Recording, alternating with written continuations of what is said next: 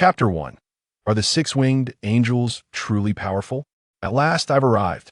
Before the grand entrance of the Spirit Hall, a little boy, appearing to be around 6 or 7 years old, gazes at the imposing doors of the Spirit Hall, letting out a sigh of awe. Perhaps due to his long journey, his small face is streaked with dirt and looks somewhat disheveled. His name is Zhao Su, a being not originally from the Douluo world, but rather a traveler from the modern era. He was an ardent fan of Douluo, engrossed in the latest anime adaptation. Disgusted by the various exceptional feats and the hypocrisy of Tang San, he often fantasized about traversing into the Douluo world, where he would undoubtedly become a formidable villain, intent on crushing Tang San. Perhaps fate had heard his innermost desires, for he indeed found himself transported. Ding! Detection indicates the host has arrived at the Spirit Hall. The Destiny Villain system awakens. Congratulations, host. You have received a novice gift pack. Restricted level Martial Soul 1, Soul Devouring Silver Needle 1, Soul Sage Pill 1. System tasks are now being issued. Awaken your martial soul and become a disciple of Pope BB Dong. Success reward: 10,000-year Soul Ring 1. Failure penalty: system collapse, relegation to a lifetime of beggary. Upon hearing this familiar voice, Zhao Su's lips curled into a smile. At last, the system had arrived. It seemed his decision to come to the Spirit Hall was indeed the right one. Soul Sage Pill? What is that? Could it be that I would directly become a Soul Sage? As he pondered, Zhao Su's smile grew ever brighter. Without further ado, he hastily retrieved the Soul Sage Pill and, without hesitation, consumed it. However, after swallowing it, he felt no immediate change. Just as a tinge of disappointment began to creep in, the system's voice echoed once more. Congratulations, host. You have attained a Soul Sage level physique. Powerful martial souls and transcendent soul rings require a robust body to withstand their might. Get lost, you beggar. Don't block the way. As Zhao Su stood there, absorbed in the system's messages, a domineering voice called from behind him. Turning to look, he saw 7 children, with a small girl leading them. The golden generation of the Spirit Hall? What are you staring at? Looking for trouble? One boy clad in white glared at Zhao Su, ready to throw a punch without any inquiry or hesitation. Li Kai, don't cause trouble, the small girl admonished, halting the advancing Li Kai. Her voice was somewhat aloof, not even casting a glance at Zhao Su, before she turned to enter the yet unopened Grand Hall. So, this is the golden generation of the Spirit Hall? Quite fitting for a villain style arrogant. Especially Hulaina, who appeared even more exquisite than her animated counterpart. Her fox spirit martial soul endowed her with an innate allure that was simply captivating. At that moment, in Zhao Su's palm lay a silent silver needle, the soul devouring needle. Coated with potent poison, it would seal the throat of anyone below level 40 upon a mere scratch. It could be said that Hulaina had inadvertently saved Li Kai's life. From this, it becomes evident that even villains must possess strength to truly embody their role, otherwise, they are merely cannon fodder. Soon, an individual emerged from within the hall, beckoning the awaiting children to enter for their martial soul awakening. Including Zhao Su, there were approximately 30 children in total, most accompanied by their elder relatives. Upon entering the hall, Zhao Su noticed nearly 100 children already undergoing their martial soul awakenings. These children hailed from major sects or belonged to the inner circle of the Spirit Hall, all enjoying priority status. The core and all the seed candidates of the Golden Generation were gathered here. The Spirit Hall's intention to have them awaken alongside commoners was primarily to showcase its might.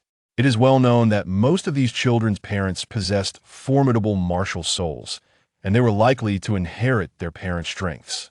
I heard that Miss Qianrenxue will also awaken her martial soul today. We are fortunate to witness the world's most powerful martial soul.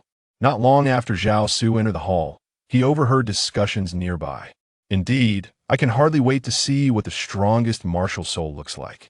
She's coming out. Miss Qianrenxue is coming out. A commotion erupted as Qianrenxue, clad in a porcelain white gown, emerged under the protection of the tidal daw, snake spear, and porcupine. Subsequently, Qianrenxue ascended the awakening platform. The snake spear, Douluo, personally initiated her martial soul awakening.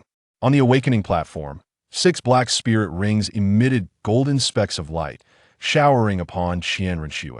At that moment, as the golden light entered her body, it surged brilliantly, and in an instant, a golden ethereal figure appeared behind her, gradually solidifying. A pristine form, bearing an ethereal beauty, radiated a divine glow as the 6-winged angel hovered in midair. 3 pairs of golden wings began to coalesce behind her. With a gentle flap of its wings, the 6-winged angel dispelled all darkness from the world, leaving only light. An involuntary urge to kneel before the divine angel blossomed in the hearts of the onlookers. Truly formidable. The 6-winged angel undeniably deserves the title of the mightiest martial soul. Is this the 6-winged angel? It's so powerful, it's utterly blinding. Is this truly the premier martial soul? In an instant, all eyes were drawn to the 6-winged angel floating behind Qian Renshue, each gaze filled with admiration, daring not to defile its presence. My goddess, from this moment forth, I shall be your servant, dedicating my everything to you. One individual, not far from Zhao Su, gazed at Qian Renshue with a look of infatuation, nearly fainting with excitement. Zhao Su couldn't help but chuckle at this quintessential modern-day sycophant. What are you laughing at? Though Zhao Su's laughter was not loud, the proximity allowed it to be heard. The boy shot an angry glare at Zhao Su, demanding an explanation. Nothing much, I just found it amusing. By the way, is the 6-winged angel truly powerful? Zhao Su's voice, initially soft, resonated loudly in the hushed hall, where even the drop of a pin could be heard. Consequently, his words captured everyone's attention. All eyes turned to Zhao Su, their expressions a mix of bewilderment and derision, some even wearing faint smirks. Even the title Douluo, snake spear, and porcupine, guarding Qian Renshue, cast glances at Zhao Su. Though their eyes held fury, they refrained from speaking as titled Douluos. It would be beneath their dignity to confront a mere child.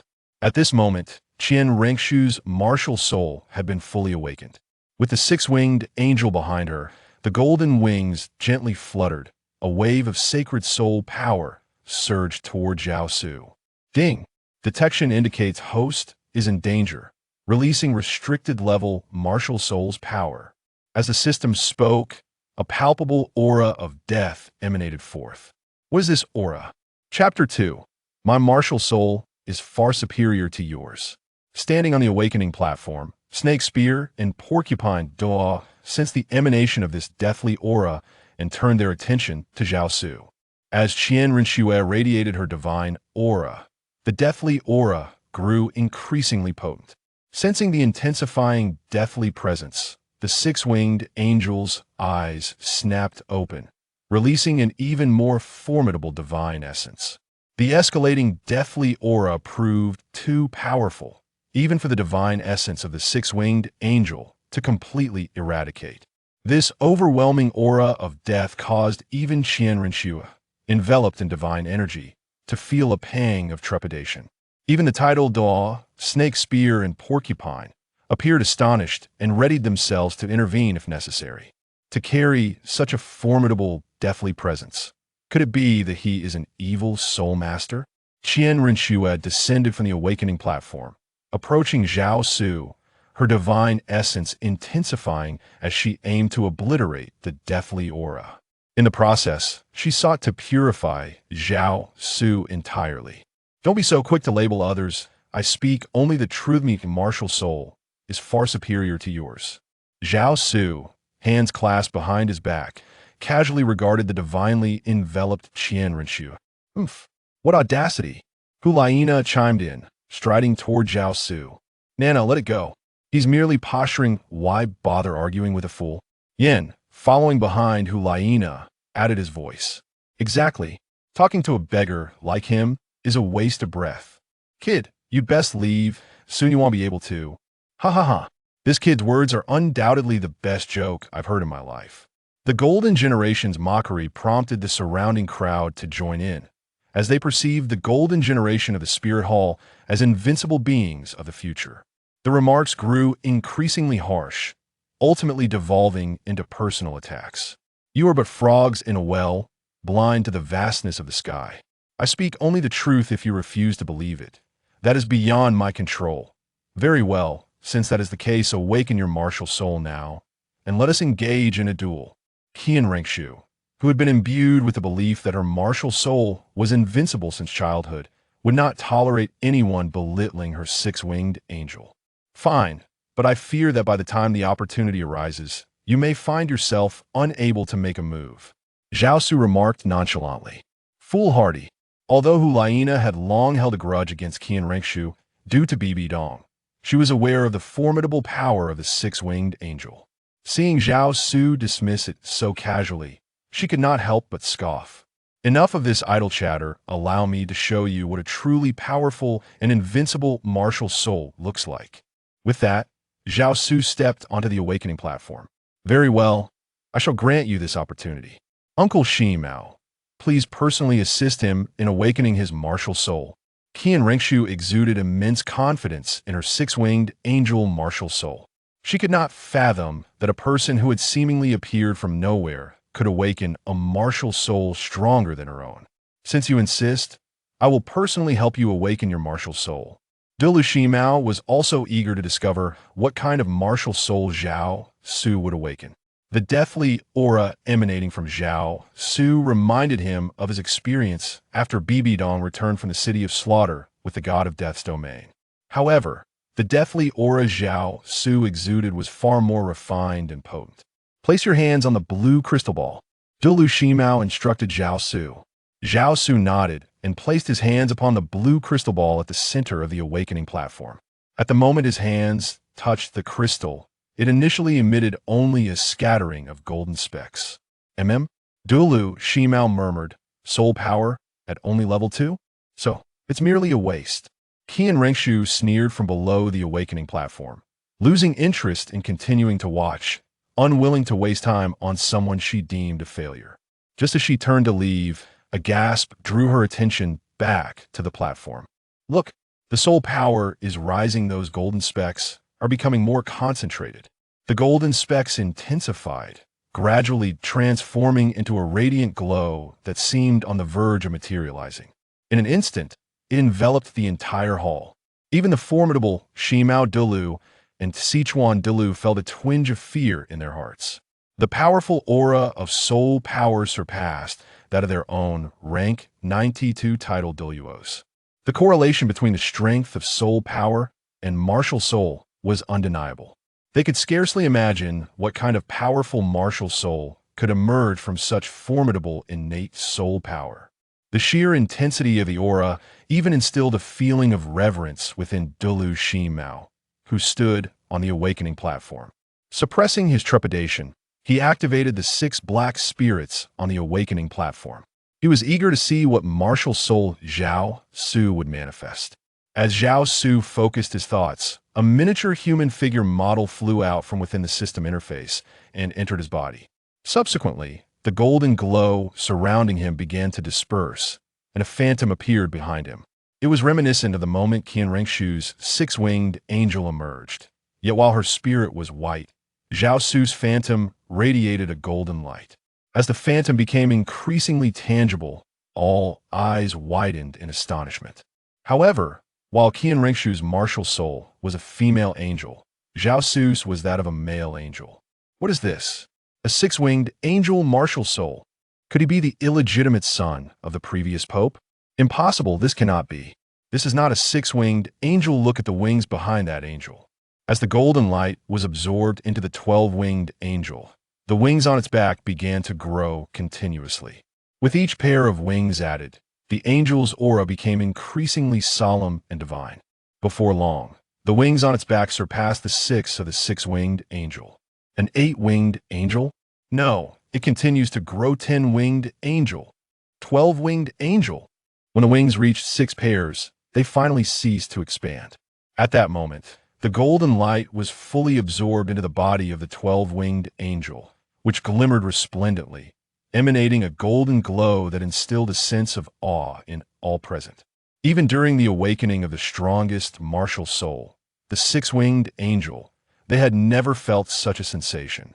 Amidst the reverence, there was also a refreshing vitality that coursed through them. A solemn aura radiated forth, as if it could purify the souls of everyone present. Those who had already awakened their martial souls felt a warm current, enhancing their soul power within. Those yet to awaken experienced a similar warmth, unlocking their inner potential, affecting the emotions of those around them. A sense of reverence towards Zhao Su arose in their hearts, as if he were not merely a person, but a true celestial being. Yet this was not the end. Above the head of the 12-winged angel, a golden halo gradually began to coalesce. At the moment the golden halo took shape, the previously closed eyes of the 12-winged angel began to gradually open.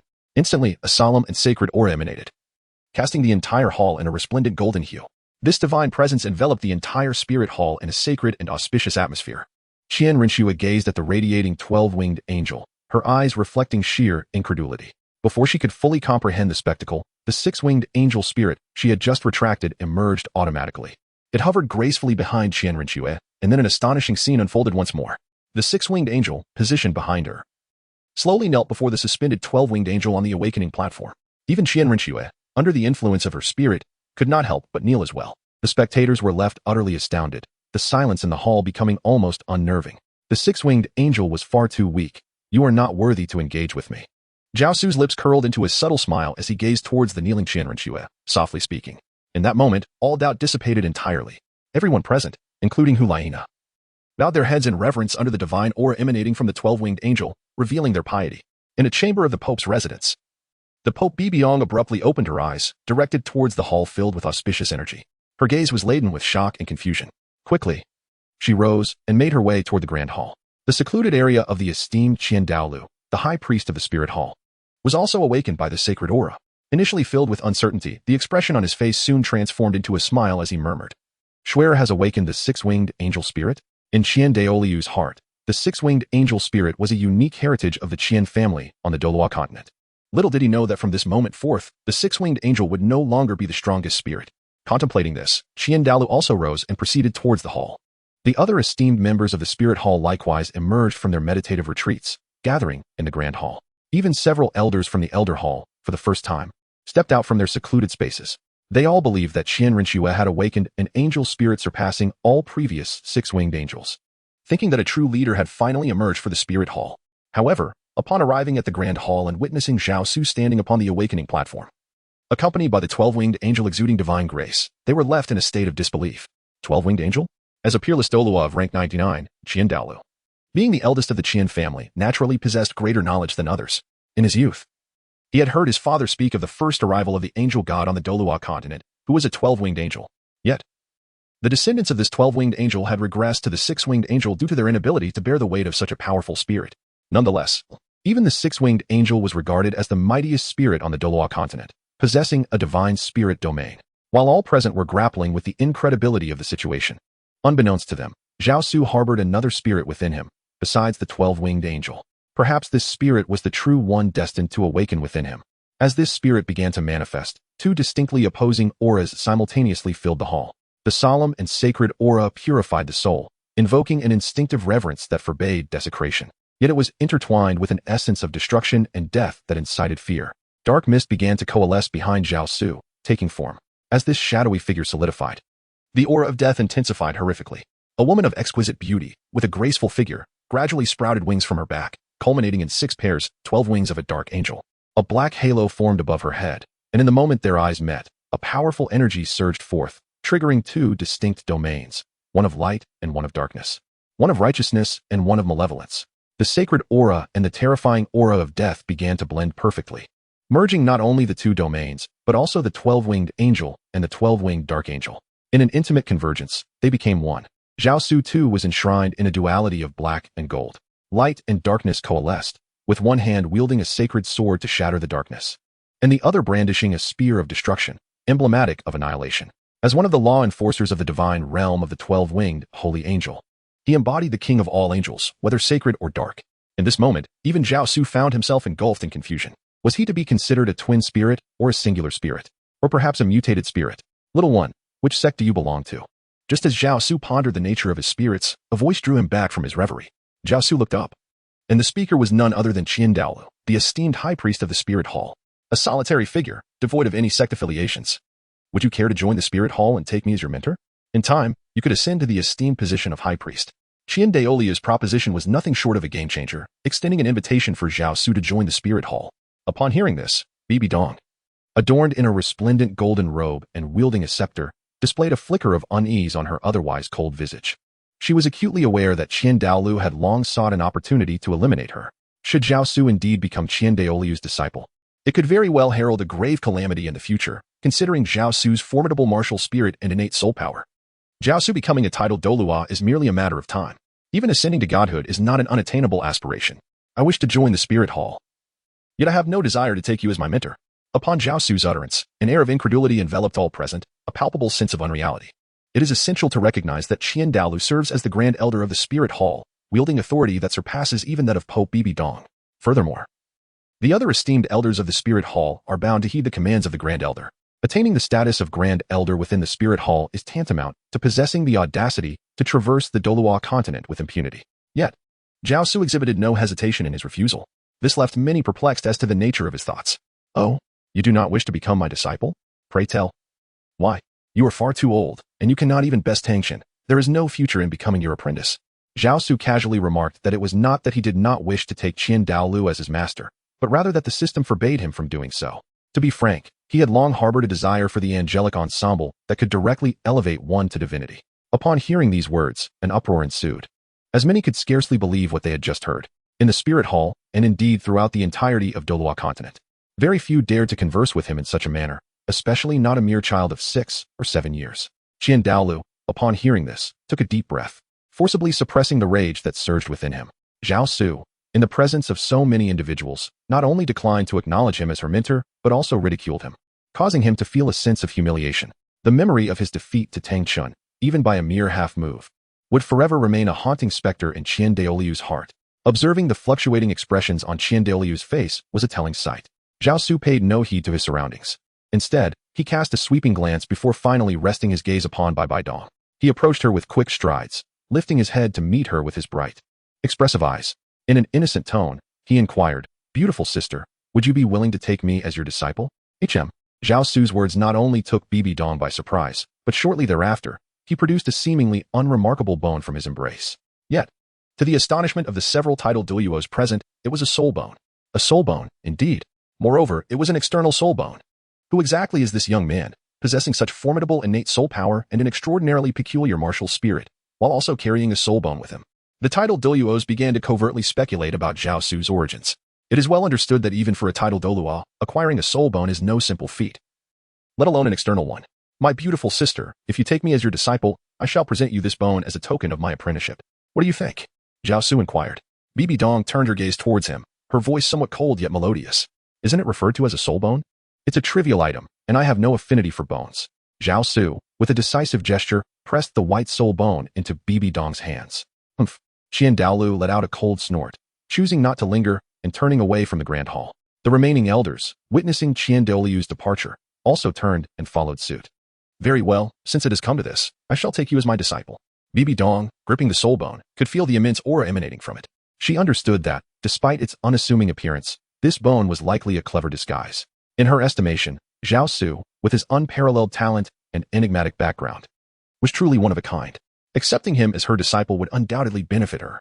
Moreover, she had always intended to recruit exceptional talents to bolster her own influence. Even from a different perspective, accepting Zhao Su as her disciple was far preferable to allowing Douluo to do so.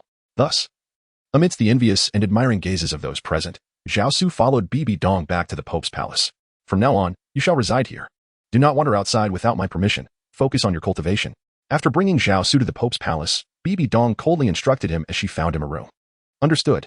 Zhao Su nodded with an expression that appeared to be innocently naive. Indeed. I will take you to hunt for soul beasts to acquire your first soul ring when I find the time. Until then, refrain from recklessly absorbing soul rings. He aimed to curate the most exquisite soul ring configuration for Zhao Su. Bibi Dong understood that it would be exceedingly challenging to completely extricate herself from the influence of Douluo. To liberate herself entirely from Douluo and the other high-ranking offerings monopolizing the Spirit Hall's power, it was imperative to nurture an individual who surpassed Douluo. It was evident that Bibi Dong had placed this hope upon Zhao Su. Indeed, Zhao Su nodded. With a chime, the task was completed, and a reward was bestowed. First Soul Ring. Zhu Yan, 60,000 years. Soul Skill. Law of Heaven and Earth. After Bibi Dong departed, the system interface reappeared, notifying him of the successful completion of the mission to join the Spirit Hall, along with the rewards obtained. 60,000 years. Law of Heaven and Earth. Quite impressive indeed. Zhao Su spoke and then shut the door, summoning forth the 12-winged Holy Angel Spirit, a fusion of black and gold, sacred and death entwined. Subsequently, with a mere thought, the system's reward, a 6,000-year Black Soul Ring, materialized before Zhao Su. Gradually, it ascended towards the crown of the 12-winged Holy Angel behind him. At the moment the Black Soul Ring encircled the orb of fusion, time seemed to stand still. Zhao Su felt an instantaneous ignition of the soul power within him, swiftly circulating through his meridians before settling within his dantian. Simultaneously, the method of employing the first soul skill, celestial phenomenon, appeared in his mind. As he willed it, the fused 12-winged Holy Angel behind him began to enlarge rapidly, ultimately bursting through the roof. The colossal 12-winged Holy Angel stood tall, one hand wielding a sword and the other grasping a spear of death. However, the most striking aspect was the dazzling black aura emanating from the first soul ring. Chapter 4. Worthless is worthless. Everyone within the Spirit Hall was astounded by the towering 12-winged Holy Angel. The fusion of its divine essence and the aura of death evoked a conflicting sense of reverence and fear in their hearts. A black soul ring, Douluo, situated atop the roof of the Douluo Hall, cast a venomous glance towards the 12-winged Holy Angel in the direction of the Pope Hall. He harbored a notion to eliminate Zhao Su before he could fully mature. Who exactly is this young man? The second elder, the golden crocodile, appeared beside Douluo, inquiring about the situation. To my knowledge, not a single family on this continent possesses the 12-winged Holy Angel as their martial spirit. Moreover, to awaken a martial spirit today and already possess a soul ring that surpasses 10,000 years is unprecedented. Let us find someone to test him. Douluo casually remarked and then leaped away. At that moment, Zhao Su stood atop the roof. Feeling the transformation brought about by the 12-winged Holy Angel in the first soul skill, celestial phenomenon, suddenly he sensed a hint of murderous intent, just in time. As he was eager to find someone to test his newfound abilities, Zhao Su's lips curled into a faint smile as he gazed in a particular direction. A shadowy figure, almost spectral in nature, emerged behind him. Humph! Zhao Su let out a soft scoff. And the death spear wielded by his martial soul had already swept towards the shadowy figure behind him. Simultaneously, the terrifying aura of death locked onto the target, and the dark figure was obliterated, its head severed before it even had a chance to resist, resulting in an instantaneous demise. How could a 10th level soul master effortlessly annihilate an 82nd level agility type soul Douluo? What manner of person are you? Standing by the window of her chamber, Bibi Dong had sensed the presence of the soul Douluo long before. She initially intended to intervene and protect Zhao Su, but was taken aback when he dispatched the foe in an instant. However, this also rekindled the hope for her grand ambitions within her heart. Resolutely, she vowed that even if Douluo himself were to confront Zhao Su, she would fight to the death to safeguard him. Suddenly, a notification appeared on the system interface, indicating the diminishing soul power, targeting the headless corpse sprawled on the ground. A white light circle absorbed the soul power from the lifeless body. Is it possible to do this? This revelation brought an unexpected delight to Zhao Su. Absorb.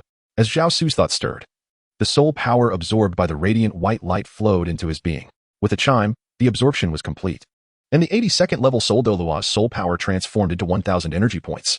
Accompanied by the system's notification, a page reappeared before Zhao Su, visible solely to him. At that moment, detailed information about Zhao Su materialized on the system page. Host, Zhao Su. Martial Soul, 12-winged Holy Angel. Soul Skill, First Soul Skill, Celestial Phenomenon. Level, 19th level Battle Soul Master, Strong Attack System. Mental Power, 23,200 points, Spirit Domain Realm. Energy Points, 1,000. Fortune Points, 19. System. What purpose do energy points and fortune points serve? Zhao Su gazed at the last two lines on the system interface, feeling a mix of confusion and curiosity. The energy value could be exchanged for fortune value, which in turn could enhance spiritual power. Upon reaching 100 fortune points, the host could ascend to divinity. Understanding this, Zhao Su nodded thoughtfully. He then inquired, aside from absorbing the soul power of deceased soul masters, what other means existed to acquire energy values? Completing tasks assigned by the system will yield energy value rewards, in addition to obtaining martial spirits, soul rings, and soul bones as exceptions. Very well. I shall convert 1,000 energy points into fortune value. However, the response revealed, insufficient energy value, conversion impossible. Zhao Su's expression darkened at this news, yet he dismissed it. After all, he was an invincible entity in his own right, and the urgency to attain divinity was of little concern. Time flowed swiftly, and before long, a decade had slipped by. During these 10 years, Zhao Su did not remain confined to the spirit hall, as Douluo had repeatedly sought to eliminate him from the shadows. Had it not been for Zhao Su's formidable strength and Douluo's reluctance to confront Bibi Dong directly, he might have faced dire consequences. Zhao Su may have long been slain by Douluo.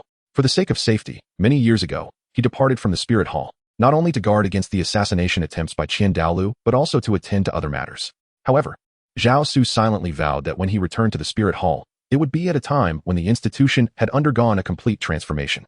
In the kingdom of Balak, within the city of Soto, inside the Rose Hotel, the sounds of a fierce altercation emerged from within, drawing the attention of numerous passers-by who gathered at the entrance.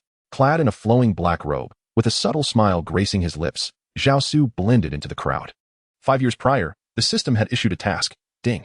New task released. Encounter Tang San and embark on your villainous journey. Task reward. Mutated martial soul. 7 kill sword X1. Unlock the system shop. At that time, Tang San had just awakened his martial soul and was heading to Notting Academy for his studies. He was far too young then. The prospect of tormenting him lacked allure, prompting Zhao Su to wait for 5 years. Inside the hotel, the clash between Tang San and Dai Mubai had escalated to a fervent intensity. Tang San had forced Dai Mubai to unleash his third spirit ability. How formidable! Was this truly the legendary White Tiger martial soul, revered as the king of the forest? The young man was remarkably powerful. His martial soul resembled blue silver grass. Yet he could contend against the formidable White Tiger martial soul. Indeed, and that youth had only just surpassed the 20th level, possessing but 2 soul rings. In an instant, the crowd gathered at the hotel's entrance began to murmur in excitement. The admiration from those around him greatly satisfied Tang San's vanity, and his attacks grew increasingly ferocious. Tang San was inherently a person with a strong sense of vanity, and he exhibited extreme hypocrisy and double standards, being entirely self-serving. Master Yu Xiaojiang, regardless of his character, had shown utmost kindness towards Tang San, yet after Tang San ascended to divinity, he left the master to grow old and perish on Douluo continent. Outside of Douluo, within the narratives of the other Douluo worlds, Tang San's selfishness and hypocrisy were displayed in their most extreme forms. He could be described as a person who feigned benevolence while harboring darkness within. Just a discarded martial soul and a mediocre soul master. Indeed, the weak often find it easier to forge friendships. Observing the camaraderie between the two within the hotel, Zhao Su couldn't help but mock them. All eyes turned towards Zhao Su. Hey, kid, if you're so impressive, why not step up? Exactly, standing there and talking without a care. I bet you don't even possess a martial soul. Zhao Su paid them no mind, walking into the hotel with an air of indifference, oblivious to Tang San and Dai Mubai. His gaze, however, was drawn to the pair of identical twins not far away. They possessed a flawless physique, and their captivating eyes stirred something deep within his heart. The allure of their presence was enough to evoke a sense of longing and whimsical fantasies. What are you staring at, kid? Keep looking, and I'll have your eyes. Dai Mubai's irritation was already piqued by Zhao Su's earlier mockery. Now, as he watched Zhao Su enter the hotel lobby, his eyes fixated on the beautiful women he had brought along, his anger flared even more. A worthless fool should remain silent. What a disgrace. Finally, Zhao Su's attention shifted from the enchanting twins to Dai Mubai, remarking, "Such beautiful women are truly wasted on you. You're asking for trouble." Dai Mubai bellowed, his malevolent gaze transforming as his White Tiger martial soul merged with him. He unleashed his third soul skill, White Tiger's Diamond Transformation, raising his fist and launching it toward Zhao Su. Bang! Everyone present felt a blur before their eyes as the now massive Dai Mubai was sent flying by a single punch from Zhao Su. A waste is indeed a waste. Zhao Su gently blew on his fist, and astonishingly, he did not even summon his martial soul, with the sheer strength of his physical body. He sent the 37th rank soul master Dai Mubai flying. He did not forget to deliver a final taunt. Chapter 5, The First Encounter with Tang San. At this moment, the onlookers in the hotel were rendered utterly speechless, stunned by Zhao Su's formidable punch. It is worth noting that among the spectators were not only ordinary individuals, but also numerous soul masters. While the laypeople might not grasp the true extent of a soul master's power, those blessed with martial souls were acutely aware. To send a 36th rank soul master flying purely through physical prowess, was this a dream? What extraordinary physique must he possess? What kind of monstrous martial soul could such a powerful body possibly harbor? In an instant, speculation ran rampant among all the onlookers. Zhao Su, however, paid them no heed and turned his gaze towards Tang San, standing nearby. "Are you not inclined to assist your friend?" he inquired. "We are not friends.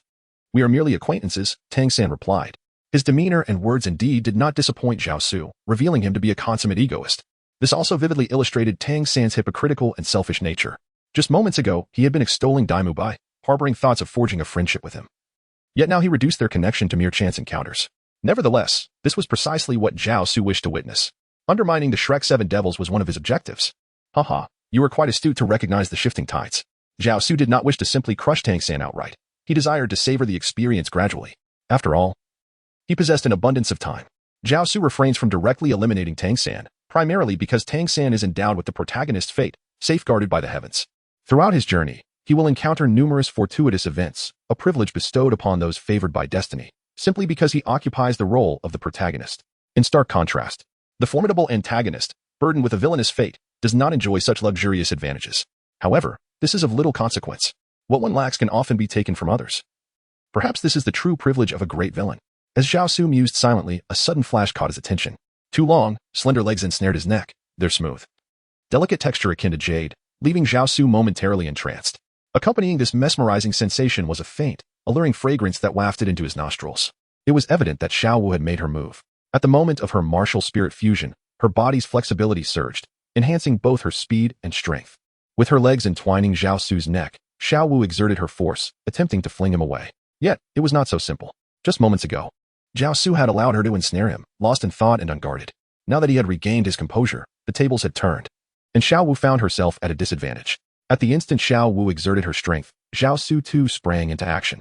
His feet felt rooted to the ground, rendering Xiao Wu's efforts utterly futile. Simultaneously, he seized her calf and effortlessly hurled her away. As she was cast aside, Xiao Wu executed a swift somersault and charged back towards Zhao Su. At that moment, Dai Mubai rose once more, his powerful white tiger martial spirit reawakening. With a mighty roar that reverberated through the heavens and earth, he lunged once again towards Zhao Su, displaying resolute ambition. Zhao Su remained remarkably composed. Yet she regarded Dai Mubai with newfound respect, for he exhibited far greater ambition than Tang San. Tang San incessantly professed that Xiao Wu was his beloved sister, vowing to protect her from harm. However, when witnessing Xiao Wu's predicament, he refrained from intervening, paralyzed by the overwhelming soul power emanating from Zhao Su.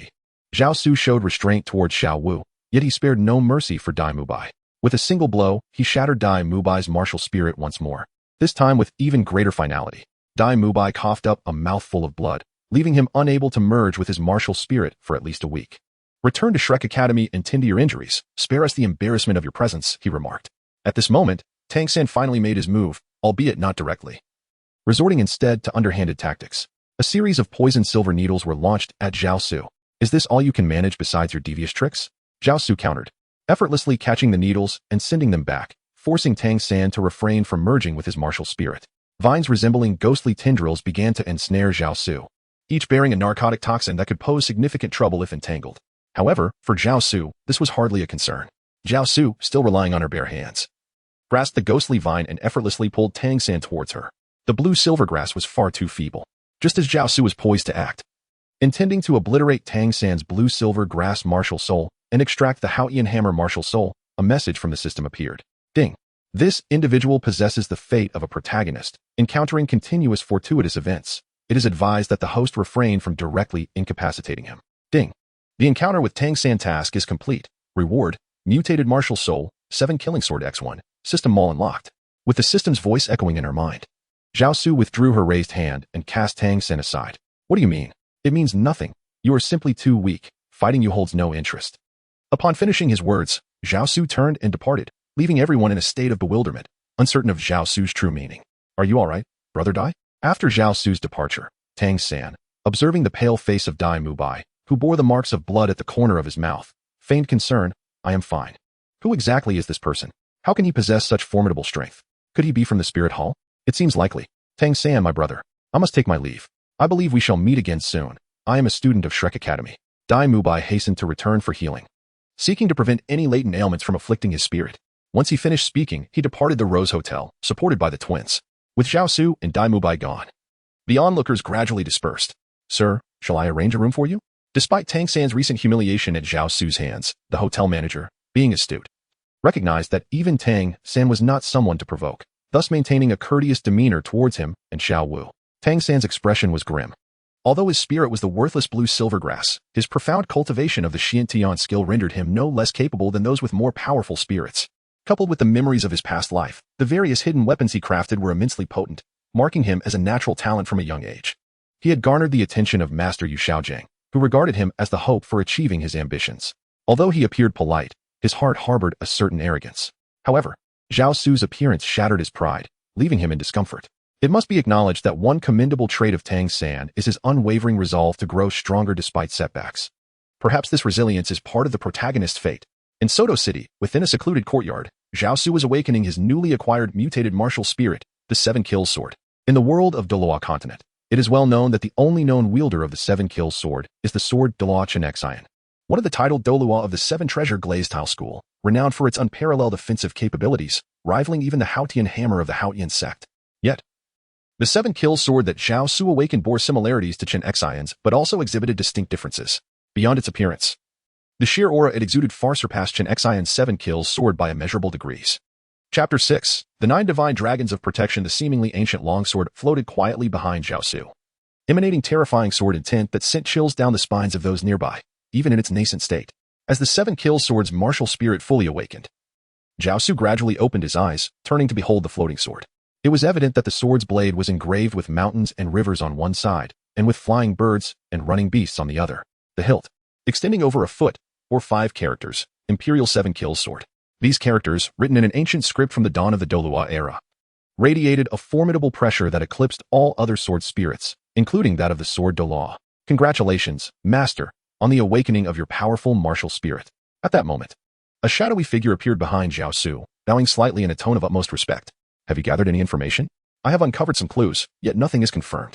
This individual is named Ying, a formidable warrior whom Zhao Su personally cultivated over the years. He is entirely obedient to him. The members of the Shadow Team excel in stealth, particularly their captain, whose martial spirit is a mere shadow, allowing him to blend seamlessly with his surroundings, undetectable even to titled Douluos. Furthermore, he himself is a 97th level titled Douluo, though his existence is not officially recognized anywhere, not even by the Spirit Hall. Following Zhao Su's orders, he infiltrated various sects, families, and the two empires, primarily to monitor their forthcoming plans and to fulfill a hidden mission assigned by the system. Hidden mission: locate the 9 divine dragons of protection lost within the Douluo continent. This hidden mission bore no rewards and came with a peculiar stipulation. One must not ascend to godhood until all 9 divine dragons were found. Thus, if Zhao Su failed to gather these 9 divine dragons, he would forever remain unable to achieve divinity. Indeed, as you suspected, the martial spirit of the Blue Lightning Tyrant Dragon clan is highly likely to be one of the 9 divine dragons, the Golden Sacred Dragon. However, their constitution is too weak to withstand its descent. Additionally, there is the Bone Dragon martial spirit of Gu Rong from the Seven Treasure glazed tile school. These are the only 2 leads I have at present. Shrouded in darkness beneath a black cloak, Ying's voice was somewhat raspy, and his form seemed to meld entirely with the surrounding environment. I understand. Continue your search, and under no circumstances should you act against these 2 families without my command. Yes, Ying nodded respectfully, yet it appeared he harbored unspoken concerns. Speak freely, do not hesitate. Yes, the young lady you encountered today, there was a faint aura of a soul beast about her, very likely a 100,000-year-old soul beast. As Zhao Su tended to the flowers he cultivated during his leisure, a powerful divine energy mingling with a deathly aura surged toward Ying, enveloping him. Under the pressure of this formidable soul power, even the 97th level titled Douluo felt a surge of dread. The black cloak that shrouded Ying fell away under the overwhelming force, revealing his true form, a woman with a strikingly alluring physique. Although she may not have appeared exceptionally beautiful at first glance, her body was nearly perfect, with curves in all the right places and no excess flesh in others. Who would have imagined that beneath the cloak lay such a captivating figure? Stirring a primal response in those who beheld her? I did not intend to spy on you, Master. I merely sought to report my findings and happened upon this. Ying lowered his head silently, trembling slightly under the weight of Zhao Su's formidable soul power. Remember, do not attempt to challenge my boundaries. Yes, I shall remember. Ying felt the overwhelming soul power recede and breathed a sigh of relief, quickly shifting the topic. Master, I have also uncovered another piece of news. Oh, what is it? Gu Rong appears to be from another world? The revelation startled Zhao Su, prompting him to ponder inwardly. Could there be another traveler aside from myself? His origins remained shrouded in mystery. Before he became a titled Douluo, no one had ever heard of him, not even within the Seven Treasure glazed tile school, where his background was unknown. The shadow continued, stating that prior to achieving the title of Douluo, no one had ever heard of this individual, which seemed rather implausible. It is essential to recognize that while there are numerous soul masters on the Douluo continent, they are not abundant. Particularly, those who transcend the 60th level of Soul Emperor are exceedingly rare. While a low profile might be understandable, the complete absence of any traceable past raises certain suspicions. Investigate thoroughly, tracing back to his origins, starting from the place of his birth. Yes, the subordinate comprehends. Zhao Su waved his hand, signaling Shadow to withdraw. Shadow bowed once more, and the black robe that had fallen to the ground rose unbidden, enveloping her flawless form before gradually vanishing. The 7 treasures, glazed tile school. If that is the case, then let us venture to Shrek Academy. After Shadow departed, Zhao Su settled into a reclining chair beneath a ginkgo tree in the courtyard, gently swaying as thoughts danced in his mind. His intention to visit Shrek Academy stemmed from the knowledge that the most gifted and beloved young lady of the 7 treasures glazed tile school, Ning Rongrong, would also be attending. Gu Rong's utmost affection was reserved for Ning Rongrong, and perhaps through her, he could uncover some insights into Gu Rong's affairs. System. Where's the shop? Having clarified his next course of action, Zhao Su once again delved into the rewards presented by the system. The attributes panel could be summoned, revealing itself before him. With the system's voice, all of Zhao Su's attribute data appeared in front of him. Host, Zhao Su. Martial Soul, 12-winged Holy Angel. Imperial 7 Killing Sword. Soul Skills. First soul skill of the 12-winged Holy Angel, Celestial Phenomenon. Second soul skill, Heavenly Destruction Palm. Third soul skill, Ninefold Sword Technique. Fourth soul skill, True Form of the Holy Angel. Imperial 7 Killing Sword. None. Level 42 Battle Soul Master, Offensive System.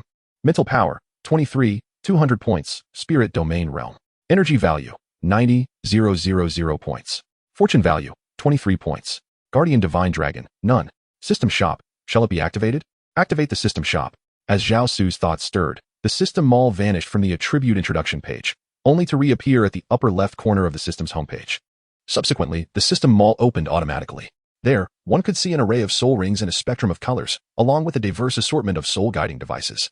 Zhao Su cast a cursory glance, taking note of the silent hidden darts, the dragon whisker needle, the sand photography, and the King of Hell sticker.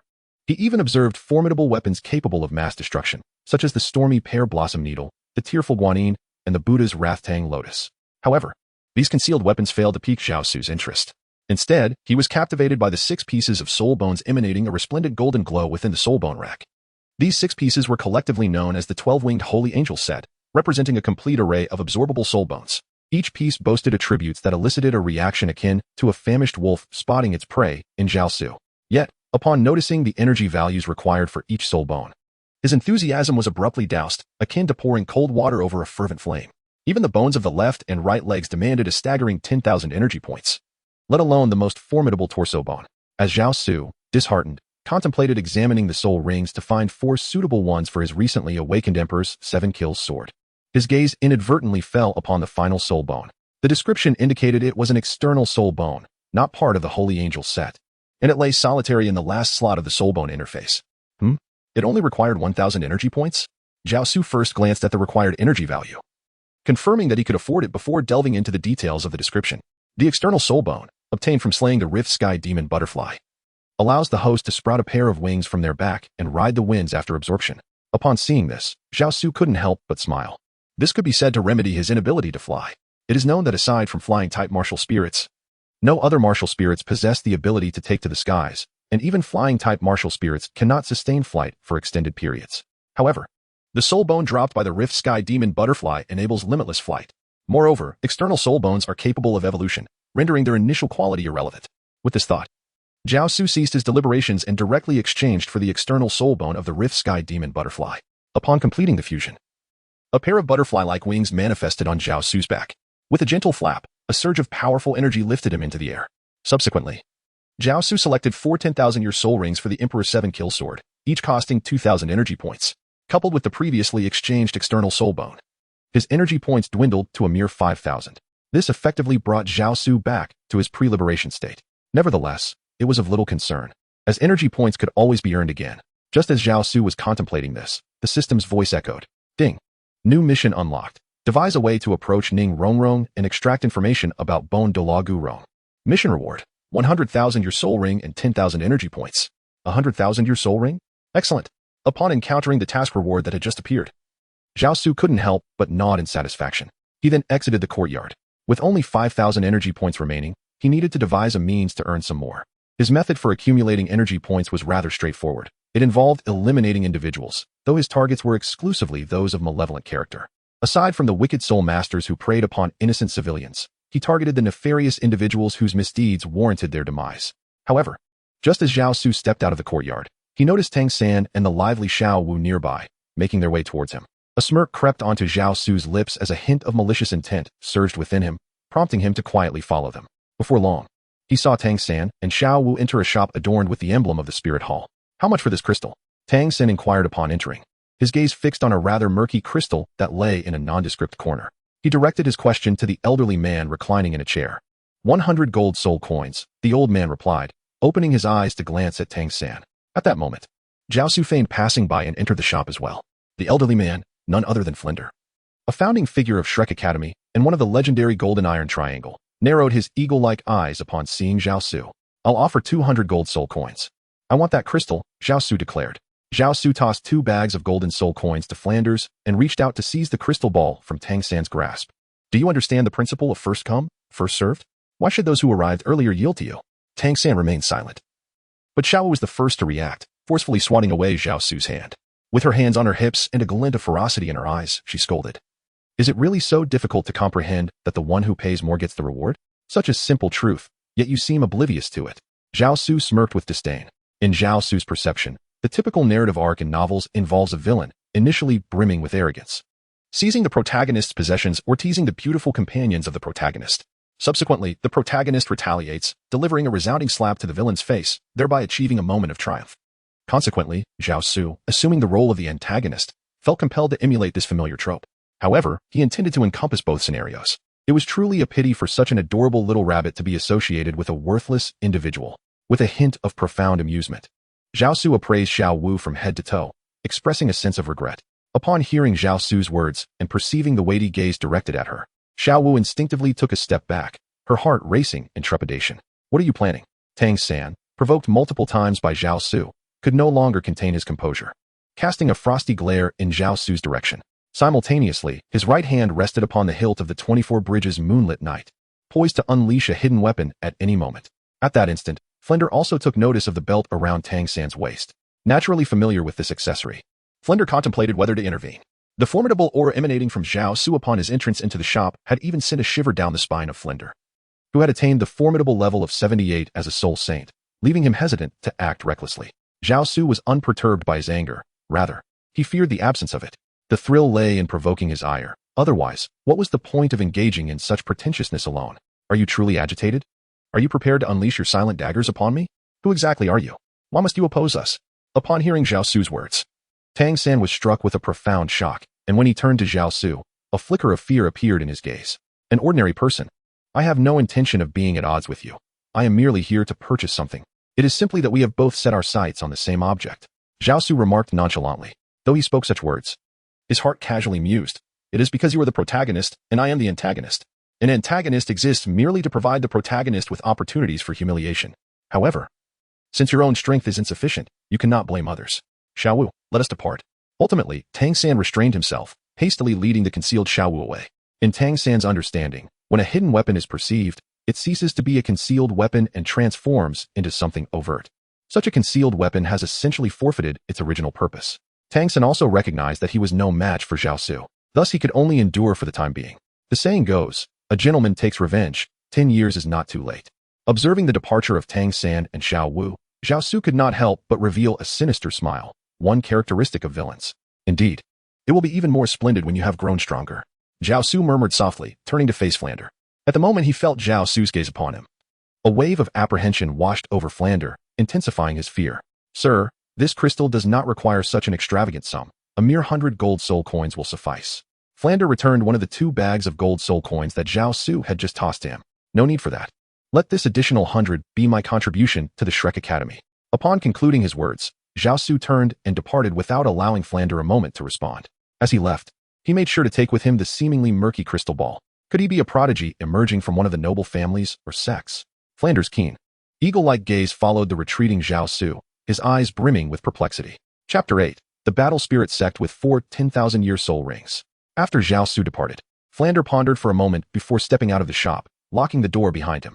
Meanwhile, Zhao Su continued to wander through the streets of Soto City, searching for that wretched individual.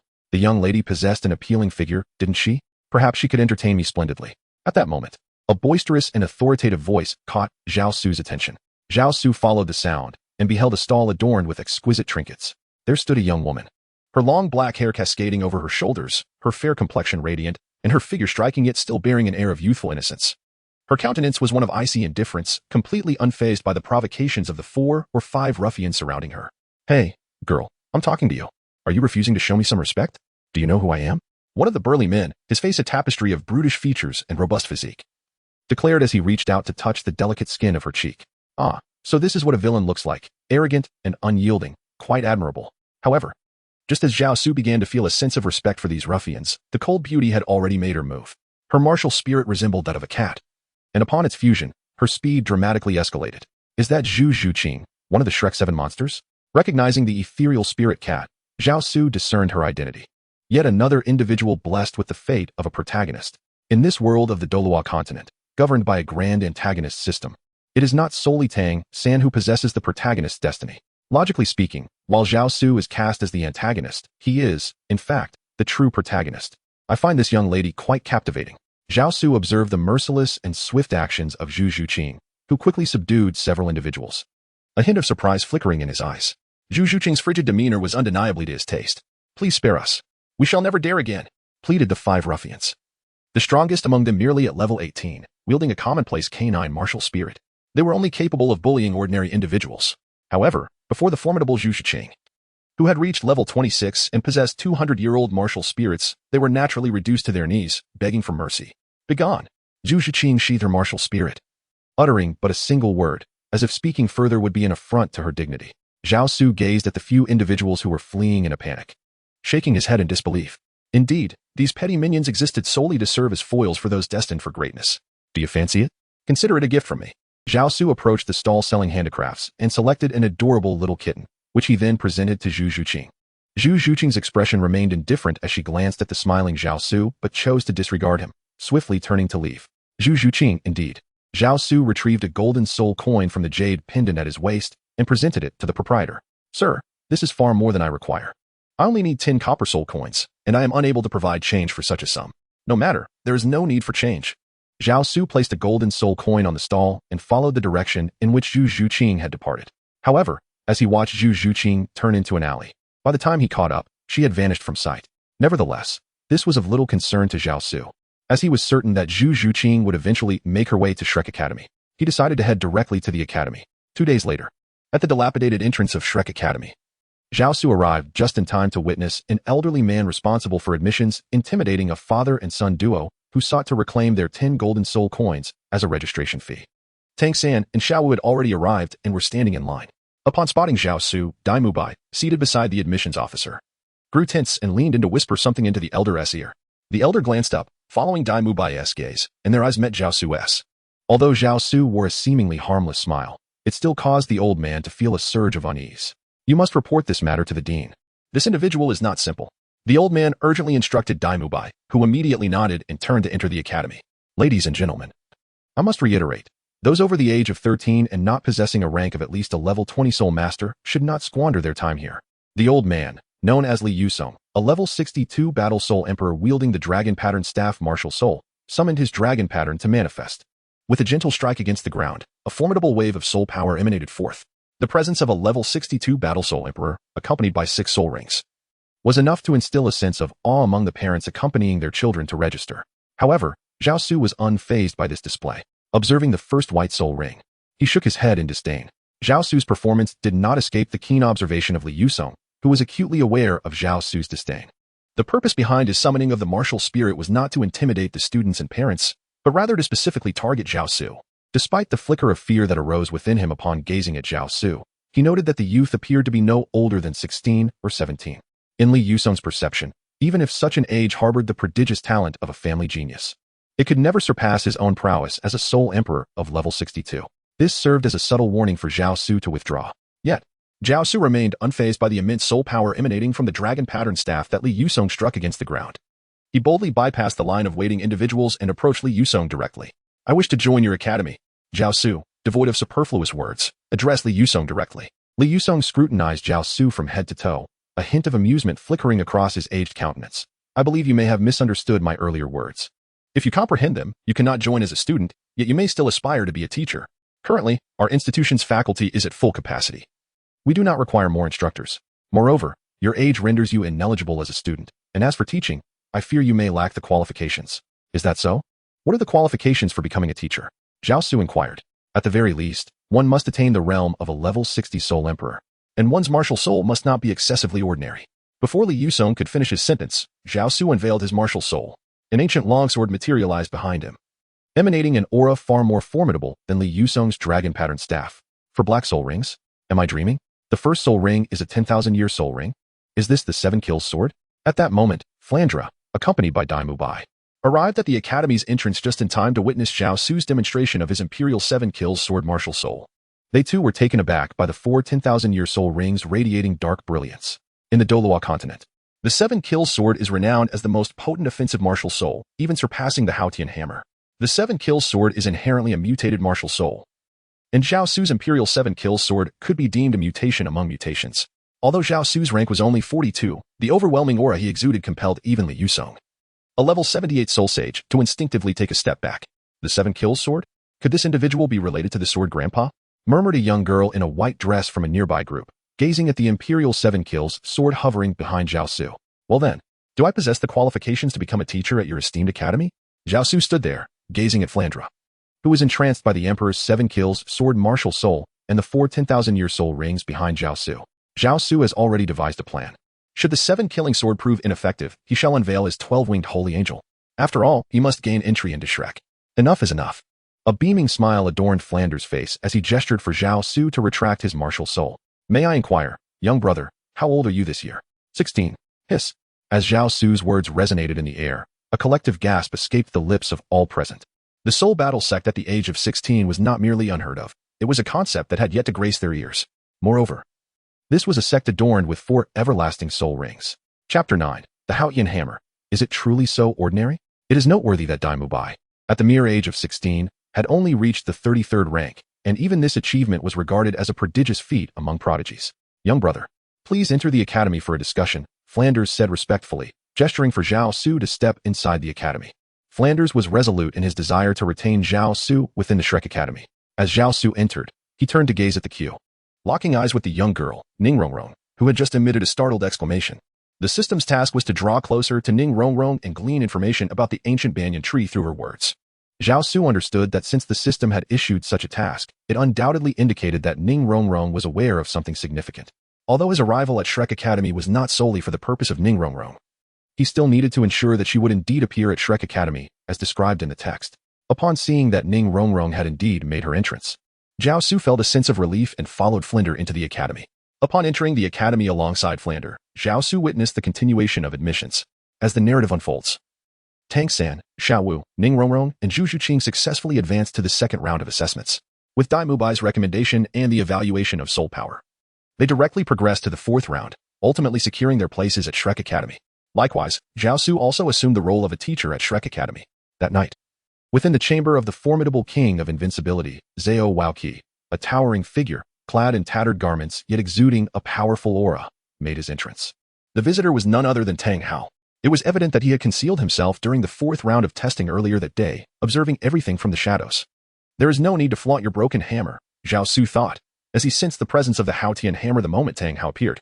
Accompanied by Flander into Zhao Waoqi's chamber, Zhao Su, do not show disrespect to the Haotian Douluo, Flander cautioned. Although he recognized Zhao Su's exceptional talent and extraordinary soul ring configuration, he could not fathom how a soul master of merely level 42 could withstand the might of a titled Douluo, especially one as renowned as Tang Hao, who wielded the most formidable weapon spirit, the Haotian hammer. Do you truly believe that possessing the 7 killing sword spirit along with 4 10,000-year soul rings renders you invincible? Zhao Su initially intended to overlook Tang Hao's arrogance, yet upon hearing the disdainful undertone in his words, his temper flared. Zhao Su could no longer tolerate Tang Hao's perpetual display of superiority, flaunting as if he were unparalleled and invincible, a mere waste who could not even protect his own wife. Feel free to test your might. I shall refrain from utilizing my weapon spirit, Tang Hao had declared to Zhao Waoqi, yet Zhao Su's arrogance exceeded that of Tang Hao. After all, Zhao Waoqi was already inferior to Tang Hao, and Zhao Su, at level 42, dared to speak thus to one of the youngest titled Douluos in the Douluo continent. Although their words bore similarities, their implications were starkly different. Haha, young man. Your arrogance knows no bounds, Tang Hao scoffed at Zhao Su before launching an attack. However, he refrained from revealing his Haotian hammer, believing that subduing a brash youth like Zhao Su did not require the use of his full strength. If the youth is not arrogant, what then defines youth? Zhao Su retorted nonchalantly, evading Tang Hao's strike effortlessly. If you do not reveal your Haotian hammer, you shall find no opportunity. Flander and Zhao Waoqi, standing nearby, dared not utter a word. On one hand, they feared Tang Hao's strength, and on the other, They were eager to ascertain whether Zhao Su was genuinely capable or merely feigning bravado. Upon witnessing Zhao Su's effortless evasion of Tang Hao's attack, their expressions revealed a hint of disbelief. It was crucial to note that Tang Hao had reached the terrifying pinnacle of a 95-level super Douluo, and even without utilizing his weapon spirit, his physical speed and power were formidable. Yet, here was Zhao Su, merely a level 42 soul master, evading with remarkable ease, relying solely on his physical prowess, all the while maintaining a calm demeanor and taunting Tang Hao. Is this truly possible? Tang Hao found himself momentarily astonished. He then ceased all concealment, yet still refrained from revealing his weapon spirit, choosing instead to unleash the full might of his formidable physique upon Zhao Su. I warned you. If you do not reveal your weapon spirit, you shall have no chance.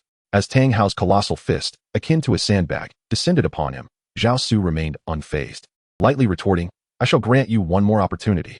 Zhao Su suddenly exerted force, gripping Tang Hao's fist and forcefully pushing him away. Impossible, how could this be? Tang Hao felt the overwhelming power that had just propelled him outward and gazed incredulously at the still composed Zhao Su. Be cautious, now it is my turn. As Zhao Su spoke, he exerted force with his feet and charged towards Tang Hao. He continued to rely on his own fists. At that moment, Tang Hao also became serious, no longer holding back. A brilliant light emanated from his right hand, followed closely by a surge of formidable soul power that erupted from within him. The 9 soul rings, belonging to Tang Hao, materialized in succession. Upon witnessing the dazzling red soul rings, a smile graced Zhao Su's lips. Zhao Su was aware that this crimson 10,000-year spirit ring was a sacrificial offering from Tang San's mother, Attained, to Tang Hao. He had already devised a plan in his heart, knowing that this spirit ring would eventually belong to him. However, this 10,000-year spirit ring was not intended for his own use. Rather, it was prepared for his enchanting mentor, Bibi Dong. In fact, one could say that both the spirit ring and Xiao Wu were intended for Bibi Dong. Moreover, he harbored another intention, which could also be regarded as an experiment. After Xiao Wu's sacrifice, she was revived by Tang San, who intended to return the spirit ring to her. However, the 10,000-year spirit rings offered by Attained to Tang Hao did not vanish upon her resurrection. Zhao Su pondered whether it might be possible to resurrect Attained through Tang Hao, only to slay her once more to procure her formidable 100,000-year soul ring. Such an endeavor would effectively yield 2 of these coveted rings. However, this notion was merely a preliminary consideration, still in its infancy. At that moment, the Haotian hammer was seized by Tang Hao, hurtling towards Zhao Su with great force. Is this truly the mightiest weapon spirit? It appears rather mundane. With a nonchalant utterance, Zhao Su grasped the Emperor's 7 kills sword. The first black 10,000-year soul ring illuminated, as the Emperor's 7 kills sword intercepted the imposing Haotian hammer descending upon him. Concurrently, a blade of intent surged through the Haotian hammer, aiming for Tang Hao. Within this blade of intent, Tang Hao sensed a trace of divine aura, compelling him to retreat hastily. The sword of the god of slaughter, imbued with its own domain. At that moment, Tang Hao's countenance darkened considerably. He had previously perceived himself as a prodigy, endowed with rapid cultivation abilities and the unparalleled might of the Haotian hammer. He regarded all foes with contempt. Even the illustrious Pope Qian Xuanji of the Spirit Hall had nearly succumbed to his blows. Yet, before Zhao Su, he was beset by an overwhelming sense of impotence. The once invincible spirit of Tang Hao began to shatter, piece by piece, under Zhao Su's relentless pressure. You possess some discernment, yet this is merely a trivial display of skill. Zhao Su spoke as he retracted his martial soul. Enveloped in a radiant aura of black and gold, he gazed at Tang Hao and continued, allow me to demonstrate the true pinnacle of physical strength. As soon as Zhao Su's words fell, before Tang Hao could respond, he felt himself being propelled away by a formidable force. Chapter 10. Are you the progeny of Bone Grandpa and Sword Grandpa? In truth, Zhao Su merely sought to intimidate Tang Hao, not to convey the truth.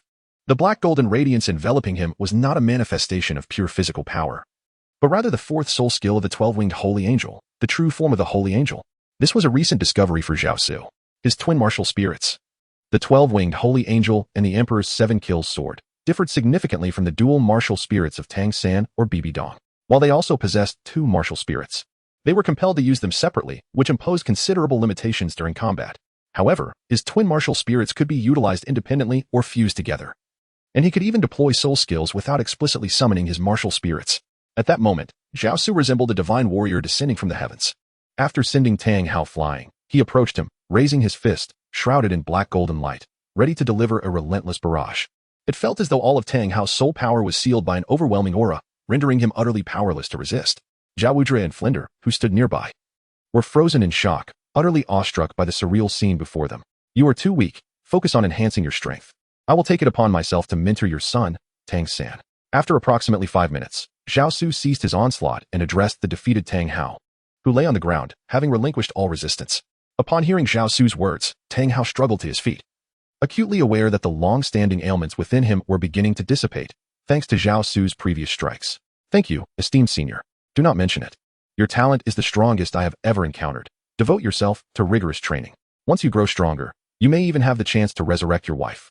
The mention of resurrection made Tang Hao's eyes widen in disbelief as he gazed at Zhao Su. He had preserved a seed of Ain precisely for the hope of one day reviving her. This was a secret known only to him. Yet Zhao Su had spoken of it as if it were common knowledge.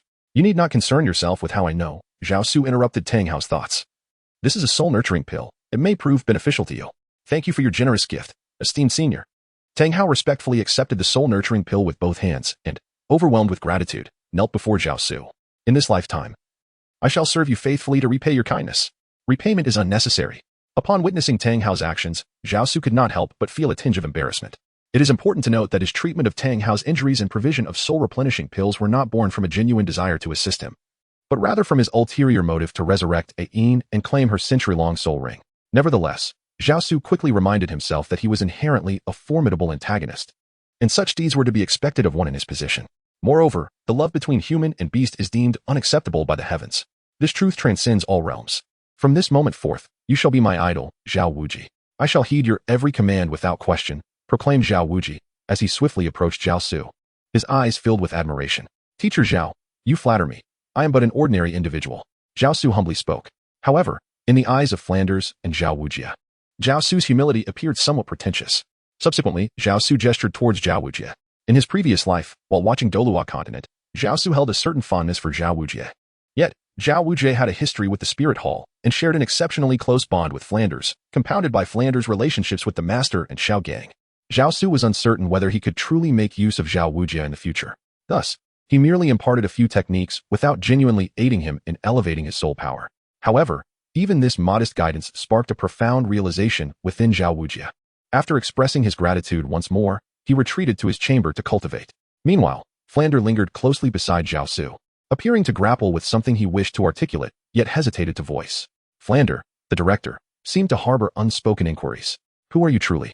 And what is your purpose at Shrek Academy? As he scrutinized Zhao Su, a mixture of wariness and curiosity danced in his gaze. He had explored every conceivable possibility, only to dismiss them all.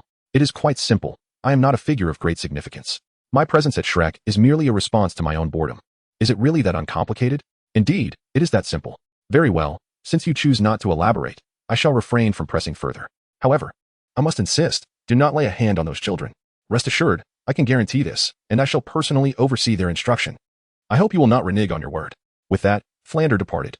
Zhao Su gazed at the receding figure of Flander, a hint of malevolence curling his lips into a sly smile.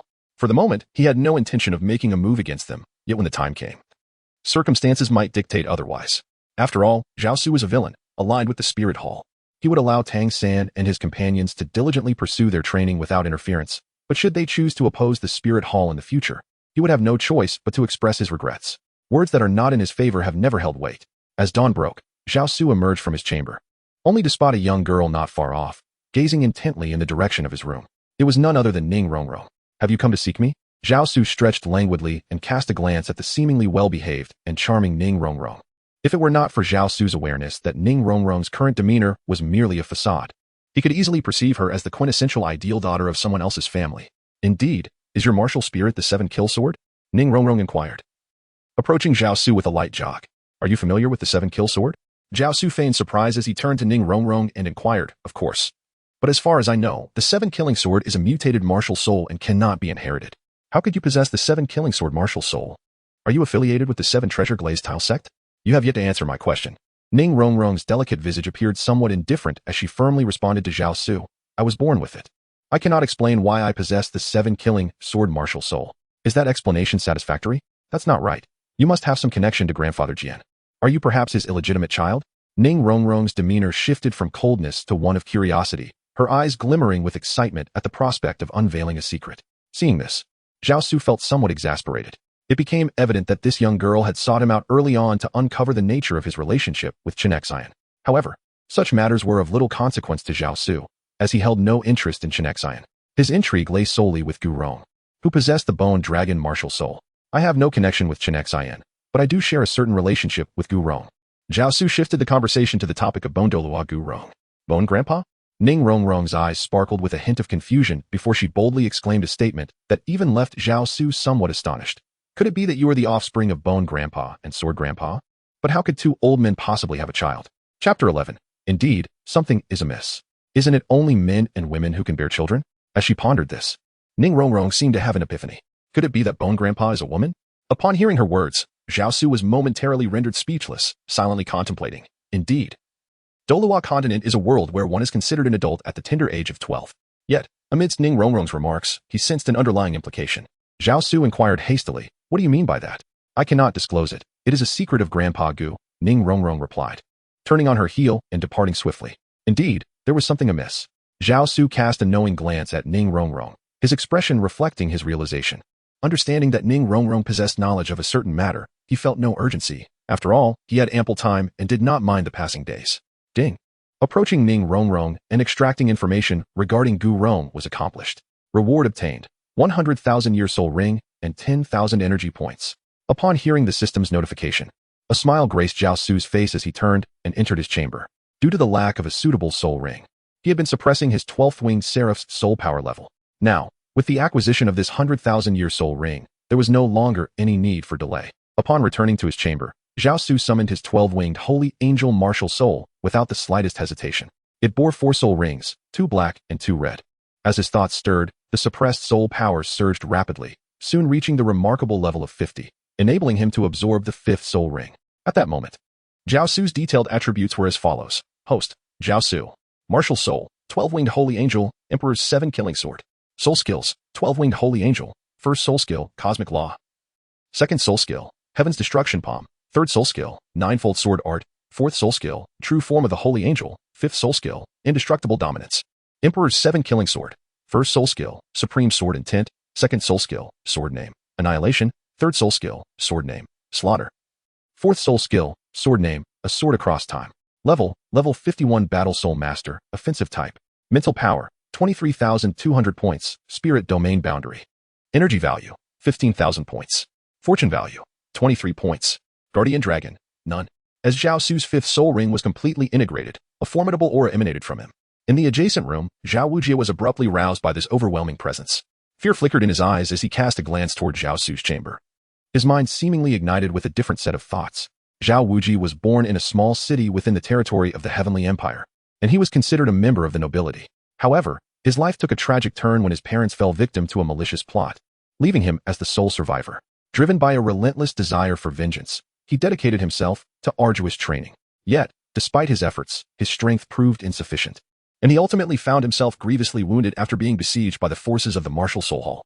He had resigned himself to a life devoid of hope for revenge.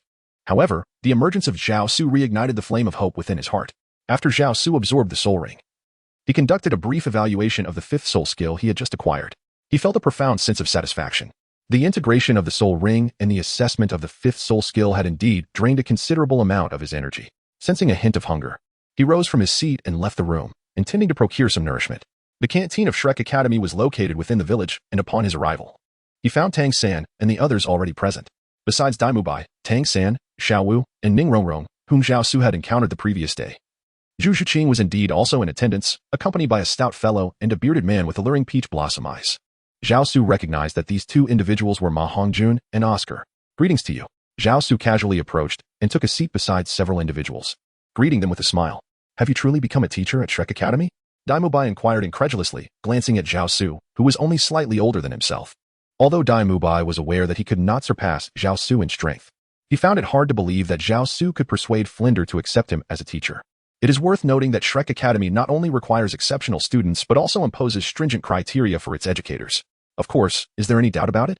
Zhao Su lifted the bowl of rice porridge before him and took a sip, casually responding. After that, he fell silent. Everyone occasionally cast glances towards Zhao Su, who maintained a gentle smile throughout. The teaching methods at Shrek were quite peculiar, lacking any fixed curriculum. Instead, they were tailored to each individual student, adjusted as needed.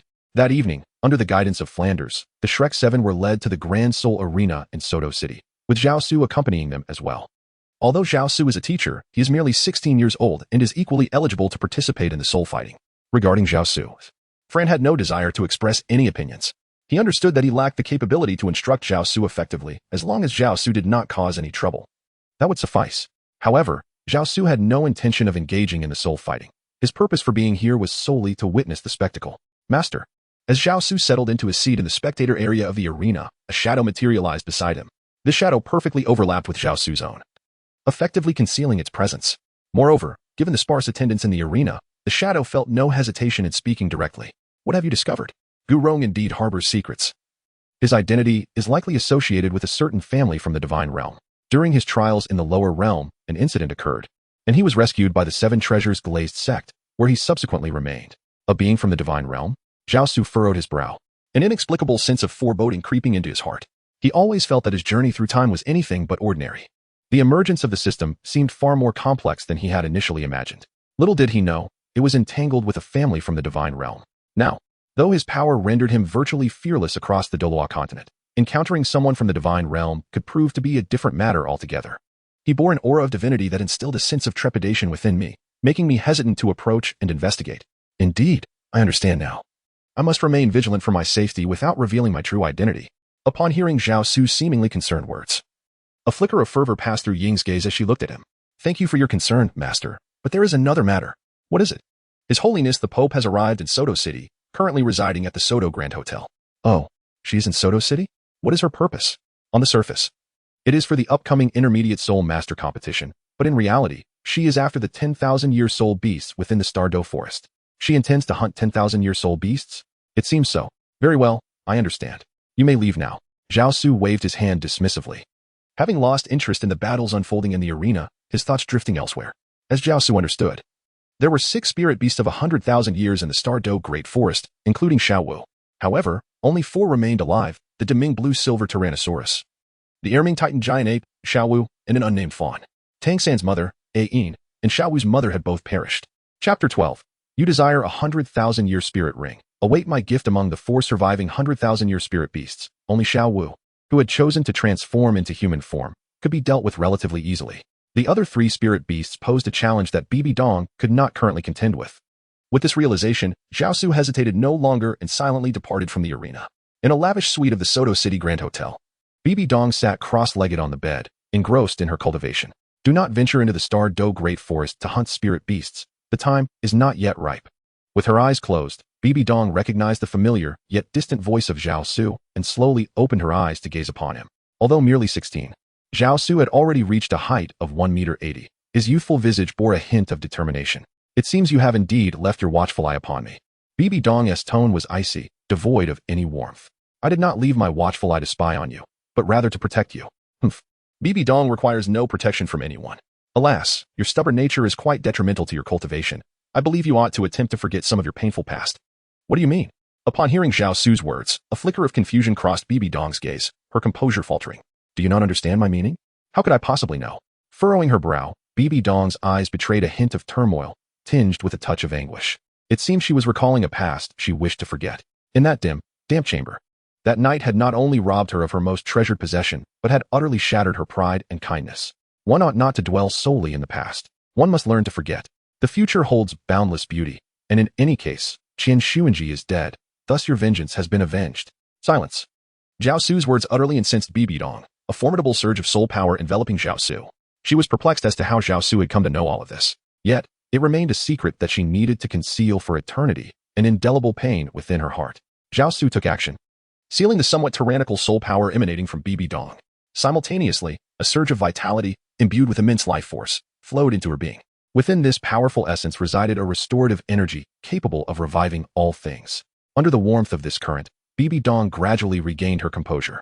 The once domineering and indifferent gaze that surveyed everything softened, and tears began to stream down her cheeks as she wept.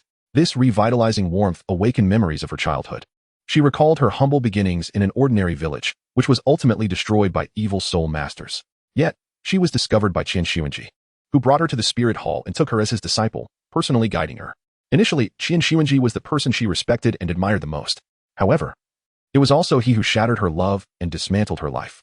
Enough of the tears, he reassured her. Forget the past. I shall help you attain everything you desire.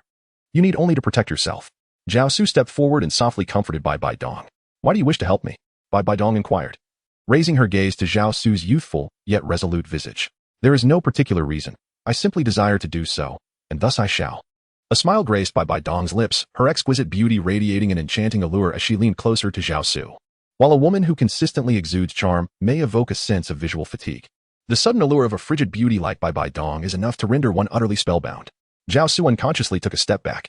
Bai Dong approached him once more, her entire being nearly pressing against him as she reached out to caress his cheek. This intimate gesture sent Zhao Su's heart racing uncontrollably. Or perhaps you desire my body as well. Her captivating gaze, coupled with her blunt yet vaguely suggestive words, and her alluring figure, enveloped in an enticing fragrance, all conspired to assault Zhao Su's very soul, nearly overwhelming him. He found himself yearning to push Bai Dong down and love her passionately in that moment. Ultimately, however, Zhao Su restrained himself. He acknowledged his lack of interest in the young girl and realized he had no defenses against a woman as mature as Bai Dong. Yet, he understood that even if he wished to claim her, now was not the time. Although he could obtain what he desired at this moment, it would only cast a deeper shadow over Bai Dong's heart, given her painful past that she was reluctant to revisit. Most importantly, he was keenly aware of the distinction between a fleeting pleasure and the series of pleasures that followed, as well as the difference between being passive and active. Zhao Su knew well how to choose wisely. Do not act foolishly. If you seek a soul ring that lasts 100,000 years, I shall assist you. Upon concluding his words, Zhao Su swiftly departed. He dared not linger any longer, fearing that if he continued, he might fail to suppress the restlessness of his soul. Watching Zhao Su leave, Bibidong's originally enchanting gaze gradually turned cold and indifferent. She had not anticipated that Zhao Su would be able to resist her allure. Bibidong possessed a great deal of confidence in her beauty and physique, although she believed her strength did not necessitate trading her body. Zhao Su's rejection instilled in her a perception of him that diverged from her views of others. Nevertheless, for Zhao Su, Bibidong merely regarded him as a pawn on her path to greatness. In truth, she had never truly considered Zhao Su as her disciple. She was solely captivated by his formidable martial spirit and prowess. Zhao Su had strategically placed spies within Bibidong's ranks, as well as throughout the entire spirit hall. In turn, Bibidong had her own eyes watching Zhao Su. Over the past decade, her understanding of Zhao Su's actions was as clear as day. However, what Bibidong remained oblivious to was that her knowledge was merely a fade, a crafted illusion that Zhao Su wished her to perceive. This, too, could be deemed a tactic of Zhao Su. He sought to conquer Bibidong while simultaneously evading her control. In other words, he refused to become a sycophant. Upon exiting the hotel, Zhao Su took a deep breath, forcefully suppressing the turmoil within him. He turned to gaze at the room where Bibidong resided, a wicked smile curling at the corners of his lips. Little enchantress, master. At that moment, the presence of shadow enveloped Zhao Su. Having learned from past encounters, she always released a subtle aura to alert him of her arrival. Stay close to her, he instructed. If the need arises, I permit you to act against her. But remember, do not truly harm her. As Zhao Su walked towards the Grand Soul Arena, he spoke to the shadow concealed in the darkness. Yes, I understand. The shadow replied, choosing not to follow closely behind him. Once Zhao Su's figure vanished around the corner, the shadow gradually emerged from the obscurity, her gaze imbued with a hint of resentment and a sense of unfulfillment. She could not comprehend why Zhao Su was so attentive to Bai Dong, yet had never regarded her with a similar glance. Chapter 13, The 6 Oddities of Soto City. The shadow's true name was Zhang Ying, who had been saved by Zhao Su 3 years ago while fleeing from her pursuers. Zhao Su not only avenged her, but also elevated her originally ordinary shadow martial soul to an unparalleled shadow martial soul. Furthermore, within the span of a year, he assisted her in enhancing her soul power to the formidable level of a 97th rank super Douluo. Throughout the years spent alongside Zhao Su, she subtly hinted at her affections on multiple occasions and even boldly offered herself to him, only to be met with rejection. One day, you shall realize that I am the only one in this world who truly loves and cherishes you, Ying murmured softly before vanishing once more, transforming into a genuine shadow. Upon Zhao Su's return to the Grand Soul Arena, he discovered that Tang San and his companions were encircled by 5 individuals, suggesting a conflict had arisen. What is going on? Zhao Su inquired. Teacher Zhao, these individuals claim that this area is under their protection and demand a fee. Dai Mubai replied. Protection fee? Teach them a lesson. I will take responsibility for any consequences. Zhao Su cast a glance at the 5 audacious individuals before him. One of them bore a terrifying scar across his face and exhibited a robust physique, his muscles bulging prominently. He towered over the rest, standing at an impressive height of over 2 meters. The remaining 4 were similarly imposing, each a formidable specimen of manhood. Observing that Tang San and his companions were merely children of 12 or 13 years, unaccompanied by a mentor, they surmised that the young ones had recently triumphed in the soul arena, possessing a considerable amount of gold soul coins. Hence, they contemplated extorting a sum from them. Upon hearing Zhao Su's words, the scarred giant could not suppress a laugh. Kid, do you wish to court death? Have you not heard of our notorious reputation as the 6 monsters of Soto City? The 6 monsters? Are they truly formidable? Zhao Su inquired. Teacher Zhao, These six possess mutated beast martial souls and have wreaked havoc in Soto City and the surrounding Stardow forest. Even the Spirit Hall has attempted to subdue them multiple times, yet to no avail. One of the students explained. The leader, the Scarred Man, boasted a soul power reaching the impressive level of 59, with a martial soul resembling a mutant wild boar. So what will it be? Will you part with your coins? Or will you wager your lives? The Scarred Man, emboldened by Dai Mubai's introduction, adopted an even more arrogant demeanor, casting a mocking glance at Zhao Su. It's merely a wild boar. Killing him would be a service to the people. Zhao Su gestured for Dai Mubai to take action. Although Dai Mubai was a prodigy, having reached the 32nd level of Soul Master at merely 15, he felt a pang of trepidation when faced with a 59th level Soul King. Nevertheless, having witnessed Zhao Su's capabilities, he hesitated no longer.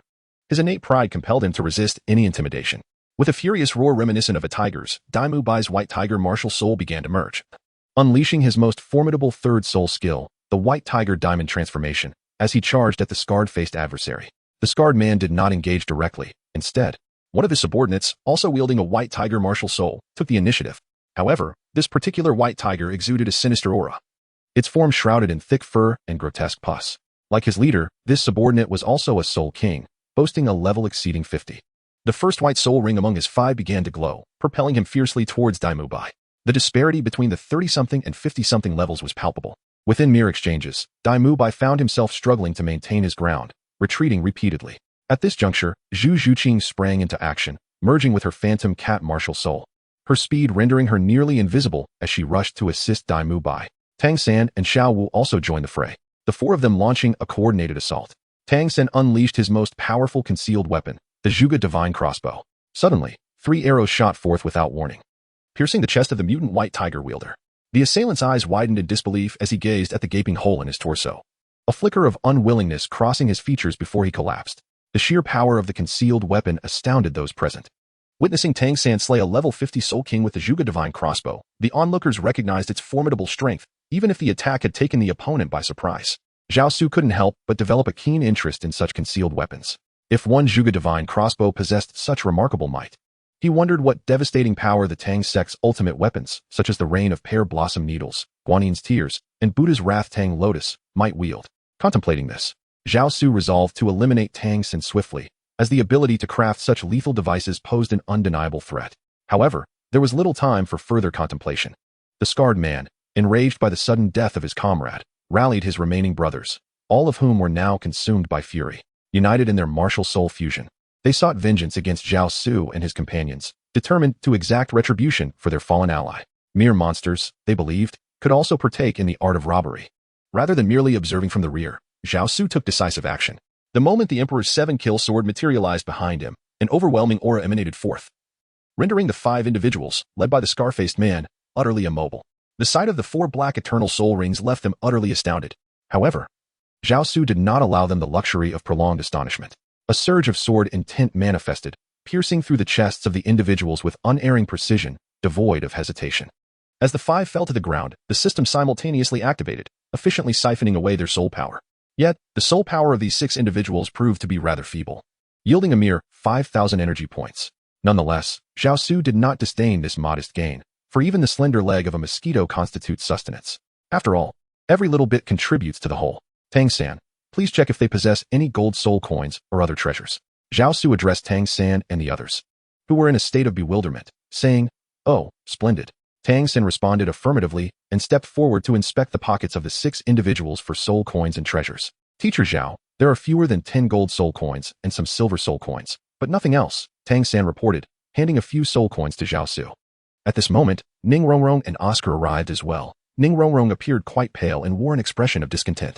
Zhao Su understood that Ning Rongrong, unable to rein in her temper befitting a young lady, had been reprimanded by Flander.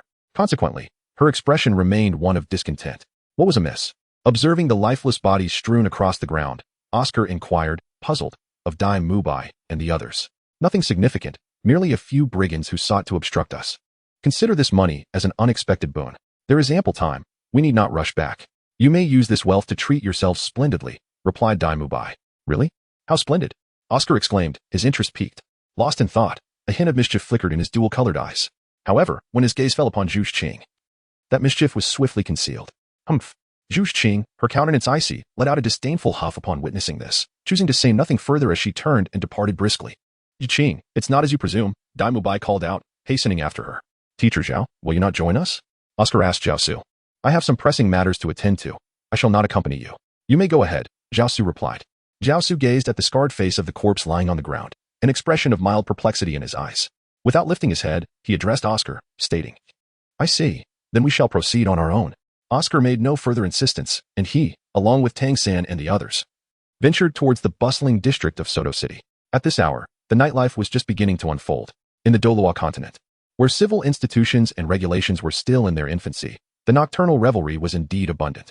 After the departure of Tang San and his companions, Zhao Su approached the corpse of the scarred-faced man and crouched down. Just moments ago, while absorbing the soul power from the scarred face, he sensed a peculiar aura emanating from the body. This prompted Tang San to investigate whether there were any valuable items among the corpses of a few individuals. However, they discovered only a handful of soul coins on them, indicating that this unique aura did not originate from their bodies, but rather from within. Ding! The presence of the nine-winged dragon was detected, seemingly a fragment of its bone. At that moment, a message appeared on the system interface, displaying a line of text. For the first time, the system employed an uncertain tone. A bone? The soul bone of the nine-winged dragon? It is widely known that soul bones only manifest when a soul beast is slain or sacrificed. If it truly is the soul bone of the nine-winged dragon, it would imply that the creature has been killed. This revelation was far from favorable for Zhao Su. He sought a living guardian dragon, not merely a soul bone. It appeared to be merely a part of the nine-winged dragon's essence. As the system declared this, it conjured a bone-removing knife and proceeded to dissect the scarred face. Goodness. System, could you not choose a more secluded location? This is exceedingly gruesome. Upon witnessing this scene, Zhao Su found himself at a loss for words. At the entrance of the Grand Soul Arena, individuals occasionally emerged. If they were to behold this spectacle, they would undoubtedly perceive Zhao Su as a pervert. Someone's coming. We must leave. Yet, the system paid no heed to Zhao Su's concerns, continuing its task with unwavering focus. After approximately 3 minutes, a bloody bone was grasped by the ethereal hand conjured by the system, simultaneously prompting Zhao Su with a notification. Zhao Su had no time for contemplation. He leaped into the air, swiftly departing from the scene. He arrived at his tranquil abode on the outskirts of Soto City, a haven he had acquired. Subsequently, Zhao Su cast the bloody bone into the water jar on the eastern side of the courtyard, where lotus flowers thrived. He proceeded to cleanse the bone meticulously. It was remarkably light, and even when thrown into the jar, it did not sink, but rather floated gracefully upon the surface. As the blood was washed away, it emanated a subtle golden glow, accompanied by a potent ripple of spiritual energy. It was evident that the scarred face had stumbled upon this bone from an unknown source, mistakenly believing it to be a soul bone, which he had subsequently absorbed. Zhao Su reached into the water tank and retrieved a bone. At the moment he touched it, he felt a flicker of vitality, as if the bone itself possessed life. Could this truly be the bone of the Yinglong? Indeed, if my thoughts are correct, it must be that the nine-winged Yinglong suffered a grievous injury and, in a desperate bid for survival, fragmented into pieces. Once these bones are gathered and subjected to fire, the nine-winged Yinglong shall be resurrected. Is it truly possible? Hearing the system's words, Zhao Su felt an overwhelming sense of disbelief. This is a natural ability of the nine-winged Yinglong lineage, rebirth through flames. But is it possible to ascertain how many pieces of the Yinglong's bones exist and their locations? That remains unknown for now. I must engage in careful calculation. After the system spoke, it fell silent. Zhao Su settled himself at the stone table in the courtyard. Gazing at the piece of bone in his hand that emitted a faint golden glow, he found himself increasingly enamored with the world of Douluo, which was undeniably more vibrant and intriguing than his original realm. The following morning, when Zhao Su returned to the cafeteria of Shrek Academy, he discovered several others present. However, the atmosphere among them was subtly charged. The usually aloof Zhu Zhuqing had grown even more distant, deliberately choosing to sit apart from the group. Observing this, Zhao Su naturally took a seat beside Zhu Zhiqing, pondering the fact that she had come primarily for Dai Mubai. Zhao Su leaned close to Zhu Zhuqing's ear and whispered softly. Upon hearing Zhao Su's words, a hint of surprise emerged on Zhu Zhuqing's indifferent face. Just yesterday, she had felt a flicker of familiarity when she looked at Zhao Su. Now, as she gazed at him, realization dawned upon her. Zhao Su was indeed the individual she had encountered in Soto City a few days prior. Zhao Su's subsequent actions further corroborated Zhu Zhuqing's thoughts. This is a gift, purchased especially for you. Zhao Su presented the small cat figurine she had purchased at the artisan stall to Zhu Zhiqing. What do you mean by this? Zhu Zhiqing inquired, gazing at the crafted feline before lifting her eyes to Zhao Su, whose face bore a smile. She found herself perplexed by Zhao Su's intentions. Moreover, from Zhao Su's words, it was evident that she comprehended Zhu Zhuqing's entire situation. There's nothing to it.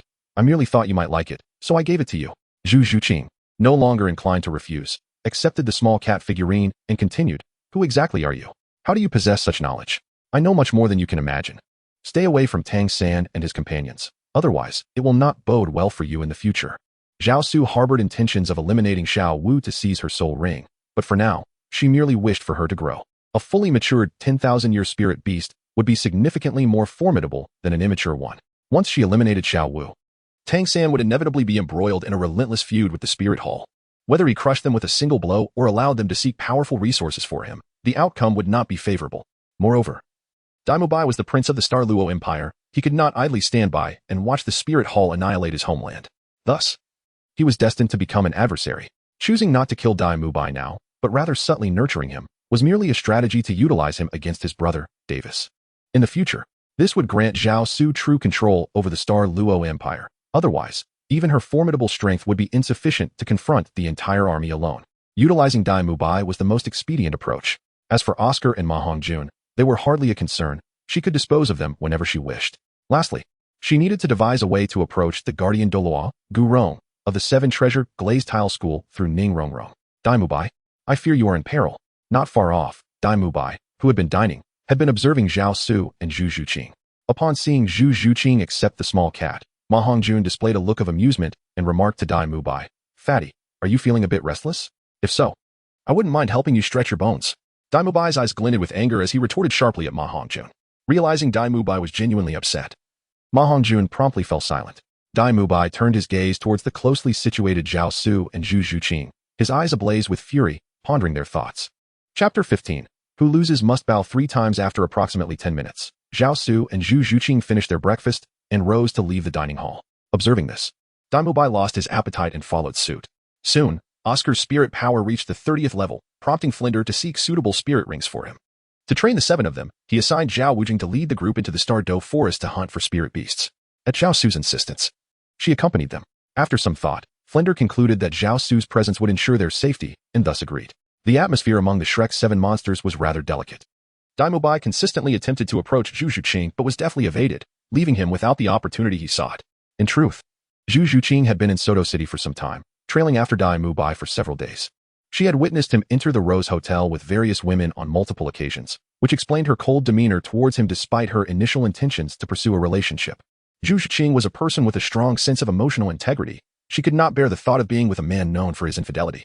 Before long, they arrived at a city approximately 100 miles from the Star Doe forest, intending to rest before continuing their journey the following day. That evening, Zhao Su and Zhao Wujing were in their hotel room, enjoying a drink. This expedition to the Star Doe forest to assist Oscar in acquiring a spirit ring had invigorated Zhao Wujing's spirits. Teacher Zhao, he began. Please, just call me Zhao Su. There's no need for formalities, she replied. As Zhao Wuji lifted his wine glass and was about to speak, Zhao Su interrupted him, simultaneously raising his own glass. Brother Zhao, I toast to you. Then I shall not be courteous, replied Zhao Wuji. I also toast to you, Zhao Su. Zhao Su drained his cup in one swift motion, grasping his chopsticks to pick at the dishes before him. Seemingly in a casual manner, he inquired of Zhao Wujie, Brother Zhao. I have heard whispers of a feud between you and the Spirit Hall, though the original text of Douluo Dala does not provide explicit details. Numerous enthusiasts of the series have speculated that Zhao Wujie is an undercover agent sent by the Spirit Hall to Shrek Academy, presenting various pieces of evidence to support their claims. Nevertheless, such assertions remain uncertain. Thus, Zhao Su deliberately posed this question to Zhao Wujie. It may not be accurate to say I harbor animosity toward the Spirit Hall, Zhao Wujie replied. My enmity lies with Jiang Hong, the lord of Jiangyan City. Jiang Hong orchestrated the demise of my parents and conspired with Charles, the high priest of the Spirit Hall in Jiangyan City, seeking to eliminate me to silence the truth. As Zhao Wujie spoke, his right hand gripping the wine glass turned somewhat pale. His eyes were filled with boundless rage. So it is. What opinion does Brother Zhao hold regarding the Spirit Hall? Zhao Su continued to inquire. It is quite commendable. Not only do they provide subsidies to soul masters, but they also offer the awakening of martial souls to commoners at no cost, thereby transforming the lives of many. However, the internal affairs of the Spirit Hall are shrouded in darkness. Zhao Wujie raised his glass and downed it in one gulp, shaking his head in disappointment. If the Spirit Hall had the opportunity to aid you in seeking revenge and invited you to join, would you accept? Surely not. I caused quite a stir for the Spirit Hall back in the day. They would be more inclined to eliminate me than to offer me an invitation to join. Zhao Wujie shook his head in rejection of Zhao Su's hypothesis. Zhao Su refrained from pressing further, harboring his own thoughts. Rest assured, Brother Zhao, when the opportunity arises, we shall journey to Jiangyan City together, and I will assist you in avenging your grievances, even taking down that high-ranking pontiff of the Spirit Hall. Really? Upon hearing Zhao Su's words, Zhao Wujie's eyes sparkled with hope. If Brother Zhao can truly aid me in exacting my revenge, I, Zhao Wuji, shall undoubtedly hold Brother Zhao in the highest regard henceforth. Brother Zhao, you are being overly serious. Zhao Su personally filled Zhao Wujia's wine cup to the brim, and the two of them downed it in one swift motion. Zhao Wujia is indeed an astute individual.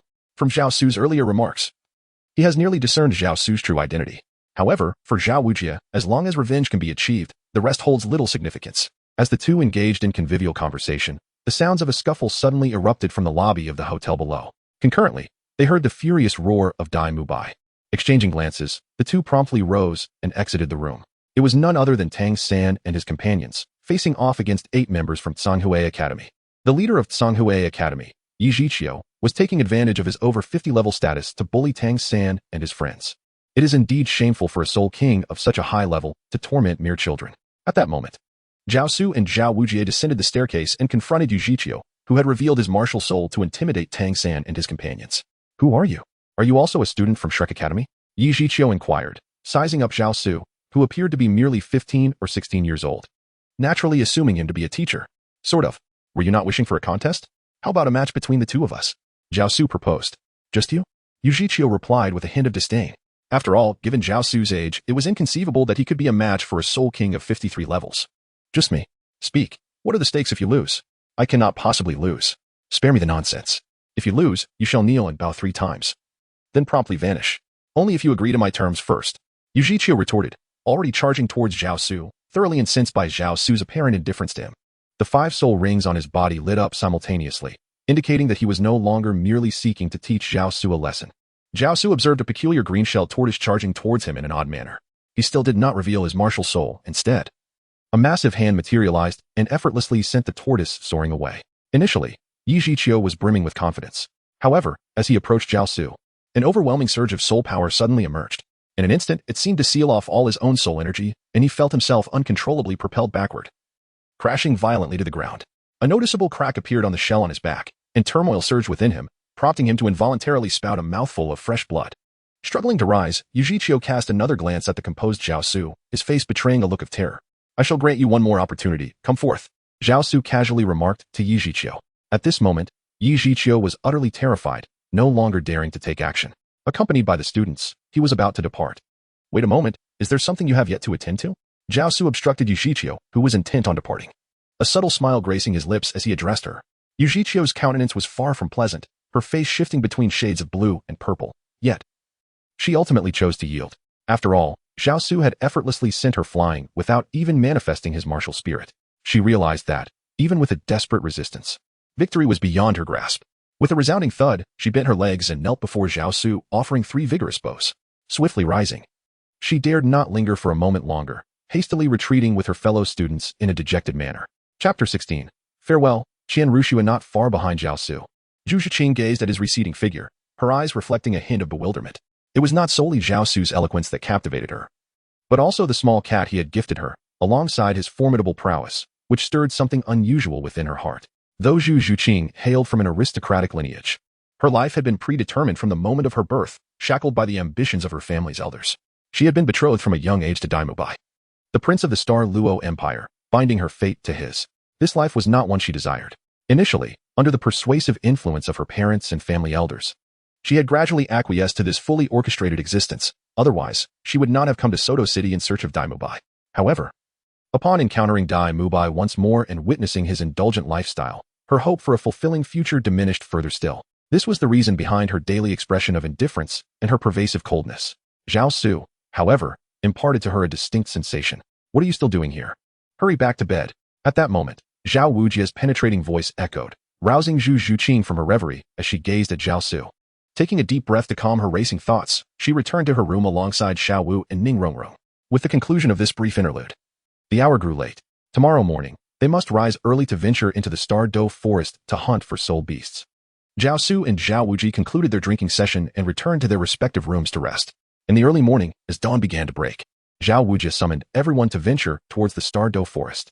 The distance to the Star Do forest exceeded 100 miles, and they needed to hasten their pace to reach it swiftly, aiming to secure an appropriate spirit beast for Oscar before nightfall. Although the formidable support of Zhao Su afforded Zhao Wuji some ease, it was prudent to depart before darkness enveloped the forest. The Star Do forest starkly contrasts with the imperial spirit beast breeding grounds, Within its depths lies a diverse array of spirit beasts, including exceptionally powerful ones that have existed for tens of thousands of years. Although Zhao Su and his companions were traveling on foot, they were supported by the Oscar's remarkable restorative sausage, which enabled them to progress with remarkable swiftness. Soon, they arrived at the vast Douluo forest. The entire forest appeared boundless, with towering ancient trees that obscured the sun. Before truly entering the Douluo forest, Zhao Wujia offered a few more words of caution to Tang San and the others. Zhao Wuji led the way, followed by Tang San and the 7 others in the middle, with Zhao Su bringing up the rear. In truth, with Zhao Su's presence, there was no need for such complexity. They could have simply sought out a suitable spirit beast. Yet, Zhao Su chose not to speak, quietly trailing behind. Zhao Su was aware that he could encounter the Titan Great Ape, Air Ming, in this place. He contemplated whether to hunt Air Ming now or to wait and hunt him alongside the Sky Blue Bull Python. There was also the minor character from the original text, the 10,000-year-old Plum Blossom Deer. With the assistance of Zhao Wujia, Oscar soon captured a millennium-old phoenix-tailed coxcomb snake. Please, slow down. Just as Zhao Wujia urged Oscar to swiftly conclude the matter with the phoenix-tailed coxcomb snake and absorb the soul ring, a voice interrupted him. Following the sound, they beheld an elderly man, seemingly in his 60s, accompanied by a youth whose delicate features made him appear more feminine than boyish. Zhao Su recognized the elderly man. He had seen him previously at the Wuhuan Palace. He was none other than Xilong, one of the titled Douluos beside Qianrenxue. Zhao Su turned his gaze toward the youth, who was none other than Qianrenxue. May I inquire what wisdom you possess, esteemed elder? Those who venture into the Douluo forest are not ordinary individuals. Thus, even Zhao Wujia, a soul sage of over 70 levels, exhibited remarkable humility. Moreover, Zhao Wujia sensed an overwhelming soul power emanating from Xilong, far surpassing his own. This soul beast was discovered by us first. I implore you to return it to us. Esteemed sir, Xilong regarded Zhao Wujia and Zhao Su, discerning that they were likely representatives from an academy, intent on hunting soul beasts for their students. He paid them little mind, asserting, in the hands of the one who possesses it, it belongs to them. Whoever slays it claims it. What significance do you hold to lay claim to it so brazenly? Zhao Wuji remained silent, while Zhao Su stepped forward and produced a dagger, offering it to Oscar, indicating that he should eliminate the Millennium Phoenix-tailed chicken crown snake and absorb its soul ring. Oscar glanced at Zhao Wuji, and upon receiving a nod of approval, accepted the dagger and aimed it towards the snake's vital spot. What audacity! I shall see just how capable you truly are. Xilong scoffed, noticing that Zhao Su and his companions disregarded him entirely. Enraged, he summoned a burst of azure light, conjuring a violet-hued serpent spear in his hand, and launched it towards Oscar, intent on thwarting his attempt to slay the phoenix-tailed chicken crown snake. Is that all? Zhao Su's figure flickered as he positioned himself directly before Oscar, casually extending his hand to catch the azure-purple spear. You are too weak. Perhaps you should await the arrival of your companions. Together, you may stand a chance against me. Xilong and the porcupine Douluo were tasked with protecting Qianrenxue. Given that both Qianrenxue and Xilong had appeared here, it was certain that the porcupine Douluo was nearby as well. Are you aware of my identity? The ease with which Zhao Su had caught his spear, coupled with his words, sent a jolt through Xilong, compelling him to refrain from further aggression. Since I have stated so, it is evident that I am aware. Since you know my identity, why do you oppose me? What of it? Furthermore, the soul beasts in the Douluo forest are unclaimed entities. Whoever lays claim to them owns them. If you insist on seizing what is not yours, do not blame me for being impolite. Very well, very well. Never has anyone in the Soul Master realm dared to speak to us in such a manner. As Oscar finished off the phoenix-tailed cockerel serpent and began absorbing its soul ring, he realized that acquiring the serpent today was no longer an option. Coupled with Zhao Su's dismissive demeanor, Xilong felt an overwhelming surge of anger. He shot off a signal to summon the porcupine Douluo to his side. Among the Shrek group, aside from the seemingly older Zhao Wujing, who was over level 70, the rest were quite young, even younger than Qianrenxue by a few years. Nevertheless, Xilong dared not underestimate them. After all, Zhao Su had single-handedly intercepted his spear with ease. Most importantly, he had to protect Qianrenxue, ensuring she remained unharmed. A murderous intent had already begun to blossom in Xilong's heart, as he contemplated eliminating Zhao Su and his companions. Within the Douluo forest, one need not fear retaliation from the opposing sect or its disciples when it came to killing. This was, in fact, one of the perils of the Douluo forest. Not only must one remain vigilant against the myriad of soul beasts lurking about, but also against potential ambushes from fellow soul masters. Not all soul masters entering the Douluo forest sought to hunt for soul rings. Some were specifically engaged in the nefarious act of murder and plunder. The 6 monsters of Soto City were among the more infamous of these. I offer you a chance. When your companions arrive, strike together, and we shall allow you both to bid farewell one last time. Zhao Su cast a glance at Oscar, who was seated cross-legged on the ground, harmonizing with his soul rings. Realizing that all was well, he understood that the soul rings had fully integrated, and now it was merely a matter of adapting to the soul power and completely absorbing it for his own use. Chapter 17, The astonishing configuration of soul rings. How audacious. Today, I shall impart a lesson to this presumptuous junior, teaching him the essence of respecting his elders. She long sensed the approach of the stingray Douluo and, with a cold snort, activated his 7 soul rings simultaneously, the violet-hued spear in his grasp glowing ominously. He advanced towards Zhao Su, declaring, "You ought to respect me, rather than compel me to honor a weaker individual." Zhao Su gazed at Shilong, who was charging towards him, his eyes filled with disdain. In Zhao Su's perception, Shilong was exceedingly feeble. Not only would he struggle against Zhao Su alone, but even if he joined forces with the formidable spirit master of the porcupine, they would likely fall short against Tang Hao, let alone someone as overpowering as Zhao Su, who could effortlessly overpower Tang Hao. Zhao Su, unarmed, effortlessly seized the violet spear thrust towards him by Shilong. Impossible. How could you possibly catch my martial spirit in bare hands without a soul of your own? As he beheld the true form of the spear, firmly grasped by Zhao Su, Shilong's face contorted in a mask of terror. Zhao Su casually snapped the azure spear in two. At that moment, a profound connection between the martial soul and its host became evident. When the martial soul is harmed, the host experiences an equivalent affliction. As Zhao Su broke Shilong's spear, Shilong felt as if he had been struck violently in the chest, simultaneously sensing his soul power rapidly dissipating. He coughed up a mouthful of blood. "Uncle Snake Spear, are you all right?" Qian Rushua exclaimed. Noticing Shilong's injury and the blood that spilled forth, rushing to position herself protectively in front of him. "Little girl, you are far more beautiful than you were 10 years ago." Zhao Su cast a glance at Qian Rushua, and a thought silently emerged in his mind. Although Qian Rushua was dressed as a youth at that moment, she did not disguise herself. Her exquisite beauty was still evident. Consider this a warning. Remember that without formidable strength, one must conduct oneself with humility. Zhao Su refrained from taking further action, merely issuing a warning to Shilong. Grateful for the mercy shown, Shilong's demeanor towards Zhao Su underwent a complete transformation. "How should I address you, esteemed sir?" "Zhao Su of Shrek Academy," Zhao Su casually mentioned. Upon hearing this name, Shilong's eyes flickered with recognition, as if recalling something significant. "I beg your pardon, esteemed sir, for my previous indiscretion." Shilong adopted a submissive demeanor, acutely aware that he was no match for Zhao Su, and he had also comprehended Zhao Su's true identity. After all, it was Zhao Su who awakened his martial spirit long ago, a fact he could never forget. He simply had not recognized Zhao Su earlier.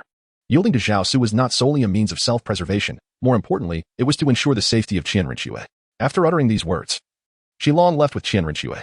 Once they departed, Oscar had fully absorbed his soul ring and soon regained consciousness. Upon awakening, Oscar excitedly introduced to everyone the third soul skill he had obtained from absorbing the phoenix tail coxcomb snake. Zhao Su has long stated that in the realm of soul masters on Douluo continent, the ability to fly is of paramount importance. Possessing the capability of flight can be equated to having an additional talisman for survival. This is particularly crucial for food-type soul masters like Oscar. Pure food-type soul masters, especially those with a martial spirit as innocuous as sausages, inherently lack offensive power. Should they attract unwanted attention, even soul masters of a lower rank could easily eliminate them. Naturally, food-type soul masters often have guardians by their side. However, one can never be certain of the loyalty among these protectors. Thus, it is imperative to possess one's own means of self-preservation. Although Oscar's flight soul skill provides him with merely a minute of aerial capability, it is sufficient for safeguarding his life in critical moments.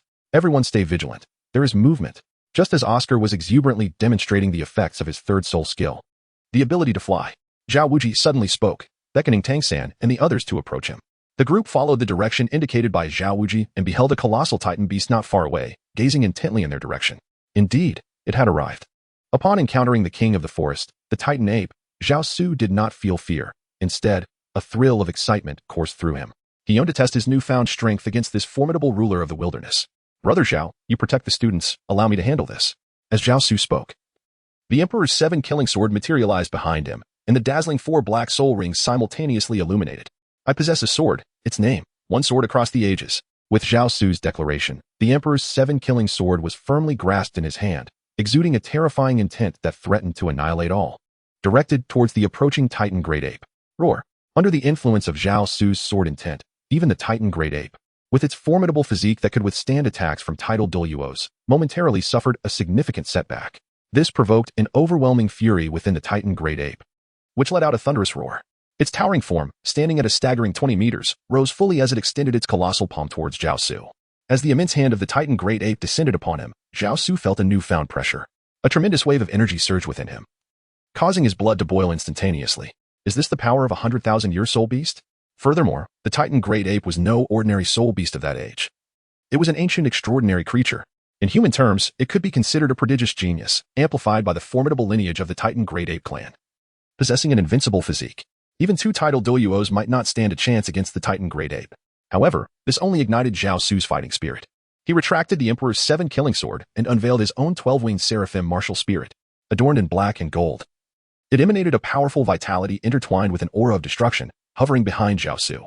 At the moment the 12-winged seraphim opened its eyes, its presence grew ever more formidable. Upon encountering the 12-winged seraphim, Zhao Wuji and the others were utterly stunned, particularly when they beheld the 5 soul rings adorning Zhao Su. The astonishment they felt was beyond the capacity of mere words to convey. 2 black 10,000-year soul rings and 3 red 100,000-year soul rings enveloped them in an overwhelming sense of unreality. A dual martial soul? What manner of martial soul possesses such formidable energy? Teacher Zhao, could that be a 100,000-year soul ring? Indeed, from the 3rd soul ring onward. They are all of 100,000-year caliber. This was inconceivable. What immense physical prowess and what extraordinary martial soul must one possess to endure the formidable soul power of a 100,000-year soul ring from the very 3rd ring onwards? It was nothing short of a dream. They had never even heard of such a phenomenon. As Zhao Wujie and the others gazed upon Zhao Su, who appeared as if both a divine and dark angel had simultaneously descended upon the mortal realm, they found themselves utterly astounded. Chapter 18. Truly a person of protagonist's fate at the same time, Xilong and Qianrenxue, who had just suffered a setback at Zhao Su's hands, had already reunited with the porcupine Douluo. Upon hearing Xilong recount his recent experience, the porcupine Douluo's expression grew solemn. Xilong, you have acted recklessly. And how is Zhao Su here? I never imagined he would be Zhao Su.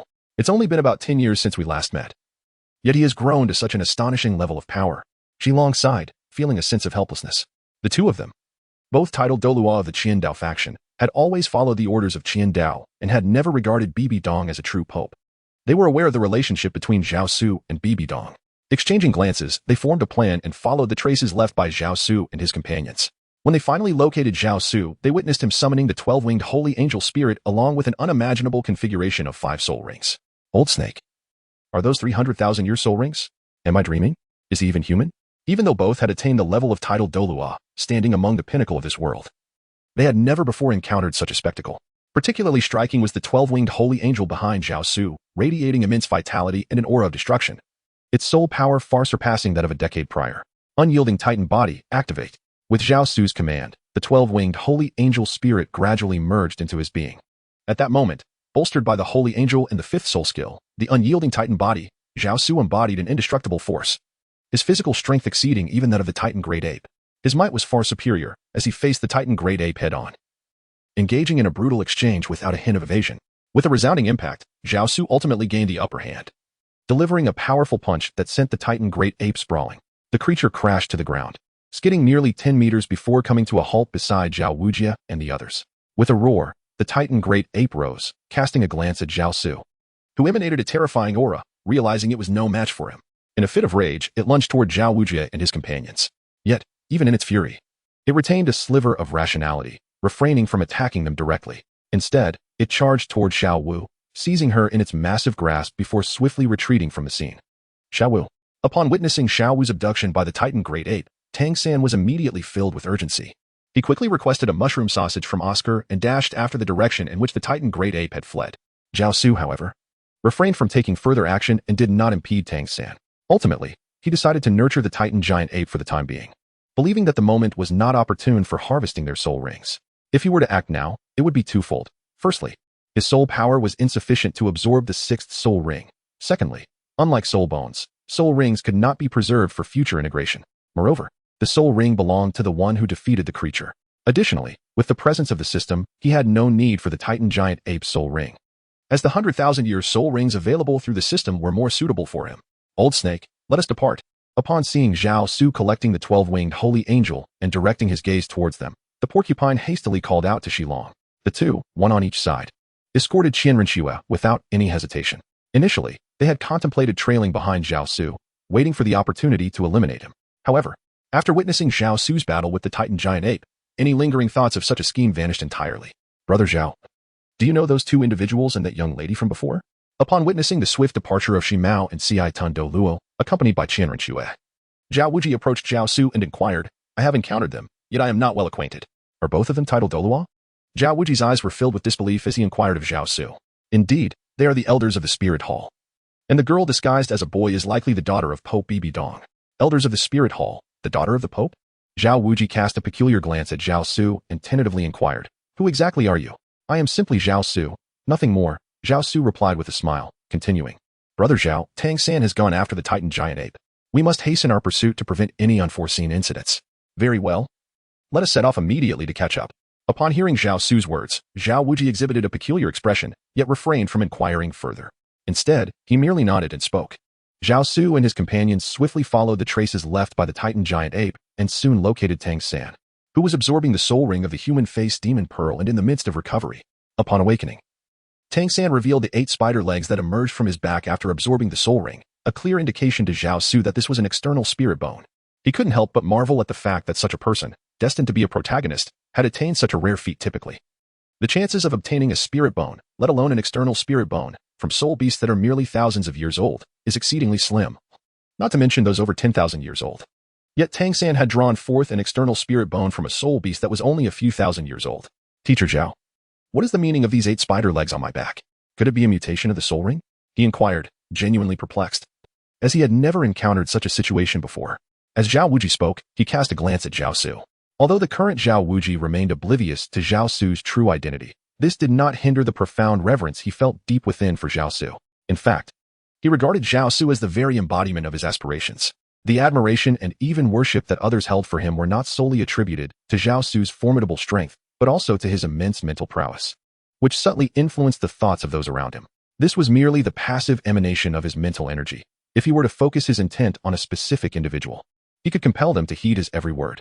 However, Zhao Su disdained such manipulation. Noticing that Zhao Wuji and the others were gazing at him, Zhao Su feigned contemplation before articulating, "If I am not mistaken, this is not a mutation of the soul ring, but rather an external soul bone." "An external soul bone?" Indeed. From the characteristics exhibited by the spider leg that Tang San showcased earlier and its subsequent attachment to the 8 ribs, I am convinced of this. How could an external soul bone possibly fall from a 1,000-year soul beast? Upon hearing that Tang San had acquired an external soul bone from the humanoid magic orb, even Zhao Wuji's eyes betrayed a flicker of intense envy, inadvertently revealing a greed he may not have consciously recognized. When one encounters that which they have long desired, it is only natural for a semblance of greed to arise within. Some individuals possess the capacity to control this longing, while others succumb to its allure. Chapter 19. Collective enhancement of power. Those soul bones are exceedingly rare to come by. Their occurrence is not entirely impossible, especially given Tang San's fortuitous luck. Zhao Su nonchalantly remarked, "Xiao San, Teacher Zhao." At that moment, a melodious voice shattered the silence, drawing everyone's attention.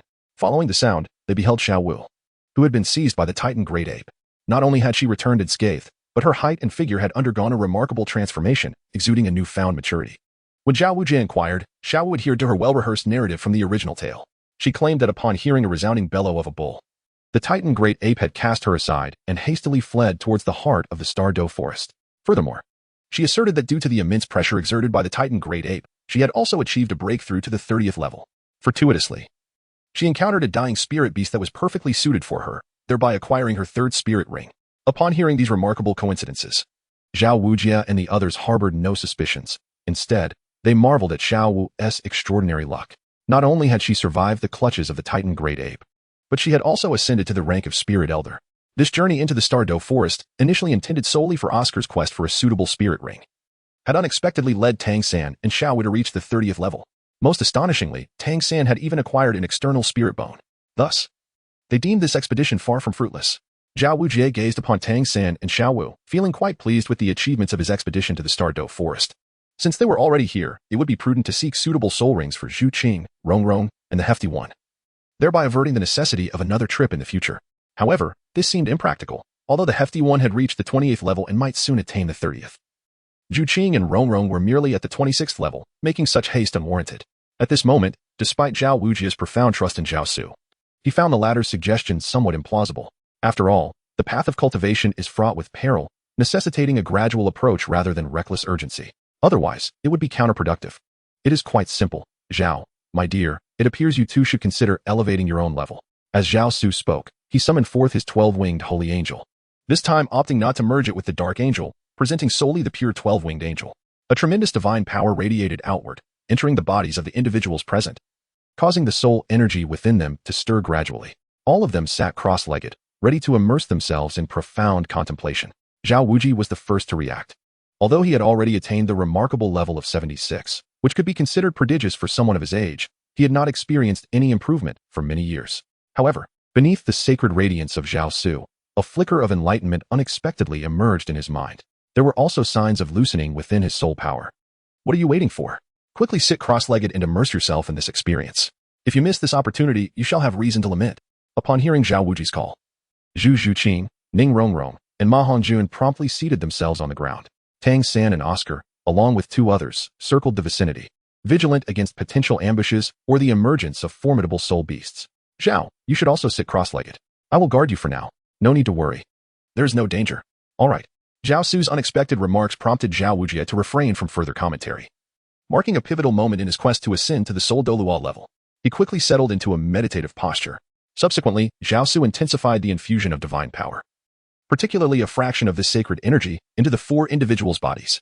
Instantly, their martial souls seemed to respond to an ethereal call, autonomously detaching from their physical forms and hovering above their heads or behind them.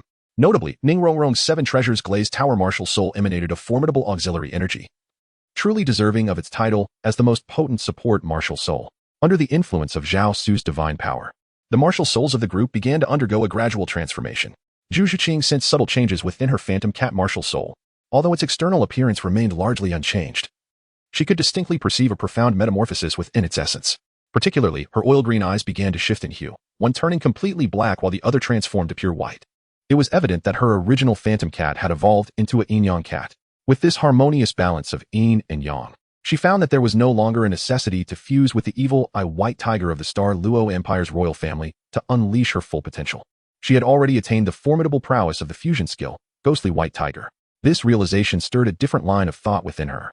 The Zhu family's affiliation with the Star Luo Empire's royalty was primarily to compensate for their martial soul's deficiencies.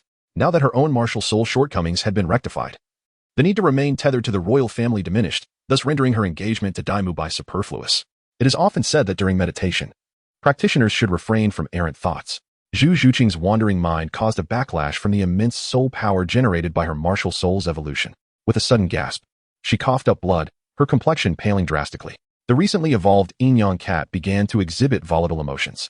Little wildcat, now is not the time for distractions. Maintain your focus. Let nothing cloud your mind. At that moment, Zhao Su approached Zhu Zhuqing, leaning closer to her ear, his voice imbued with a magnetic gentleness. He placed a comforting hand on her back, a warm current flowing into her, swiftly calming her tumultuous spirit. With the support of Zhao Su's innate soul power, the yin-yang cat stabilized, its martial soul taking on an increasingly majestic presence. Zhu Zhuqing's own soul power rapidly ascended, soon reaching the 30th level. Simultaneously, Ma Hongjuan's evil fire phoenix underwent a similar mutation, purging impurities and enhancing its strength while gradually diminishing its inherent flaws. In comparison to the transformations of Ma Hongjun and Zhu Zhuqing, Ning Rongrong experienced even more pronounced changes. Her 7 treasures glazed tower, already an auxiliary martial soul, began to resonate with the divine essence radiated by the 12-winged angel. Under the influence of this sacred energy, the originally 7-tiered tower visibly expanded, ultimately evolving into an 8-tiered structure. Although the 7 treasures glazed tower was hailed as the most powerful auxiliary martial soul on the Douluo continent, it too bore a fatal flaw. As the tower grew, its deficiencies were gradually rectified. In contrast to these transformations, Zhao Wujie's great strength diamond bear martial soul exhibited minimal changes, appearing even more robust, with its explosive muscles swelling impressively, exuding an overwhelming sense of power. Chapter 20. Rules are established for the week before long. Zhu Zhuqing, Ma Hongjun, and Ning Rongrong all reached the 30th level, their martial souls fully upgraded and stabilized. Zhao Su then accepted the 12-winged sacred angel martial spirits, allowing them to independently comprehend and better familiarize themselves with their newly upgraded abilities. Although the divine essence emanating from the 12-winged sacred angels facilitated their rapid growth, personal cultivation remained the most reliable approach. Thus, Zhao Su focused primarily on enhancing their martial spirits rather than hastily elevating their soul power levels. The level of Zhao Wuji is exceedingly high. To elevate him to the rank of Soul Douluo in one fell swoop would require Zhao Su to expend nearly half of his soul power. Living amongst soul beasts of 100,000 years, and having recently witnessed the formidable strength of such beings, Zhao Su naturally refrains from taking such a drastic step. Even if he intends to assist Zhao Wuji in the future, the time is not now. He must ensure his own safety and avoid placing himself in perilous situations. For the essence of existence lies in survival above all else. Brother Zhao, how do you feel? Zhao Su inquired with a subtle smile, observing the first to awaken. Zhao Wuji, in the days to come, should my brother Zhao speak, I, Zhao Wuji, would lay down my life without hesitation. Upon hearing Zhao Su's words, Zhao Wuji promptly rose to his feet and grasped one of Zhao Su's hands, his gaze filled with admiration that spoke volumes of his profound respect. It was evident that he had been completely won over by Zhao Su from the depths of his heart. In his quest for vengeance, as well as for his future aspirations, Zhao Wuji had resolutely made up his mind. Regardless of the circumstances or the trials that may arise, he would steadfastly align himself with Zhao Su's cause. You flatter me, Zhao Gu. Zhao Su understood that Zhao Wuji was expressing his loyalty. He then retrieved a beautifully crafted porcelain vial from within his spatial jade pendant and handed it to Zhao Wuji. This was a soul-collecting pill, designed to be consumed during meditation and cultivation, which would enhance one's practice manifold and even alter one's physical constitution. Thank you, my brother. Zhao Wuji grasped the porcelain vase, inhaling the faint and elusive fragrance of the medicinal essence within, which heightened his excitement. At that moment, Zhu Zhuqing and the others gradually regained consciousness. Wonderful. The 8-treasure glazed pagoda. Upon waking, Ning Rongrong beheld her martial soul transformed into the 8-treasure glazed pagoda, her eyes sparkling with unrestrained exhilaration. Since her family acquired the legacy of the 7-treasure glazed pagoda, each generation had endeavored tirelessly to elevate it to the 8 or even 9-treasure pagoda. Yet none had succeeded. Even her father, Ning Fingxi, renowned as a once-in-a-century genius of the 7-treasure glazed sect, had exhausted countless methods without achieving this transformation. To her astonishment, she had succeeded, and being merely a 12-year-old girl, her excitement was utterly understandable. I shall diligently cultivate and, in time, find a way to elevate your 8-treasure glazed pagoda to the 9-treasure glazed pagoda. Truly, Brother Su, you are simply the best. I adore you. Ning Rongrong exclaimed, leaping toward Zhao Su in her excitement, even altering her form of address. Zhu Zhuqing observed this with a hint of an unusual depth in her gaze. The magnetic and gentle voice of Zhao Su whispering in her ear during their perilous moment lingered in her heart, impossible to forget. Thank you, Teacher Zhao. Ma Hongjun also spoke up, his enthusiasm not as overt as Ning Rongrong's, yet still evident in his eyes. Although this evolution did not entirely remedy the flaws in his martial soul, he sensed a significant reduction in their intensity. While he still needed to occasionally find ways to dispel the excess energy, it was no longer necessary to do so multiple times a day. This was a considerable boon to his cultivation. No need to thank me, it is my duty. Now it is getting late. Let us find a place to rest for the night. Tomorrow, we shall assist you in locating a suitable third spirit ring. At this moment, Zhao Su was undoubtedly the pillar of support for the group. The words spoken by Zhao Su would not be questioned. A small group ventured forth for nearly 5 miles, and the sky had completely darkened. Zhao Su, there is light ahead, likely a gathering place for soul masters entering the Star Doe forest to hunt soul beasts. Should we rest there? Zhao Wujia, who led the way, halted and pointed towards the distant glow and the faint sounds of commotion, inquiring of Zhao Su. In the realm of soul masters, to better venture into the Star Doe forest for hunting soul beasts and acquiring suitable soul rings, many formidable soul masters have banded together to establish numerous sanctuaries within the forest. These sanctuaries provide resting places for soul masters during the night. Furthermore, an unwritten rule exists within these sanctuaries. Even if there are enmities, no one is permitted to engage in conflict within their confines. Violating this rule would undoubtedly provoke the collective ire and pursuit of the entire soul master community. Several powerful sects and families even provide security for these sanctuaries. Thus, it is customary for soul masters hunting soul beasts in the Star Doe forest to seek nearby sanctuaries once night falls. Very well. Let us take refuge in the sanctuary for the night. Upon reaching this decision, they hesitated no longer and swiftly made their way towards the sanctuary illuminated by the distant lights. Zhao and his companions, a party of 7, moved with remarkable swiftness, reaching the so-called sanctuary in under 5 minutes. However, it was merely a rudimentary gathering place enclosed by a simple fence. Though there existed an unwritten rule forbidding violence within the sanctuary, any grievances must be resolved outside its confines. Nevertheless, vigilance remained paramount, as all teams occupied positions advantageous to themselves. Even during rest, 2 individuals stood guard, ever prepared to confront any unforeseen circumstances. Brother Zhao, one remarked. It appears we have arrived too late. There may be no place for us here. Zhao Wuji cast a glance at the more than a dozen teams within the enclosure. It was evident that these teams had occupied the available space entirely, leaving them with no choice but to remain at the entrance, serving merely as gatekeepers. It would be far more prudent for them to seek a more secure location elsewhere. Driving them away would suffice. Zhao Su casually remarked, isn't this rather inappropriate?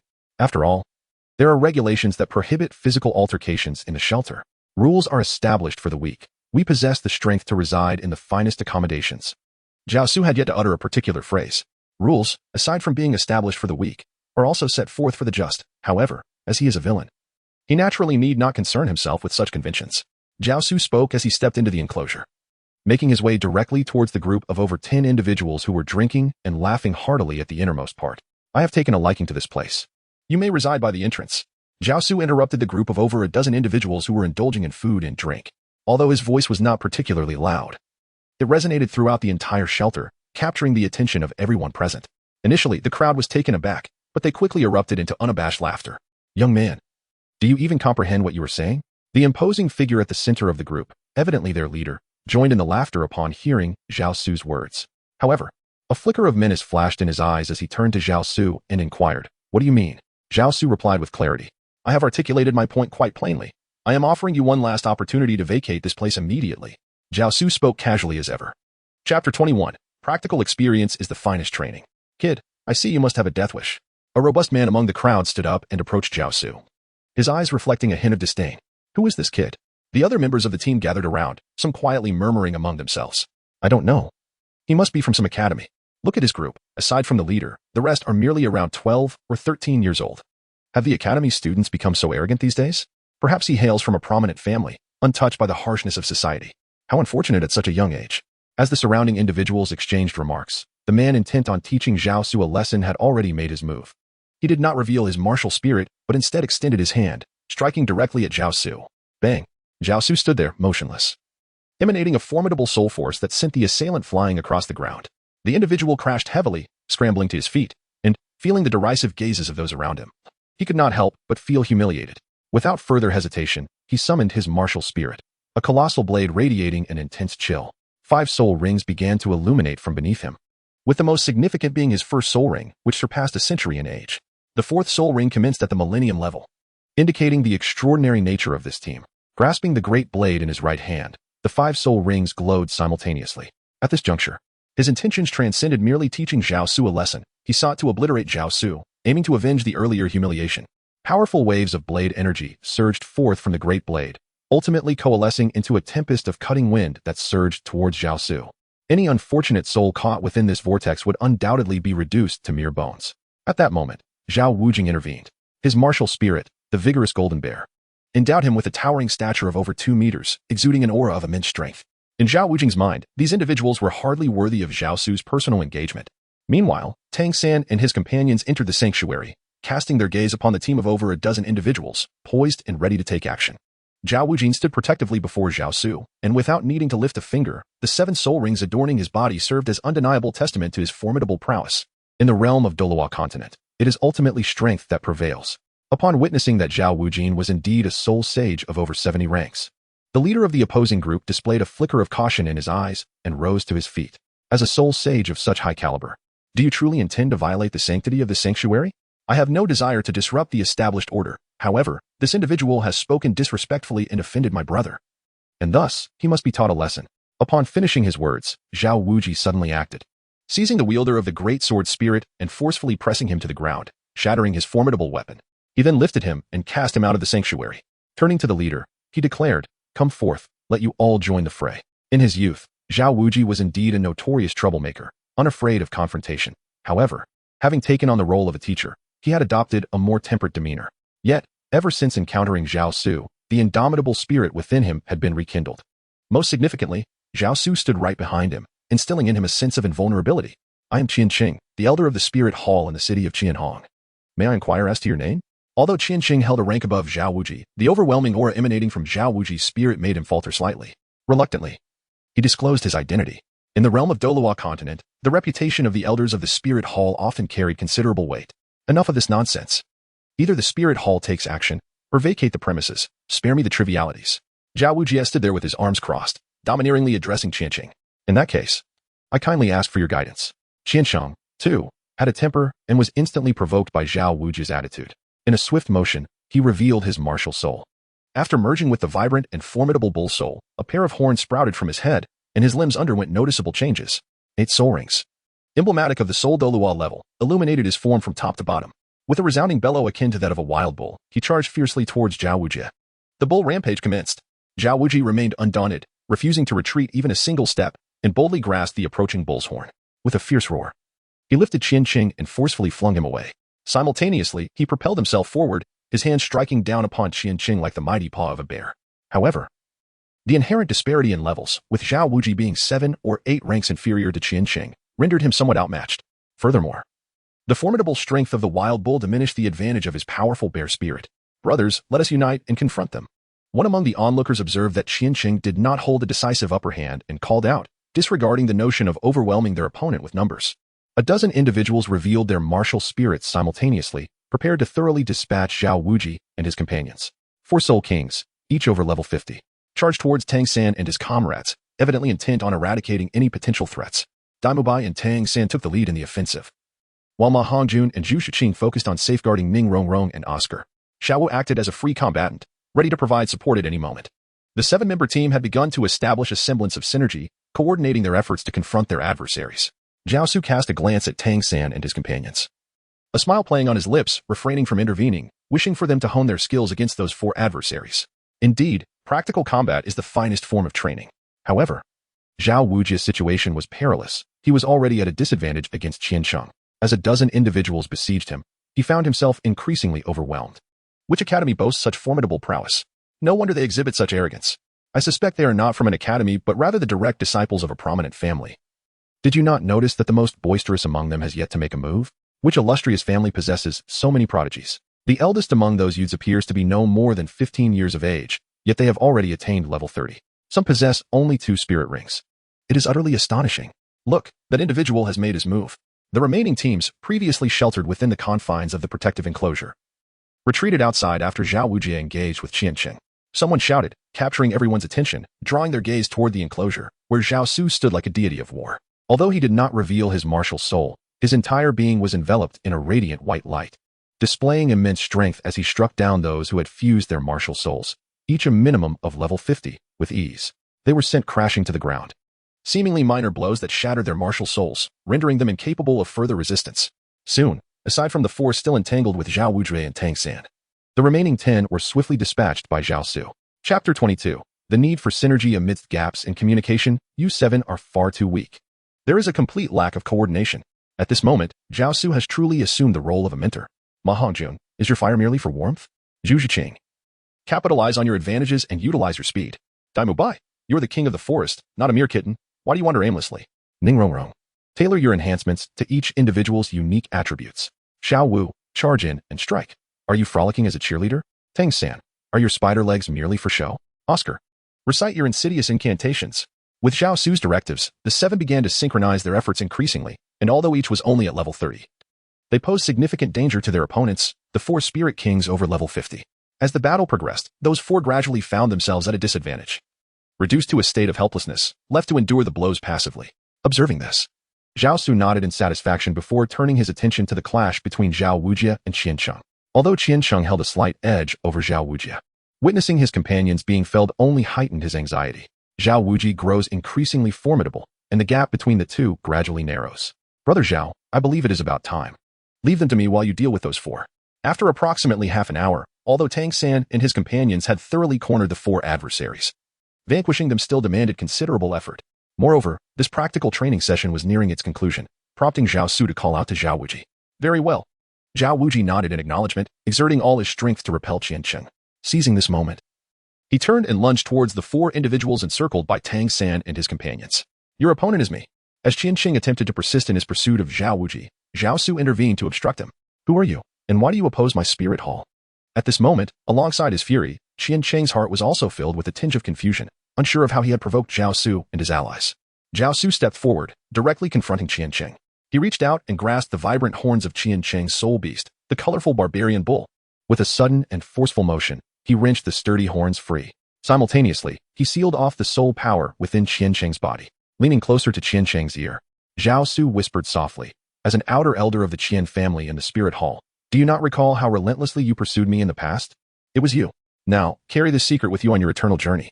Zhao Su's lips curled into a smile as he decisively dealt with Qiansheng. Shortly after Zhao Su departed from the spirit hall, he found himself relentlessly pursued by the external disciples of the Qian clan, among whom was Qiansheng.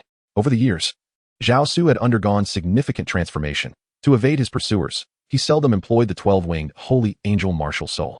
It was not that he was afraid, but rather that it proved to be a cumbersome endeavor. Had Qian Dalu personally intervened, he would have relished the opportunity to engage in a contest with him.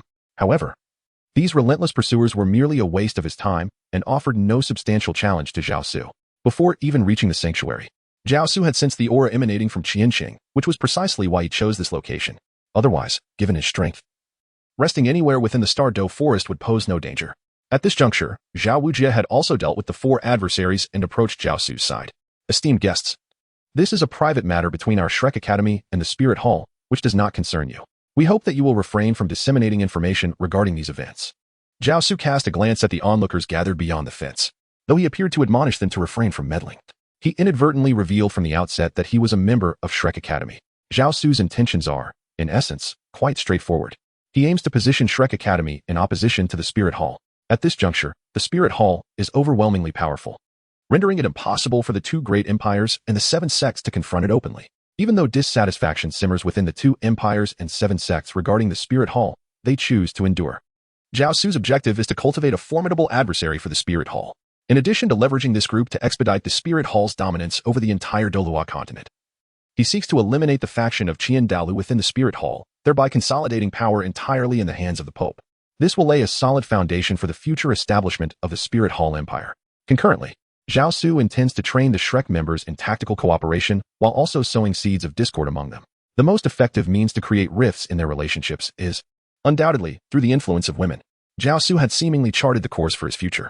That night, the shelter was occupied solely by Zhao Su and his companions, as the remaining inhabitants had ventured into the darkness to avoid any potential troubles.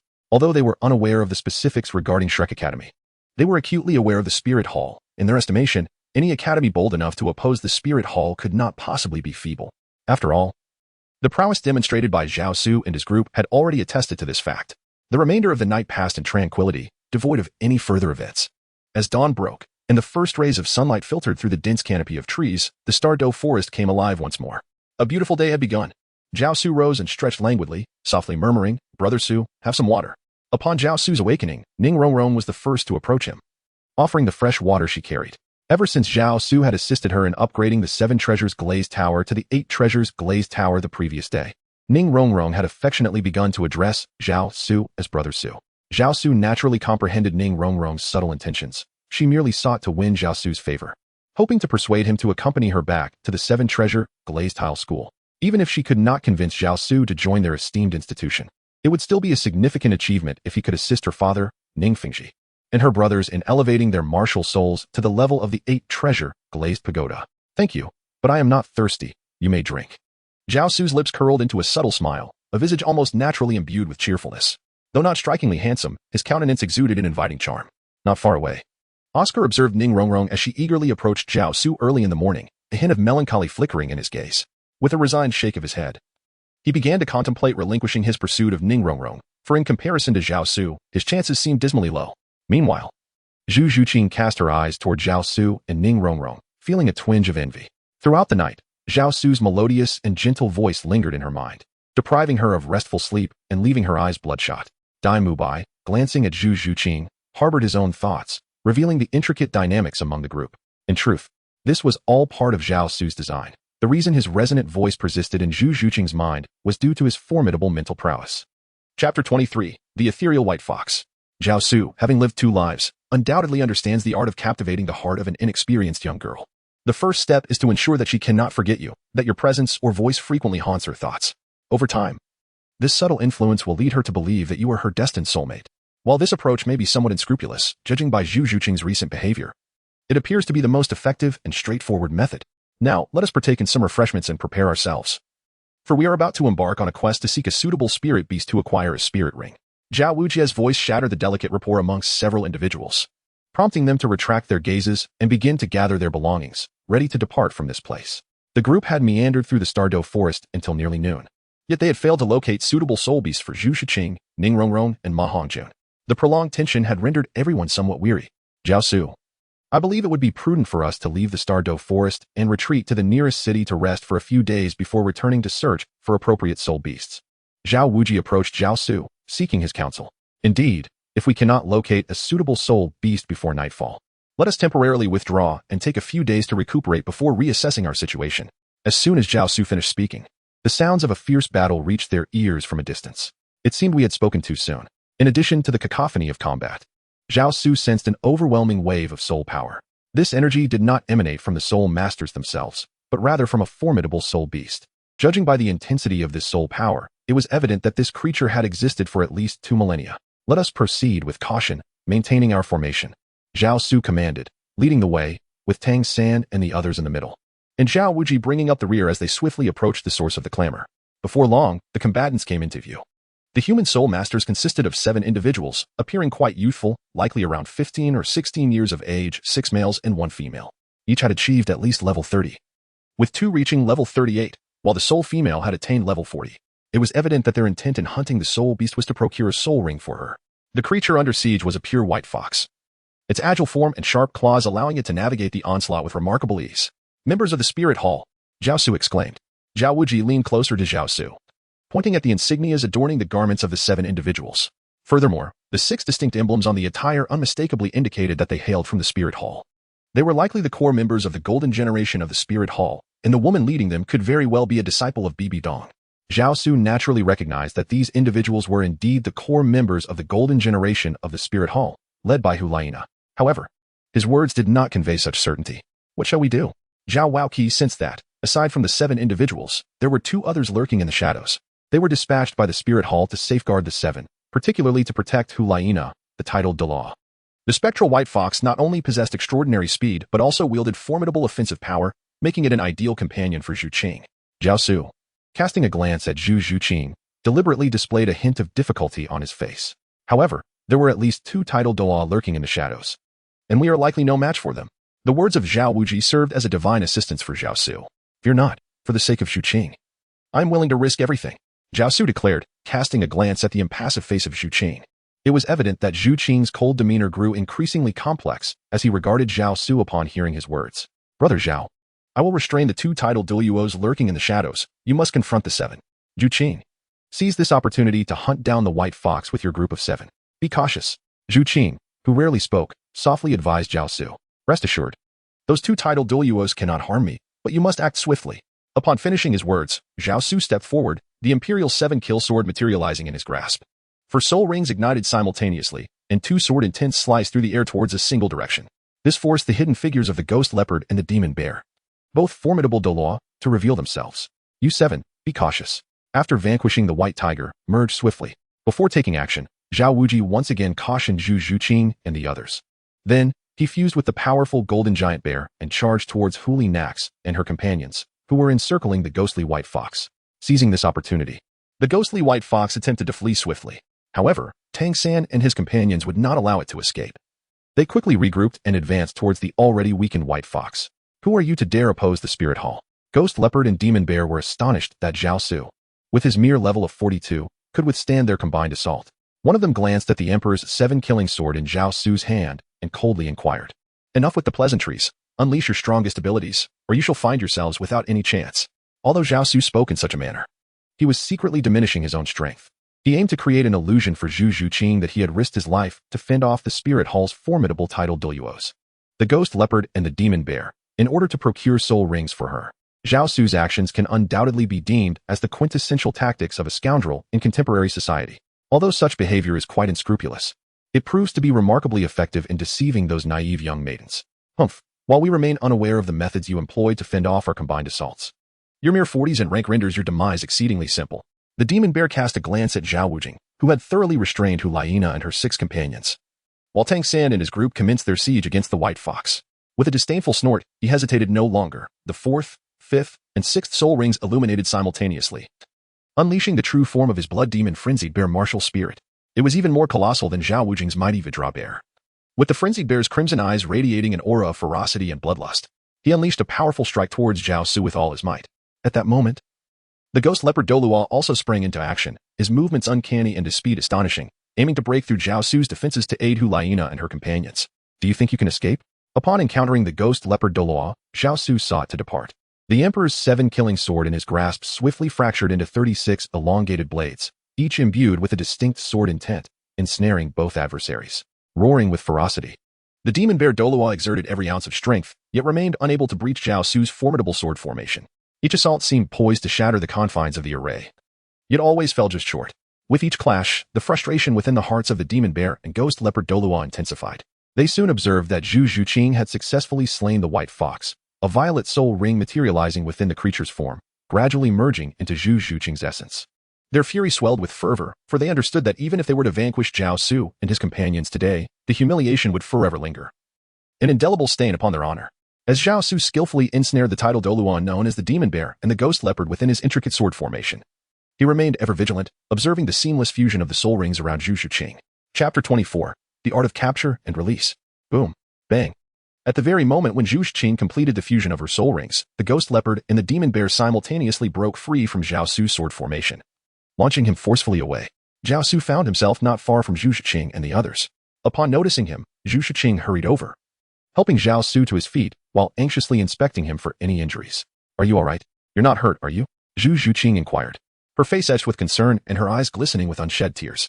I'm fine, Zhao Su replied, seizing the opportunity to seemingly casually grasp Zhu Shuqing's hand. At that moment, a jolt coursed through Zhu Shuqing's heart, yet she did not withdraw her hand. Instead, she gazed at Zhao Su with a complex expression. Zhu Shuqing's hand was small, yet remarkably soft, as if devoid of bone, and exceptionally smooth, akin to holding a piece of delicate jade. Although it felt slightly cool to the touch, it was undeniably comforting. Meanwhile, Zhao Wujie had also taken note of the situation and brushed aside Hulaina and her companions to join Zhao Su's side. Gui Bao and Mo Xiong, along with Hulaina's 7 comrades, began to converge towards Zhao Su and the others. For Gui Bao and Mo Xiong, today's events would mark an indelible disgrace. Even if they were to eliminate Zhao Su, this incident would forever be a stain on their honor. The fact that 2 titled Douluos could stand by while someone snatched away a soul beast within their grasp would surely invite ridicule from those who knew them for the rest of their lives. Brother Zhao, you take them and go ahead. I will hold the rear. Zhao Su reluctantly released the soft little hand, then turned to Zhao Wujie and said, No. Let them go. I will stay and confront them with you. At that moment, Zhao Wujie regarded Zhao Su as the person he admired most, and naturally, he would not allow Zhao Su to face danger alone. Even in death, he would choose to fight alongside Zhao Su. Moreover, he was inherently unafraid of death. Rest assured, as long as you are safe, they will not be able to detain me. Zhao Su would naturally not allow Zhao Wujie to remain. The demon bear and ghost leopard can be considered as members of Bibidong's faction. Otherwise, Bibidong would not have entrusted them with the protection of Hulaina. Moreover, cultivating a titled Douluo is no easy feat, which is why Zhao Su would refrain from eliminating them. Will there truly be no repercussions? There will be none, trust me. Very well, but do exercise caution. We shall await your return ahead. Upon hearing Zhao Su's words, Zhao Wujie ceased his insistence and hurriedly urged Tang San and the others to depart. Just before Zhu Shuqing left under Zhao Wujie's insistence, she cast a worried glance at Zhao Su, who, in turn, smiled gently at her. Do you truly believe that you alone can hinder us both? The ghost leopard and demon bear watched Zhao Wujie lead Tang San and the others away without haste, for they understood that as long as Zhao Su was eliminated, those few could be dealt with at any moment. Zhao Su chose not to respond immediately, instead waiting until Zhao Wujie and the others had completely vanished from sight before tossing a token to the magic bear. Upon catching the token, the bear noticed that in addition to the 6 emblems representing the spirit hall, there was another emblem etched on the back of the Pope's decree, 6 pairs of angelic wings. Although Zhao Su had spent less than a year in the spirit hall, most of which was devoted to solitary meditation in his chamber as a senior elder of the spirit hall, he was certainly aware of the moment Zhao Su awakened as the 12-winged sacred angel. Thus, upon encountering this distinctive Pope's decree, he immediately recalled Zhao Su's identity. Is it you? Hulaina, having spotted the angelic wings on the back of the token, similarly reflected on Zhao Su's identity, exclaiming, No wonder you looked so familiar. It is indeed you, Zhao Su. Shaonana, after all these years, have you missed me? Zhao Su turned to Hulaina with a playful grin and inquired, Why do you assist others in seizing my spirit beast? Hulaina, disregarding Zhao Su, cast a hostile gaze and retorted, I am aiding you. This soul beast is far too feeble and unworthy of you. Zhao Su casually dismissed her concerns with a nonchalant tone. Noticing the predatory glint in Hulaina's eyes, he chose not to linger, swiftly retrieving the token from the hands of the demon bear before turning to leave with haste. It matters not, after all. There are plenty of soul beasts within the Stardow forest. We shall find another, he remarked. After Zhao Su departed, the ghost leopard reassured Hulaina. Meanwhile, Zhao Wujie and the others, having distanced themselves, began to slow their pace, with Zhu Shuqing occasionally glancing back. Upon spotting Zhao Su's figure, a smile involuntarily graced her lips. In truth, when Zhu Shuqing let go of her stern demeanor, her smile was quite enchanting. Ah, we have finally shaken them off. Are you unharmed? Upon encountering Zhao Su Pingyan, Zhao Wujie exhaled a sigh of relief and approached him, inquiring, Those two are not a threat to me. To prevent them from catching up, we should hasten our departure and seek refuge momentarily. Once he confirmed that Ghost Leopard and Demon Bear had not pursued them, they found a shelter to rest briefly before leaving the Stardow forest. Brother Su, allow me to offer you something to eat, said Zhu Shuqing softly, as she approached Zhao Su, who was seated in meditation upon a large stone, holding a piece of golden brown roasted soul beast meat. Unbeknownst to her, Zhu Shuqing's way of addressing Zhao Su had transformed. Although she did not refer to him as Brother Su like Ning Rongrong did, her title carried a deeper significance. Ning Rongrong's address of him was not born out of affection but rather a desire to cultivate a closer bond. In hopes of persuading Zhao Su to join the 7-treasure glazed tile school, even if she failed to recruit him. Her aim was to enlist Zhao Su's assistance in elevating her family as 7-treasure glazed tower to the 8-treasure glazed tower, thus achieving her objective. In contrast, Zhu Zhuqing's reference to him as Brother Su signified a profound qualitative shift in her feelings towards Zhao Su. Brother Su, I am grateful for your willingness to face such great danger to help me obtain my soul ring, she murmured, sitting beside him on the stone. Her head bowed as her fingers intertwined nervously. You need not thank me. It is merely my duty, not only for you. But even if I encountered suitable soul beasts for Rongrong and the fatty, I would extend the same assistance, Zhao Su replied. Zhao Su, while savoring the succulent roasted wild boar, casually remarked. Zhao Su could be said to have employed a strategy of feigned retreat. For he understood that the time to take Zhu Zhuqing into his fold had not yet arrived. He intended to utilize her to sow discord among the members of the Shrek 7 Devils. Moreover, given their youth, he felt no urgency. Time was on his side. So it is this way. I had thought you were only kind to me. Upon hearing Zhao Su's words, Zhu Zhuqing displayed a hint of disappointment. Her eyes instantly brimming with tears as she murmured softly, What did you say? Zhao Su not only genuinely failed to hear what Zhu Zhuqing had uttered, but also feigned ignorance with casual indifference. It's nothing. Regardless, I ought to express my gratitude to you, Zhu Zhuqing remarked before rising swiftly and departing. Zhao Su's words extinguished the flickering hope that had recently ignited within Zhu Zhuqing, plunging her spirits to an all-time low. Chapter 25. The agreement between Zhao Su and Ning Rongrong. After resting for nearly an hour, they set off once more from the Douluo forest, arriving in a city about 100 miles away, where they planned to recuperate for a few days and indulge in relaxation. The battles and heightened tension experienced in the Douluo forest had left everyone utterly fatigued. That night, in a hotel room, Zhu Zhuqing sat by the window, cradling the small cat gifted to her by Zhao Su. Resting her chin on her left hand, her gaze was distant, lost in thought. Zhuqing, what occupies your mind? Ning Rongrong suddenly appeared behind her and playfully tapped her shoulder. Startled, Zhu Zhuqing quickly tucked the cat away, ran her fingers through her hair to feign composure, and replied, Oh, it's nothing, just a bit bored. Zhao Laoshi and Tang San are downstairs drinking. Why aren't you joining them? I'm not feeling well. So I'd rather not go, Ning Rongrong said. You can't possibly have developed feelings for Brother Su, can you? Ning Rongrong teased, her eyes glinting with meaning as she scrutinized Zhu Zhuqing. Caught off guard by Ning Rongrong's remark, Zhu Zhuqing felt a wave of panic wash over her, momentarily at a loss for words. No way, she finally muttered, retreating beneath her blankets. Come on, we're both grown women. There's no need to feel shy about it. If you like him, just admit it, Ning Rongrong urged, climbing onto the bed and pulling back Zhu Zhuqing's covers. Rongrong, do you like Zhao Su? Zhu Zhuqing sat up, regarding Ning Rongrong with newfound seriousness. Who would he admire someone as outstanding as Brother Su? Ning Rongrong replied, then continued. However, if you truly like him, I want to compete with you. After all, we are best friends. Really? Zhu Zhuqing's eyes sparkled momentarily, but then dimmed as another thought crossed her mind. But I can't allow myself to like him. Why not? Ning Rongrong inquired. Because I am already betrothed. A promise made since childhood. Perhaps it was the need to confide her thoughts that compelled Zhu Zhuqing to share. For keeping such feelings bottled up would eventually lead to turmoil. You ran away because of your betrothal? Ning Rongrong asked, her interest piqued. Something like that, Zhu Zhuqing replied, first shaking her head before ultimately nodding. It can't be someone among us who you are betrothed to, right? Ning Rongrong, perceptive as ever, speculated. Is it Douluo? How did you know? Zhu Zhuqing was taken aback. You're from the Zhu family of the Douluo Empire. So Dai Mu Bai wouldn't he be from the royal family, would he? Ning Rongrong deduced.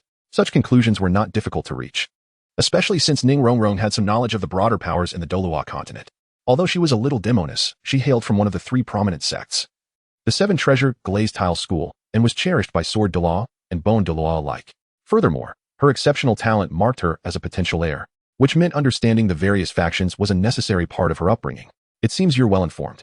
Zhu Zhuqing was not overly surprised by Ning Rongrong's insights. Sigh. This is indeed a predicament. Ning Rongrong lamented, tilting her head in contemplation. The Zhu family's nobility in the Douluo Empire was not merely due to their powerful martial souls or the existence of prodigies like Tang San and Tang Hao, but rather their strategic marriage alliances with the Dai family of the imperial lineage. Historically, the empresses of the Douluo Empire had all hailed from the Zhu family. If Dai Mubai were to ascend as the crown prince, breaking her engagement would spell disaster for her family, leading to their total annihilation, including her parents and siblings. This was the source of her dilemma. I think I know what to do. Ning Rongrong whispered something into Zhu Zhuqing's ear, causing her expression to change dramatically as she quickly shook her head. No way. That's the best plan I could come up with. As for your choice, that's entirely up to you, Ning Rongrong said, sensing Zhu Zhuqing's hesitance. With that, she leaped off the bed and offered one final piece of advice. You must choose your own future and seize any opportunities that arise. As Ning Rongrong exited the room, Zhu Zuqing fell back into her reverie. What she did not expect was for Ning Rongrong to head straight to the hotel rooftop, where Zhao Su was seated, a jar of wine beside him as he gazed up at the moonlit sky. How did it go? Zhao Su asked, breaking his gaze from the moon as Ning Rongrong approached, taking a sip from the jar. I've discerned it clearly. Zuqing harbors feelings for you. But she is bound by a betrothal. She truly is from the Zhu family of the Douluo Empire? Indeed, Dai Mu Bai is of royal lineage. And it is he with whom she is engaged. Zuqing came to Shrek Academy for him. So it is as I suspected. I fulfilled my promise to you. When will you fulfill yours? Rest assured, I shall not go back on my word. When the opportunity arises, I will accompany you to the 7 Treasure Glazed Tile School to assist your family in evolving the 7 Treasure Glazed Pagoda, Zhao Su replied, casting a thoughtful glance at Ning Rongrong. He then added, how about I help you evolve the 8 Treasure Glazed Pagoda into the 9 Treasure Glazed Pagoda, and in return, you assist me in winning over Zhu Zuqing? Deal. Ning Rongrong readily agreed, extending her hand to Zhao Su without hesitation. Zhao Su also extended his hand, signifying the conclusion of their agreement. After a 2-day respite, Zhao Su and his companions re-entered the Douluo forest on the 3rd day. Following the revelation of Zhu Zuqing's secret by Ning Rongrong, Zhu Zuqing adopted a demeanor of indifference and deliberately avoided Zhao Su. Zhao Su remained unconcerned, for they were still young and he was in no rush. After all, time was plentiful. 5 days later, delving deep into the Douluo forest, they finally discovered suitable soul beasts for Ma Hongjun and Ning Rongrong. After acquiring the soul rings, they wasted no time and returned directly to Shrek Academy outside Soto City. Upon seeing Tang San and the others all reach level 30, Flinder's expression turned to one of astonishment. He hastily pulled Zhao Wujie aside to inquire about everything that had transpired in the Douluo forest. No wonder you were gone for so many days. It appears so much had occurred. After listening to Zhao Wujie's account, Flinder felt a tinge of regret. Had he known, he would have accompanied them, perhaps with Zhao Su's assistance. He could have broken through the stagnation of over a decade at level 78 and ascended to the rank of an 80th level Soul Douluo. He was confident that once he achieved the title of Soul Douluo, he could eventually reach the heights of a title Douluo. Chapter 26. Doubts for Master Yu Xiaojing. Should we both approach Brother Zhao and ask him to assist you in breaking through to the level of Soul Douluo? Zhao Wujie undoubtedly perceived the disappointment in Flander and cautiously inquired, is this truly feasible? Flander felt a flicker of temptation, for who could resist the allure of becoming stronger? Shall we give it a try? After all, even if it fails, we stand to lose nothing. However, conventional methods would not suffice in aiding a soul master to elevate their soul power. Caution was imperative. Just as Flander pondered his next course of action, a deep voice resonated from outside the door. Zhao Wujie had long sensed the sound of footsteps, initially believing it to be that of a schoolteacher, and thus paid it no heed. To his surprise, it was a voice entirely unfamiliar to him. Instantly, he became cautious. Fear not, for an old friend has arrived. Allow me to introduce you, exclaimed Flander as he rose from his seat and approached the figure standing at the door, who was none other than Master Yu Xiaojing, a member of the renowned Golden Iron Triangle. Xiaojing, I present to you Zhao Wujie. Flander then turned to Zhao Wujie and continued, this is my old friend, Yu Xiaojing, also known as Master, a distinguished member of the Golden Iron Triangle. Master, it is an honor to finally meet you, Zhao Wujie remarked. The Master's visage appeared somewhat aged, devoid of any expression, exuding an aura that suggested a desire for distance. In response to Zhao Wujie's greeting, he merely nodded in a lukewarm manner. Xiaojing, what did you mean by your earlier statement? Flander interjected, eager to diffuse the tension and redirect the conversation towards Yu Xiaojing, maintaining his usual impassive demeanor. Yu Xiaojing replied unhurriedly, based on my investigations and the data I have gathered. Aside from the possibility of rapidly enhancing one's level at the cost of burning one's own life force, there exists no other means to augment soul power through external forces. Are you implying that Zhao Su's assistance to those children in elevating their soul power levels entails sacrificing their own lives? Flander felt a wave of concern wash over him. He was acutely aware that Ning Rongrong and Zhu Zuqing were rare talents. If what Yu Xiaojing suggested were true, it would effectively extinguish the potential of these gifted individuals. This cannot be true, Master. Your research, after all, reflects probabilities rather than absolutes. How can you be so certain that no one possesses such an ability? Zhao Wujie, without further contemplation, directly countered Yu Xiaojing. He unleashed his formidable bear spirit, pointing to the already imposing figure of the great strength diamond bear, which exuded an even greater sense of power. Do you truly believe this appearance reflects a sacrifice of life?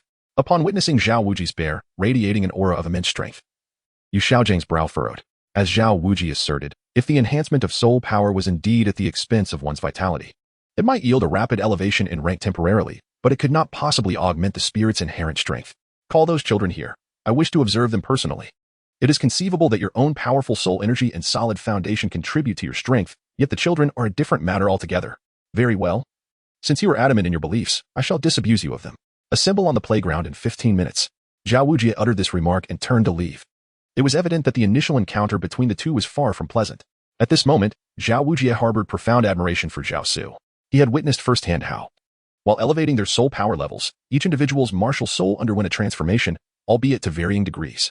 It could not be, as Yu Xiaojing suggested, that the enhancement of soul power came at the cost of burning one's own life force. Nevertheless, Yu Xiaojing possessed an extraordinary confidence in his own research. The two held their distinct perspectives. Xiaojing, do you feel assured in your assertions?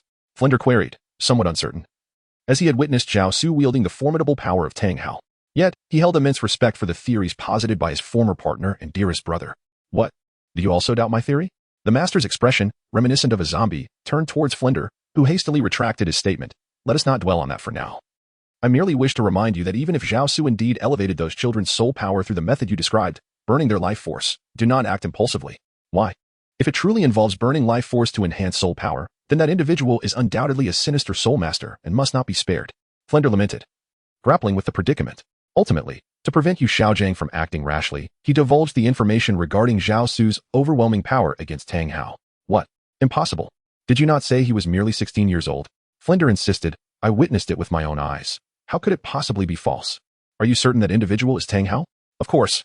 I am familiar with the Haotian hammer, and the aura emanating from that person is indisputably Tang Hao's. Could there truly be such a being in this world? Upon hearing Flinder's words, a flicker of doubt appeared on Yu Xiaojing's typically impassive face. Enough of this for now. Let us proceed to the training grounds to address our uncertainties. My lengthy discourse was merely to caution you against hasty actions. Flinder remarked as he and Yu Xiaojing exited the room, heading towards the training grounds. Yu Xiaojing nodded in agreement, remaining silent. His mind was a tempest of confusion. Upon their arrival at the training grounds, Tang San and his companions awaited them. Zhao Su has also arrived, and Zhao Wujie is quietly conversing with Zhao Su. They have come. Zhao Wujie, upon encountering the master, offered a word of caution to Zhao Su. Zhao Su also cast his gaze towards Yu Xiaojing, who was approaching them. However, at that moment, Yu Xiaojing appeared quite aged, his face resembling that of a corpse, evoking a sense of discomfort. Particularly unsettling were his bloodshot eyes. For a moment, Zhao Su found himself perplexed, wondering what extraordinary abilities Yu Xiaojing possessed that made Bibi Dong and Lu Erlong persistently remember him. This thought stirred a tinge of jealousy within Zhao Su. Teacher, you have arrived. Tang San exclaimed upon seeing Yu Xiaojing, hurrying forward with a smile. Addressing him with utmost respect, Yu Xiaojing merely nodded in acknowledgement, refraining from uttering a word, instead directing his attention towards Zhao Su, who stood nearby alongside Zhao Wujie. Upon noticing Yu Xiaojing's gaze directed towards him, Zhao Su took a deep breath, striving to maintain his composure and clarity. He then stepped forward alongside Zhao Wujie, approaching Yu Xiaojing and Flinder. The remaining faculty of Shrek Academy, upon hearing that the master had arrived and immediately confronted Zhao Su, hastened to join them. The master? Zhao Su cast a scornful glance at Yu Xiaojing and exclaimed, I'm curious about the means by which you claim to assist others in transforming their martial souls and enhancing their soul power. In my research, I have found no other method apart from the sacrifice of life itself. Yu Xiaojing, exhibiting remarkable forthrightness, wasted no time in addressing Zhao Su directly. Your research is utterly insignificant, and your so-called 10 theories are nothing but mere jest. Zhao Su, exhibiting no mercy, retorted with fervor. Chapter 27. The Master's mentality shattered, a plea for continuation. A joke? Due to the mutation of his martial soul, Yu Xiaojing found himself unable to transcend the threshold of level 30 in soul power. Thus, he devoted himself solely to theoretical pursuits. He would not permit others to belittle his theoretical knowledge. Is that not the case? Zhao Su retorted, I can make Tang San the youngest title Douluo. I can seek the perfect soul ring that complements him and maximize his combat prowess. All of this is achievable only based on my theoretical foundation. Humph. Do not flatter yourself. If Tang San possessed merely a blue silver grass, what significance would it hold, even if he had innate full soul power? Do you understand? Upon hearing Zhao Su's words regarding Tang San's potential with only a blue silver grass, Yu Xiaojing was taken aback. Having been at Shrek Academy for 3 days, he had inquired with Flanders about Tang San's detailed circumstances. Yu Xiaojing was aware that Flanders and the others were oblivious to the fact that Tang San possessed a second martial soul. I certainly know. It is not solely evident to you. I need not examine any of his records. I can discern everything simply by his presence here. Impossible. There is nothing impossible. Additionally, your claim of making Tang San the youngest title Douluo is not due to your theory, but rather his inherent talent. How can one nurture a person of mediocre aptitude? What merit is there in cultivating someone of poor talent?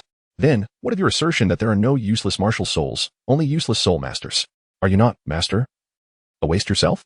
Zhao Su let out a cold laugh, leaving Yu Xiaojing utterly speechless. The expression on Yu Xiaojing's face shifted between shades of blue and purple, as he struggled to formulate a rebuttal to Zhao Su's words. Indeed, what you say may hold some truth. Yet I remain unconvinced that you can elevate your soul power level without the aid of elixirs. Even a deity would find such a feat impossible.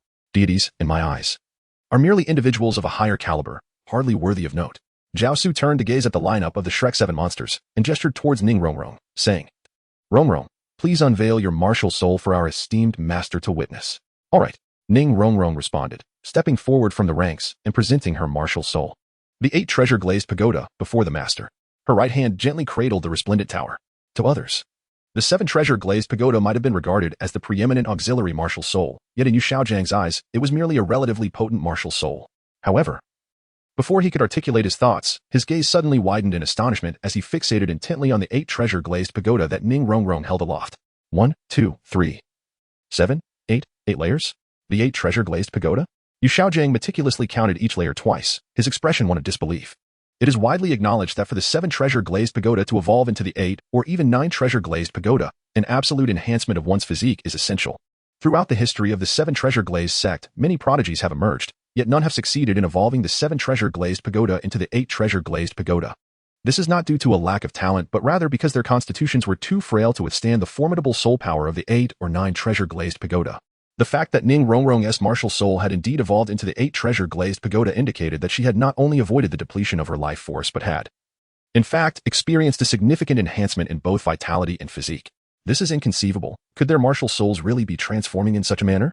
Even with evidence laid bare before him, the master remained skeptical, shaking his head and stepping back to point at Zhu Shuqing and others. Since you do not believe, we shall let the facts speak for themselves. Zhao Su urged Zhu Zhuqing and Ma Hongjun to step forward, saying, reveal your martial souls for the master. Yes. Upon hearing Zhao Su's words, the two stepped forward without hesitation, unleashing their martial souls. Yu Xiaojiang scrutinized their manifestations. Although the transformations of their martial souls were less pronounced than Ning Rongrong's 8 treasure-glazed pagoda, subtle changes were nonetheless discernible, particularly in the aura they exuded. When he observed Ma Hongjuan's evil phoenix martial soul, it began to lose its sinister edge, instead emanating a trace of the ancient phoenix's true blood. Meanwhile, Zhu Zhuqing's original ghostly spirit cat had evolved into a yin-yang spirit cat, with one eye black and the other white. The master was left with no doubts, comprehending that the enhancement of their soul power levels was not achieved through the burning of life force but rather through the evolution of their martial souls, which in turn bestowed them with augmented soul power. Master, what do you think? I am no master. You are the true master here. I, Yu Xiaojiang, humbly apologize to you. Yu Xiaojiang lowered his head, experiencing a rare moment of complete reverence for another. Upon witnessing this, Zhao Wujie revealed a hint of prideful amusement on his countenance. Master, did I not say it? How could my dear brother Zhao possibly resort to such nefarious arts to enhance his student's soul power? Now you are convinced. Flander, observing Yu Xiaojiang's expression, hastily interjected, attempting to mediate. This is merely a misunderstanding. It is quite normal for teachers to have differing opinions on student instruction, is it not? Indeed, it is quite normal. Let us not dwell on it. What is past, echoed the other educators, lending their support to Flander's words. I do not deserve to remain here, Flander. I shall take my leave. Yu Xiaojiang uttered, a trace of melancholy in his demeanor as he cast a glance at Zhao Su, then turned his gaze back to Flander. Preparing to depart. The blow dealt to him by Zhao Su today was monumental. It rendered the core competitive theories he once held in high esteem, along with the configurations of soul rings, utterly futile. The adage, there are no useless martial souls, only incompetent soul masters, now felt like a genuine jest within the recesses of Yu Xiaojiang's heart. Nearly a waste. Zhao Su gazed at the retreating figure of Yu Xiaojiang, a cold indifference settling in his heart. Xiaojiang, what are you doing? Did you not promise to stay? Fran rushed forward, grasping Yu Xiaojiang's arm in an attempt to persuade him to remain. Suddenly, a notification sounded. The remnants of the golden sacred dragon spirit were detected within Yu Xiaojiang. A new mission was issued to ensure Yu Xiaojiang's presence and unravel the connection between his mutated martial soul and the golden sacred dragon. Mission rewards: 100,000 years of soul rings, 20,000 energy points, along with the dual cultivation technique, the ancient free and unfettered skill. Zhao Su gazed at the 3 lines of text that appeared on the system interface before him, his attention drawn directly to the dual cultivation technique. The ancient free-flowing skill, nestled within the task rewards. A subtle smile crept across his face, unmistakably indicating that his thoughts had begun to wander upon encountering the phrase dual cultivation. However, without having received the reward, he was unable to discern the specific effects of the technique, nor the precise nature of this so-called dual cultivation. In Chapter 28, under the pretext of evolving his martial soul, he contemplated the implications of retaining the master. As he pondered, a flurry of bizarre images flooded his mind, transforming the nature of his smile. Ding. Please refrain from such lascivious thoughts, host. Do not let Yu Xiaojiang slip away. The system, unable to bear the sight any longer, interjected as it observed that Flander was unable to stop Yu Xiaojiang. It hastily offered a warning to Zhao Su. Ahem. Zhao Su promptly retracted his inappropriate thoughts, cleared his throat, and approached Yu Xiaojiang. Master, I sincerely hope you can remain with us. Although your theories may occasionally seem rather superfluous, your ability to train students surpasses that of individuals like us. Zhao Su approached Yu Xiaojiang with a solemn expression and said, I apologize. I am but a useless individual and incapable of teaching students. A single remark from Zhao Su ignited an ever-growing fury within Yu Xiaojiang, compelling him to suppress his wrath. He forcefully shook off Flander's grasp on his arm and strode swiftly towards the exit of the academy. Is this how you choose to depart? With a sense of helplessness, Zhao Su unleashed his ultimate gambit. Do you wish to remain a perpetual failure? A person so contemptible that even your own kin look down upon you? What do you mean? Do not presume that your immense strength grants you the license to act with impunity. At that moment, Yu Xiaojiang could no longer contain himself. He turned and charged at Zhao Su, his bloodshot eyes seething with rage as they fixed upon him. Zhao Su, however, did not display anger. Instead, he broke into a smile. Master, you have misunderstood my intentions. Although you are indeed a waste, Zhao Su paused momentarily, noticing the fierce glare in Yu Xiaojiang's eyes, as if he were ready to devour him. Yet, I possess the means to transform your martial soul, enabling you to transcend your current state of inadequacy. Initially, Yu Xiaojiang was on the verge of a complete eruption, prepared to fight Zhao Su with all his might, even at the cost of his own life. However, upon hearing Zhao Su's subsequent words, his fury began to dissipate, replaced by a burgeoning desire. Though Yu Xiaojiang professed to be indifferent to the opinions of others, convinced that his own theories could cultivate formidable talents and validate his worth, he was acutely aware that even the most brilliant individuals would still evoke skepticism. Naysayers would claim that their innate genius could have flourished without his guidance. It was only through his own ascendance that he could silence all dissent. Opting for the path of theory was, in truth, a reflection of his own helplessness. Do you truly possess the means to alter my martial soul? He inquired. Indeed. You have witnessed Rongrong's 7 treasure glazed tile and Zhuqing's nether cat. You should comprehend that I wield such power. However, unlike them, I possess a martial soul of inferior quality. Although Yu Xiaojiang remained somewhat skeptical, his tone had softened considerably. Assisting a seemingly inept individual to attain greatness offered a far greater sense of accomplishment than aiding a prodigy in their ascent. Although Zhao Su's words were rather unpalatable, they were indeed the truth. On this occasion, even Yu Xiaojiang refrained from retorting. So, what is it that you desire from me? To remain and assist the Shrek Academy in training. Is that all? Indeed, that is all. In his quest to transform his useless martial soul, Yu Xiaojiang set aside his pride and acquiesced. When compared to the prospect of becoming a formidable force, what do pride and dignity matter? Wonderful. With the assistance of Brother Zhao, once your martial soul successfully evolves, we shall seek her out. Our golden iron triangle shall undoubtedly carve out an even greater reputation. When Flanders mentioned her, a flicker of something unusual passed through Yu Xiaojiang's gaze, yet he chose not to refute it. The golden iron triangle has long been renowned, and I must certainly take the opportunity to meet the other member when the time permits. Zhao Wujie approached Flinder and Yu Xiaojiang with a smile, assuring them, rest assured, there will be opportunities to meet. Flinder patted Yu Xiaojiang's shoulder and continued, Xiaojiang, the training of these children shall be entrusted to you. Yes, do not worry. I will ensure they receive proper training, Yu Xiaojiang replied, agreeing to stay. With that, the brief interlude of the evening came to a temporary close. In the ensuing month, the Shrek 7 monsters were thrust into a grueling regimen of intense training. During this time, Zhao Su personally investigated Yu Xiaojiang's mutated martial soul, the 3 cannons of Luo, which, while peculiar in appearance, possessed a tragically feeble soul power. Zhao Su pondered for an extended period yet could not ascertain any connection between the flatulent Luo San Pao and the golden holy dragon. Even though he concealed his 12-winged holy angel martial soul, it merely exuded a sacred aura capable of altering one's constitution, akin to the martial soul itself. However, this did not facilitate the successful evolution of Yu Xiaojiang as Luo San Pao.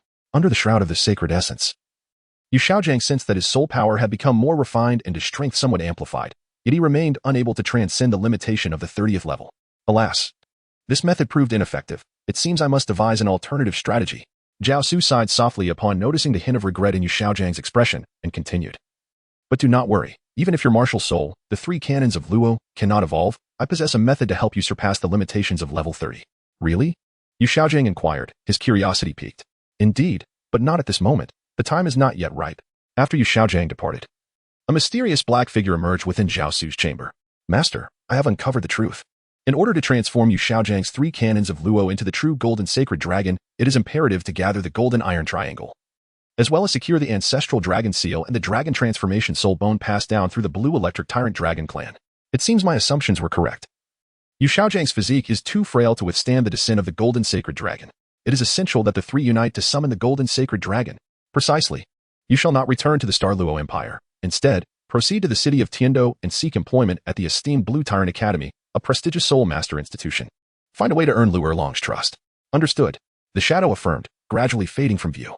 Lu Erlong. Zhao Su murmured softly, contemplating how to devise a plan that would lead all the faculty and students of Shrek Academy to follow the original storyline towards Heavendoe City. They must journey to Lamba Academy to reunite the Iron Triangle. Only then would there be a chance to unravel the mysteries surrounding the Golden Sacred Dragon. System. How is the calculation of the remaining bones of the nine-winged dragon progressing? He inquired. It is still under calculation. It appears that a formidable force is impeding my analysis. The system's voice echoed within Zhao Su's mind. Under these circumstances, let us first focus on the Golden Sacred Dragon and the Bone Dragon. Zhao Su nodded thoughtfully, contemplating how to proceed without arousing suspicion as he made his way to the Seven Treasures Glazed Tile School. After all, the school was situated near Heavendoe City, providing an opportune moment to resolve this matter. Perhaps he might even glean further information regarding the Guardian Dragon from Gu Rong. It was imperative for him to hasten his pace, for he was eager to discover the transformative possibilities that the Guardian Dragon could bestow upon him. Zhao Su comprehended that his current prowess was still inadequate, as he could at most contend with two titled Douluos simultaneously, which was evidently insufficient. A month later, Zhao Su's Imperial 7-kill sword soul power reached level 50, allowing him to directly exchange for a 10,000-year soul ring in the marketplace. At this juncture, Zhao Su's overall attributes were as follows. Host, Zhao Su. Martial Soul, 12-winged Holy Angel, Imperial 7-kill sword. Soul skills, 12-winged Holy Angel. First soul skill, Celestial Phenomenon. Second soul skill, Annihilation Palm. Third soul skill, Ninefold Sword Technique. Fourth soul skill, True Form of the Holy Angel. Fifth soul skill, Indestructible Dominance. Imperial 7-kill sword. First soul skill, Supreme Sword Intent. Second soul skill, Name of the Sword, Destruction. Third soul skill, Name of the Sword, Slaughter. Fourth soul skill, Name of the Sword, A Sword Across Time. Fifth soul skill, True Form of the Imperial 7-kill sword. Level 51 Battle Soul Master. Assault type. Mental power, 25,200 points. Spirit Domain Realm. Energy value, 23,000 points. Fortune value, 23 points.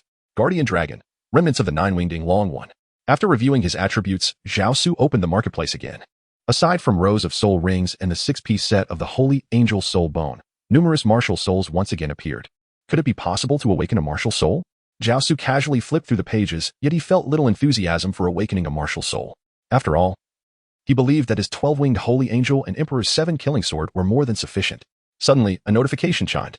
It indicated the discovery of a martial soul capable of triggering a fusion technique, the Devouring Celestial Cat. Just as Zhao Su was about to close the shopping interface, a new page popped up before him. Simultaneously, a detailed introduction of the Devouring Celestial Cat appeared before Zhao Su's eyes. The Devouring Celestial Cat can fuse with the Yin-Yang Spirit Cat to activate the martial soul fusion technique, traversing the 7 extremes, enhancing all attributes by 70%. Could it trigger a fusion technique with Zhu Zhuqing's martial soul? After much contemplation, Zhao Su ultimately opted for the awakening of the Devouring Celestial Cat, viewing it as an opportunity to draw closer to Zhu Zhuqing. Since their return from the Star-Do Great Forest 2 months ago, Zhu Zhuqing had been evading him, dedicating herself to relentless training to the point of exhaustion. Initially, Zhao Su had intended to employ a strategy of teasing intrigue, hoping Zhu Zhuqing would seek him out on her own accord. However, he found himself somewhat outmaneuvered, having underestimated Zhu Zhuqing's unwavering resolve.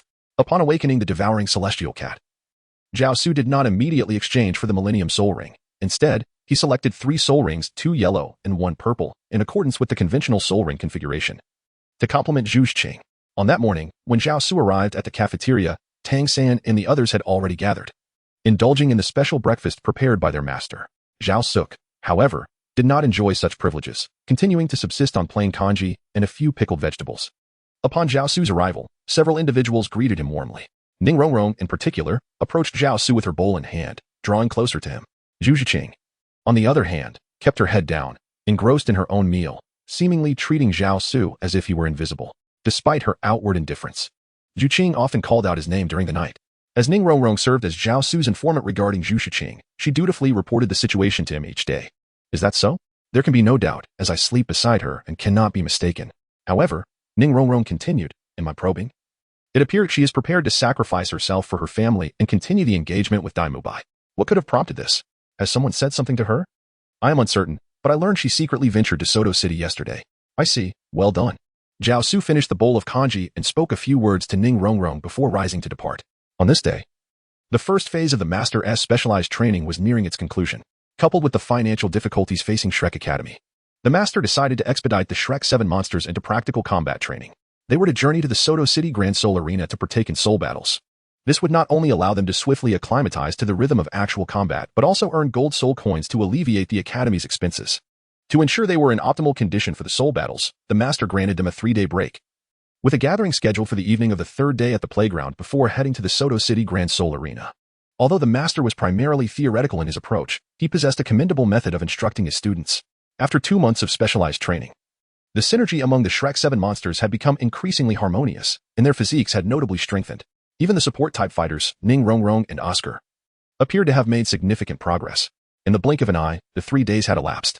On that evening, as the sun began to set, the Shrek 7 monsters convened at the playground. This time, the master was not alone. Flinder, Zhao Wujia, and Zhao Su were also present, all set to accompany them to Soto City. Simultaneously, Zhao Su would participate in the soul battles as well. Brother Zhao, with your rank of 50 as a Soul King, it may be quite challenging to find a worthy opponent in the Soto City arena. I can compete at both 50 and 30 levels. Zhao Su smiled at Zhao Wuji and casually remarked, isn't your other martial soul of a higher rank? Hearing Zhao Su's words, Zhao Wuji, somewhat perplexed, leaned closer to Zhao Su and asked in a hushed tone. At that time, after Zhao Su had unleashed his 12-winged holy angel in the Star Dough Forest to assist them in evolving their martial souls, he had instructed them to keep the secret of his 12-winged holy angel martial soul confidential. Thus, apart from Flander, none of the others were aware of it. Brother Zhao, is it true that soul masters can only possess twin martial souls? With a hint of playful amusement, Zhao Su inquired of Zhao Wuji. Do you perhaps possess another martial soul? Zhao Wuji's eyes narrowed as a thought struck him, prompting an exclamation that caught the attention of Master Flander and the Shrek 7 devils, who were walking ahead. Particularly, upon hearing Zhao Wuji's outcry, Master Flander immediately became intrigued. Who do you say possesses another martial soul? Zhao Wuji did not respond to the master, but merely cast a glance at Zhao Su. Are you also a twin martial soul? The master employed the word also, yet no one paid it any heed.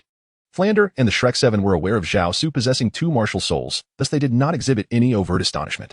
Indeed, Zhao Su spoke little, directly unleashing his celestial chinchilla martial spirit. A pure white chinchilla, no trace of color and the size of a kitten, majestically perched upon Zhao Su's shoulder. Particularly striking were its eyes, vast and mysterious like the starry sky. Merely gazing into those eyes invoked an involuntary sense of fear within one's heart. Yet, there was one who felt otherwise as Yushching. When she beheld the chinchilla on Zhao Su's shoulder, she experienced no fear, but rather an oddly familiar sensation. It was peculiar, reminiscent of her own yin-yang spirit cat. Chinchilla martial spirit? 3 lives martial spirit? Flinder exclaimed, gazing at the celestial chinchilla, unable to suppress his astonishment. Could there be another martial spirit aside from the chinchilla and the 7-killing sword? Upon hearing Flinder's words, the master gasped, staring at Zhao Su in disbelief. Since the revelation was already out, Zhao Su saw no need for concealment and openly displayed his 12-winged holy angel martial spirit, along with the unprecedented configuration of 5 soul rings, 2 black and 3 red. Chapter 30. Do not mind. Let it repel if it wishes. This is impossible. The master had uttered this phrase more frequently since encountering Zhao Su than he had in the last 20 years of his research. Indeed, Zhao Su's presence had utterly overturned the theories he had long held. The very existence of the world was a miracle, and thus, in this miraculous realm, anything was indeed possible. How did you resolve the repulsion between each martial spirit? The master quickly inquired of Zhao Su. He had previously cautioned Tang San against hastily adding soul rings to the Houghton and Hammer, for he had yet to discover a safe method to counteract the repulsion. Wishing to shield Tang San from unnecessary risk. Do not mind, let it repel if it wishes. Zhao Su had gathered the 12-winged holy angels and uttered a phrase that once again left the master feeling a sense of suffocation in his chest, as if he might spew blood. Let it repel? Let it repel? Ha. The master's thoughts were now in complete disarray, and he kept murmuring Zhao Su's words, occasionally letting out an unsettling laugh. Xiao Gang, are you all right? Flinder hastily supported the master, who appeared unsteady and on the verge of collapse, and asked with concern. I am fine. This world is vast and intricate. It is understandable for 1 or 2 anomalies to arise. Your theories still apply to the majority of soul masters. Flinder continued to reassure the master. Sai, you need not comfort me. I comprehend all these principles. At that moment, the master seemed to have aged several years, looking quite haggard. However, Zhao Su paid little heed to this, as long as he was alive and could achieve the triumvirate fusion technique with Flinder and Lu Erlong. That was all that mattered. Zhao Su's assistance served a singular, formidable purpose, to enhance the probability of merging into the golden sacred dragon. Time was of the essence. They needed to hasten to the Soul Arena in Soto City. The master took a deep breath to stabilize his emotions and continued towards the direction of the arena. To avoid unnecessary troubles, the Shrek 7 wore matching attire, complete with masks. Before engaging in the soul battles, they needed to establish pairs. It was imperative that everyone had a partner to participate in the duel battles. The soul battles were categorized into individual, pair, and team events. A team consisted of no fewer than 7 and no more than 10 members, with the number of participants determined by the smaller teams. Individual battles were straightforward. One merely needed to register to partake. Their current discussion revolved around the pairing for the dual team battles. Daimubai wished to team up with Zhu Qing but was met with a refusal. At this moment, the master interjected, stating, "I have already devised your pairings. Mubai, you shall team with Oscar. Your level has reached 36, making you a formidable opponent at the 30th level. Oscar will accompany you." Though Daimubai felt a twinge of displeasure, he refrained from arguing and accepted the arrangement. Tang San was paired with Xiaowu, Ma Hongjun with Ning Rongrong, and Zhao Su with Zhu Qing. "Master, I wish to pair with Rongrong," Zhu Qing exclaimed upon hearing the master's distribution. "Your strength is inferior to Ma Hongjun's. He can better protect Ning Rongrong.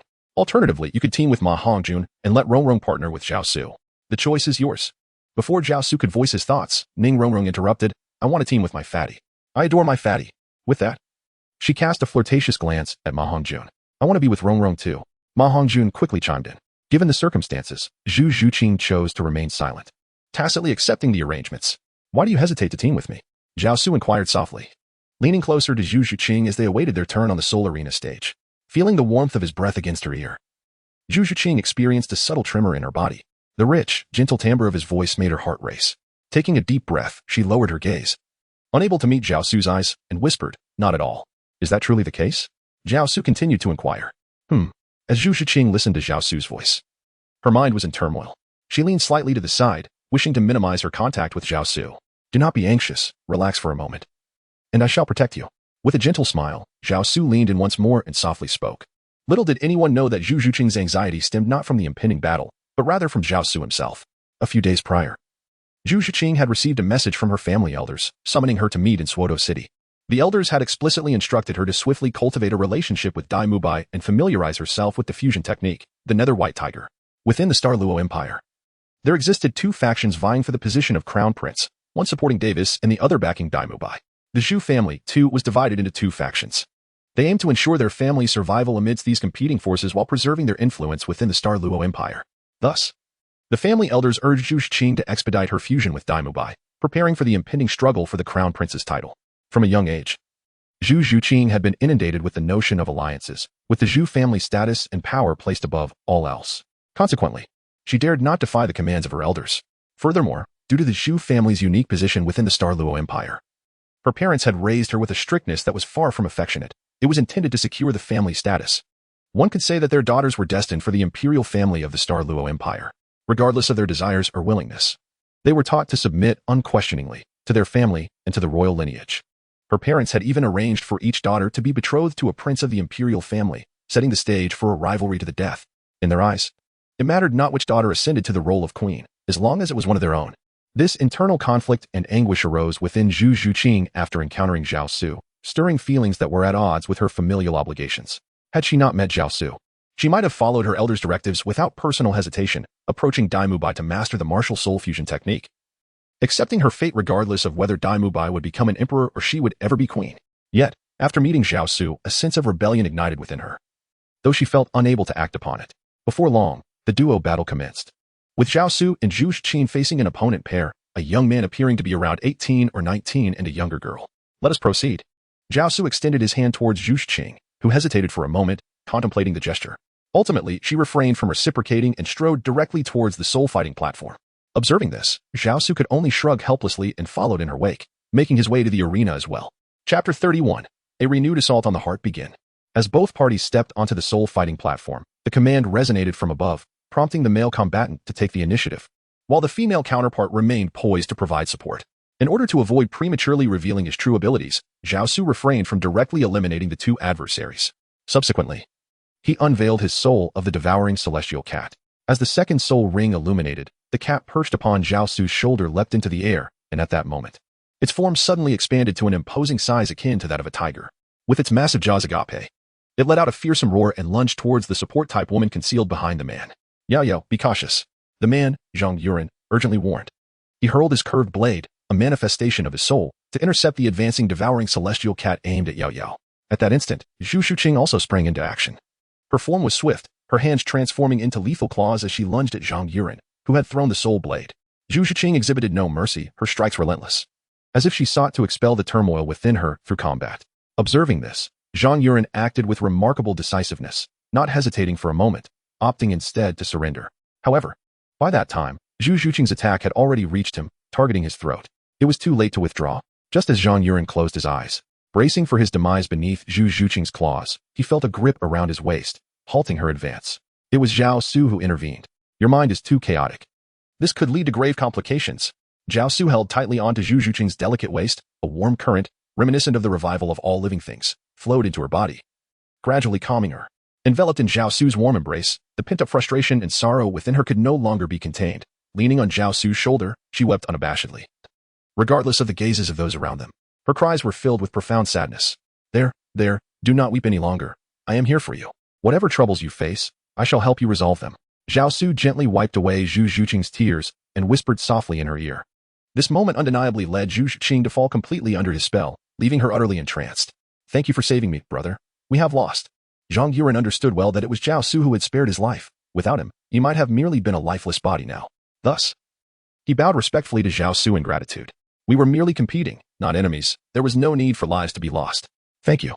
Zhang Yuren expressed his gratitude once more before turning to descend the battle platform with the support of female soul master, Yao Yao. Let us depart as well. Do not weep any longer, for tears would only mar your beauty. Zhao Su clasped the soft and smooth hand of Zhu Zhuqing, guiding her down from the soul-fighting platform.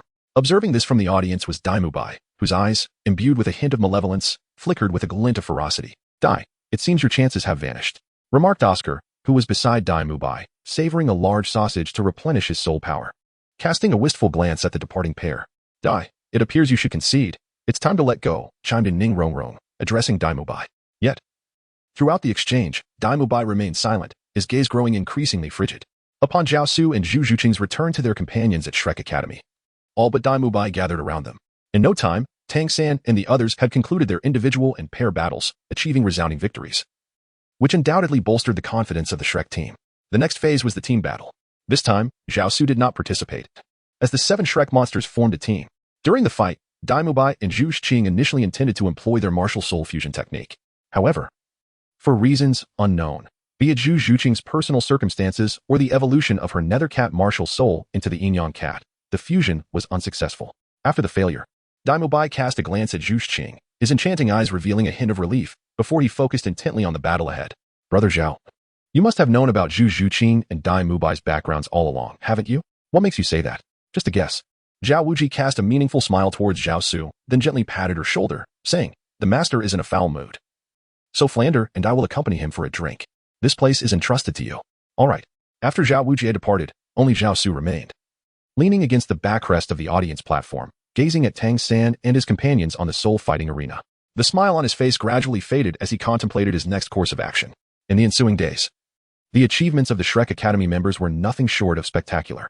The names of the Shrek 7 gradually resonated throughout the Grand Soul Arena, sparking widespread curiosity about the identities of these masked figures and the forces they represented. Upon witnessing Ning Rongrong's 8 treasure-glazed pagoda, speculation arose that they were affiliated with the 7 treasure-glazed tile school. In the minds of the onlookers, only a super sect like the 7 treasure-glazed tile school could cultivate such exceptional talents. On this day, Zhao Su and the Shrek 7 were awaiting the final team battle of this phase from the audience platform. Following this contest, a month-long ceasefire would ensue. Hey, is that masked girl too ugly to show her face? A brazen voice suddenly broke the silence, reaching out to unmask Zhu Zhuqing. Although young, Zhu Zhuqing possessed a physique that far surpassed that of her peers, belied by her tender age. If you value your life, remove your filthy hands and leave at once. Just as the hand was about to touch Zhu Zhuqing's mask, Zhao Su seized the wrist of the intruder, who was seated beside her. Kid, do you have a death wish? The arrogant figure, known as Guangxi, forcefully shook off Zhao Su and glared at him menacingly. Understanding a simple principle is exceedingly difficult. No sooner had Zhao Su spoken than Guangxi was sent hurtling backward, crashing violently into the railing of the audience platform not far away. Regaining his balance, Guangxi was initially taken aback, but soon erupted in fury, charging toward Zhao Su. Stop. At that moment, a voice interjected, as a man in his 40s approached to restrain Guangxi. Whatever grievances you have, settle them in the soul-fighting arena. You should be cautious, he is Guangxi, your upcoming opponent. Supervisor Ao reminded Zhao Su and his companions before turning to depart. Rongrong, don't step in. I will take your place. Zhao Su had firmly resolved to teach that reckless team a lesson. He turned to Ning Rongrong and said, the points earned in team battles are all attributed to the team. Whether or not I participate will not affect the points you receive. Naturally, she readily agreed. I'll handle that reckless fellow, he continued, while the rest are yours. Let us conclude this swiftly and celebrate with drinks tonight. Zhao Su addressed Tang San and the others, inquiring, if we do not return, the dean shall not impose any punishment upon us, correct? Today, as the leader of this expedition, I have the final say. Chapter 32, The Annihilation Team. Then it is settled. It has been quite some time since we last indulged in spirits. Today, we shall feast heartily. Upon hearing the prospect of celebrating with drinks, Ma Hongjun was undoubtedly the most exhilarated. The surrounding spectators observed Zhao Su and his companions discussing their imminent celebration and could not help but shake their heads, deeming them to be naive and fearless, akin to young calves unafraid of tigers. The Annihilation Team was renowned as the most formidable group within the soul-fighting arena of Soto City, with each member possessing a soul power exceeding 35 levels. Their team composition was exceptional, with a seamless synergy in their cooperation. The individual and duo battles, as well as team soul fights, were not held in the same arena. Thus, the illustrious achievements Zhao Su and his companions attained in personal combat were not well known among the audience who favored team battles. Zhao Su and his companions paid no heed to the discussions of those around them. Soon, it was their turn to take the stage. Zhao Su, without a mask, was positioned at the end, while the other 6 members of the Shrek 7 monsters, excluding Ning Rongrong, ascended the battle arena in order of age. Ladies and gentlemen, allow me to introduce both teams. Here we have the star team of Soto City, the Frenzied Warriors. The crowd erupted in a frenzy, chanting the name of the Frenzied Warriors. And here we present our rising stars of Soto City, the Shrek 7 monsters. However, after the host introduced the Shrek team, there was no applause, nor any warm welcome. The audience merely regarded them with curious eyes, as if they were mere spectators of a spectacle. Now, let the match officially commence. As the words were uttered, the frenzied rhino had already merged with his rhino martial spirit, sprouting a horn atop his head, charging towards Zhao Su and his team. Humph. Zhao Su exchanged a knowing glance with Tang San and his companions before making the first move, concealing his martial spirit. He stepped forward and seized the horn of the raging rhinoceros. With a sharp crack, the entire soul-fighting arena resonated with the sound of a clean break, quickly followed by the thud of the beast crashing onto the arena floor. The audience, captivated by the unfolding spectacle, widened their eyes in astonishment. Some even rose from their seats to get a better view. Witnessing Zhao Su grasp the horn of the raging rhinoceros, he exerted force, snapping the sharp horn while simultaneously lifting the over 2-meter-tall creature and slamming it down onto the arena. Remember, in the future, restrain your hands, refrain from touching everything. As Zhao Su spoke, he lifted the arm of the frenzied beast and forcefully twisted it until it snapped. A piercing cry of agony echoed throughout the arena, reverberating with the anguish of the creature. Meanwhile, the remaining team members found themselves restrained by Tang San and his companions, rendering any attempts to rescue the frenzied beast utterly futile. After subduing the creature, Zhao Su's shadow flitted across the arena with astonishing speed. Once the spectators regained clarity and discerned Zhao Su's figure, they realized that all 7 members of the frenzied combat team lay defeated upon the arena floor, evidently stripped of any capacity to continue fighting. Had the frenzied combat team truly succumbed in such a manner? A voice from the audience broke the silence, questioning the outcome. This inquiry roused the crowd, compelling them to gaze upon the fallen members of the frenzied combat team, juxtaposed against the victorious stances of the Shrek team at the center of the arena. From the moment the host declared the start of the battle to its swift conclusion, scarcely a minute had elapsed. Instantly, a buzz of discussion erupted among the spectators, intermingled with the angry shouts of those who had wagered on the frenzied combat team's victory. The defeat of the team had inflicted considerable losses upon them. Yet, the Shrek 7 monsters faced no further scrutiny or doubt regarding their prowess. Amidst the astonished gazes of the crowd, Zhao Su and his companions departed from the Duhan platform, proceeding directly to redeem their points. Without lingering excessively, they embarked upon a revelry that rightfully belonged to them. Within a tavern, the 8 of them ordered an exquisite array of delicacies and 2 barrels of pure malt beer, suggesting that this night would end only in inebriation. Zhu Qing, I wish to have a word with you. Suddenly, Dai Mubai, who had been silent until then, addressed Zhu Qing, before rising and walking toward the tavern's exit. The unexpected turn of events left everyone astonished. Even Ma Hongjun set down his chopsticks in surprise. Zhu Qing's expression darkened as she glanced at Zhao Su, only to find him silent. Thus, she followed Dai Mubai out of the tavern. Brother Su, are you going out to sea? Ning Rongrong leaned closer to Zhao Su, nudging him, and spoke directly toward the tavern's entrance. What is there to see? We are here to drink. Zhao Su's face still bore a smile as he filled his glass to the brim, calling out to everyone while draining the entire contents in one swift motion. However, deep within his heart, Zhao Su was not as indifferent as he appeared. He understood that this moment could very well mark Zhu Qing's final choice. Should Zhu Qing opt for Dai Mubai, he would not pursue her further. Conversely, if she chose him, he would no longer seek to exploit her. Drink up. Brother Su, I shall drink with you. Ning Rongrong poured herself a glass, clinking it with Zhao Su's before tilting her head back to down it in one go. Soon, Zhu Qing and Dai Mubai returned. Dai Mubai appeared considerably more relaxed, raising his glass to Zhao Su and saying, Brother Su, I toast to you. Zhu Qing took a seat beside Ning Rongrong, her gaze toward Zhao Su tinged with a hint of shyness. Cheers. With everyone seemingly aware of Zhu Qing's decision and noticing that Dai Mubai had seemingly come to terms with it, Ma Hongjun began to liven up the atmosphere. In an instant, the tavern resonated with the sound of clinking glasses. They continued to drink late into the night. Seeing that Zhao Su and the others had not returned, Flinder grew concerned and sent Zhao Wujing to search for them. After a thorough search in Soto City, he finally located the 8 intoxicated individuals within the tavern. Brother Zhao, why are you indulging in their revelry? On the way back to Shrek Academy, Zhao Wujing supported the bowing Zhao Su, who was retching, and asked in perplexity, Brother Zhao, perhaps this is the true me. Zhao Su glanced at Zhao Wuji and uttered a perplexing statement. Zhao Su does not truly wish to oppose the Shrek 7 devils, however. His longing to return home, to his genuine abode, compels him to comply with the tasks assigned by the malevolent system. He does not aspire to embody a villain. Yet circumstances force him into that role. For his own sake, and for the sake of those he wishes to protect, he must proceed in this manner. You are affiliated with the Spirit Hall, are you not? Zhao Wujie observed as Tang San and his companions ventured far into the distance. Only then did he softly inquire of Zhao Su. Upon hearing Zhao Wujie's words, Zhao Su's previously dazed expression gradually brightened. He straightened his posture and fixed his gaze upon Zhao Wujie, affirming, indeed.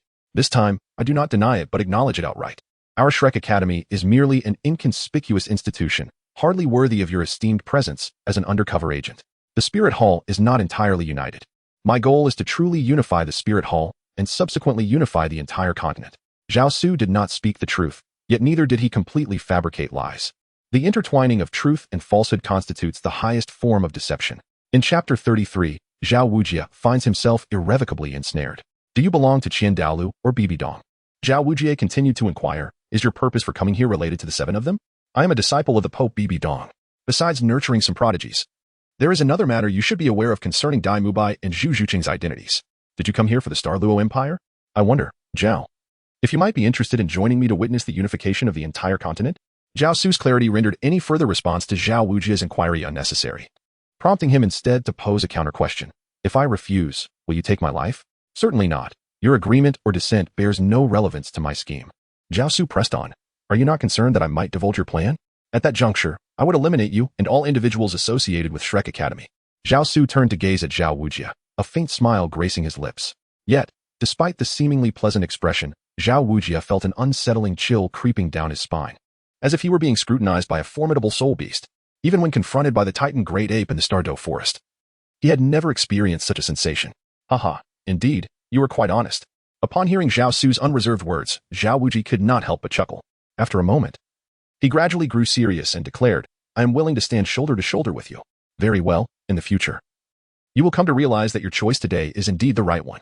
Zhao Su spoke as he retrieved a small porcelain vial from the storage space within the jade pendant at his waist, handing it to Zhao Wujie.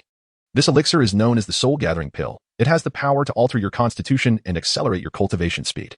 Rest assured, this pill will bring you only benefits, devoid of any adverse effects. Though it is imperative that you do not indulge excessively, one should consume no more than one every 7 days. With that, Zhao Su hastily made his way towards the Shrek Academy. As Zhao Su's figure receded, Zhao Wujie's gaze gradually solidified with determination. He had never been a person of indecision. Once he made a choice, it remained unaltered. The following morning, Zhao Su sat atop the roof, basking in the embrace of the first rays of sunlight. His gaze lifted towards the heavens, his expression devoid of any emotion. To be honest, Zhao Su felt a pang of homesickness whenever he yearned for home. He would instinctively look up at the sky. At that moment, a cool, crisp voice emerged from behind him. Zhao Su did not need to glance back to know it was Zhu Zhuqing. It's nothing. Basking in the first rays of sunlight each day is beneficial for the body, Zhao Su remarked as he shifted aside, making space for Zhu Zhuqing. After drinking so much yesterday, are you feeling unwell? Zhu Zhuqing replied as she settled beside Zhao Su, her gaze filled with tenderness. Yet, when I think of a particular person, discomfort fades away. Zhu Zhuqing, known for her aloof demeanor, found her words all the more tantalizing, capable of stirring the hearts of men. And who is this person you are thinking of? Zhao Su leaned closer to Zhu Zhuqing, as if intending to press against her, with a hint of teasing in his tone. Zhu Zhuqing's charming face instantly flushed crimson. Who do you think I am thinking of? Do you not know? How could I possibly know? I am not in your mind, but you reside in my heart. Suddenly, Zhu Zhuqing leaned closer to Zhao Su and uttered these words, her face now a deeper shade of red, resembling an ever more enticing red apple. Then allow me to touch your heart, to see if it truly echoes your words. Zhao Su, speaking, turned his gaze towards a certain direction, his right hand unrestrainedly reaching out. How bothersome. Zhu Zhuqing swiftly blocked Zhao Su's advancing hand, murmuring, no man is worth a dime. And you are no exception. With that, she promptly rose and leapt off the rooftop. Observing this, a broader smile spread across Zhao Su's face. Time passed swiftly, and in the blink of an eye, 5 years had flown by. At this moment, Zhao Su was already 21, while the youngest, Zhu Zhuqing, had reached the age of 18. Under the rigorous training of their master and the practical assistance of Zhao Su, the strength of the Shrek 7 monsters had grown remarkably. Each individual's soul power had surpassed the 50-level mark. The evil-eyed white tiger, Daimubai, was 20 years old with a power level of 57. The gluttonous Uncle Oscar was 19, boasting a level of 54. The thousand-handed Shura, Tang San, was 18 with a power level of 54. The evil fire phoenix, Ma Hongjun, was 19, at 53. The soft-boned charm rabbit, Xiaowu, was 18 with a level of 53. The 8-treasure glazed tile, Ningrongrong, was also 18 and at 53. The yin-yang spirit cat, Zhu Zhuqing, was 18, standing at 53 as well. Meanwhile, Zhao Su had deliberately suppressed his soul power, maintaining his level in the 50s. Zhao Su's actions seamlessly integrated him into the illustrious ranks of the Shrek 7 monsters. The students of Shrek Academy, who should have graduated long ago, could easily assume the role of instructors at any esteemed Soul Master Academy. However, it was evident that such prospects did not align with their desires. In the cafeteria, Zhao Su and his companions were partaking in their meal. Although Zhu Zhuqing's countenance appeared as cold as ever, her gaze towards Zhao Su shimmered with unreserved affection. Following her candid conversation with Dai Mubai 5 years prior, he ceased to squander time on her, reverting to his former hedonistic lifestyle, surrounded by enchanting twin sisters and alluring companions. Over the course of those 5 years, Zhu Zhuqing, already possessing a striking figure, became even more captivating, inciting admiration that could leave one breathless. Her alluring physique, combined with her aloof demeanor, transformed into a gaze towards Zhao Su that intertwined elegance with tenderness, igniting an undeniable restlessness within him. In addition to Zhu Zhuqing, Xiaowu and Ning Rongrong blossomed into ever more exquisite versions of themselves. Tang San and Xiaowu, who had always shared a deep bond, found their connection strengthening, while Oscar intensified his pursuit of Ning Rongrong, only to be consistently rebuffed. Brother Zhao, the supervisor from the Soto City Great Soul Arena, just visited. He expressed a desire for our Shrek team to participate in a team soul battle. The Master and the Dean have sent me to inquire about your thoughts on this matter. What kind of opponents will we face? They are known as the Royal Battle Team, having effortlessly triumphed over more than a dozen teams in the past month. The Royal Battle Team? Indeed. What are your thoughts? Upon hearing the name of the Emperor Do, Zhao Su realized that the long-awaited opportunity to assemble the Golden Triangle had finally arrived. Nevertheless, he still inquired of Dai Mubai and the others. What do you think? Ma Hongjun was the first to voice his support, declaring that over the past 5 years, his evil fire phoenix had purged itself of all impurities, transforming into a purebred phoenix infused with the blood of ancient phoenixes. He was undoubtedly the most trustworthy among the Shrek 7 monsters towards Zhao Su, second only to Zhu Zhuqing. At this juncture, Zhao Su had also emerged as the nucleus of the Shrek team, taking over Dai Mubai's former role. We are a cohesive unit. We shall heed your arrangements, declared Tang San and Dai Mubai in unison. Then let us accept their challenge. It has been a while since our Shrek team encountered worthy opponents. It will be an excellent opportunity for us to hone our skills. Very well, I shall convey our response to Master and Flinder. Zhao Wuji, upon hearing the words of the crowd, nodded slightly and rose to depart from the dining hall. Chapter 34. Journey to the Royal Academy of Tiendo. Within a luxurious lounge of the Soto City Grand Soul Arena, Master and Flandre entered, presenting the detailed information regarding their opponents to Zhao Su and the others. As Zhao Su and the Shrek team ascended in rank within the arena, it was apparent that the Soto City Grand Soul Arena had deliberately reserved a VIP room for them. During competitions, this space served as their waiting area, and in the absence of matches, they could comfortably observe the contest from the lounge. Although their opponents possessed lesser strength, one must not underestimate them. I believe it is best for Zhao Su to take the stage, Master remarked, directing his gaze toward Zhao Su. They are merely at the 40th level, surely. There is no need for the leader to engage, questioned Ma Hongjun, casting a puzzled glance at the data of their adversaries. Despite their relatively low soul power, their team composition was indeed formidable, particularly with their martial souls, each of which ranked among the most elite in the continent. Master continued, extracting 2 sheets from the information on their opponents. The captain, Yu Tianhing, wielded the blue electric Tyrannosaurus Rex, renowned as the most powerful beast martial soul, and must be approached with caution. Most notably, among them is the support-type soul master Yi Lingling, whose martial soul, 9-heart begonia, is exceptionally extraordinary. Could it possibly surpass the 7 treasures glazed tower? Although it may not rival the 7 treasures glazed tower in reputation, its uniqueness and unparalleled support soul skill indeed surpass the latter. Ning Rongrong, as a direct descendant of the 7 treasures glazed sect, naturally possesses a deeper understanding of other support-type martial souls than most. The 9-heart begonia is distinctive not only in its inheritance method but also in its soul skills, boasting a singular ability, comprehensive restoration. As long as her soul power remains intact, each member of her team effectively has a healer to restore their vitality. Fear not. I trust they will manage. Zhao Su finally spoke up after a period of silence. If you, the Soul Kings at level 50, cannot best a team of soul ancestors at level 40, it may be prudent to disband sooner rather than later. At this moment, Zhao Su wished to remain inconspicuous. reluctant to intervene directly. He was also concerned that his actions might inadvertently alter the trajectory of the original narrative. It was imperative for him to hasten the departure of Shrek Academy from Soto City towards Heavendo City. On one hand, he aimed to facilitate the reunion of the Golden Iron Triangle and unravel the mystery surrounding the Golden Sacred Dragon. On the other hand, only upon reaching Heavendo City could he seize greater opportunities to engage with the Bon Douluo, Gu Rong, of the Seven Treasure Glazed Tile School. Furthermore, he felt the urgency to accelerate his pace, as lingering in the confines of the small Soto City was not a viable option. Within Heavendo City, he would have the chance to interact with various factions. Given your insistence, I shall proceed as you suggest. The master ceased his debate with Zhao Su, signifying a compromise. Curiously, the master appeared somewhat burdened by thoughts that day. Soon, as both battle teams entered the arena, the fight commenced. Due to the suppression of soul power levels, the outcome of the battle was devoid of any suspense, with the Shrek 7 monsters emerging victorious. After the victory, Qin Ming, the captain of the Imperial fighting team, entered the Shrek team's resting quarters and knelt before Flinder and Zhao Wujie. Xiaoming, what brings you here? Zhao Wujie hurriedly stepped forward to assist Qin Ming in rising. Upon seeing Qin Ming, Flinder was equally elated, and soon the trio began to reminisce. As Zhao Su had anticipated, the following day Flinder summoned all the students and faculty, preparing to relocate the entire academy to the Royal Academy of Tiando City within the Tiando Empire. After deliberation, a unanimous decision was reached to proceed to the Royal Academy of Tiando Empire. Among them, Zhao Su was undoubtedly the most delighted. Once a consensus was established, everyone returned to their quarters to pack their belongings, with departure scheduled for 3 days hence. That night, Zhao Su sat atop the roof, gazing at the half-moon in the sky, contemplating the next course of action. At that moment, he noticed Zhu Zhuqing entering with an unusual expression, swiftly retreating to her room. Observing this, Zhao Su promptly leaped down from the roof and made his way toward Zhu Zhuqing's chamber. Zhuqing. Zhao Su gently tapped on the door and softly called out into the room. Although Zhao Su stood outside, the sound of Zhu Zhuqing's weeping was distinctly audible. After nearly a minute, Zhu Zhuqing opened the door, her eyes slightly swollen. Upon seeing Zhao Su, she felt a wave of grievance and rushed into his embrace. What's wrong? Has someone been bullying you? Zhao Su gazed down at Zhu Zhuqing, who was weeping in his embrace, a flicker of murderous intent passing through his eyes. Brother Su, if one day you were to discover that I had deceived you, committing an unforgivable act, would you grant me forgiveness? After weeping for several minutes, Zhu Zhuqing took a deep breath, composed herself, and earnestly looked at Zhao Su as she posed her question.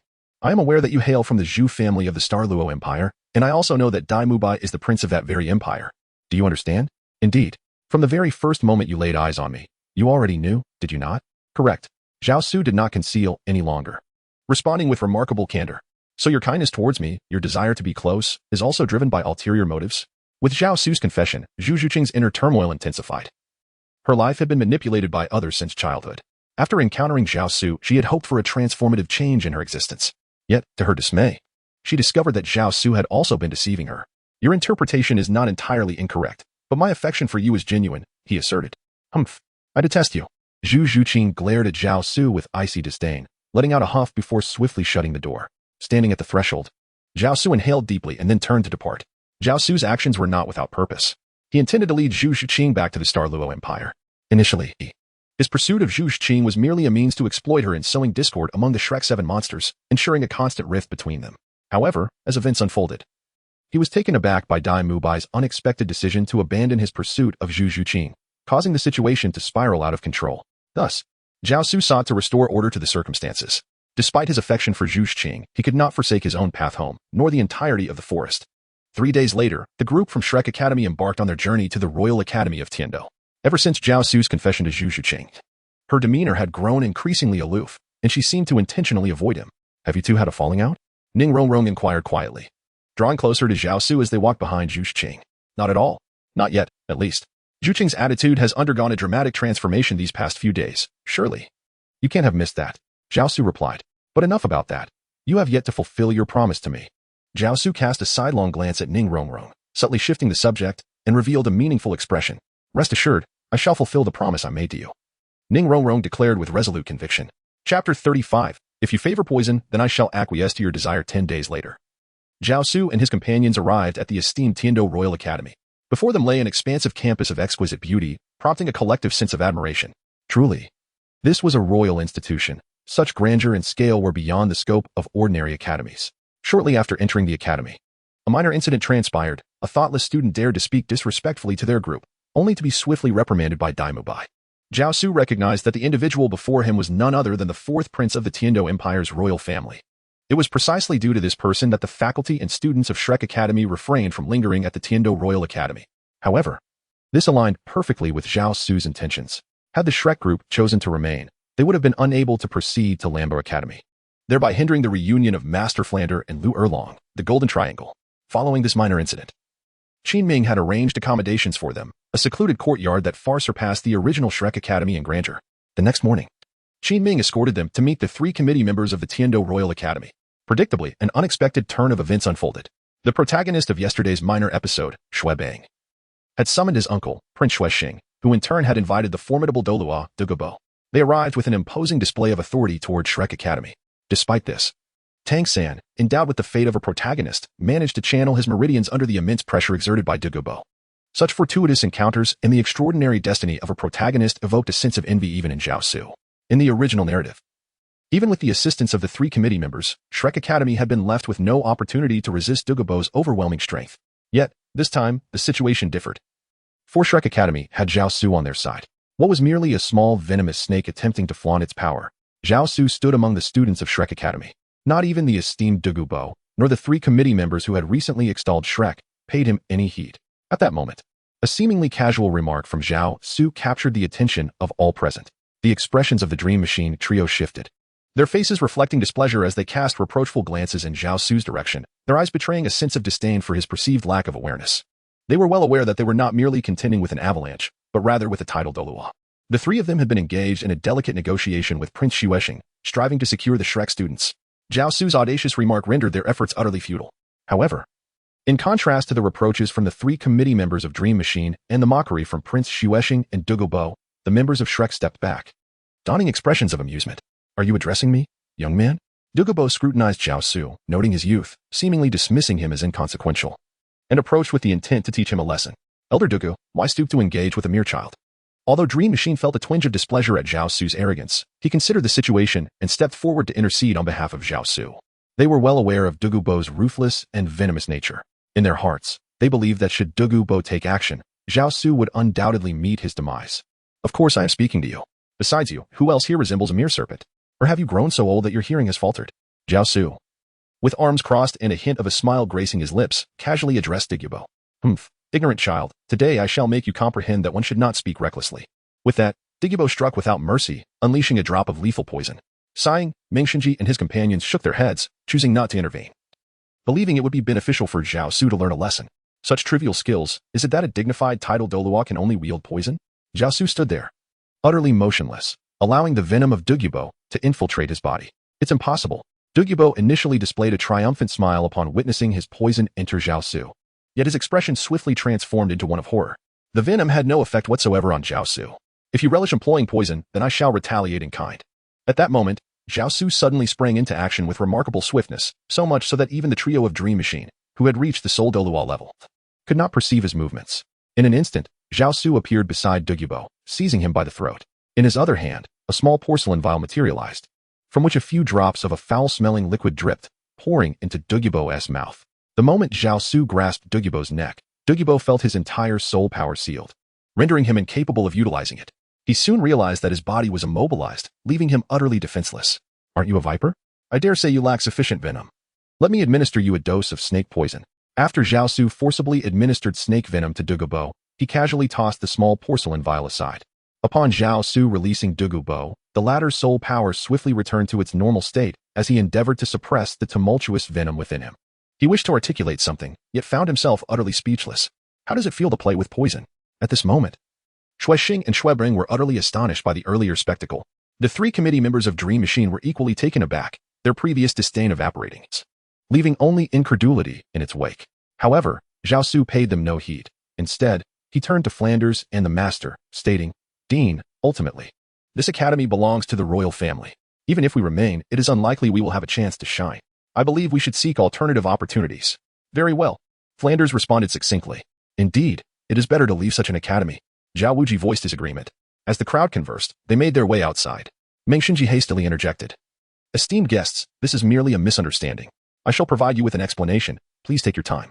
The 3 members of the Education Committee, having witnessed the unfolding events, felt it unnecessary to linger. Qin Ming, observing Flander and the others exiting the room, exchanged a few words with Mengshenji and then pursued them. bringing up the rear. Zhao Su passed by the meditative Douluo, who was engaged in detoxification. Leaning down, Zhao Su whispered in Douluo's ear, to thoroughly eradicate the toxins lingering within you, you must visit Blue Wave Academy. With that, Zhao Su departed in a graceful manner. Zhao Su's words were, of course, heard by Douluo. Although the snake venom that Zhao Su had him ingest earlier had seemingly inflicted great humiliation upon him, it also alleviated the hidden peril he had harbored for many years. In that moment, Douluo found himself perplexed by Zhao Su's true intentions. Are you all right, Senior Douluo? Prince Xuexing ventured to inquire softly as the crowd dispersed. Humph. Should anyone dare to speak of today's events, I shall ensure their suffering is beyond imagination. Douluo, still reeling from the recent insult and the unexpected fading of his long-standing affliction, was in a tumultuous state of mind and naturally did not regard Prince Xuexing kindly. As a titled Douluo, he demanded respect. Even the emperor of the Tiando Empire would treat him with deference. Chapter 36. The selfish and hypocritical Yu Xiaojiang. After departing from the Tiando Royal Academy, the mood among the members of Shrek Academy was notably somber. Director, what shall we do next? Qin Ming approached Flanders and the other instructors, seeking guidance. Alas, if all else fails, we may have to return and re-establish Shrek Academy. Flanders replied, even if we were to return and recreate Shrek Academy, that would be exceedingly troublesome. It might be wiser for us to seek out another academy here in Tiando City. Zhao Su promptly raised his voice to guide the crowd. Esteemed teachers, look here, there is a recruitment notice for instructors at the Blue Tyrant Academy. Just as the group found themselves in a quandary, Ma Hongjun pointed at a job advertisement on the notice board at the city gate and exclaimed. Flander and the others hurried over to examine it closely. While the remuneration was not as lavish as that offered by the Tiando Royal Academy, it was still quite comparable. Blue Tyrant Academy? Xiaoming, are you familiar with this institution? Flander inquired of Qin Ming, clearly having formed his own intention. It is a rather unique academy within Tiando City, catering exclusively to commoners and not accepting nobility. Beyond that, I am not well acquainted. Only commoners? Flander nodded thoughtfully. Very well, that shall be our choice. We will leverage the Blue Tyrant Academy to compete against the Tiando Royal Academy, which admits only the aristocracy. As the group, led by Qin Ming, made their way toward the Blue Tyrant Academy, a gentle feminine voice called out, Zhao Su. Hearing this call, everyone turned toward the source of the voice. They beheld a woman clad in a flowing black gown, her dark hair cascading freely, her exquisite features adorned with a smile directed at Zhao Su. In comparison to her beauty, her figure was even more stunning, radiating a fiery allure that rivaled Zhu Zhuqing. Most importantly, while this woman possessed an undeniably captivating physique, she also exuded a charm that Zhu Zhuqing lacked, rendering her all the more enticing. Is it truly you? After so many years, what brings you to Tiando City? This woman was none other than Ing, who had been dispatched by Zhao Su 5 years prior to draw close to Lu Erlong. Zhao Su was taken aback as Ing shed the dark cloak that had enveloped her daily, donning her usual attire, which was equally beguiling. We are here to beg for alms, and to our surprise, we encounter you. As she spoke, Ing casually linked her arm with Zhao Su's, her gaze brimming with unreserved affection for him. This serendipitous meeting was, in fact, not orchestrated by Zhao Su. It was purely coincidental. Begging for alms. A flicker of confusion danced in Ying's eyes, yet she refrained from probing further. Having not seen each other for many years, allow me to treat you to your first meal. She then turned her attention to Flanders and the others, continuing, are these your friends? Shall they join us? My treat. Who would care for your hospitality? Before Flanders could speak, Zhu Zhuqing, observing the closeness between Ing and Zhao Su, interjected swiftly before turning and hastily departing. Since you old friends have reunited, we shall not intrude. Flanders, concerned for Zhu Zhuqing's safety, exchanged a glance with Tang San and the others, signaling them to follow her. Before turning back to Zhao Su and saying, Zhao Su, we shall await you at the Blue Tyrant Academy. Very well. Zhao Su said little, merely nodding in acknowledgement. After watching Flander and his companions depart, he turned to Ing beside him and inquired, was that intentional? What do you mean intentional? Did you not say that I should not conceal my aura upon encountering you? Ing averted her gaze, a hint of guilt evident in her demeanor. Zhao Su could not help but laugh, although he recognized that these were indeed his own words. With a resigned shake of his head, he asked, are you currently at Lamba Academy? Yes, not only am I at Lamba Academy, but I can also say that I am now the closest confidant of Lu Erlong. Ing replied, her pride unmistakable. After 5 years apart, she appeared to have become much more cheerful. It seemed she could no longer live solely in her own darkness.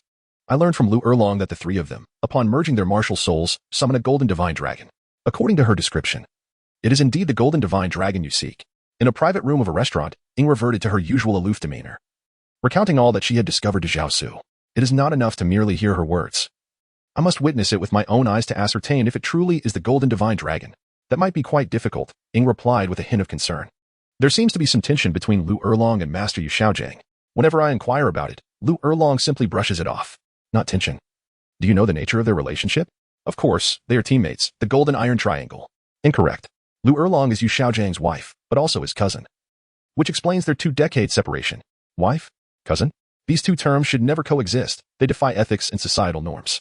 This is one reason Zhao Su harbored disdain for Yu Xiaojiang.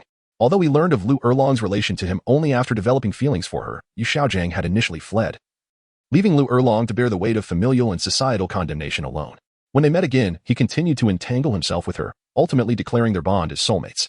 It was a display of selfishness and hypocrisy at its peak, all while masquerading under the guise of disregarding societal judgment. What sort of relationship is that? Ying murmured, somewhat bewildered, as she turned to Zhao Su. Enough of that. Have you showcased your title Douluo strength in front of Lu Erlong? I have. Otherwise, how could I have become a senior guest elder at Lamba Academy? Upon returning to Lamba Academy, do not disclose our true relationship. Simply state that we met during our training. Could we not fabricate some other excuse? Ying rose from her seat across from Zhao Su, moving beside him, and continued. For instance, that something transpired between us. Say whatever you wish, but do not exaggerate too much. Zhao Su rose to his feet, preparing to depart swiftly towards the heart of the Sunset Forest. Should he arrive too late, he might miss the opportunity to witness the Golden Iron Triangle executing their fusion technique and summoning the Golden Sacred Dragon.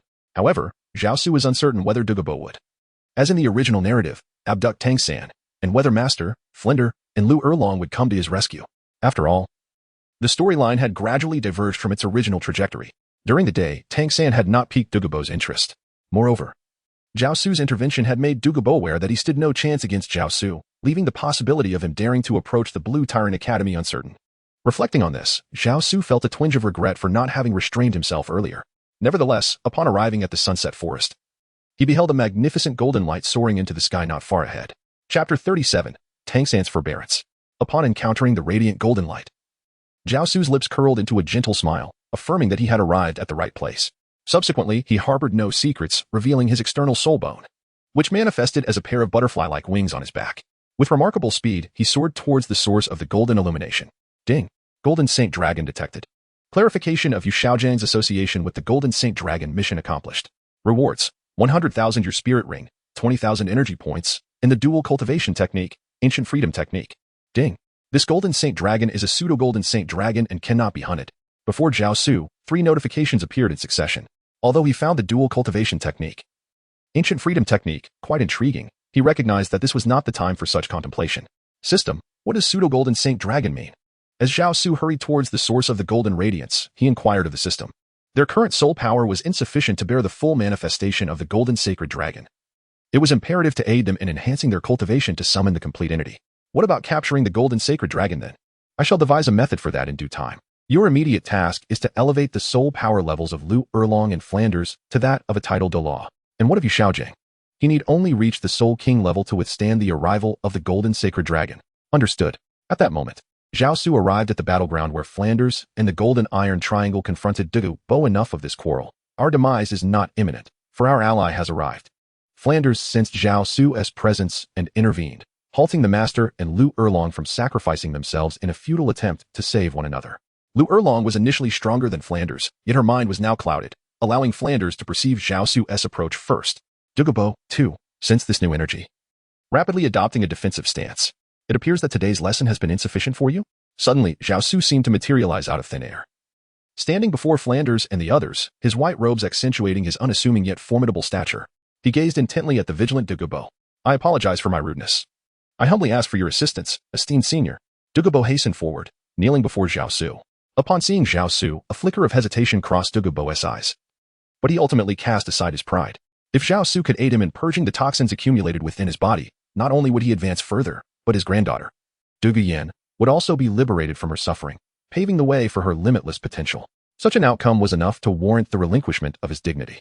Witnessing this scene, Lu Erlong, who had never encountered Zhao Su before, was filled with confusion, glancing towards Flanders and the Master. Flanders gestured for her to remain silent. If you wish for my assistance, it is not unattainable, yet you must agree to one condition. Please, senior, speak. Anything within my capabilities, I shall not refuse. Zhao Su gestured for Douluo to come closer to him. Obediently, Douluo leaned in, pressing his ear to Zhao Su's lips. Whatever Zhao Su whispered caused a notable change in Douluo's expression. What? Is there a problem? Very well, I agree. Douluo resolutely nodded. As Zhao Su sought Douluo's assistance when needed, particularly from the Emperor of the Snow Knight of the Tiando Empire. However, the specifics of the timing and the reasons remained unspoken, which understandably led to Douluo's hesitation. Yet, he was not inherently a loyal individual. Rather, he was one driven by personal gain.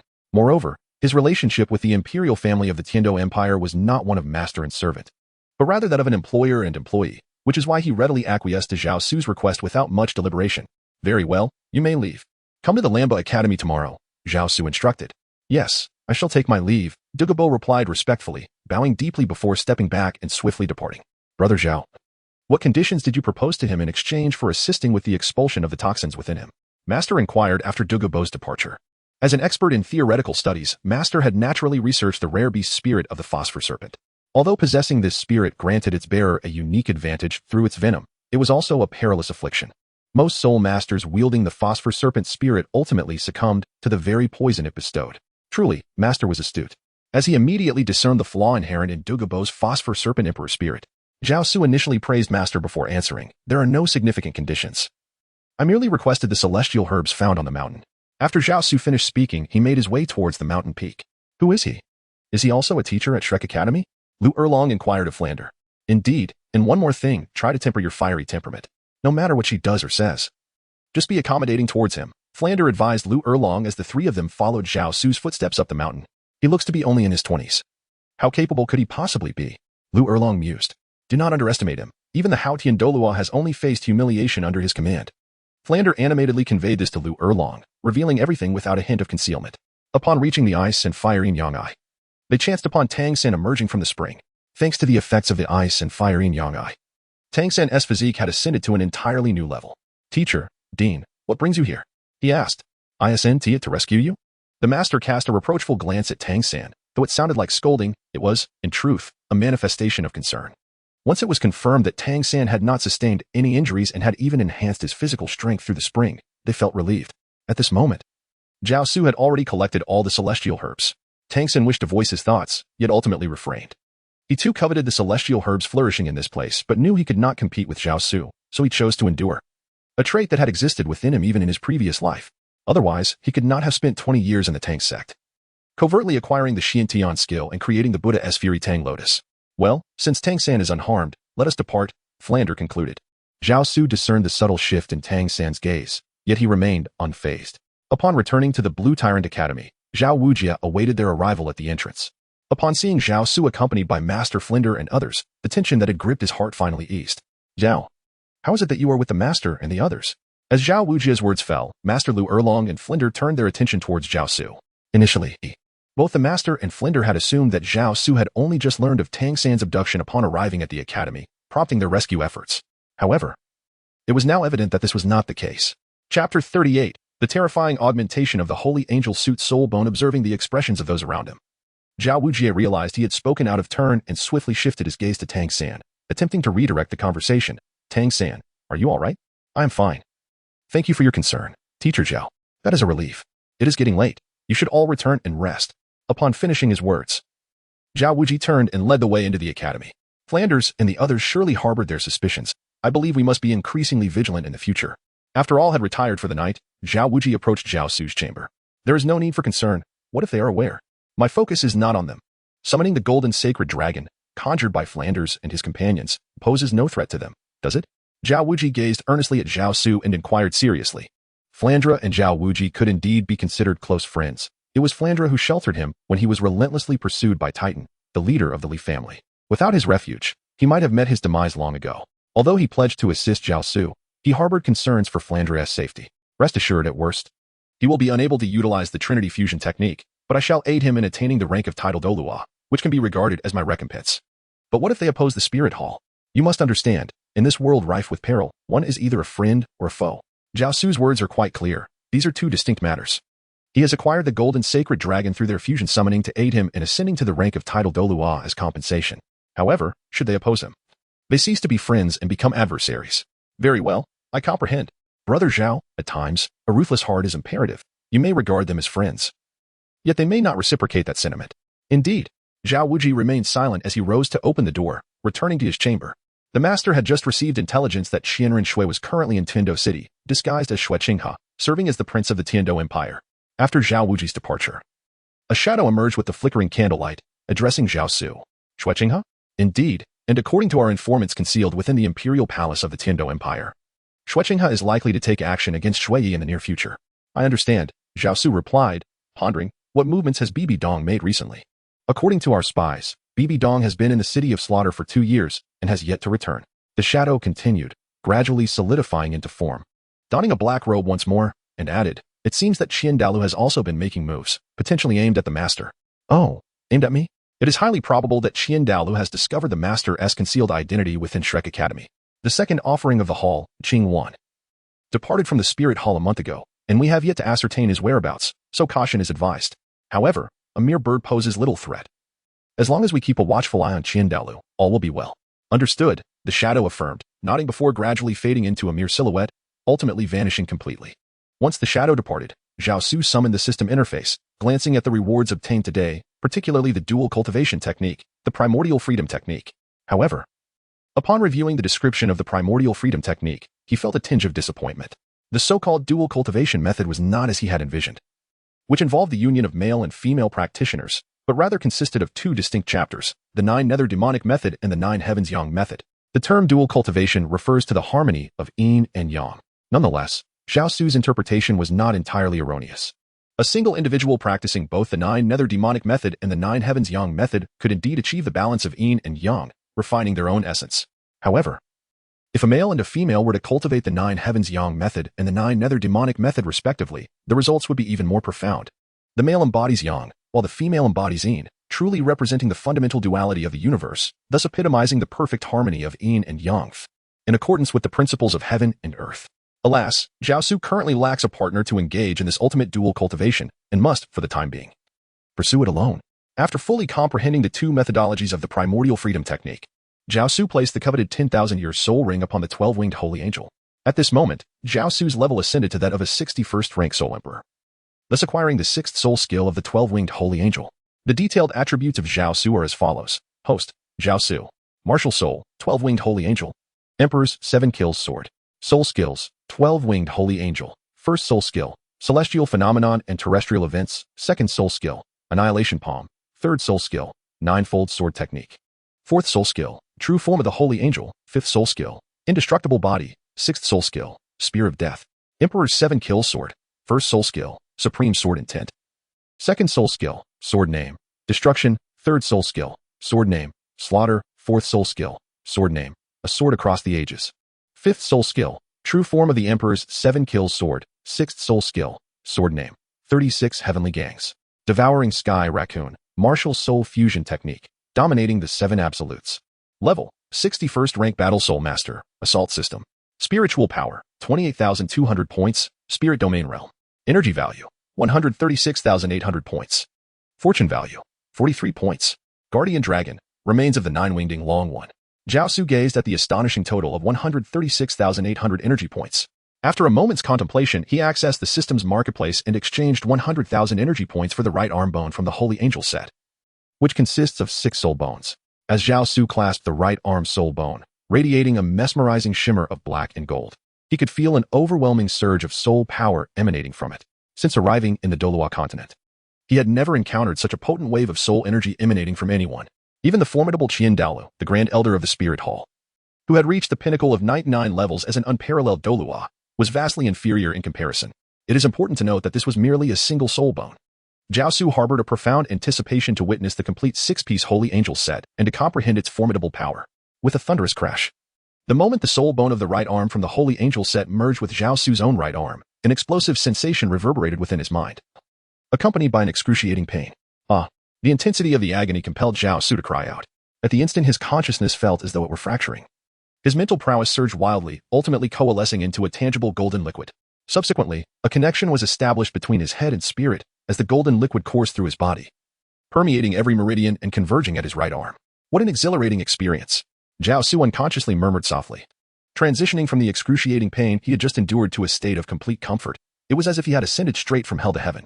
This sensation, one might argue, is even more pleasurable than the mere act of reaching paradise itself. Zhao Su was completely immersed in this overwhelming sensation, unaware that the tremendous surge of spiritual power he had just experienced had been felt by all the teachers within Shrek Academy. Particularly, the formidable Lu Erlong sensed this terrifying spiritual force, causing her heart to race slightly. Chapter 39. The doubts of Shrek's inhabitants. Knock, knock, knock. Lu Erlong's door was rapped upon, followed by the voice of Flander. "Erlong, are you asleep?" Creak. The door was swiftly opened from within by Lu Erlong, allowing Flander and the master to enter her room. Did you feel that powerful spiritual force just now? Indeed. It is unimaginable to consider what kind of person possesses such immense spiritual strength. Flander's expression was grim. However, despite his words, he had already formed a conclusion in his mind. Within the confines of Shrek Academy, aside from the enigmatic Zhao Su, there was no one else who could match such power. Who exactly is Zhao Su? I do not know. Over the past 5 years, I have employed numerous methods to investigate, yet I have unearthed no clues. He seems to have appeared out of nowhere. What could his intentions be? Who knows? Perhaps he is associated with the Spirit Hall. Flanders sighed, acknowledging that Zhao Su had concealed himself well over the past 5 years, revealing no vulnerabilities. Yet, Zhao Wujia's cryptic remarks about the Spirit Hall had prompted Flander to delve deeper into Zhao Su's identity, albeit to no avail. Upon hearing the mention of the Spirit Hall, Lu Erlong's expression shifted as she glanced at the master, who sat there expressionless. Could it be related to Xiao Gang's arrival? For my sake? I am but a useless individual. Why would such a tremendous effort be warranted for me? The master, upon hearing this, could not help but chuckle in self-deprecation. If it were not for Xiao Gang, who in Shrek Academy could possibly warrant such attention from the Spirit Hall? These are merely our speculations. Let us wait. Sooner or later, he will reveal his true colors. Alas, I fear that when he does, it may coincide with the end of our lives. We must take each day as it comes, even if we discern his intent to kill us. Who among us could possibly stop him? The master remained devoid of expression, as if he had come to terms with life and death. After speaking, he rose and departed from Lu Erlong's room. Lu Erlong and Flander exchanged glances, sharing a resigned smile. Although the master's words were harsh, they bore the truth. Enough of these thoughts. Rest well. Flander followed the master out. At this moment, Zhao Su had fully completed the fusion of the spirit bone in his right arm. He could distinctly sense the immense spiritual power emanating from it. Simultaneously, Zhao Su discovered a golden pool in his mind, akin to a warm spring, with golden liquid flowing within. At the bottom of the pool was a small orifice from which the liquid flowed out, circulating throughout his body before returning to the golden pool. It could be said that this golden liquid was continuously transforming Zhao Su's body. Is this the true power of the Holy Angel set? Zhao Su withdrew her consciousness and murmured softly. The following morning, Lu Erlong convened a meeting for all the faculty and students of Lambo Academy, announcing its renaming to Shrek Academy. She appointed Flanders as the president, while she and Zhao Wujia would serve as vice presidents. Initially, Lu Erlong intended to appoint the master as vice president as well, but he declined, expressing his desire to remain a teacher. The Shrek 7 monsters were assigned to different classes according to their martial spirits. Although, at their current levels, they could be considered graduates. They decided to wait until the conclusion of the Advanced Elite Soul Master competition before officially graduating. This would serve as their final contribution to the newly established Shrek Academy. However, from the commencement of the meeting, Zhao Su was conspicuously absent. After the meeting concluded, Lu Erlong introduced Zhang Ying, the former high-ranking guest elder of Lamba Academy, to the master and Flanders. Is it you? Upon encountering Zhang Ying, Flanders furrowed his brow in surprise. You are a titled Douluo? In the entire continent, titled Douluos were exceedingly rare, and each one was far from ordinary. Greetings, President Flanders. I am Zhang Ying, a level 95 agility type titled Douluo. Such humility from a senior. In my experience, every titled Douluo is generally not so understated. Flanders spoke with a subtle undertone, yet he remained respectful. After all, the individual before him was a titled Douluo, and a level 95 one at that. Do you know each other? Lu Erlong expressed her surprise at seeing Flanders and Zhang Ying acquainted. Lu Erlong and Zhang Ying had met 5 years prior when Lu Erlong reached level 70 and ventured into the Sunset Forest in search of a suitable spirit ring. She was ambushed and gravely injured, and it was Zhang Ying who came to her rescue. Since then, Zhang Ying had become a high-ranking guest elder of Lambo Academy and a close confidant of Lu Erlong. It was a fortunate encounter yesterday, but I did not expect senior title Douluo Ying to also be a teacher at our Lambo Academy. What? Zhao Su did not mention this to you? It is as follows. There was an unforeseen incident yesterday, and by the time I returned, it was quite late. I have yet to see teacher Zhao today. I see. Well then, you two continue your conversation. I shall seek out Zhao Su. After speaking, Zhang Ying took a step forward and soon found herself outside the meeting room. Flanders exchanged a glance with the master before following her. Meanwhile, within Zhao Su's chamber, she was allocating celestial herbs to the Shrek 7 monsters. This particular herb is known as the Heartbreak Red. I have specially prepared it for you. Zhao Su handed a seemingly ordinary white flower to Zhu Shiqing, adorned with a hint of dazzling red that lent an enchanting quality to the otherwise simple bloom. The flower exuded a refreshing and delicate fragrance, truly delightful to the senses. Subsequently, Zhao Su recounted the legend of this flower, known as the Heartbroken Red. I don't want it. Zhu Shiqing turned her head away, refusing to look at him, her voice cold as she uttered those 3 words. If you do not wish for it, then I shall gladly accept it. At that moment, a somewhat hoarse feminine voice resonated from outside the door, followed by the entrance of Zhang Ying, clad in a flowing black dress that perfectly accentuated her voluptuous figure as she approached Zhao Su, linking her arm with his. Shortly thereafter, Master Flandra and Lu Erlong entered the room. Observing the intimacy between Zhao Su and Zhang Ying, Zhu Zhuqing's expression grew increasingly frosty. Yu Qing, this is not the time for sulking. Zhao has offered you the finest, Ning Rongrong remarked to Zhu Zhuqing. Leaning closer, she whispered in her ear. Look at the woman beside Zhao Su. Her figure is enviable, and her beauty rivals your own. If you do not seize this opportunity, Zhao may slip away from you. Do you truly wish to part ways with him? Really? You don't want it? Zhao Su inquired once more, then turned to Zhang Ying, saying, Then I shall give it to you. I want it. Zhu Zhuqing exclaimed as she watched Zhao Su extend the heartbroken red towards Zhang Ying, interjecting hastily.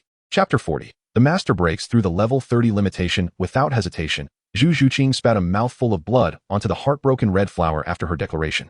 Instantly, the white bloom became even more bewitching, the white petals embodying an elegant tranquility, while the added crimson infused a touch of fervor. Upon contact with her blood, the flower trembled violently before ultimately falling. As the white flower descended, Zhu Zhuqing's gaze towards Zhao Su transformed once more. She reached out to catch the falling bloom, bringing it gently to her nose to inhale its fragrance. Upon being caught, the flower radiated even more brilliance. Consume it. It will greatly aid your cultivation. I'll eat it later, Zhu Zhuqing remarked casually as she gazed at the flower. Very well then. Zhao Su did not coerce Zhu Zhuqing. Instead, he directed his gaze towards Ning Rongrong and subsequently presented her with a different type of celestial herb. I promised you that I would assist in the evolution of the 8 treasure glazed pagoda. Consume this Qilua tulip, and barring any unforeseen circumstances, it shall evolve into the 9 treasure glazed pagoda. Really? Ning Rongrong's eyes sparkled with excitement as she fixated on the Qilua tulip in Zhao Su's hand. Once you consume it, you shall discover the truth. Take the time to comprehend the evolution process. It will be beneficial for you. Thank you, Brother Su. Ning Rongrong suddenly stepped forward and planted a kiss on Zhao Su's cheek while gracefully accepting the Qilua tulip. Oh dear. Zhao Su found himself at a loss due to Ning Rongrong's unexpected gesture, yet he did not dwell on it. He then turned his attention to the master, stating, I have assured you that even if I cannot facilitate the evolution of your Luo San Pao, I will help you transcend the 30-level barrier. This pearl herb may well fulfill my promise. Zhao Su presented another celestial herb to the master. Can this truly enable me to transcend the 30th level? Upon hearing this, the master felt a surge of excitement. He had long struggled to break through the 30th level due to the inherent flaws in his martial soul. However, if there existed a method to surpass this threshold, he might not need to rectify the deficiencies of his martial soul and could still emerge as a formidable force. This was, in fact, the original intention behind the master's exploration of martial soul theory. Yet, after exhausting various avenues without success, he had shifted his focus to theoretical study. Nevertheless, as he often reiterated, this remained a mere conjecture. Only after consumption would its efficacy be revealed. With trembling hands, the master eagerly accepted the celestial herb, quickly settling into a meditative posture before consuming it. Beside him, Lu Erlong observed this scene with a mixture of exhilaration and a hint of concern. Erlong, this is prepared for you. Zhao Su promptly presented a mystical herb to Lu Erlong, which was not harvested near the Eye of Ice and Fire. Instead, Zhao Su had exchanged it in the system's marketplace using energy points, intending to expedite Lu Erlong's ascension to the rank of title Douluo. Should I not take it? Lu Erlong glanced at Flander, her hesitation palpable. You should accept it. This is a kind gesture from Teacher Zhao. Flander encouraged Lu Erlong, for he believed that her growing strength would ultimately serve as better protection for herself. Then I shall express my gratitude to Teacher Zhao. Lu Erlong said gratefully as she accepted the mystical herb. Dean Flander, this is for you. Thank you. Flander did not decline and accepted it graciously. At that moment, it could be said that everyone had received a mystical herb except for Zhu Zhuqing, who had refrained from consuming the heartbreak red flower. The others had already entered a phase of enlightenment. Are you truly not going to consume it? Doing so would not only enhance your physical prowess, but also significantly boost your soul power. No, I intend to keep it, Zhu Zhuqing declared firmly, holding the white flower and shaking her head resolutely. Very well then, this mystical herb is for you. Zhao Su once again produced a mystical herb and continued. Although this herb does not possess the formidable powers of the love heartbreak flower, it is still better than nothing. No need, I can grow strong through my own cultivation. Zhu Zhuqing did not accept the mystical herb that Zhao Su offered anew. Well, very well then, I shall let you have it. Zhao Su nodded, then turned to Zhang Ying beside her and said, I don't want it either. If she doesn't want it, then I don't want it. Zhang Ying glanced at Zhu Zhuqing and, with a touch of arrogance, replied, Alas, I truly cannot fathom what you all are thinking. Zhao Su shook his head helplessly and proceeded to consume the celestial herb, although it had little effect on him at this stage. Nevertheless, it was better than nothing. After approximately an hour, everyone gradually awakened, with the most notable transformations occurring in Ma Hongjun and Ning Rongrong. Ning Rongrong's martial spirit, the 7 treasures glazed tile, had officially evolved into the 9 treasures glazed tile, liberating her from the previous limitation of absorbing only 7 soul rings. Meanwhile, Ma Hongjuan's evil fire phoenix had completely expelled its impurities, resulting in a more refined flame and a clearer phoenix shape. Xiaogang, have you broken through? At that moment, a gasp drew everyone's attention. Yu Xiaojiang appeared younger, his previously expressionless visage now softened with human warmth. Indeed, I have broken through. The master exclaimed as he summoned his martial spirit, the three-headed cannon, which had also undergone significant changes, while its appearance remained largely unchanged. It no longer appeared as dull and foolish, now exhibiting a greater sense of vitality. Most importantly, its aura had undergone a remarkable transformation. Wonderful, Lu Erlong exclaimed, tears of joy streaming down her face. She understood that the mutation of a martial spirit and the inability to break through the 30th level had been his greatest psychological burden. Congratulations, Master. Now that you have surpassed the 30th level, you are no longer constrained by the limitations of your martial spirit. Ultimately, your potential is determined by your own efforts. Thank you. The Master, for the first time, displayed a hint of emotion on his previously rigid face. Given that the soul power levels of the Shrek 7 monsters far exceeded those of ordinary students, they were given several days off to pursue their own interests, provided they returned before the Continental Advanced Soul Master Academy Elite Competition. That same day, the Master, Lu Erlong, and Flinder departed the academy to seek a suitable third soul ring for the Master. Lu Erlong and Flinder had both reached level 79. It was possible that they would attain the rank of Soul Douluo during their quest. Thus, they entrusted the management of the academy to Vice President Zhao Wuzhi and left the city of Tiando, confident that the presence of Spirit Douluo Zhang and Zhao Su would ensure everything remained in order. Chapter 41. The Medusa Soulbone set just as the three departed. Douluo arrived at Shrek Academy, specifically requesting to see Zhao Su.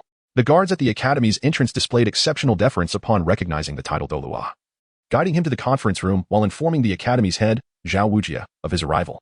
Shortly thereafter, Zhao Wuzhi accompanied Zhao Su to the conference room. Upon seeing Zhao Su, Douluo immediately tempered his previously proud demeanor, adopting a respectful attitude. Senior, I wonder if you have devised a method to thoroughly eradicate the affliction within me. It is quite simple. Since it is poison, we merely need to draw it out. Zhao Su replied. Senior, I have attempted such a method before, but it proved futile. After drawing it out, new and more potent toxins manifest the following day, causing even greater suffering. What I mean by drawing it out is to channel it into an external soul bone. This way, you will not only be spared from the daily torment of the poison but also gain a powerful asset. Channel it into an external soul bone? Douluo pondered, recalling that he had tried this approach before. However, despite the fusion of external soul bones with one's own essence, they are not inherently part of oneself, making it impossible to transfer the toxins produced by the martial spirit. What external soul bone do you currently possess? I do not possess one at the moment, Douluo admitted, his face flushing slightly. This was understandable. Even those titled Douluo ranked higher than Douluo often lacked external soul bones. How many soul bones do you have? Only one, a skull I painstakingly nurtured from the 10,000-year Medusa Snake Queen. Douluo deliberated for a moment before revealing this information to Zhao Su, leaving nothing concealed, for he had already begun to view Zhao Su as his last hope. The crucial point was that if Zhao Su could find a way to cure his affliction, the toxins within his granddaughter, Douluo Yin, would be trivial in comparison. Then we must gather all 6 parts of the Medusa soul bones. Senior, how could that be possible? There is nothing impossible. Zhao Su silently opened the system shop and discovered 6 soul bones, apart from the skull soul bone, which were dropped by Medusa, including the additional snake tail soul bone. Within this system shop, aside from the 6 soul bones of the Holy Angel set, the remaining soul bones held little value. Presently, Zhao Su possessed over 50,000 energy points, sufficient for exchange. These were the additional 5 soul bones from Medusa, along with the external snake tail soul bone. The integration is left to your discretion.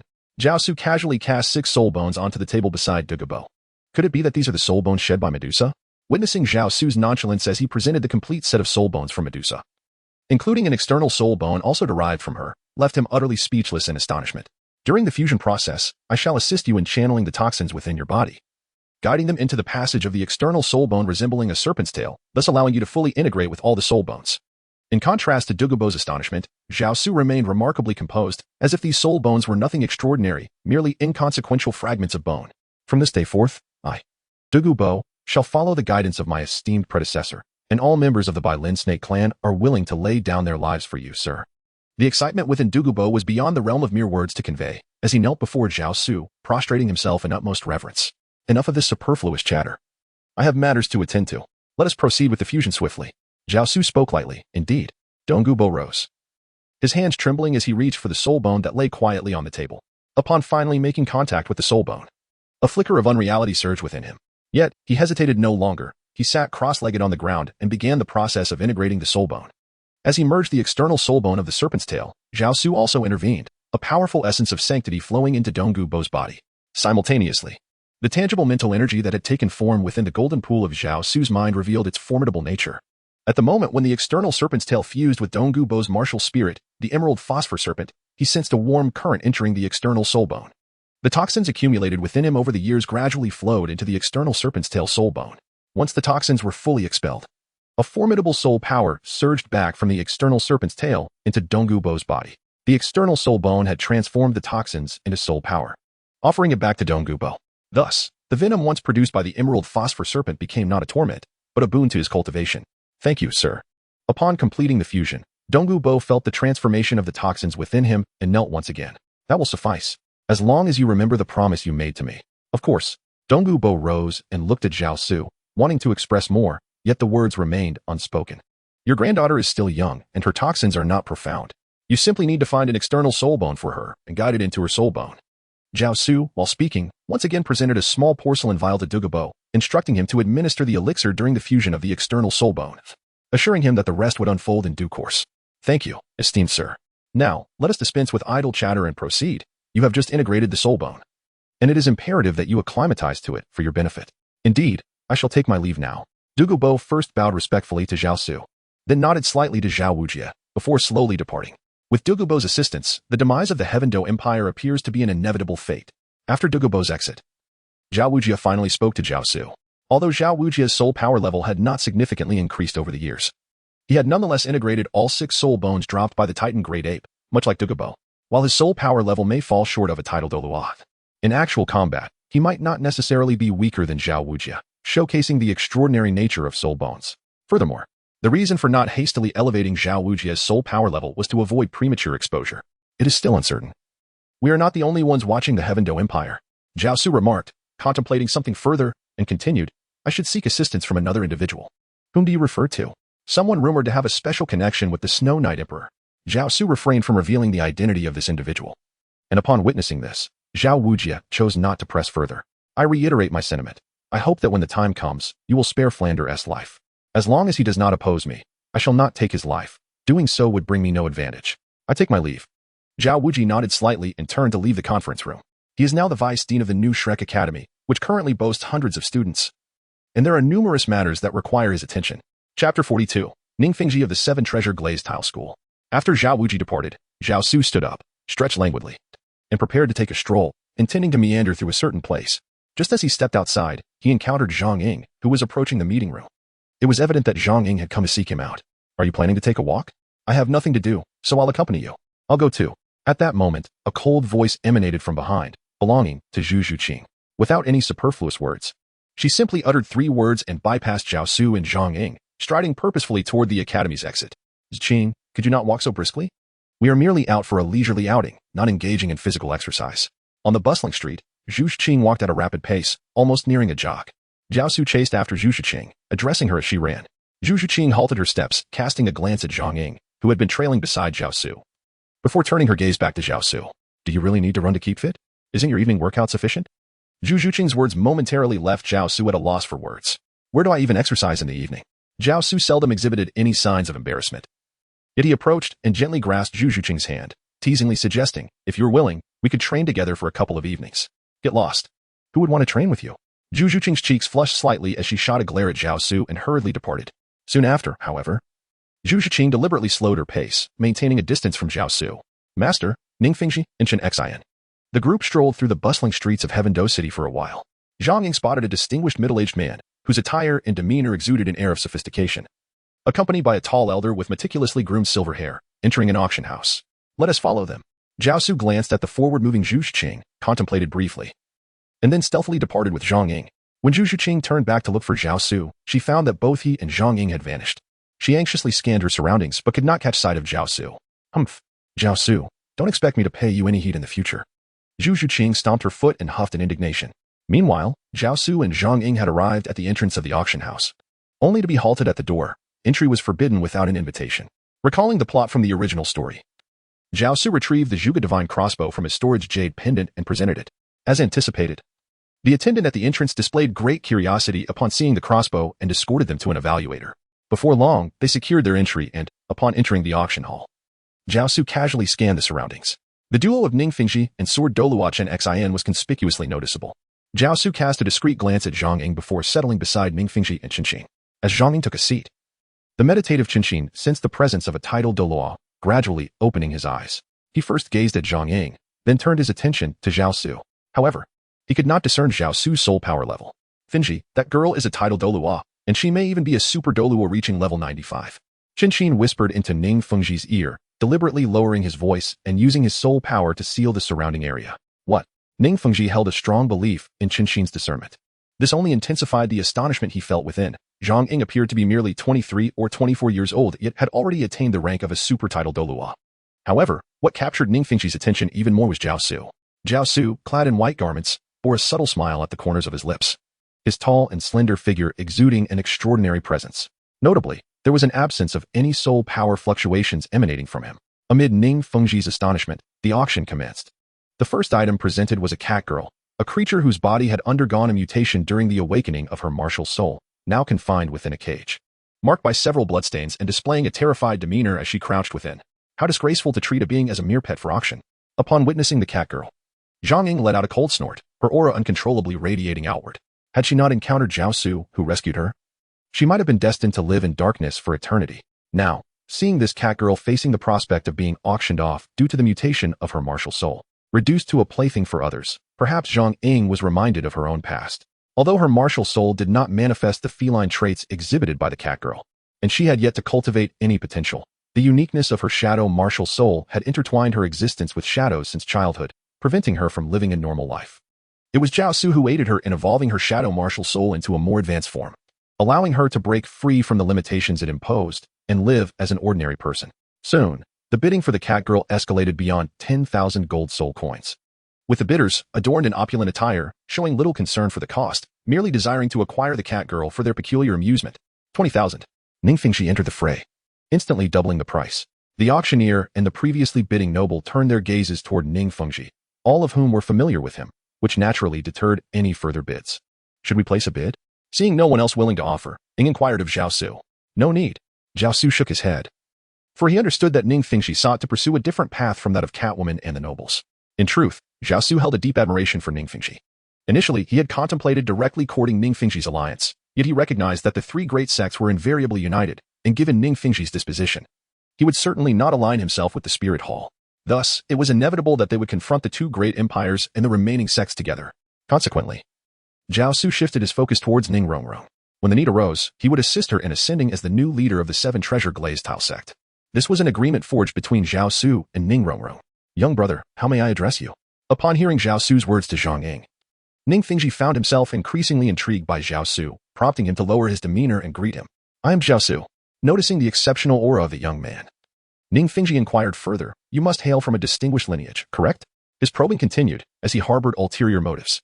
Given the unique nature of the Seven Treasure Glazed Tile Tower's martial spirit, without formidable protectors from the family, not only would the sect's status be jeopardized, but even the safety of its direct descendants could not be assured. Although Sword Douluo Qinxin and Bone Douluo Gu Rong were immensely powerful, they were not invincible. Should either of the esteemed protectors pass away, it would spell calamity for the Seven Treasure Glazed Tile sect. Therefore, he felt compelled to aid the next generation's leader of the sect in effecting a smooth transition during his lifetime. Chapter 43. With me here, I will protect you, Lord Ning. You worry too much. I am merely a student from Shrek Academy, not one from any prominent family. Zhao Su directly called out to Master Ning, even mentioning the name of Shrek Academy. Zhao Su was aware that Ning Rongrong had discreetly ventured out. Yet her whereabouts had long been known to Ning Fengxi, who naturally recognized the academy she belonged to, Shrek Academy. Shrek Academy? As Zhao Su had anticipated.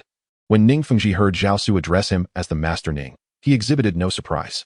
After all, his identity was hardly a secret, and he often traversed the world, making his acquaintance commonplace. However, when he heard Zhao Su utter the name Shrek Academy, a distinct glimmer of astonishment flickered in his eyes. Indeed, how could a student from Shrek Academy be in Heavendoe City? Master Ning was likely unaware that our Shrek Academy has relocated to Heavendoe City, merging with Blue Tyrant Academy, which has now been renamed Shrek Academy. So that was the case. Ning Fengxi paused momentarily and glanced at the Sword Douluo Xin. Beside him, since this young man was acquainted with me, he must also be aware that I am Rongrong's father.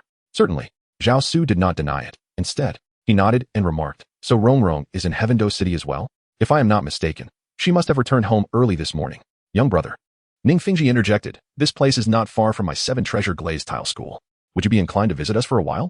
Upon hearing Zhao Su's earlier statement that he did not hail from any prominent family, Ning Fengji had already conceived a plan to entice Zhao Su to join the Seven Treasure Glazed Tile School. Not only was he accompanied by a formidable super Douluo, but even Ning Fengji himself could not discern the level of soul power Zhao Su possessed, indicating that he was undoubtedly a rare talent. In that fleeting moment, Ning Fengji even entertained the notion of inviting Zhao Su to marry into the Seven Treasure Glazed Tile School. Perhaps it would be best to refrain, he concluded. With Rongrong returning home today, it has been many years since the master and his daughter have seen each other. They surely have much to discuss. I shall not intrude upon their reunion. As Zhao Su spoke, he rose to leave, but then paused, adding, by the way, the next item up for auction is mine. If you fancy it, feel free to bid on it. Having said this, he made no further delay and swiftly departed. Zhang Ying followed closely behind. Master. Such a rare opportunity to approach the ancient banyan. Why should we not seize it? Patience is key. We must maintain our composure and not appear overly eager. Zhao Su turned to gaze into the auction house, revealing a subtly significant expression, and continued to address Zhang Ying. Follow closely behind those two. Understood. Zhang Ying replied, gradually becoming ethereal, until he ultimately vanished completely. At that moment, Zhao Su lost the desire to linger any longer and decided to return to Shrek Academy. Upon his arrival at the entrance of the academy, he observed that a large crowd had gathered there. Zhao Su stepped forward to take a glance. Witnessing a conflict between Tang San and the third generation of the Li family, it was a classic instance of a son confronting his father, and a father facing his grandfather. Under the immense pressure of the Titan's formidable soul power from the Li family, Tang San was compelled to unleash his Haotian hammer martial spirit. Upon seeing the Haotian hammer, the Titan knelt before Tang San. Zhao Su shook his head, finding it uninteresting, and turned to walk back into the academy. How did you return by yourself? Where is your beautiful sister? As Zhao Su entered the academy, a cold voice resonated behind him. What beauty! We are merely friends. Noticing the unkind glare from the aloof Zhu Qing, Zhao Su forced a faint smile and retrieved a small kit he had purchased in advance from his jade pendant. Approaching Zhu Qing, he handed it over. This is for you, Zhao Su whispered in her ear. It pairs with the other little cat. One for you, one for me. How annoying, always with your sweet talk. Zhu Qing retorted, snatching the small cat from Zhao Su's hand before turning and walking into the academy. Zhao Su hastily pursued, grasping Zhu Qing's hand. Yu Qing, please do not ignore me. Without you, I find it impossible to eat or sleep. Just look at how much weight I have lost these past few days. Humph. You have your beautiful sister accompanying you. It appears you are quite content. Even surrounded by numerous beauties, none can compare to you. At that moment, they arrived at a secluded spot. Zhu Qing halted, gazing at Zhao Su. Suddenly, she felt a wave of grievance wash over her and collapsed into Zhao Su's embrace. Weeping softly. Enough now, do not cry. It is my fault, Zhao Su said, his heart tightening at the sight of her tears, as he hurriedly offered gentle comfort. It is not your fault. It is my own issue. Zhu Qing wiped away her tears and continued to speak. Since you are aware of my identity and that of Dai Mubai, you must also understand the unique relationship between the Zhu family and the royal family of the Xinglua Empire. I am aware, but what does that matter? I merely wish to ask you, do you harbor feelings for me, or for Dai Mubai? What do you think? I long to hear your words. Zhao Su gently cupped Zhu Qing's delicate face, compelling her to meet his gaze. With a hint of possessiveness, he declared, I hold deep affection for you. However, I was born into the Zhu family, which is beyond my control. As long as you cherish me, the rest matters not. You need not concern yourself with the Zhu family's elders or the Star Luo imperial lineage. I shall forever be your protector. Zhao Su interrupted Zhu Qing, gazing intently into her eyes as he spoke earnestly. Zhu Qing met his gaze, and the atmosphere between them grew increasingly intimate. Gradually, Zhao Su leaned in closer, pressing his lips against hers. The moment their lips touched, a wave of tingling sensation surged throughout his body, intensifying his desire. Slowly, Zhu Qing began to respond, reciprocating his affection. Just as they were becoming fully engrossed in their connection, a sudden cough broke the spell, causing Zhu Qing to recoil as if struck by lightning. Pushing Zhao Su away, turning towards the source of the cough, they saw Ma Hongjun standing not far off, a lewd grin plastered across his face as he watched them.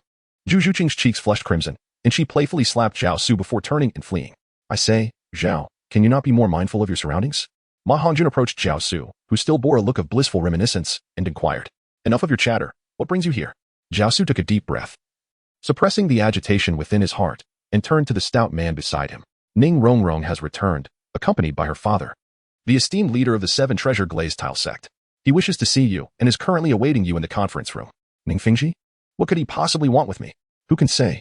Perhaps he seeks your assistance in evolving the Seven Treasure Glazed Tile's martial soul. As they conversed, they made their way toward the conference room. At this moment, Zhao Su composed himself, his previous excitement giving way to a serious demeanor. Chapter 44. The unparalleled elegance of Tang Yuehua. Soon, Zhao Su and Ma Hongjun arrived at the conference room, where Ning Fengji sat with an air of tranquility. Beside him, The obedient Ning Rongrong was present. Additionally, there was an imposing figure, whose physique was formidable yet appeared somewhat gaunt. The towering stature was entirely due to an enormous skeletal frame. Zhao Su realized that this individual was indeed connected to the bone Douluo Gu Rong, one of the 9 guardian divine dragons.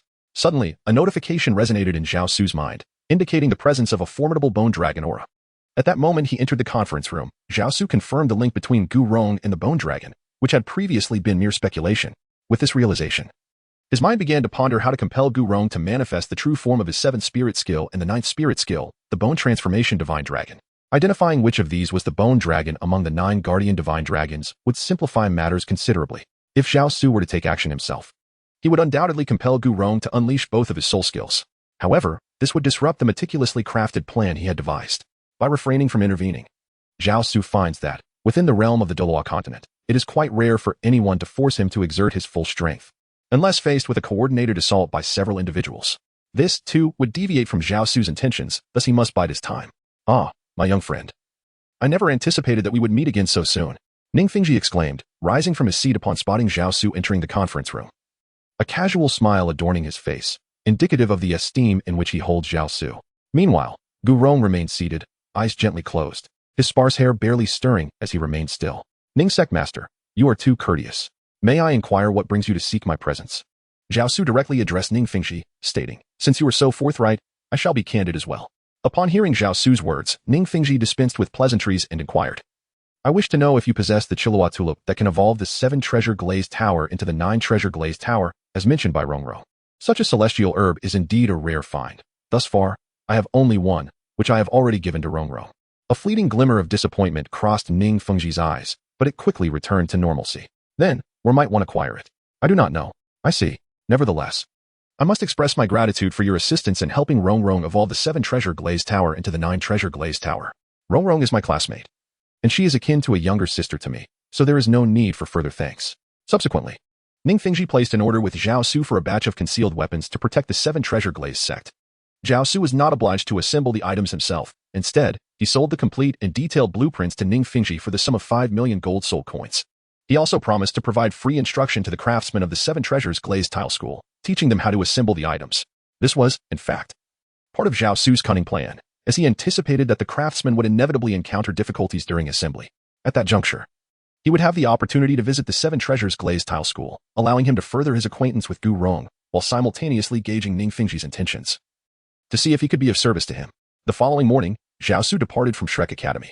He arrived at a magnificent building situated on the most bustling street of Heavendo City. The structure rose 5 stories high, and its exterior alone hinted at the opulence within. Above the main entrance hung a sign bearing the words Yuxian. Those familiar with the original tale would recognize that the proprietor of Yuxian is none other than Tang Hao's younger sister, Tang Yuehua, who is also Tang San's aunt. However, Zhao Su's purpose for visiting was not to meet her, but rather to see the 4th prince of the Heavendo Empire, Xuebeng. From his discussions with Dugubo, Zhao Su learned that Xuebeng was not merely the frivolous prince he appeared to be. Under the oppressive shadow of the crown prince, Xueqinghe, he had long been biding his time. The expulsion of Shrek Academy and its companions from the Heavendo Royal Academy, orchestrated in collaboration with his uncle, Prince Xuexing, was not due to a conflict with Daimubai. That was merely a pretext. The true reason lay in the fact that the Heavendo Royal Academy was entirely under the control of Xueqinghe, with all 3 members of the teaching committee being his affiliates. Should Shrek Academy remain at the Heavendo Royal Academy, they were likely to become his adversaries. Good day, sir. May I inquire if you have an invitation or a reservation? Upon entering Yuxian, Zhao Su was intercepted by the guard stationed at the entrance. I do not. I am here to see someone. I apologize, sir, but entry without a reservation or invitation is not permitted. I am here to find Prince Xuebeng. I regret to inform you that entry is not allowed without a reservation.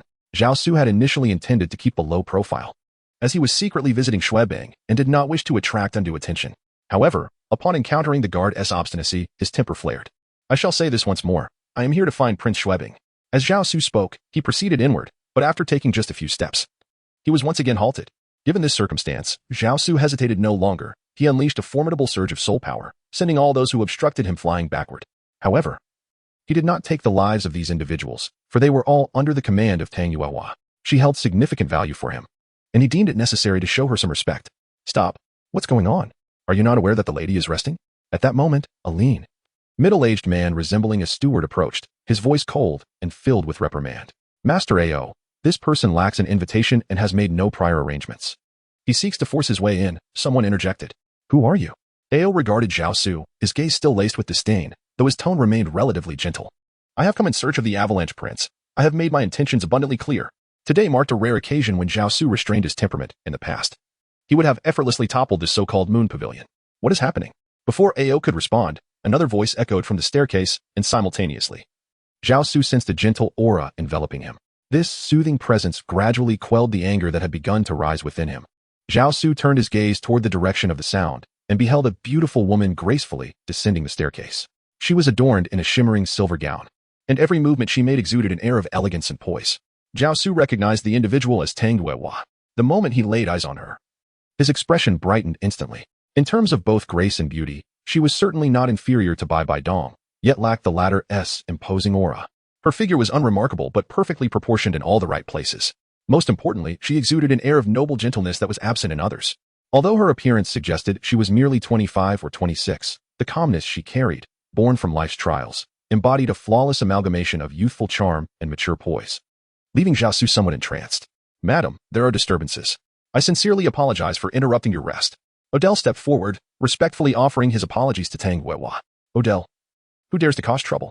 Before Tang Yuehua could respond, a cold voice pierced through the air, laden with an overwhelming intent to kill, casting a shadow over Odell. Chapter 45. The avalanche of alliances under the weight of that formidable killing intent. Odell nearly succumbed to the ground. Yet it was Tang Yuehua who once again wielded her domain, extinguishing the murderous aura directed at him.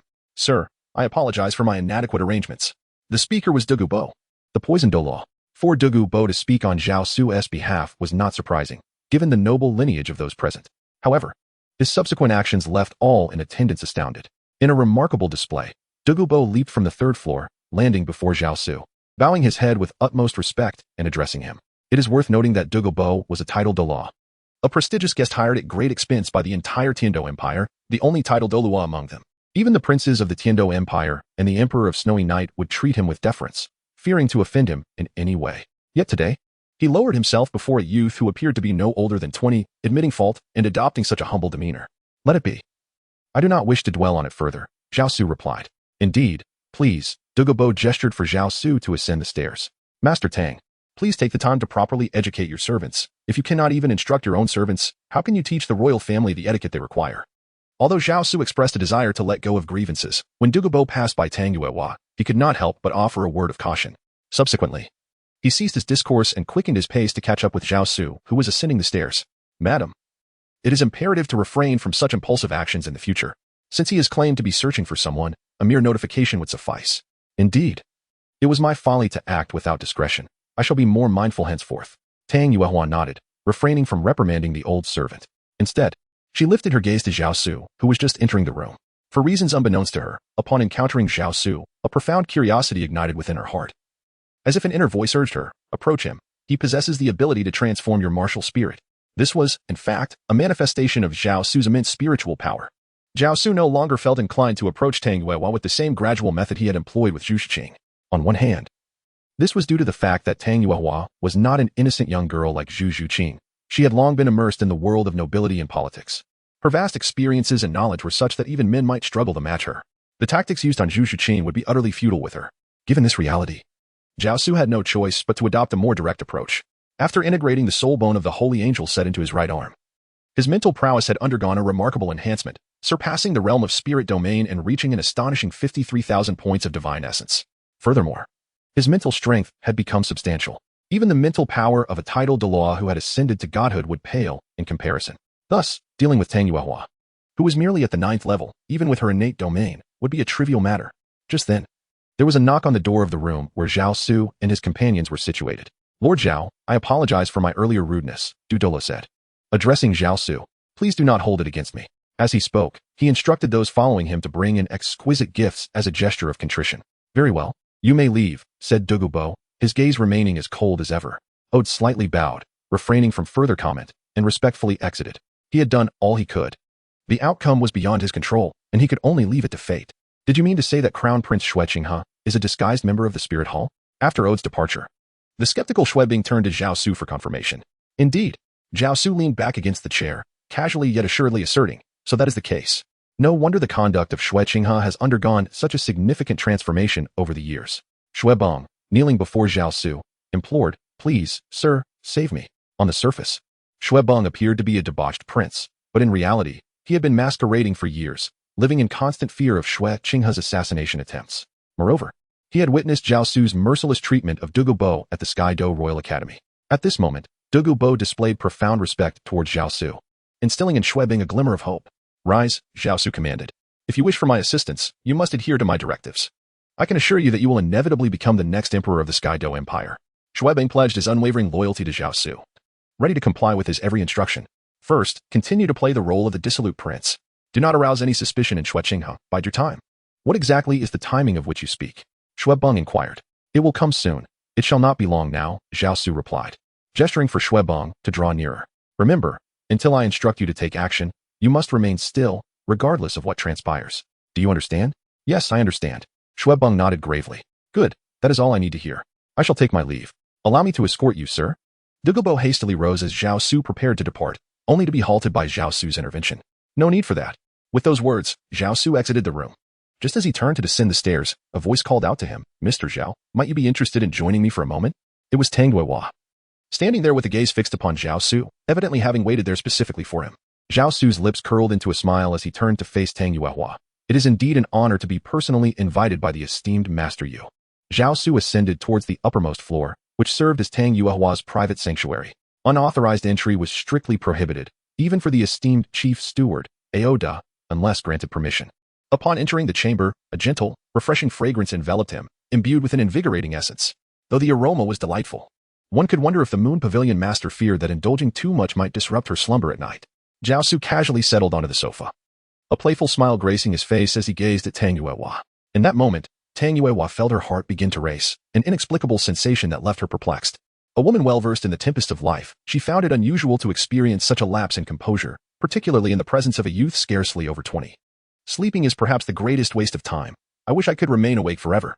As she uttered these words, a flicker of complex emotion danced in her eyes, as though recalling something significant. After all, time is abundant. Why fear its squandering? As Zhao Su spoke, he reached out and grasped Tang Yuehua's hand. Startled at first by his sudden touch, she soon felt a warm current coursing through her body. Once this warmth surged within her, it dispersed and flowed throughout her meridians, enveloping her in an indescribable sense of comfort. Her previously pale complexion gradually flushed with color. Although Tang Yuehua's Haotian hammer martial soul had undergone a mutation and possessed the noble domain of the aristocratic ring, it proved to be of little utility against true powerhouses. Furthermore, with her soul power limited to the 9th level, she could not maintain a youthful appearance as other formidable soul masters could. The preservation of her youthful visage came at a price. Chapter 46. The Elite Soul Master competition commences. It can be said that Tang Yuehua's ageless beauty was merely a superficial facade, sustained by the noble ring domain and external forces. In reality, her internal condition had long begun to deteriorate, a torment she endured daily. The warm current that Zhao Su introduced into her body was none other than the 9-nether mysterious technique from the ancient dual cultivation method, the Taigu's Zigong. The term mysterious signifies the yin, which corresponds perfectly with the feminine essence. The harmony of these two forces can significantly alter one's state, even for an ordinary individual. After approximately 5 minutes, Tang Yuehua gradually regained her composure amidst the comfort bestowed by this warm flow. She could sense a slight loosening of her 9th-level soul power, which had been forever hindered by the defect in her martial soul. Simultaneously, she noticed her body becoming increasingly youthful, her skin smoother and more delicate, as if she had been reborn. It was no wonder that the master was a remarkable figure. He had effortlessly addressed an ailment that had plagued Yuehua for many years. Tang Yuehua turned her gaze towards Zhao Su, who had once again reclined on the sofa. Her tone began to shift, as she now referred to herself as Yuehua. "You flatter me, master. This is merely a simple matter, hardly worthy of mention." "You are indeed too modest, master." Tang Yuehua approached him, personally bending to pour tea for Zhao Su. Her gaze filled with hesitation as she inquired, "Might I ask if master could share the method that transformed my constitution? I am willing to offer you 100,000 golden soul coins as a reward." Upon hearing this, Zhao Su's smile blossomed even more radiantly. Indeed, all women, whether ordinary or endowed with extraordinary abilities, hold a profound concern for their appearance. There is no need for a reward. Zhao Su, while speaking, retrieved an ancient-looking tome from the jade pendant secured at his waist. The cover of the book was crafted from an unfamiliar animal hide, inscribed with 4 archaic characters, 9-nether underworld technique.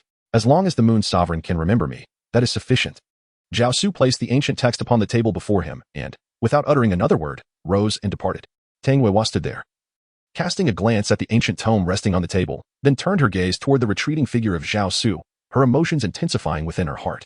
Born into the Haotian sect, Tang Yuehua had a unique martial soul, the Haotian hammer, which had mutated into the Rui ring, limiting her soul power to a lifelong cap of level 9. Nevertheless, she possessed an inherent nobility and could be considered a paragon of beauty and grace.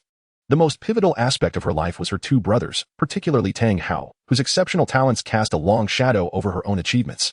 This led her to believe that no one could surpass her brothers, and certainly no man could be worthy of her. However, after encountering Zhao Su today, such notions began to shift. Standing at over 1.80 meters, Zhao Su, while not extraordinarily tall, exuded a remarkable stature. Though not conventionally handsome, his ever-present smile imbued him with an allure that was simply captivating. It was evident that Tang Yuehua's burgeoning feelings were not solely due to Zhao Su's inherent excellence, but were also influenced by his formidable mental strength. Regardless, Zhao Su's image had etched itself indelibly into Tang Yuehua's heart. "I hope we shall meet again," she murmured softly, her thoughts lingering on his visage as she reached for the Jiuyomingfa he had left on the table. Time passed swiftly, and soon half a year had elapsed. The elite competition for high-level soul masters across the continent was on the verge of commencing. Recently, Master and his companions had returned, and as Zhao Su had anticipated, they had not only found suitable soul rings for Master, but had also seen Lu Erlong and Flandra break through to the 81st level, achieving the rank of Soul Douluo. Among the trio, Lu Erlong had undergone the most remarkable transformation, her figure becoming increasingly striking, her skin as delicate as that of a young maiden, leaving Zhao Su momentarily entranced. Nevertheless, he had no intention of pursuing Lu Erlong. In 3 days, the selection for the elite competition would take place, and he hoped his team could showcase their utmost prowess to reach the finals. Within the training room of Shrek Academy, Flandra and several instructors were conducting a pre-battle motivational session. Aside from the Shrek 7 monsters, 3 additional teams were present, also representing Shrek Academy in the preliminary selections. The extent of their success would depend entirely on their individual capabilities. After the motivation session concluded and the other teams departed, Master addressed the Shrek 7 monsters, stating, "The highest level among the members of the other Academy teams is merely 48. Given that you have all surpassed level 50, I believe reaching the finals should pose no problem. Rest assured, with Zhao as our leader, claiming the championship will be a mere formality." Ma Hongjun exclaimed eagerly, having long envisioned his team as the champions of the elite Soul Master competition. This time, it will solely be you 7 who participate. Teacher Zhao will not compete. Why not? This is a test for you. If Teacher Zhao were to compete, it would defeat the purpose of the assessment, Master asserted firmly, then turned to Zhao Su, inquiring, "What are your thoughts, Teacher Zhao?" Master's reasoning was sound. Considering their levels above 50, it would be unnecessary to compete against teams with members in their 40s. Zhao Su, who also had other matters to attend to, found himself relieved by Master's decision. Once confirmed, they ceased further discussion and prepared for the preliminary selections 3 days hence. During the selections, the other 3 teams from Shrek Academy were swiftly eliminated. Yet the Shrek 7 monsters surged forward with unwavering momentum. Each time they revealed their 5 resplendent soul rings, the opposing teams lost their confidence to fight. According to Master's analysis, only the golden generation of the Spirit Hall could potentially pose a challenge to the Shrek team. However, records indicated that the highest level among the golden generation was also only 48, creating a notable disparity against the Shrek 7 monsters, all of whom had surpassed 50. Nonetheless, the possibility of the golden generation concealing their true capabilities could not be dismissed. The Shrek 7 monsters soon faced off against the royal fighting team of the Tiando Royal Academy. This confrontation would determine which team would advance to the finals in Spirit City. Upon the Tiando Royal Academy's emergence, Emperor Xueya, who concurrently served as the Academy's president, along with 3 committee members, made their appearance, accompanied by the crown prince of the Tiando Empire, Xue Qinghe. Zhao Su understood that the current Xue Qinghe was not the true Xue Qinghe, but rather Qian Renxue. As her gaze fell upon Zhao Su, a frown involuntarily creased her brow. Being one of the witnesses to Zhao Su's awakening of the 12-winged seraphim martial soul, she was acutely aware of his formidable power. She understood that once Zhao Su took to the stage, the royal fighting team of the Tiando Imperial Academy would stand no chance. Among the royal fighting team, apart from the captain Yu Tianheng and the vice-captain Du Guiyan, all were her loyal confidants, nurtured and supported in secrecy. Her aim was not only to maintain control over the Tiando Royal Academy, but also to pit the royal fighting team against the golden generation of the Spirit Hall, to demonstrate to Bibi Dong that she was no mere incompetent. Chapter 47, Advancing to the Finals. Journey to Spirit City to prove herself to Bibi Dong was a deep-seated obsession within Qian Renshua's heart. Otherwise, she would not have risked everything to disguise herself as Xue Qinghe and remain hidden within the Tiando Empire for so many years. Aside from Qian Renshua's scrutiny of Zhao Su, another individual also caught sight of Zhao Su from the Shrek Academy side. In contrast to Qian Renshua's vigilance upon seeing Zhao Su, this person's gaze radiated an unmistakable fervor. She was Tang Yuehua, the master of the Moon Pavilion, responsible for instructing the royal aristocracy of the Tiando Empire in matters of etiquette. It had been nearly 6 months since her last encounter with Zhao Su. And during this time, every moment she practiced the nether mysterious method bestowed upon her by Zhao Su, her thoughts were undoubtedly consumed by him. The figure and visage of Zhao Su would materialize in her mind. Unbeknownst to her, the 9 nether dark art and the 9 heavens yang art are intricately intertwined, complementing each other and fostering a harmonious dual cultivation of yin and yang. Those who practice the 9 nether dark art are inherently drawn to those who cultivate the 9 heavens yang art. Furthermore, under the influence of Zhao Su's mental prowess, Tang Yuehua finds herself increasingly ensnared. Zhao Su seemingly noticed that someone was observing him, and he lifted his gaze towards the elevated platform on the eastern side of the competition venue, where the noble aristocrats of the Tiandu Empire were seated. First, he directed his attention to Qian Ruxue, offering her a glance rich with meaning. Subsequently, his gaze shifted to Tang Yuehua, a subtle smile gracing his lips.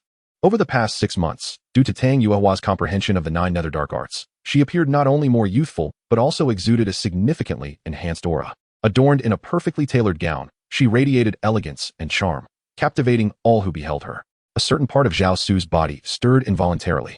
Over the past 6 months, although Zhao Su and Zhu Zhuqing often engaged in intimate encounters, at the crucial moments, Zhu Zhuqing would always refuse, preventing Zhao Su from advancing further.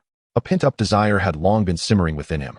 Now, upon encountering the alluring Tang Yuehua, he found it increasingly difficult to contain himself. Zhao Su averted his gaze from Tang Yuehua and turned towards the central figure, the Snow Knight Emperor. Despite his resplendent attire and crown, a hint of pallor marred his countenance, revealing an unmistakable weariness. Soon, the battle between the Shrek 7 monsters and the royal fighting team commenced. This time, the defeat of the Tiandu Royal Academy was undeniably thorough, while their previous loss could have been attributed to the fortuitous prowess of the Shrek 7 monsters. This defeat left no room for dispute. The 3 members of the Tiandu Imperial Academy's committee, seated behind the Snow Knight Emperor, could only respond with a mix of helplessness and resentment as they beheld the effortless triumph of the Shrek 7 monsters over the royal fighting team. Their gazes fell upon Prince Xuexing, brimming with indignation. The exceptional talents of the Shrek 7 monsters, once destined to belong to the Tiandu Imperial Academy, had now become the very force that vanquished the Academy's strongest team. How could they not feel a sense of bitterness? Yet, they were powerless.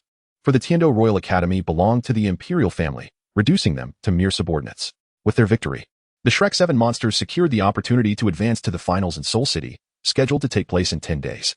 Thus, there was little time for preparation. They needed to embark swiftly for Seoul City.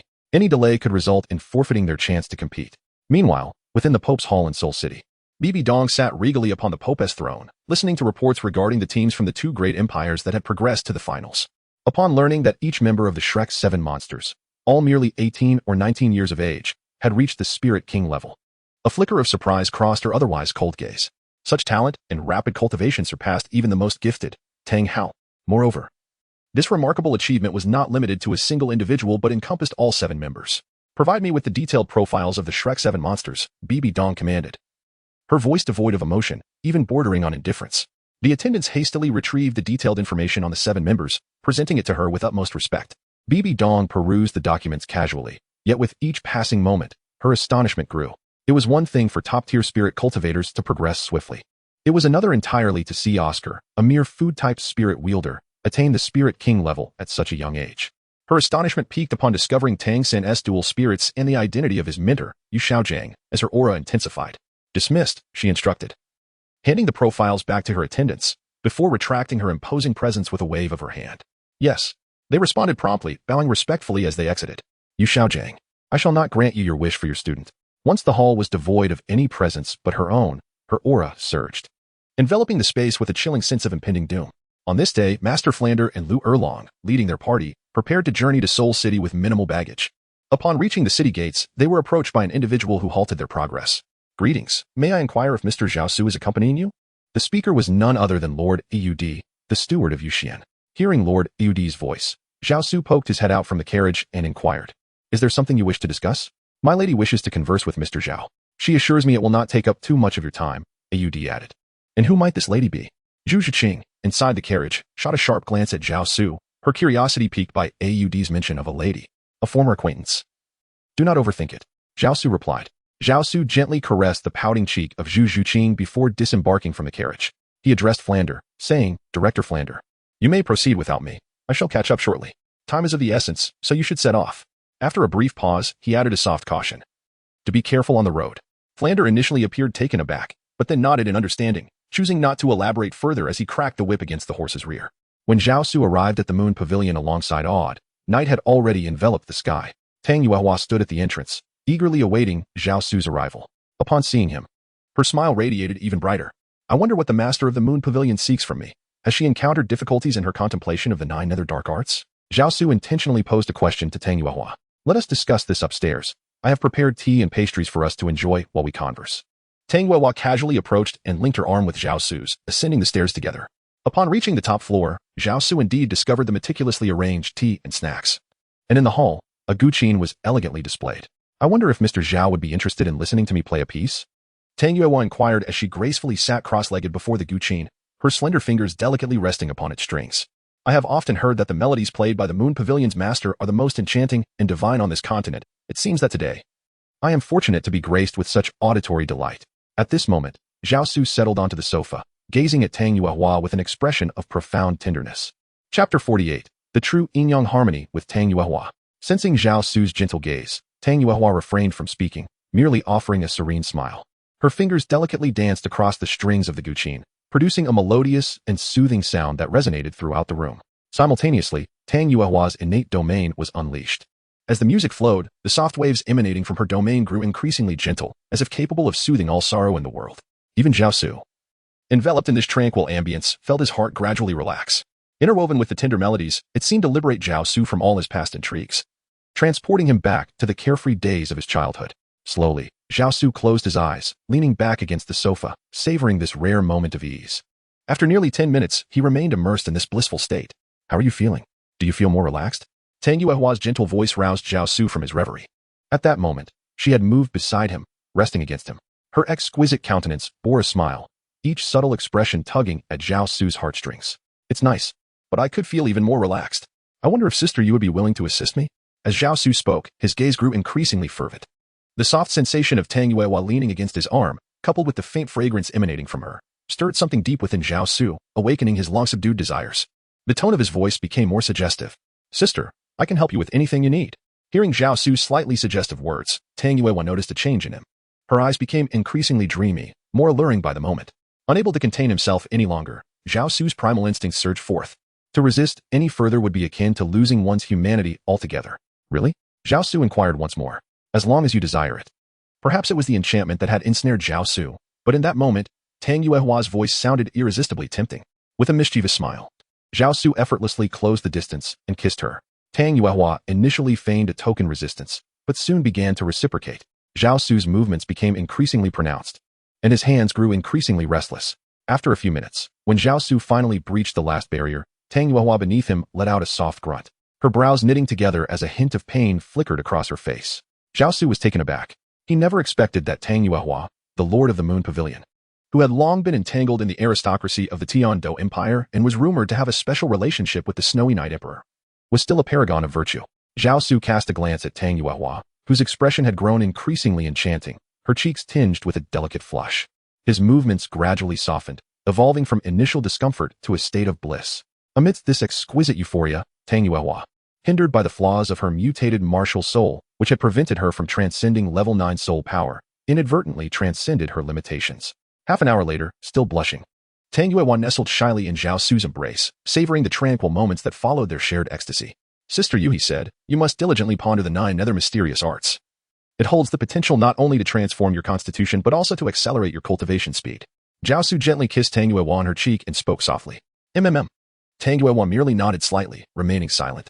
Observing this, Zhao Su felt a surge of emotions, rising to embrace Tang Yuehua and carrying her towards the bedroom. The following day, while still enveloped in slumber, Zhao Su sensed something brushing against his cheek. Groggily, he opened his eyes to find Tang Yuehua already awake, tenderly gazing at him, her hair playfully teasing his face. Little rascal, it's time to rise. The sun is warming your backside. After the harmonious interplay of their energies the previous night, Tang Yuehua appeared even more enchanting, her gaze towards Zhao Su imbued with greater warmth. Yet, that very look left Zhao Su somewhat overwhelmed. I don't want to get up. How about we sleep a little longer? Zhao Su gazed at Tang Yuehua with eyes that sparkled with light, extending his hand to draw her into his embrace.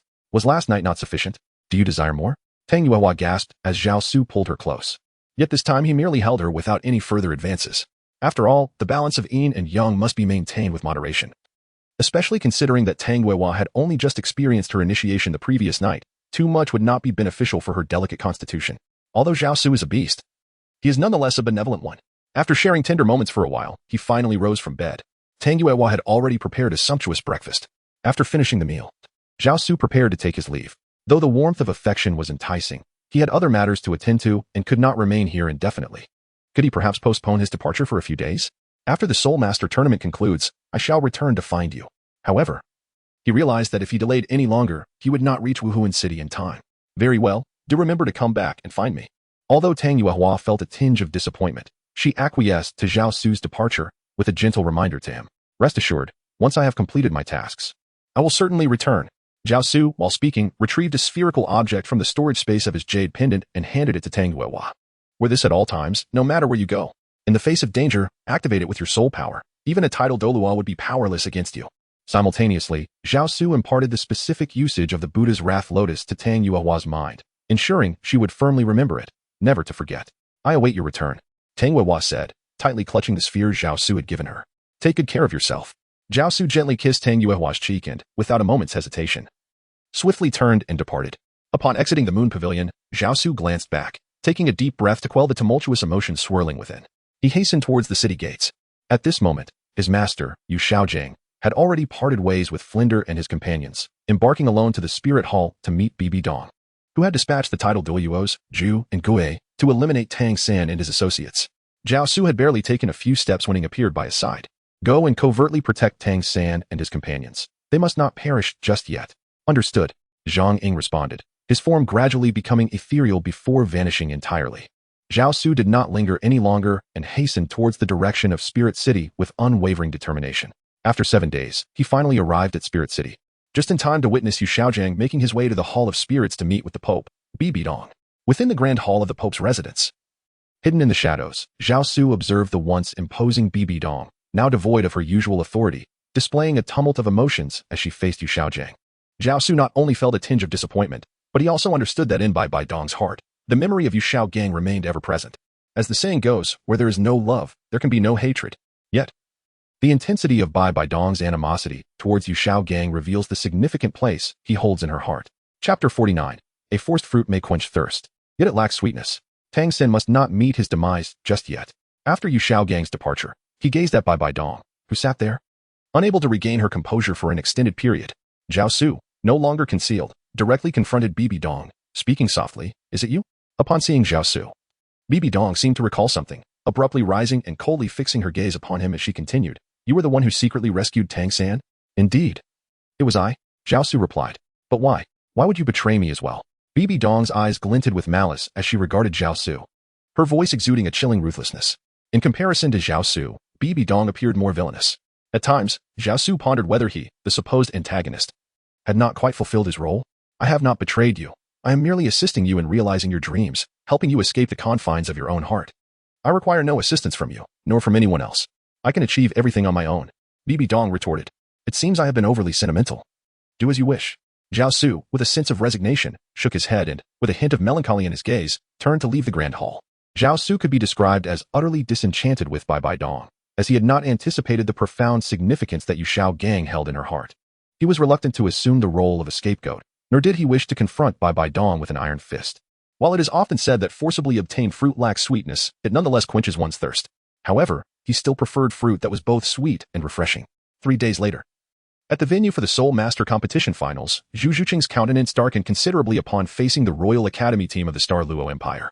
Her distress intensified as she beheld a woman on the opposing team who bore an uncanny resemblance to her. Not only Zhu Zhuqing, but Dai Mubai's expression was equally grim. Zhu Zhuqing anxiously scanned the surroundings, desperately hoping to catch a glimpse of Zhao Su, but as the competition was about to commence, he had yet to appear.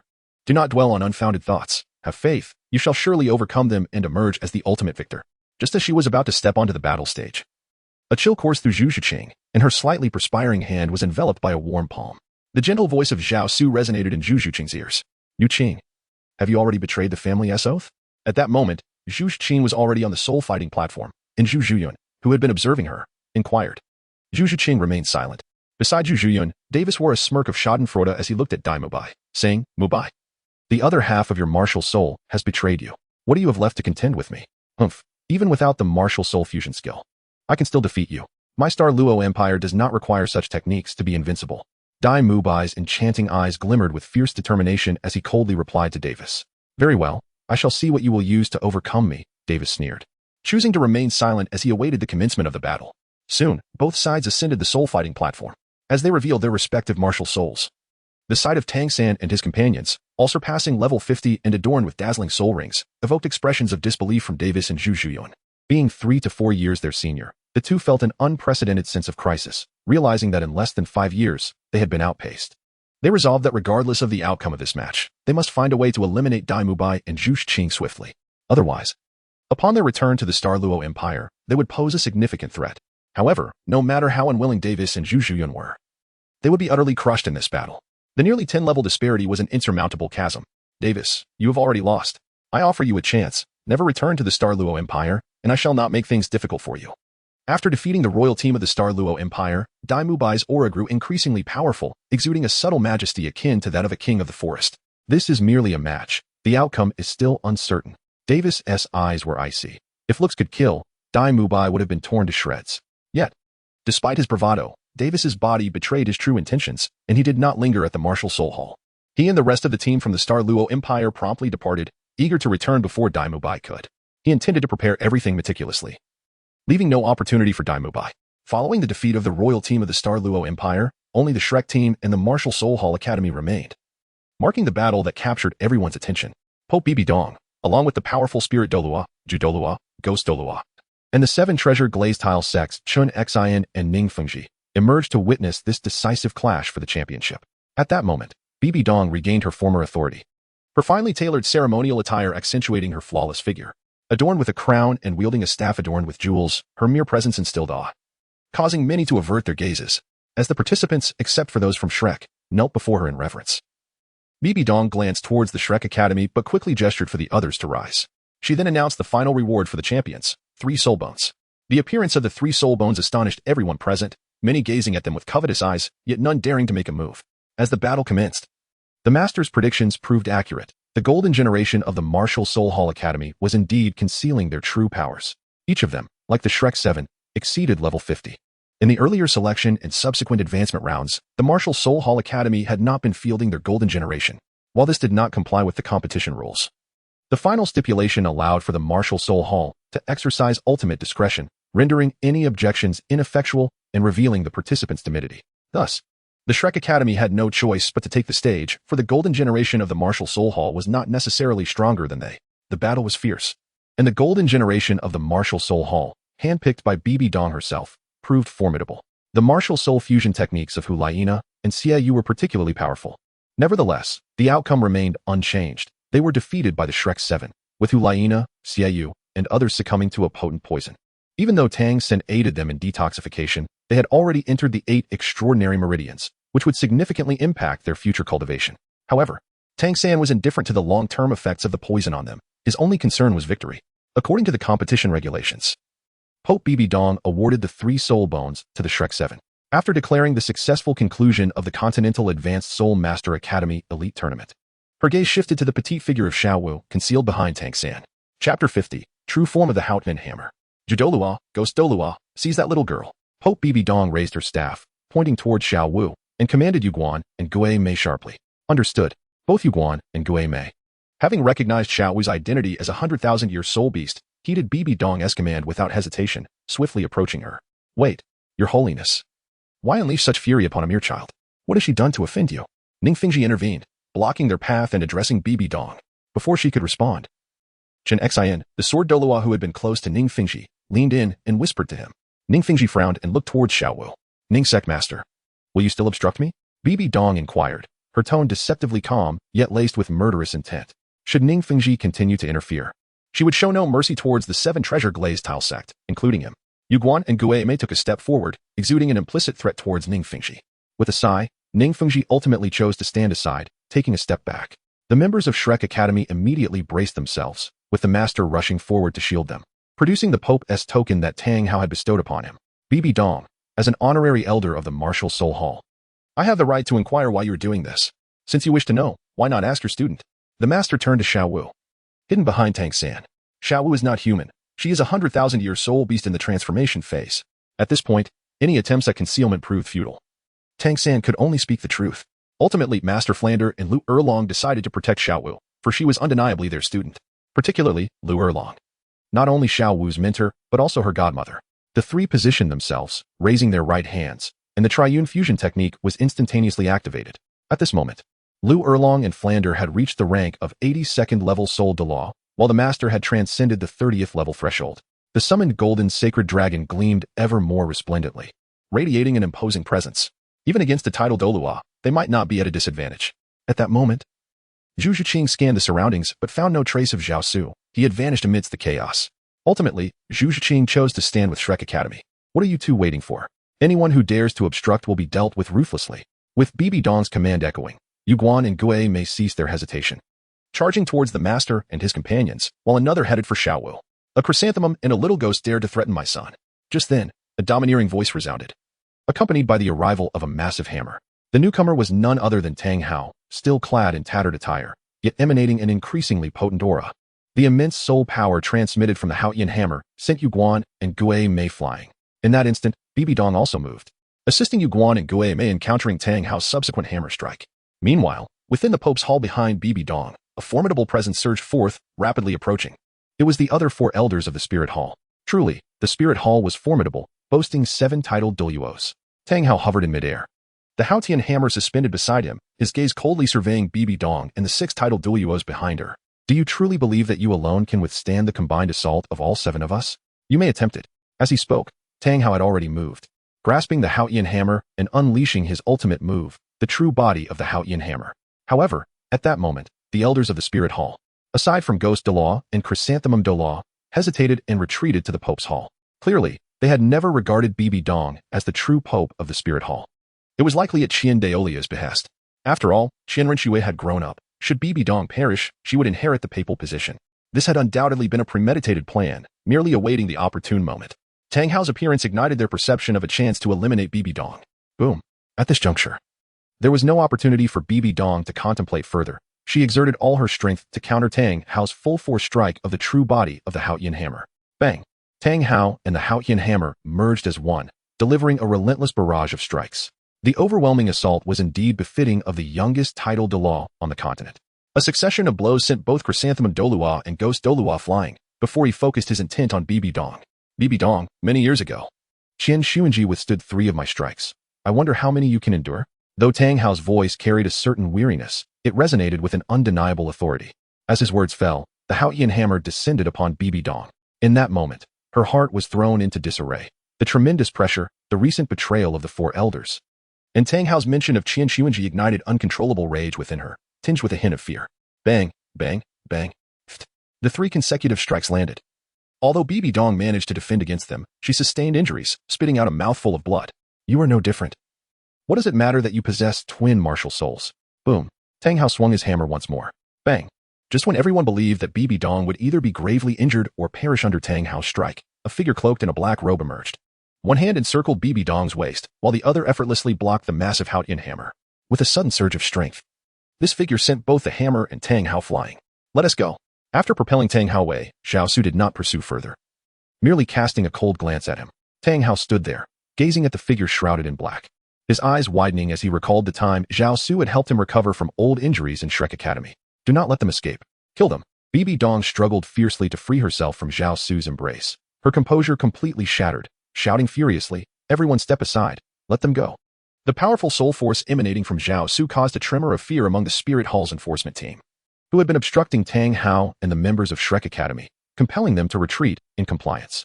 Although Zhao Su was shrouded in a dark robe that concealed his entire figure, Zhu Zhiqing, who was well acquainted with him, recognized him instantly.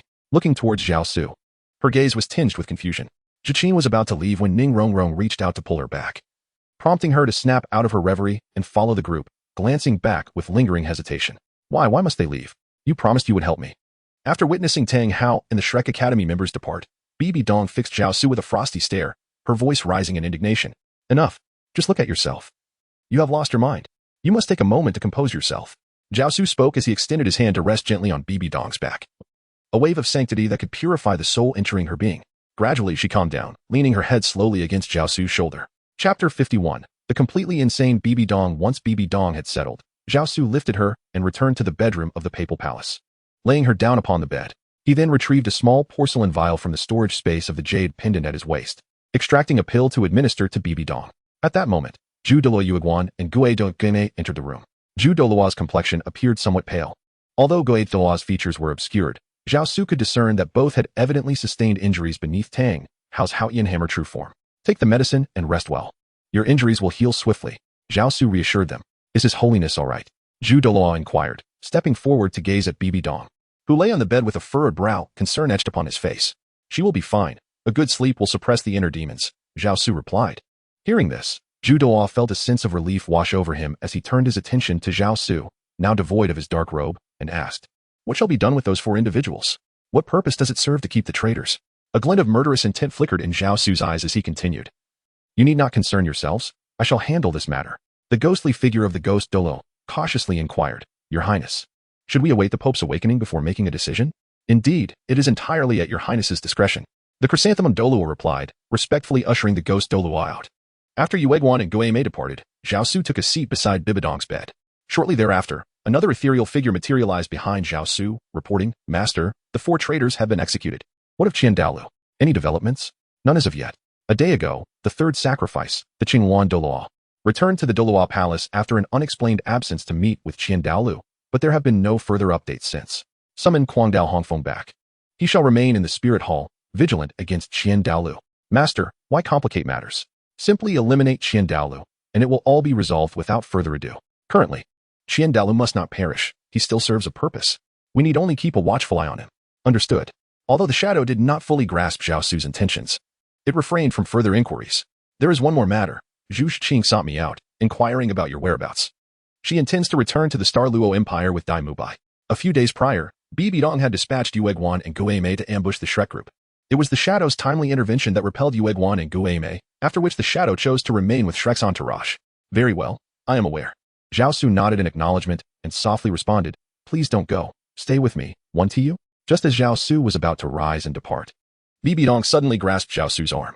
Looking down, Zhao Su noticed that Bibi Dong remained in a deep slumber, her eyes still closed. Perhaps she was lost in a dream at that moment.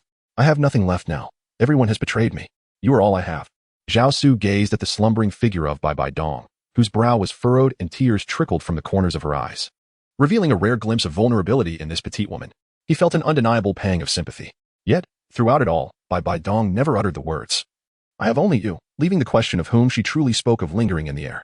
Zhao Su cautiously extricated himself from Bibi Dong's grasp. He gently covered her with a blanket. At the entrance of the Spirit Hall, the Shrek 7 monsters faced the moment of separation, each destined to tread their own paths. Tang San and Xiao were taken away by Tang Hao, while Ning Rongrong and Oscar accompanied Ning Fingji back to the 7 Treasure Glazed Tile School. The Master and his companions returned to Shrek Academy. Ma Hongjun set out alone to explore the continent. Only Zhu Zhuqing and Dai Mubai remained, with Zhu Zhuqing holding a flower that was white with a hint of crimson, gazing longingly into the Spirit Hall, reluctant to depart. Zhuqing, we must leave. I wish to wait for him before I go. Zhu Zhuqing looked down at the flower in her hand, her expression tinged with melancholy. He will not come. If he intended to, he would have arrived by now. No, he will certainly come. Zhu Zhuqing shook her head defiantly. Observing this, Dai Mubai sighed and refrained from further comment. However, as dawn approached and Zhao Su still had not appeared, Zhu Zhuqing's gaze towards the spirit city grew increasingly indifferent, laced with a touch of disappointment. Let us depart. Zhu Zhuqing's voice was devoid of warmth, lacking any emotional resonance as she addressed Dai Mubai, who sat on the steps nearby. As she turned to leave, the delicate white flower slipped from her grasp and fell to the ground, just as Zhu Zhuqing departed. Zhao Su arrived, yet he found no trace of her. Zhao Su lowered his gaze and beheld a delicate white flower, adorned with a hint of vivid red, quietly resting upon the ground. As the gentle breeze wafted by, a subtle and enchanting fragrance emanated from the blossom. Zhao Su bent down to pick up the flower, which now appeared somewhat withered. Zhuqing, I am truly sorry. Zhao Su gently kissed the flower in his hand, gazing in a particular direction as he softly spoke. Upon Zhao Su's return to the Spirit Hall, he found Bibi Dong already awakened, seated regally upon the opulent papal throne, having regained her former composure and indifference. I thought you would not return. Bibi Dong's frigid gaze fixed upon Zhao Su, her voice devoid of warmth. I shall depart shortly, in your current state. Even achieving divinity will not render you a match for Tang Hao. That is impossible. Once I attain divinity, not just Tang Hao, but all shall perish. I hope your wishes come to fruition. Zhao Su gazed upon the utterly deranged Bibi Dong, choosing silence as he turned to depart. Do not leave. I know that Tang Hao is no match for you, nor are the 100,000-year soul beasts. Please, help me. Upon realizing Zhao Su's intent to leave, Bibi Dong hastily rose and stepped directly in front of him. A glimmer of madness flickered in her eyes as she suddenly embraced Zhao Su, exclaiming, "If you assist me, I can grant you anything you desire, even myself." As she spoke, Bibi Dong discarded her scepter and began to remove her garments. Witnessing her frenzied actions, Zhao Su's earlier words resonated true. Bibi Dong had indeed succumbed to complete madness. It could even be said that her mind had twisted beyond repair, convinced that all were malevolent and seeking vengeance upon the entire continent. At this moment, her ambitions transcended merely unifying the spirit hall across the land. She yearned to annihilate the two great empires, obliterate every sect, and decimate the spirit hall itself, for it belonged to the family she despised most, the one that held the deepest significance for her. If you continue down this path, I cannot fathom what you will become.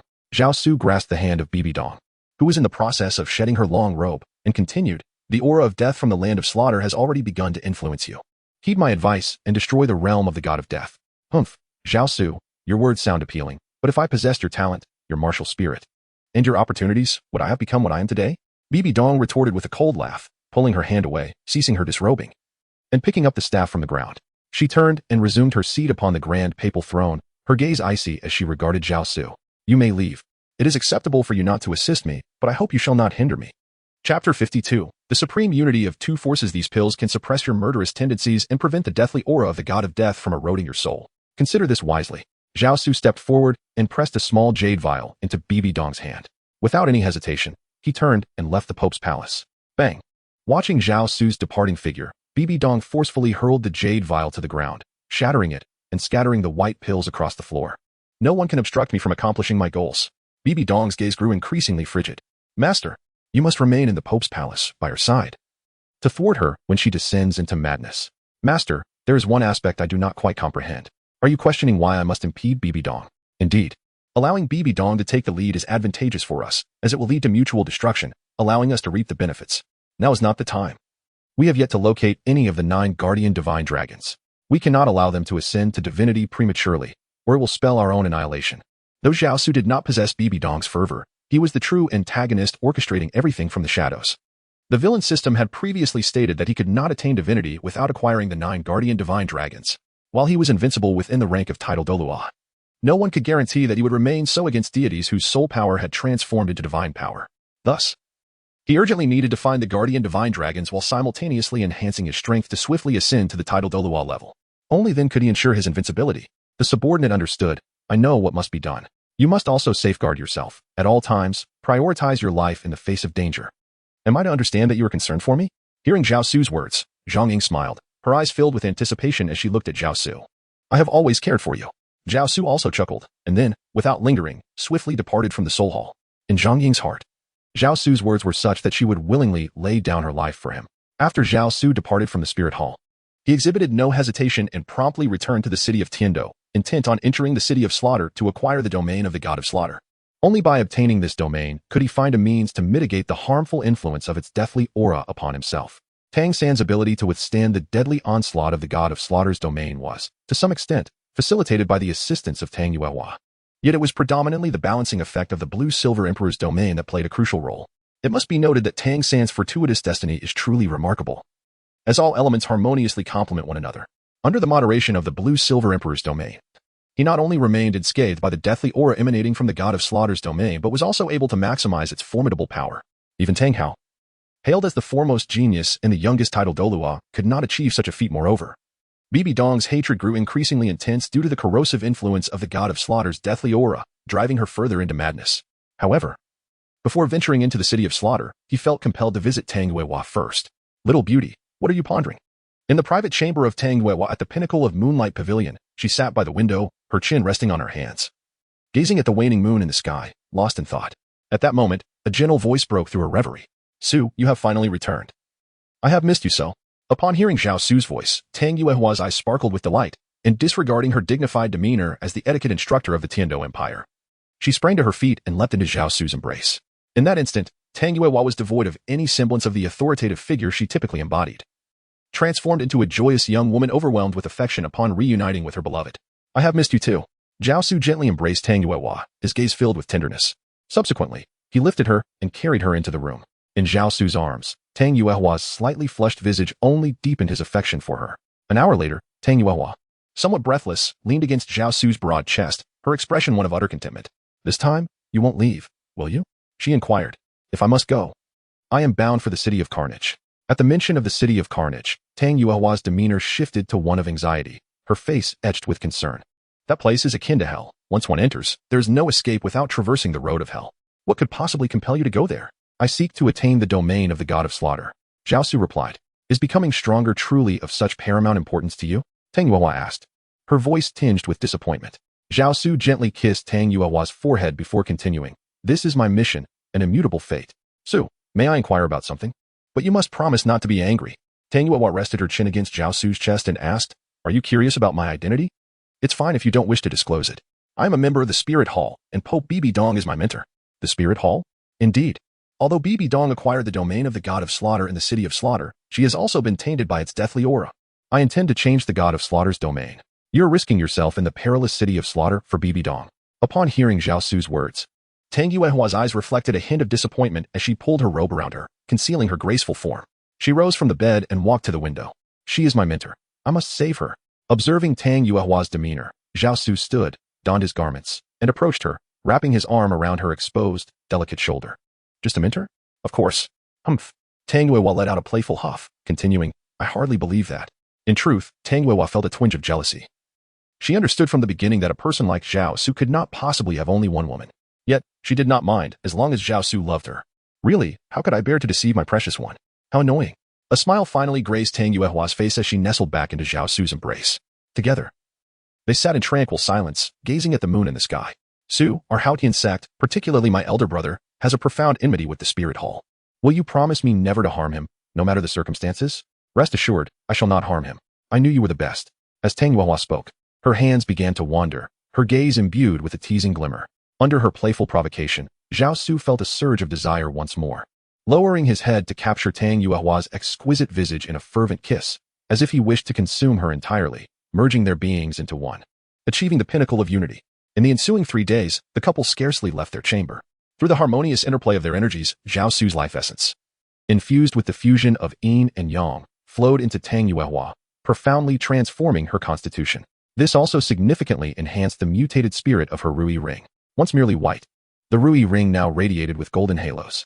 The innate domain of the Rui ring, the noble circle, not only soothed murderous intent and calmed the hearts of others, but it also gained formidable offensive capabilities. The Rui ring could now split into two, evolving into the Meridian Mandarin Duck Axe. This is the Jade Maiden Heart Sutra. Coupled with the evolution of your Rui ring into the Meridian Mandarin Duck Axe, it will substantially augment your offensive power. With you to protect me. What use do I have for this? Tang Yuehua languidly reclined on the sofa in the hall, showing little interest in the Jade Maiden Heart Sutra Zhao Su offered her. Having never practiced due to the flaws of her mutated spirit since childhood, she remained disinclined to train, despite the Rui ring's evolution freeing her from those limitations.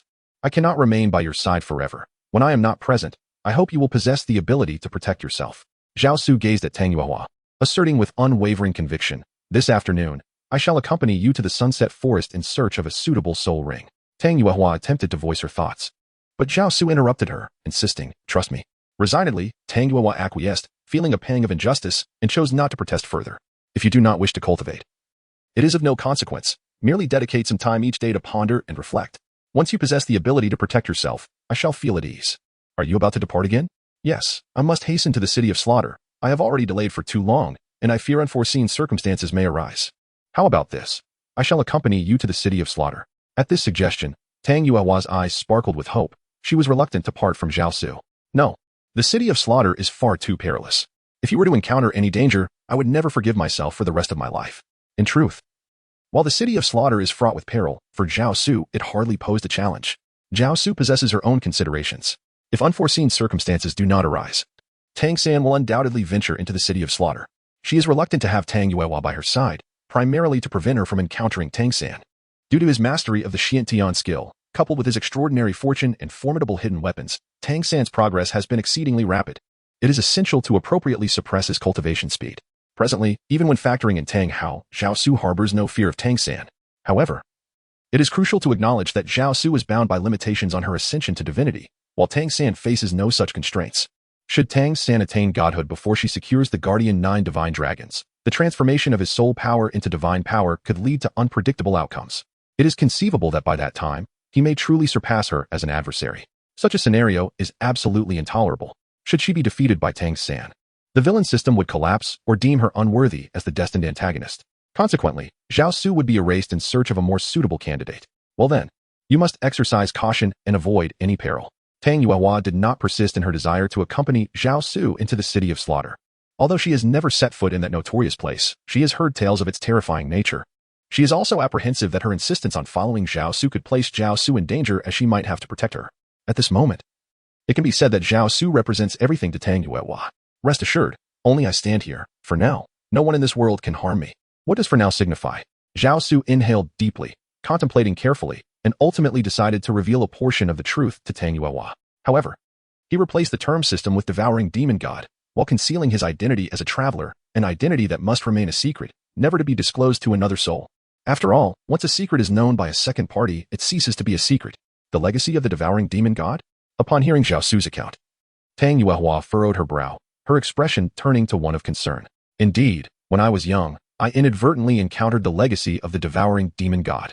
In my ignorance, I accepted this legacy, only to discover it came with numerous constraints. So, are you saying that if you cannot locate the 9 divine dragons of the Guardian Realm within the stipulated time, you will perish? Yes, not merely death, but the obliteration of the soul, rendering rebirth impossible, a complete disappearance. Does that imply your affiliation with the Spirit Hall is not due to Bibi Dong? Tang Yuehua's thought process seemed to leap in unexpected directions, still preoccupied with the matter of Bibi Dong at this juncture. Of course not. I must fulfill the trials left by the devouring demon god to survive. Otherwise, death awaits me. Su, you will undoubtedly succeed in the trials of the devouring demon god. I will assist you, no matter the cost. Tang Yuehua's gaze grew resolute as she quickly rose, grasping Zhao Su's hand, intent on acquiring a soul ring. According to her, she needed to grow stronger to better support Zhao Su. At that moment, Tang Yuehua was no longer the seasoned leader of Yuxian, adeptly navigating the intrigues of the Tiandu Empire's nobility. Instead, she had transformed into a young girl lost in the throes of love. Observing her demeanor, Zhao Su felt a twinge of regret, a reluctance to deceive her. Yet, he felt he had no choice. He could only act in self-preservation and for the hope of their eternal togetherness. Yuehua, thank you. Zhao Su gently embraced Tang Yuehua and softly spoke, between us, there is no need for gratitude. All I ask is for your love. I love you. He whispered into her ear. After hearing Zhao Su's tale, Tang Yuehua no longer resisted acquiring a soul ring. Instead, she was determined to enhance her own strength. 5 days later, Zhao Su procured her first soul ring, the Blood Moon Mantis, which had lived for over 2,000 years. With Zhao Su's assistance and the support of Tang Yuehua's already transcended innate domain, it was not a challenge to absorb the soul ring of the Blood Moon Mantis. Once she absorbed the soul ring, a thread of red emerged around the golden halo of her martial spirit, the Rui ring. This golden-red combination signified an escalating might. Upon evolving into the Zawuyuan double-edged blade, the blade bore barbed edges, a gift from the Blood Moon Mantis, embodying the talent of devouring.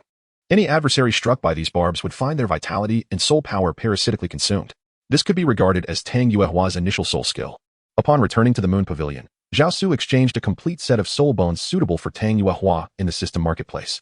These were integrated into her being, along with an external soul bone dropped by a void beast, which possessed the talent for spatial teleportation, with this ability to transcend spatial boundaries. Even in dire situations where she might be outmatched, she could escape. Chapter 54. Journey to the City of Slaughter. Having accomplished all this, Zhao Su prepared to depart. This time, Tang Yuehua did not impede him, for she understood that the tasks he needed to undertake were imperative. She longed for Zhao Su to remain by her side forever, yet she wished even more for his survival. Take good care of yourself, and when I see you again, do not grow thin. Zhao Su embraced Tang Yuehua, a hint of reluctance in his voice. I will, and you must take care of yourself. Tang Yuehua's eyes glistened with unshed tears as she clung tightly to Zhao Su, unwilling to release him for what felt like an eternity. Ultimately, under the lingering gaze of her affection, Zhao Su cast aside his hesitations and departed with swift steps. He had already delayed for far too long. A day later, Zhao Su arrived at the small town leading to the City of Slaughter. Even before stepping into the town, he was met with an overwhelming stench of blood. Despite having mentally prepared himself, the pungent aroma still provoked a sense of discomfort, causing him to frown slightly. A Bloody Mary, please. Zhao Su arrived at a tavern-like establishment with an impassive expression. After taking a seat, he called out to the waiter. Soon, a drink, resembling fresh blood, was placed before him. Is this your first visit? The waiter inquired as he set down the Bloody Mary, which was, in truth, genuine human blood. The waiter scrutinized Zhao Su with a pale countenance. yet wore a peculiar smile that evoked an unsettling sensation, particularly when his gaze fell upon Zhao Su. It was filled with a predatory greed, reminiscent of a hunter eyeing its prey. Zhao Su paid no heed to the server, lifting the Bloody Mary before him and splashing it across the man's face. Simultaneously, the Imperial 7-kill sword was swiftly unsheathed, piercing through the intruder's chest. I find your smile unappealing. Zhao Su rose and strode towards the tavern, fully prepared to embark on the path of slaughter in the city of carnage. Young man, do you comprehend the significance of this place? Do you dare to disrupt the established order? The tavern's manager, alongside a dozen spirit masters within the establishment, stood up, addressing Zhao Su with a cold tone. Order? For me, I am the very embodiment of order. Seeking death. The manager, incensed by Zhao Su's audacity, bellowed. Whoever slays him shall be rewarded with a permanent residence permit in the city of slaughter, exempting them from the annual hellish arena battles. The individuals present, all possessing abilities merely in the low 20s, yearned to enter the city of slaughter but hesitated to do so. Upon hearing the manager's proclamation, they erupted with excitement, brandishing their martial souls and charging towards Zhao Su. Humph. Zhao Su let out a disdainful snort, utterly disregarding them. A swift surge of sword intent pierced through the air, severing their heads with alarming precision. Blood gushed forth, pooling on the floor and saturating the already foul-smelling hotel with an even more nauseating stench. Your judgment is lamentably poor. It would be wise to appoint a different overseer for your realm of slaughter. With that, Zhao Su approached the manager, seizing his shoulder with a vice-like grip, and forcefully slammed him into the ground. Bang, bang, bang. The tremendous force reverberated throughout the establishment, causing it to tremble as if an earthquake had struck.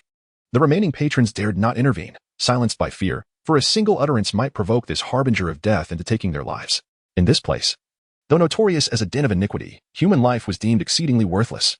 After Zhao Su had smashed the floor, a gaping hole remained, and the manager was left in a grotesque state, his body a mangled mess of blood and flesh. Zhao Su cast aside the manager and leapt into the abyss. Soon, a battalion of knights, clad in armor and arrayed in perfect formation, obstructed his path. Zhao Su uttered no superfluous words and acted decisively, unleashing a singular essence of swordsmanship that effortlessly pierced through the heavy armor. The guards had no opportunity to resist, although the influence of the King of Slaughter's domain rendered the use of soul techniques ineffective in this place. Such restrictions were utterly inconsequential under the divine intent of Zhao Su's 12-winged holy angel. May I see your proof? Upon reaching the ancient and imposing gates of the city of slaughter, Zhao Su was confronted by the vigilant guards stationed there. They're all dead. They did not provide me with proof. The guards were momentarily taken aback by Zhao Su's proclamation, followed by a look of astonishment. The enforcement team tasked with maintaining order within the city of slaughter, though not the strongest among their ranks, possessed commendable strength. Under the prohibition against soul techniques, they found it hard to believe that an entire team could be annihilated. Esteemed guest, welcome to the city of slaughter. At that moment, a woman clad in a flowing black robe emerged from within the gates, approaching Zhao Su with a respectful bow, followed by a gesture inviting him to enter. Zhao Su, at the entrance, dispatched the overseer and annihilated the entire enforcement team.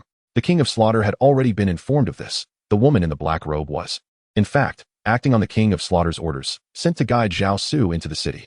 Zhao Su's expression remained as indifferent as ever as he stepped into the city of carnage. May I inquire, esteemed guest, whence do you hail? The woman in the black robe asked respectfully upon entering the outer city of the city of carnage. I have come to acquire the realm of the god of death, not to engage in idle conversation. Spare me the pleasantries and guide me to the hellish arena. Zhao Su's voice was frigid, clad in black attire. His tall and imposing figure radiated a potent aura of lethal intent.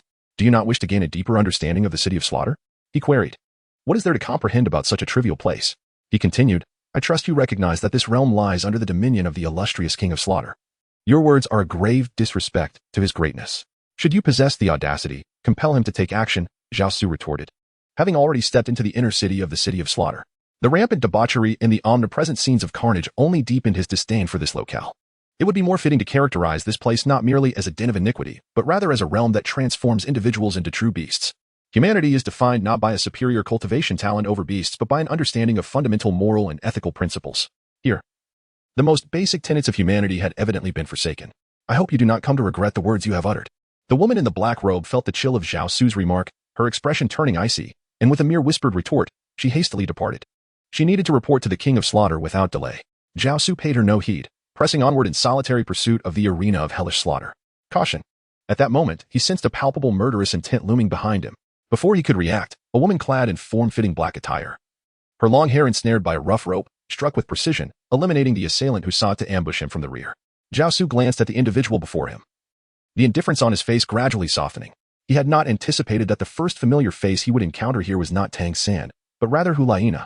Her nearly flawless figure and somewhat frosty expression starkly contrasted with the surrounding women clad in revealing attire. Chapter 55. The City of Unjust Slaughter. I never expected you to also arrive in the City of Slaughter, Zhao Su remarked. It was evident that Hulaina had recognized him, and thus he felt no need to conceal his identity any longer. Why shouldn't I come to the City of Slaughter? He inquired. Nothing much. It's just somewhat surprising to see you here, she replied, her expression betraying no emotion as she casually uttered the words before turning to leave. May I ask, where's the hellish arena? Zhao Su gazed at the receding figure of Hulaina and inquired of her. Hulaina paused in her steps and turned to face Zhao Su once more, a flicker of confusion crossing her eyes. Yet, she refrained from elaborating, merely responding with a tone of indifference. It is just ahead. Turn left at the tallest building. Thank you. Zhao Su smiled at Hulaina and, without any hesitation, proceeded towards the hell-killing field. At that moment, Hulaina was also making her way to the arena, preparing for her 76th match. Just moments ago, she had been ambushed, with the intent to severely injure her and hinder her path to victory. However, she had effortlessly slain her attacker. Upon entering the hell-killing field, the brutality of the battles intensified. On the expansive battle platform, a group of fighters engaged in a fierce melee, resembling beasts in their relentless struggle. The spectators, witnessing the bloody scene, felt no compassion or fear. Instead, their frenzy only escalated. Soon, Hulaina took to the stage, having achieved 75 consecutive victories. She was already somewhat of a celebrity in this arena. As she entered, the other 9 competitors formed an alliance, surrounding her with the intent to eliminate her first. Hulaina displayed no signs of fear, clad in a form-fitting black outfit that accentuated her nearly flawless figure. With a short sword in hand, she stood poised, awaiting the onslaught of her adversaries. As the battle commenced, the 9 opponents showed no mercy, launching lethal attacks without hesitation. Initially, Hulaina managed to withstand their combined assault, but she was unable to counterattack. It was evident that their coordination was practiced, specifically designed to counter her. After nearly half an hour, Hulaina's stamina waned significantly, and in a moment of carelessness, she was struck from behind, a deep gash opening on her back. Blood oozed forth, quickly staining her attire. Zhao Su, seated quietly in the audience, observed the unfolding events, contemplating whether to intervene. His participation would undoubtedly breach the rules, potentially leading to unnecessary complications. Yet, if he refrained from acting, Hulaina might never leave the arena alive. The rules dictated that only one combatant could survive each match. Despite this, the 9 fighters continued their relentless assault on Hulaina, perhaps orchestrated by the so-called King of Slaughter. After all, how could only 8 individuals achieve 100 consecutive victories in this hell-killing field over a millennium? As Zhao Su pondered, Hulaina was struck once more, her body trembling from the loss of blood and severe exhaustion, causing her vision to blur. In that critical moment, Zhao Su finally decided to intervene, not with direct confrontation, but by hurling a dagger to deflect a fatal blow aimed at her. Revitalized by this act, Hulaina swiftly moved, her short sword ruthlessly claiming the lives of her attackers. Cheating. She is cheating. The spectators erupted in outrage, pointing at the sole survivor, Hulaina, unfazed by their cries. Hulaina recognized that the enforcers of the hell-killing field had not appeared, implying their tacit approval of her victory. With her weakened body, she made her way out of the arena. However, upon exiting the hell-killing field, she immediately became the target of attention. In addition to those wishing to eliminate her as a formidable foe, there were also many who coveted her beauty. In this city of slaughter, while there were many female spirit masters, none matched Hulaina's ethereal beauty or perfect physique, enhanced by the innate allure of her fox spirit martial soul. Many harbored desires to possess her, and some cowardly individuals trailed her, waiting for the moment she faltered. Little girl, as long as you agree to entertain us, we promise that none will harm you. The leader of the 6, a scrawny man with a lecherous grin, extended a grimy hand towards Hulaina, unashamedly attempting to touch her.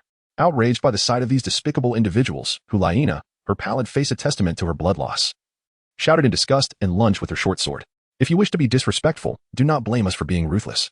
The lecherous man, taken aback by her resistance, coldly replied, once we tire of our fun, everyone will have a share. The surrounding crowd erupted in excitement at his words.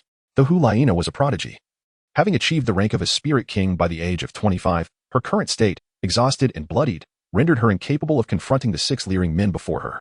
A flicker of helplessness crossed her cold gaze, quickly transforming into resolve. She raised her short sword to her alabaster neck, determined to take her own life rather than be defiled by these filthy, loathsome men. Just then, a small stone flew through the air, knocking the sword from her grasp. Confused, Hulaina turned to see Zhao Su, the one who had intervened. Here is your chance to live, leave. Zhao Su approached step by step, his voice laced with murderous intent as he addressed the 6 individuals. Young man, it seems you have yet to utter the word death that the leader among you is so eager to speak. In that instant, Zhao Su's Imperial 7 killing sword martial soul materialized before them, its presence accentuated by the 6 radiant black spirit rings that adorned it. The improbable configuration of spirit rings was astonishing, particularly given that Zhao Su was not bound by the rules prohibiting the use of spirit abilities within the City of Slaughter. Here, only 2 types of individuals remained unaffected by the domain of the King of Slaughter, those who had attained the realm of the God of Slaughter, and the enforcers loyal to the King of Slaughter. Either category was far beyond the reach of these 6 men. In a state of desperation, the 6 knelt down, banging their heads against the ground as they pleaded, "Spare us. We meant no offense. Please forgive our rudeness. We are willing to offer you the purest Bloody Mary." Chapter 56, Divine Will, consider this my betrothal gift to the Tang family too late. With Zhao Su's icy words, the Imperial 7 killing sword soared forth, severing the heads of the 6, without hesitation. At that moment, Zhao Su had reached Juliana's side and smiled as he said, "Do not forget. You owe me a life." Juliana could no longer bear the weight of the situation. A wave of dizziness enveloped her, and she fainted. Zhao Su swiftly caught Juliana, lifting her into his arms as he scanned the surroundings in search of a place to shelter. However, this dilapidated city, with its crumbling edifices, offered no indication of where one might seek refuge. "Come here." Zhao Su gestured towards a young man not far away, who, despite being somewhat haggard from the pervasive aura of death surrounding the City of Slaughter, exhibited a resolute gaze devoid of any semblance of lewdness.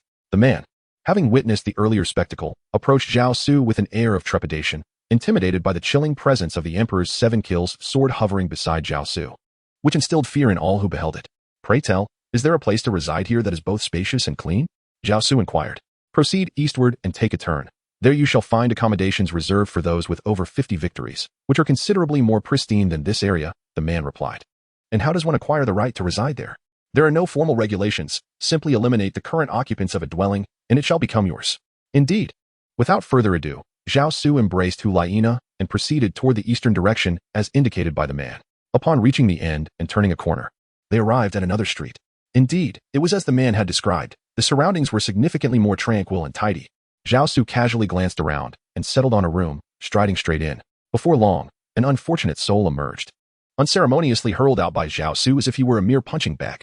Upon entering the room, it revealed itself to be rather modest in size, approximately a mere 10 square meters. The furnishings were equally sparse, consisting of only a bed, a table, and a few chairs.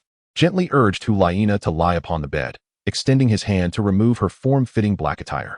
The garment she wore was a one-piece, necessitating the removal of her trousers as well. In an instant, her delicate pink lingerie was revealed beneath.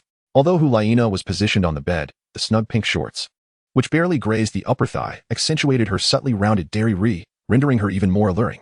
Coupled with her long, slender legs, perfectly sculpted and devoid of any excess, Zhao Su found himself nearly overwhelmed by his desires. Zhao Su closed his eyes and took a deep breath to quell the restlessness within his body. Fortunately, prior to entering the City of Carnage, he had spent 3 tender days with Tang Yuehua. Otherwise, he would have been unable to contain himself at this moment. The terrifying gash that marred the smooth and delicate surface of his back irrevocably tarnished the perfection of his form. Yet it also imbued him with a hint of primal ferocity. Zhao Su suppressed the turmoil within his heart, deliberately avoiding the sight of Juliana's pert posterior encased in her pink hot pants. From the storage jade pendant at his waist, he procured a healing elixir and administered it to Juliana. Subsequently, he crushed the remaining pills and meticulously applied the powder to the wound on her back. Completing the task with care, Zhao Su hurriedly covered Juliana's body, unable to bear to look any longer, fearing he might succumb to base instincts. He then ventured out to procure a clean set of garments for her, dressing her with utmost care. After completing these tasks, Zhao Su took a seat at a nearby table within the residence of the King of Slaughter in the City of Carnage. Seated upon a stone throne, the imposing figure of the King of Slaughter, adorned in crimson attire, listened intently to the reports from his subordinates. "You mean to say there exists an individual unbound by the constraints of the Slaughter domain, capable of wielding soul techniques at will?" The King's blood-red eyes narrowed, revealing a flicker of curiosity. Throughout the years since his ascension to the throne, he had never encountered such a phenomenon, not even with the 2 existing deities of Slaughter, who had to abide by his rules upon their arrival. Indeed, while this individual is merely at the rank of a 60th level Soul Emperor, all 6 of his soul rings are the 10,000-year caliber. Where is this person now? The scouts reported that he had taken the undefeated Hell Messenger, who had achieved 76 consecutive victories, to a residence on East Street. "Very well. Remember, do not impede him under any circumstances. I shall meet him personally." The King of Slaughter gestured for his subordinate to withdraw before vanishing into thin air. In the room on East Street, Zhao Su sensed a formidable aura approaching him, a slight smirk playing upon his lips. The King of Slaughter, one wondered if he truly deserved such a title. As the King of Slaughter soared swiftly through the air, He was startled by Zhao Su's voice, realizing too late that Zhao Su had materialized behind him without his notice. Whether I deserve it or not, you shall find out. The king's crimson gaze contracted, and without a moment's hesitation, he launched an attack. Yet, as he did so, regret washed over him. For he suddenly perceived a powerful mental force enveloping him. Mind control. The king of slaughter, in a daze, found himself ensnared by this overwhelming psychic energy. Realizing escape was no longer an option. A mere foul bat dares to proclaim himself the king of slaughter? How absurd. Zhao Su let out a cold snort, extending his right hand to form a seal, which he promptly pressed against the center of the king of slaughter's forehead. His hand then morphed into a claw, forcefully extracting a blood-red bat from within. The blood-red bat king emitted a shrill, piercing sound, flapping its repulsive wings in a desperate attempt to break free from Zhao Su's grasp. At the moment the blood-red bat was pulled into the world, the king of slaughter's crimson eyes began to fade gradually, a glimmer of light emerging within them. Did you assist me in escaping? The voice of the king of slaughter was no longer as hoarse, as he gazed at the struggling blood-red bat king in Zhao Su's hand, casting a puzzled look at Zhao Su. Indeed, the fragment of divine thought I left within you serves as a wedding gift from the Tang family of Haotian sect. Whether you can pass the trials of the god of Shura and attain divinity in flesh rests solely upon your own efforts. Do you know who I am? A wedding gift? What does that mean? You need not concern yourself with such matters now, focus on your contemplation. As Zhao Su spoke, he once again made his move, sealing the blood-red bat king, whose deathly aura had been eradicated and who was now entirely under his control, back within the body of the king of slaughter, Tang San. It remains true that on the Douluo continent, ascension to godhood is not permitted. Thus, Zhao Su chose to reattach the Bat King to Tang San, allowing it to continue as his king of slaughter. However, the Bat King was now completely subjugated by Zhao Su, enveloped by that divine consciousness. If Tang San could comprehend this divine will, he would be able to free himself from the Bat King's control and reclaim his own awareness. This could be seen as a boon for Tang San's ascension, akin to a betrothal gift to the Tang family, as Zhao Su had remarked. Upon completing this task, Zhao Su vanished, while the king of slaughter's eyes transformed back to a blood-red hue, gazing vacantly at the desolate street, a flicker of confusion appearing within his gaze. Chapter 57. Rules are set by man and can naturally be altered at this moment.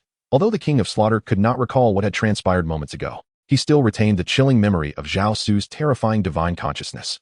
Without any hesitation, he hastened back to his lair, issuing a command that no matter what Zhao Su was doing in the city of slaughter, even if he were to completely destroy it, no one should intervene. The cloaked subordinates, witnessing their great king exhibit such fear for the first time, dared not speak or inquire further, promptly acknowledging his orders to carry them out. Hulaina did not awaken until noon the following day. Upon opening her eyes, a hint of confusion crossed her face before the memories of her unconsciousness surged back into her mind. She immediately leapt up, glancing down at the unfamiliar clothing she wore. A myriad of complex emotions flickered in her eyes. Despite her innate allure stemming from her fox spirit, Hulaina prided herself on her virtue. Even when pursued by Yin from the golden generation of the Wuhuan Palace since childhood, she had never allowed him so much as a touch. The possibility of having lost her virtue filled her with despair, and the light in her eyes gradually dimmed. She collapsed onto the bed, tears streaming down her face uncontrollably. Enough with the tears. I merely applied ointment to your wounds and took a glance. Without doing anything else. Zhao Su's voice echoed from the doorway. He then entered the room, placing a meal he had procured from unknown origins onto the table. Really? Hulaina exclaimed with a glimmer of hope, then turned to Zhao Su, her tone laced with skepticism. It's too small. I have no interest. Zhao Su pointed at Hulaina's chest while speaking. Go to hell. Hulaina exclaimed as she charged toward Zhao Su, only to inadvertently aggravate her still healing wound, causing her to cry out in pain. I have already treated your wound. In a few days, it will heal without leaving a scar. Zhao Su spoke as he tossed a small porcelain vial to Hulaina, saying, take one each day. It will expedite the healing of your wounds. Thank you. Hulaina replied, accepting the vial. She gazed at the resolute half of Zhao Su's face, though not conventionally handsome. It stirred something deep within her. Clutching the vial tightly, she softly addressed Zhao Su, you needn't thank me. It was Bibiong who entrusted me with your care. If you were to perish in the city of slaughter, I would find it impossible to explain to her. You saved me because of my master. And you are so kind to me? Hulaina asked, a hint of disappointment lacing her voice. Not entirely, you have made quite an impression on me as well. To die here would be a tragic waste, he replied. Is there no other reason, such as my appearance or physique? She inquired, her cheeks flushing slightly. To be fair, your physique is quite commendable. Aside from one minor detail, your pert posterior is rather delightful. So, do not feel unduly self-conscious about your figure. At first, Zhao Su spoke with some rationale, but as the conversation progressed, he became increasingly incoherent. Go to hell. Hulaina glared at Zhao Su with a fierce intensity, as if she could devour him with her gaze, and then hastily departed. In the city of slaughter, Hulaina possessed her own residence. For she was indeed a formidable warrior with 76 consecutive victories. Although she bore some injuries, they were merely superficial, and her soul power had nearly fully recovered, enabling her to defend herself if danger arose. Thus, Zhao Su chose not to follow her. He had his own matters to attend to. Earlier, aside from seeking nourishment, he had also inquired about Tang San's whereabouts. As Zhao Su had anticipated, Tang San had indeed arrived in the city of slaughter and had achieved 56 consecutive victories. Although soul abilities could not be employed here, Tang San's mastery of the Xiantian skill endowed him with physical prowess beyond that of ordinary individuals. Coupled with his elusive and highly lethal hidden weapons, even the King of Slaughter would find it challenging to confront him in the same manner as he did Hulaina. In the audience stands of the Hell Slaughter arena, Zhao Su sat observing Tang San in the arena, his expression gradually becoming solemn. Tang San's rate of cultivation was indeed beyond his expectations. Particularly noteworthy was the evolution of the blue-silver grass into the blue-silver emperor, with its formidable control-type skills, combined with the overwhelming Haoyan hammer, which elevated Tang San's combat prowess beyond Zhao Su's imagination. It was a perfect amalgamation of control and offensive capability. If memory serves me right, you should also be from Shrek Academy. Truly, your Shrek is filled with monsters. Hulaina, who had inexplicably taken a seat beside Zhao Su, remarked as she gazed at Tang San in the arena. This monster is rather unexpected. Zhao Su stroked his chin thoughtfully and turned to Hulaina beside him. Do you wish to surpass him? I do. But the regulations of the Hell-Killing Fields dictate that those who achieve 50 consecutive victories will not be placed in the same group. Rules are merely established by humans and can certainly be shattered by them. A wicked smile danced upon Zhao Su's face as he continued. Do you truly believe you can surpass him? No. Although Hulaina was proud and detested failure, she could not deny that against Tang San, her chances of victory were exceedingly slim. I shall assist you. Even if we are placed in the same group, one of us must perish. As I mentioned earlier, rules are made by man, and thus they can be altered. With that, Zhao Su rose from his seat, declaring, wait for me here. He then exited the hellish arena. Before long, Zhao Su returned to the arena, where Tang San had already claimed victory, achieving an impressive 57 consecutive wins. When Tang San takes the stage again, you two will be paired together, and the rules regarding simultaneous victories will be amended. Each participant will have the opportunity to concede, but consecutive wins will be nullified. Who exactly are you, capable of influencing even the King of Carnage? It is quite simple. One must merely defeat him. Zhao Su's words, delivered with casual simplicity, struck Hulaina like a bolt from the blue. She had presumed herself well acquainted with Zhao Su, believing he had infiltrated Shrek for the sake of her master Bibi Dong's future ambitions to unify the continent. However, it now appeared that she scarcely knew him at all. In her mind, given Zhao Su's formidable prowess, there was no need for such devious schemes. Zhao Su, undeterred by any delays, promptly prepared for the upcoming match, eager to achieve his 100th victory and embark on the path to the realm of the God of Death. That very afternoon, a notice announcing alterations to the rules of the hellish arena was posted. Upon seeing this announcement, many citizens of the inner city of the City of Carnage expressed their delight. However, for a faction of individuals who had already secured over 50 consecutive victories, there was a palpable sense of dissent. Each individual capable of attaining such a remarkable winning streak possessed their own unique skills. Thus, grouping them together inevitably heightened their risk of demise. Yet, within the dominion of the King of Carnage, their objections were rendered futile. The edicts of the king alone held sway. Chapter 58, suppressing Tang San, trapping him in the City of Carnage that night, in Zhao Su's chamber. Hulaina, perplexed, inquired, why must you insist that I take the stage? If you were to compete instead, there would be no need to alter the rules. You could simply eliminate him. He cannot perish just yet. I must preserve him. Why? There is no reason. He simply cannot die at this moment. Remember, even if you have the opportunity to strike him down tomorrow, do not act. Zhao Su initially refrained from eliminating Tang San, intending instead to harness Tang San's formidable protagonist destiny to aid him in the quest for treasures. Presently, his reluctance to take Tang San's life stems from the desire to see him grow stronger, to exploit his blue-silver emperor martial spirit for the resurrection of Ain. Should Ain attempt to restore herself, the duration of her revival remains uncertain, a weight Zhao Su cannot afford. This elucidates why Zhao Su has consistently spared Tang San, even aiding him in swiftly enhancing his prowess rather than suppressing him. However, the rapidity of Tang San's growth has necessitated a curtailment of his advancement. Moreover, today Zhao Su detected a divine aura emanating from Tang San, indicating the possibility that the God of Slaughter from the divine realm has set his sights upon him. It is widely acknowledged that even in the original narrative, during Tang San's trials under the God of Slaughter, leniency was granted. No one can ascertain whether the God of Slaughter has interfered at this juncture. This is precisely why Zhao Su must prevent Tang San from achieving divinity before he gathers the 9 dragon gods of the Guardian. His adversaries may extend beyond the Douluo continent and possibly into the divine realm. Furthermore, his system and the circumstances of his transmigration may very well be products of the factional conflicts within the divine realm. Of course, these considerations remain mere conjectures. Zhao Su now ponders whether, upon reaching divinity, it is imperative to accept the inheritance of the divine beings. Ultimately, this may not constitute true ascension, but rather becoming a mere vessel or even a servant of the deity whose legacy one inherits. Yet, at this moment, Zhao Su cannot afford to dwell on such thoughts. The paramount concern is to restrain Tang San's cultivation speed without excessively stifling it. After all, he still relies on Tang San's blue-silver emperor domain to resurrect Ain, an endeavor involving 100,000 years of soul rings and soul bones, an irresistible temptation. Are you so certain that I can triumph over him? With my presence, nothing is impossible. Zhao Su conveyed a formidable surge of divine consciousness into Hu Laiana's mind, continuing. In critical moments, harness this divine intent to subdue him, and you shall effortlessly vanquish him. Are you not afraid that I may disregard your counsel and slay him? You will not be able to kill him. Zhao Su spoke with a casual yet resolute demeanor, as if everything in the world lay within his grasp. As if he dictated the terms. On this day, as predicted by Zhao Su, Hu Laiana and Zhao Su were placed in the same group. Besides the two of them, there were also 3 others who had achieved over 50 consecutive victories. This battle could be deemed the most riveting encounter in nearly a century since the inception of the Hell-Killing Field. Hu Laiana did not confront Tang San directly. Instead, the two joined forces to launch an assault on the remaining 8 participants, swiftly leaving only themselves on the battlefield. They retreated slightly, locking eyes, neither eager to strike first. I never anticipated our reunion would occur in such a place. Hu Laiana broke the silence. Yield, for you are not my match. Tang San stood nonchalantly, an intense killing intent radiating from him, his gaze icy as he addressed Hu Laiana. Only through combat can one ascertain the true nature of a rival. Upon uttering these words, Hu Laiana sprang into action, brandishing her short sword and leaping towards Tang San. She did not wish to rely on Zhao Su's psychic influence to eliminate Tang San instantly. She aimed to vanquish him through her own strength, to redeem the humiliation she suffered at his hands during the Continental Elite Soul Master Tournament, while also avenging her brother. Previously, Xiaoyu had suffered deeply from poison while protecting her, and although he quickly recovered, it had impacted his essence, possibly preventing him from ever breaking through to the titled Douluo level.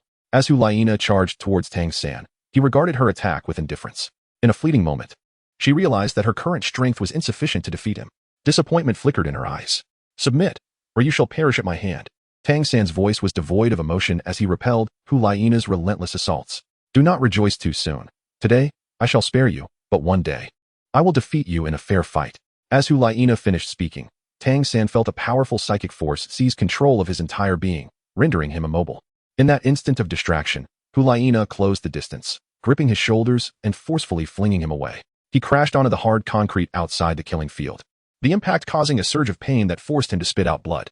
Tang San's eyes burned with resentment. Yet he understood that he had lost the opportunity to continue fighting Hu Laiana. In that moment, he activated his hidden skill, patience, rather than recklessly seeking death when outmatched. He chose to endure and bide his time for a chance. He glanced at Hu Laiana, who was basking in the cheers of the crowd, and without hesitation, turned to leave the killing field, preserving his strength to avoid a potential ambush. With Tang San's departure, Hu Laiana celebrated yet another victory, while Tang San's streak was abruptly halted, forcing him to start anew. Moreover, with the alteration of rules allowing participants with over 50 consecutive wins to compete in the same match, achieving 100 victories would become increasingly arduous. This was precisely Zhao Su's scheme, intending to ensnare Tang San within the City of Slaughter. However, Zhao Su was aware that the City of Slaughter could not contain Tang San indefinitely, thus he needed to hasten his own cultivation. Even if he could not ascend to divinity, he aimed to attain the title Douluo level as swiftly as possible. For the next few days, Tang San did not make an appearance, while Zhao Su's winning streak reached over 30 matches.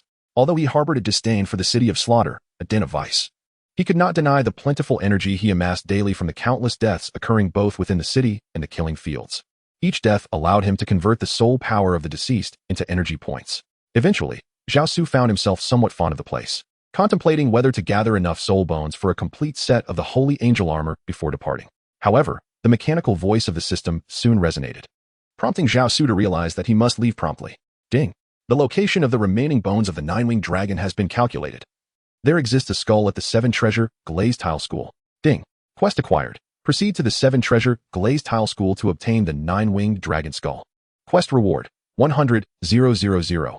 Year Soul Ring X1. Holy Angel Armor Skull X1. As Zhao Su beheld the task interface pop up on his system page, a smile graced his face. Although he was uncertain of the benefits the Guardian 9 Divine Dragons would bestow upon him, he was well aware of the advantages the soul bones from the Holy Angel set would provide. Merely possessing a right arm bone had elevated his psychic power to the divine origin realm, transforming it into tangible divine intent. Who could fathom the terrifying extent of power he would gain upon collecting all 6 pieces? In the ensuing 3 months, Zhao Su engaged in frenzied slaughter. participating in multiple matches within the killing fields daily. In that brief span, his winning streak escalated to 97 victories, accumulating a staggering 16,000 energy points. One night, Zhao Su accessed the system mall, bypassing all other sections and directly selecting the Holy Angel Armor Soul Bones. He redeemed the left arm bone without hesitation, no longer feeling the urgency for the skull, as the quest completion would reward him with it. The torso bone required 20,000 energy points, which he lacked, so he opted solely for the left arm bone. Upon completing the exchange, Zhao Su wasted no time and began the fusion process. As the left arm bone integrated with his left arm, a surge of potent psychic energy flooded into his mind, but this time, due to the presence of the golden pool, he felt no pain. Once this immense psychic force merged with the golden pool, it transformed into a tangible liquid essence. Simultaneously, the fragment of the nine-winged dragon also materialized within the golden pool, enveloped by his formidable divine intent, causing the seemingly ordinary bone to shimmer with golden brilliance. At the moment Zhao Su fused with the left arm soul bone, a vast wave of divine intent radiated outward, causing a tremor in the hearts of all within the city of slaughter. Yet, this divine intent was fleeting and did not yield a significant impact. Within the cave where the king of slaughter resided, he abruptly opened his blood-red eyes, filled with a mix of fear and curiosity, now devoid of their previous emptiness.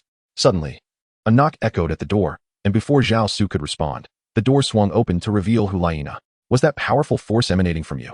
You dare to barge in without concern that I might not be dressed? Zhao Su did not respond to Hulaina's words. Instead, he poured himself a glass of water. His gaze fixated on Hulaina's alluring figure.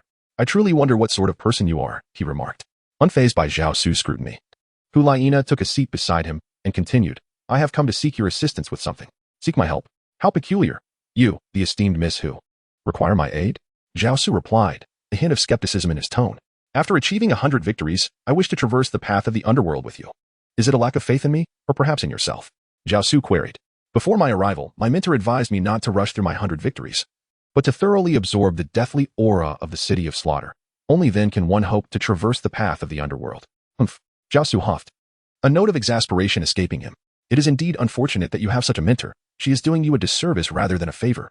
Zhao Su, I may permit you to look down upon me, but I will not tolerate any slander against my mentor. Hulaina retorted, I speak the truth. She has completely lost her sanity. If I am not mistaken, it is the deathly aura within the city of slaughter, which can also be described as malevolent energy, that has driven her to this state. What do you mean? Hulaina inquired. The domain of the god of slaughter, rather than a domain. It is more like a vessel for absorbing the world's malevolence.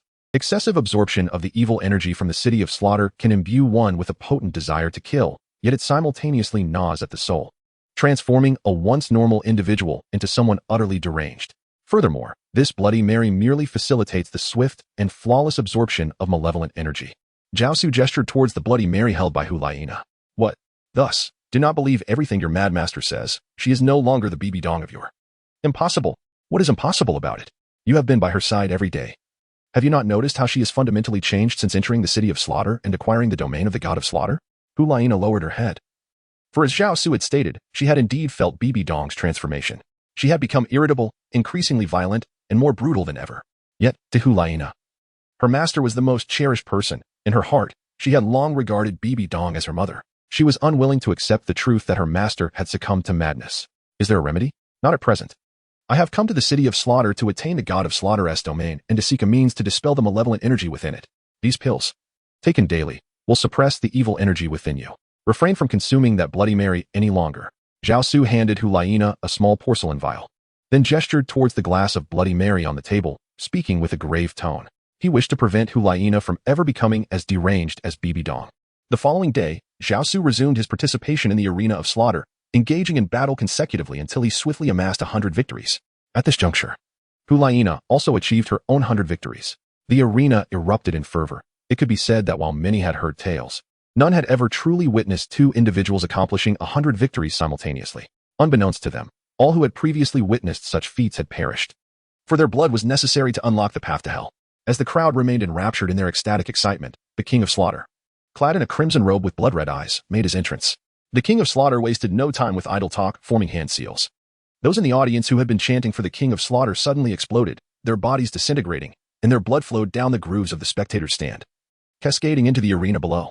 Soon, a gaping maw appeared upon the slaughter stage, marking the entrance to the path to hell. The king of slaughter seemed intent on hastening Zhao Su's departure from the city of slaughter. Zhao Su remained here, engulfed by a profound sense of crisis. Although he could not recall having ever clashed with Zhao Su, the indelible fear instilled by that formidable spiritual presence lingered persistently within him. Come, follow closely behind me. I shall lead you away from this place. Zhao Su did not hesitate. He turned to Hulaina behind him and, without delay, leapt into the abyss where visibility was utterly non-existent. As he ventured deeper into the cavern, the darkness enveloped them, rendering even the most basic recognition between two individuals standing face to face impossible. You should have acquired the sixth soul ring by now, correct? Zhao Su inquired, noticing Hulaina's noticeably labored breathing. Indeed, I reached level 60 upon entering the city of slaughter. My master instructed me to hunt soul beasts for the soul ring only after I attained the domain of the god of slaughter, for that would enable me to transcend my limits. Very well, then I shall bestow upon you a soul ring. As Zhao Su walked forward, he casually remarked. Chapter 60, The Blood-Red Bat King, The Eye of Evil. Hulaina, somewhat perplexed, inquired of Zhao Su, even if soul skills could be employed here, what kind of soul beast could possibly exist in such a place? Squeak. Before Zhao Su could utter a word, a cacophony of chattering sounds reached his ears. The sixth soul ring's absorption period spans 30,000 years. However, I suspect this soul beast is no less than 50,000 years old. If my conjecture holds true, absorbing the soul beast could very well suppress the malevolent thoughts that arose following your acquisition of the god of death domain. Admittedly, Zhao Su's approach could be deemed somewhat unscrupulous, as he was essentially conducting an experiment on Hulaina. Nevertheless, he remained confident that, even if his hypothesis faltered, he would ensure no harm befell Hulaina. Are you referring to those bats? Just wait. Heed my command and refrain from any rash actions. Although Zhao Su spoke to Hulaina in such a manner, he had already taken action. The Emperor's 7-kill sword was unsheathed, emanating a formidable sword intent as it advanced toward the bats. The radiance emitted from the sword illuminated the dark cavern, casting a flicker of light amidst the shadows. Hulaina stood there, observing Zhao Su who stood protectively before her, her gaze momentarily lost in thought. A woman often finds herself drawn to a man for myriad reasons. It was evident that Hulaina had developed feelings for Zhao Su, a complex affection that was both profound and inexplicable. Although Zhao Su's appearance may not be conventionally handsome, he has indelibly etched himself into her heart. Every woman yearns for a formidable man who can provide her with a sense of security. Moreover, the more powerful a woman is, the more she desires a man who surpasses her in strength to cherish and protect her. Zhao Su embodies such a person. Why are you standing there in a daze? Move along. Zhao Su turned around to glance at Hulaina, who had not kept pace, and promptly called out to her. Hulaina took a deep breath, suppressing her emotions, and hastened to catch up. After traversing nearly 500 meters amidst the swarm of black bats, a formidable figure emerged, the Blood-Red Bat King, adorned with crimson wings. Although this Bat King was not as powerful as the Blood-Red 9-headed Bat King residing within Tang San, its imposing aura suggested it had existed for well over 30,000 years. You are the one. Zhao Su cast his gaze upon the Crimson Wing Bat King, and in an instant, the 12-winged holy angel martial spirit materialized behind him. The overwhelming essence of divinity eradicated all malevolence, simultaneously enveloping Hulaina, who felt her tumultuous heart gradually finding tranquility. The Bat King, sensing this formidable divine presence, was stripped of all will to fight, consumed by a singular desire to flee. However, Zhao Su would not permit such an escape. A colossal hand emerged, crushing all bats save for the Crimson Wing Bat King. He seized the creature and brought it before the astonished Hulaina. What are you pondering? Eliminate it and absorb its soul ring. Absorb its soul ring? Enough with the delays. Hasten. As Zhao Su spoke, he assisted Hulaina in summoning her fox spirit soul. After Hulaina merged with her spirit soul, a fluffy fox tail appeared behind her, enhancing her allure. Without hesitation, Hulaina drew her dagger and lunged it towards the now utterly silent blood-red Bat King. As the dagger pierced its form, the Bat King completely succumbed to the void of life. Immediately following, a black soul ring, interspersed with hints of golden ripples, manifested. Upon seeing this ring adorned with golden waves, Zhao Su realized that the Bat King's age far exceeded his initial expectations. Simultaneously, a soul bone fell beside the ring, clearly an external soul bone, glistening with faint crimson radiance. Quick, merge it. In a bid for safety, Zhao Su enveloped Hulaina with his immense spiritual presence, ready to intervene at the first sign of danger, coupled with the sacred intention of purifying the mind. It served as a dual safeguard. Perhaps due to this spiritual aura and divine intention, Hulaina's fusion proceeded remarkably smoothly, culminating in less than 10 minutes. What is your sixth soul skill? Upon seeing Hulaina open her eyes, Zhao Su understood that the fusion was complete and retracted his spiritual presence. Along with his 12-winged sacred angel, he gazed at Hulaina with expectant eyes. Eye of Evil, Hulaina proclaimed as she unleashed her sixth soul skill, causing an eye to manifest at her forehead. Beneath the gaze of this Eye of Evil, the previously opaque darkness became crystal clear before her. It could also emit a malevolent aura, disrupting the opponent's attacks, and even negating any field effects. Its power was undeniably extraordinary. Is this truly so powerful? Hulaina exclaimed, her face lighting up with delight as she grasped the implications of the Eye of Evil. Although she had yet to test it in battle, the mere introduction of this soul skill stirred her heart with excitement. As I suspected, the Eye of Evil absorbs all malevolent thoughts, allowing the dark energies within the God of Killing's domain to be drawn into the eye, thereby protecting you from their corrupting influence. How remarkable. But the Eye of Evil's capabilities extend far beyond that. You should delve deeper into its mysteries, Zhao Su remarked, directing his attention towards the soul bone radiating a blood-red glow. He reached out to retrieve it, and upon closer inspection, he discovered it was indeed a flying-type soul bone. Do you possess any external soul bones? He inquired. Yes. What a pity. Why? Hulaina asked, glancing towards the soul bone that had fallen from the Bloodbat King. Is it a soul bone that grants the ability to fly like a bat? Upon seeing the soul bone, her eyes ignited with fervor. This means that by integrating this soul bone, I could not only fly, but soar for extended periods like a bat. Is there any way for me to fuse with this soul bone? Although she was aware that aside from limb soul bones, which could be removed by severing limbs and regressing soul power by 10 levels, other soul bones and external soul bones could not be extracted while alive. She still posed the question to Zhao Su. System, is there a method to extract an external soul bone? Yes, but it would involve enduring inhuman torment, with pain akin to having ribs extracted from one's body, and one must remain conscious, otherwise, refusion with the soul bone would be impossible. The system's voice was devoid of emotion, yet Zhao Su felt a visceral pang at the thought of such agony. Indeed, it is feasible. But I fear you may not withstand it. I can endure it, no matter how excruciating. I will prevail, Hulaina declared resolutely.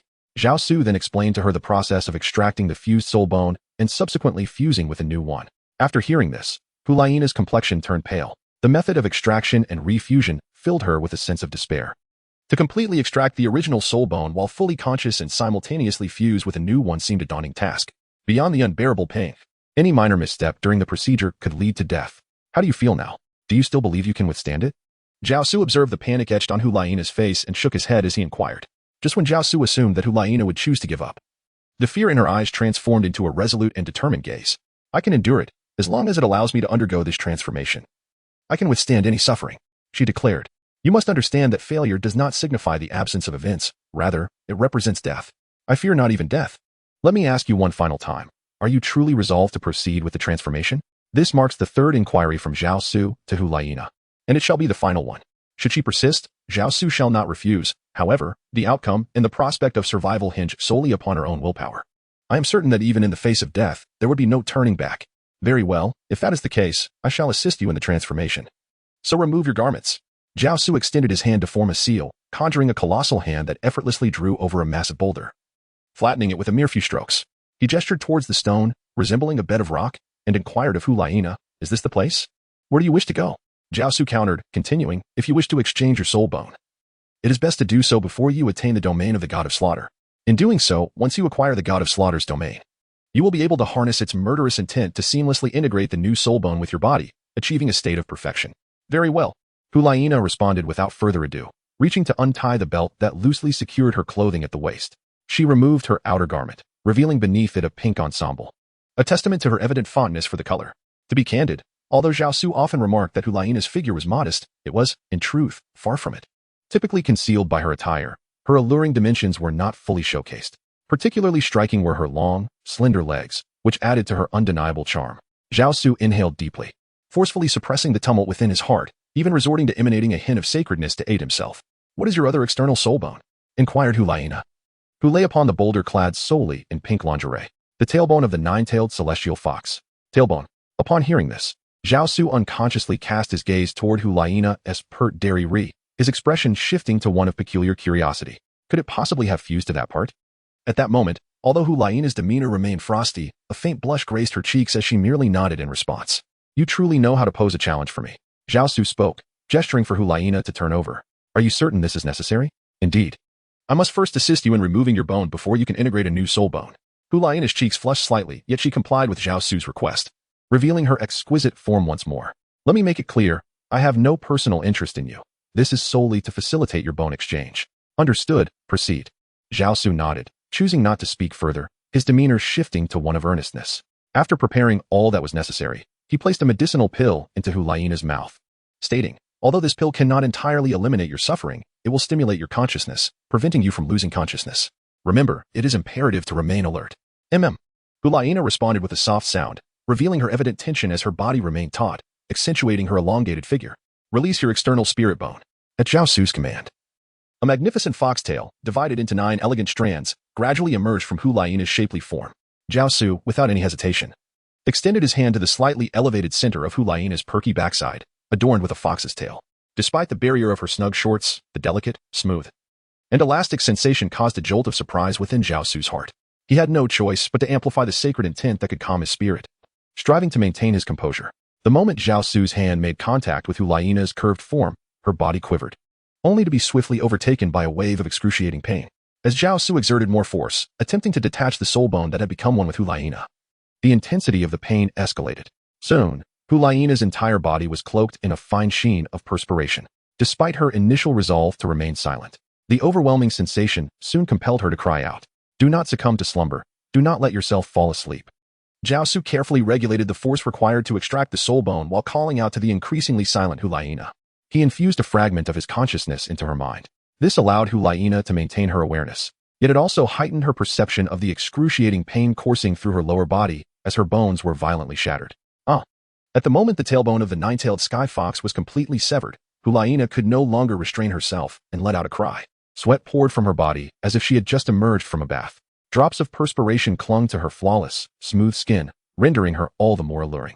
However, Zhao Su had no inclination to admire this picturesque sight. His focus was entirely on the task at hand, extracting the bone for Hu Laiina. After removing the 9-tailed sky fox's tailbone, he would need to replenish her bone structure. The original tailbone had become completely integrated with Hu Laiina's own skeletal system. Thus, extracting the soul bone effectively meant removing a part of her very being. 10 minutes later, he finally completed the procedure. Hu Laiina lay there, appearing utterly spent, and the pain was gradually subsiding. Once everything was finished, Zhao Su draped a garment over her body. Now, she only needed to regain a modicum of strength before she could absorb the soul bone of the blood-red bat king. Soon, as Hu Laiina sat cross-legged upon the smooth boulder, a pair of wings sprouted from her back, signifying the absolute success of the bone exchange. Suddenly, Hu Laiina opened her eyes, and as the bat wings fluttered, she soared into the air. Simultaneously, her form began to diminish rapidly, allowing for swifter and steadier flight. After a brief test flight, when Hu Laiina touched down, her body instantly returned to its original size, and the wings retracted swiftly into her. She could distinctly feel her ribcage strengthening, accompanied by intermittent sensations of coolness. How wonderful! So this is the sensation of flight. At that moment, Hu Laiina was completely absorbed in the joy brought by soaring through the air, completely oblivious to the inhuman torment she had just endured, and even forgetting that she was clad only in pink lingerie. Most importantly, a tear had formed in her shorts during the bone extraction, leaving half of her pert, smooth backside exposed, imbuing the dark cave with an irresistible allure. Chapter 62. Perfect absorption of evil thoughts. Reluctant separation. What expression is that? Hu Laiina inquired, her curiosity piqued by Zhao Su's peculiar demeanor. Zhao Su remained silent, tilting his head to one side while pointing at the pert posterior of Hu Laiina. Following Zhao Su's gesture, Hu Laiina glanced down in that direction. In an instant, her face flushed a deep crimson, akin to a ripe apple, as she hurriedly rummaged through her soul guide storage to retrieve her clothing. Clumsily, she donned the garments. Only after Hu Laiina had dressed did Zhao Su turn his gaze away, a lingering smile gracing his lips as he remarked, "It seems you have a fondness for pink. This is the second time I've seen you adorned in that hue. Go to hell." Hu Laiina's cheeks burned even more as she scolded Zhao Su. "But Bibi Dong truly treats you well." Zhao Su paid no heed to Hu Laiina's reproaches and picked up the tailbone of the 9-tailed celestial fox that lay upon the massive rock. He could feel the immense spirit power emanating from the soul bone. Subsequently, he offered the soul bone to Hu Laiina, saying, "Take this when someone is in need. It may serve them well. Consider this soul bone a token of gratitude for your assistance."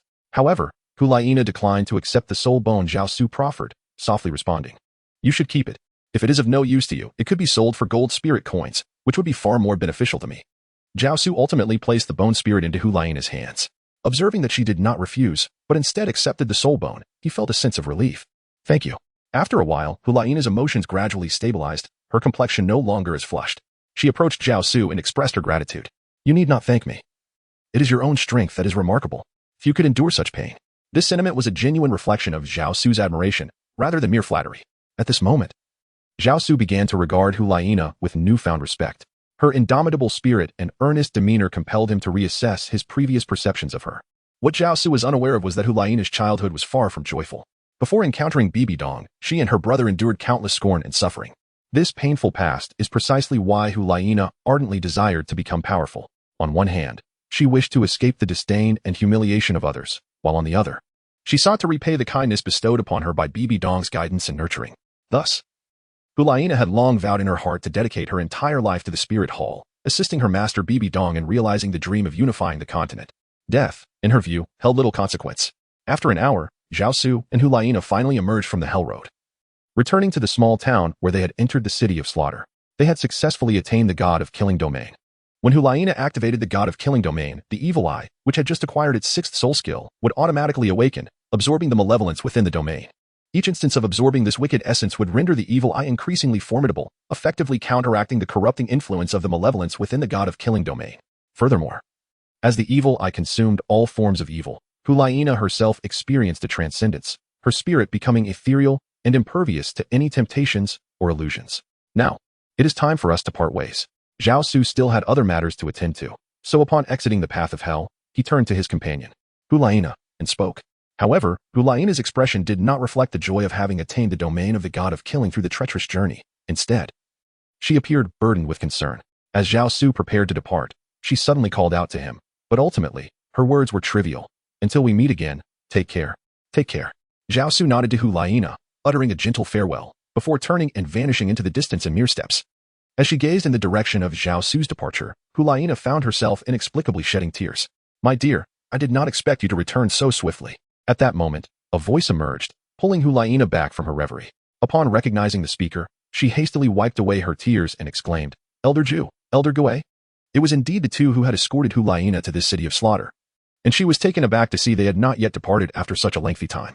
This demonstrated the profound affection and regard Bibi Dong held for Hulaina, treating her as though she were her own flesh and blood. My dear, how is it that you are with him?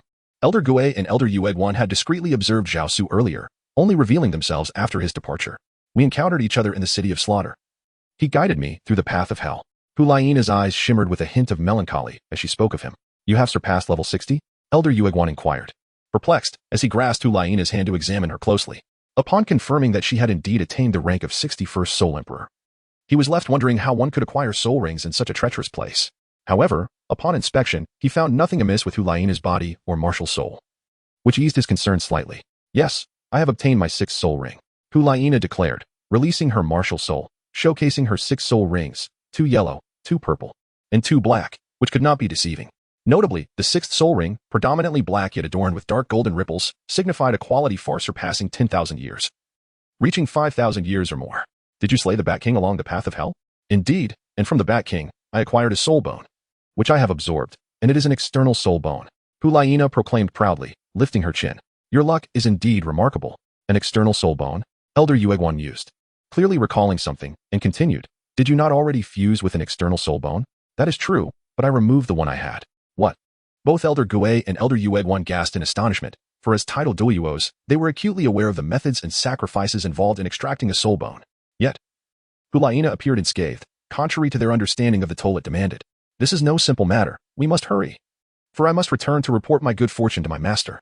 Hulaina remarked playfully, a mischievous smile gracing her lips as she observed their astonishment. Her demeanor had evidently undergone a significant transformation. After speaking, Hulaina sprinted ahead and leaped into the air. In that moment, her body swiftly diminished in size as a pair of wings sprouted from her back, her flying speed leaving even titled Yueguan and Gui feeling inadequate. They exchanged glances, their eyes reflecting surprise and concern, yet chose not to voice their thoughts, hastily following her towards the Spirit Hall. Chapter 63, the soul hunting operation officially commences in the Spirit City. Within the Papal Palace, Bibi Dong sat in her grand chair, eyes closed in meditation, when she sensed an individual approaching rapidly. Slowly, she opened her eyes, filled with curiosity, and gazed towards the entrance of the Papal Palace. Soon, a bat-like figure, significantly smaller than an average human and with wings, flew in. As Hulaina alighted, her wings vanished, and her form quickly returned to its normal size. With her expression now impassive, Hulaina knelt before Bibi Dong, stating, Master, I have returned. Indeed, you have traversed the path of hell and emerged from the city of slaughter in less than a year. Bibi Dong commended her, and shortly thereafter, Elder Gui and Elder Yueguan entered the Papal Palace. After praising Hulaina, Bibi Dong's tone turned serious. You have acquired your 6th soul ring? Indeed. I have also obtained a new external soul bone. Hulaina responded, unleashing her martial soul, instantly enveloping the entire Papal Palace with a formidable aura. As the 6th soul ring, adorned with golden ripples, shimmered, a blood-red eye manifested upon Hulaina's forehead, absorbing the malevolent energy within the realm of the God of Slaughter. Bibi Dong furrowed her brow, sensing something amiss. Relate to me the details of your experiences in the city of slaughter, ensuring there is no concealment. Confronted by Bibi Dong's cold gaze, Hulaina, devoid of hesitation, recounted her experiences in the city and Zhao Su's assistance in her bone exchange. Master, that is all. After speaking, she respectfully presented the nine-tailed heavenly fox's tailbone to Bibi Dong. The latter accepted the soul bone without further inquiry, casually remarking, in that case, focus on your training and strive to elevate your rank swiftly. Understood. Furthermore, do not engage with Zhao Su any longer. With that, Bibi Dong turned and resumed her seat upon the papal throne, gesturing for Hulaina to withdraw. A flicker of hesitation crossed Hulaina's eyes. She yearned to voice her thoughts but ultimately remained silent, merely acquiescing before retreating. Elder Gue, Elder Yueguan, it is now time to formally initiate the soul-hunting operation. Your Holiness, is it not premature? Yueguan stepped forward, cautioning Bibi Dong. 3 titled Douluos are stationed within our spirit hall. I fear unforeseen circumstances may arise. Do not concern yourself with them. They too must heed my commands. There is no need to act hastily. First, we must consolidate our forces. Yes, I comprehend. Elder Gue and Elder Yueguan slightly bowed, affirming their understanding before withdrawing. Haotian sect, your doom is nigh.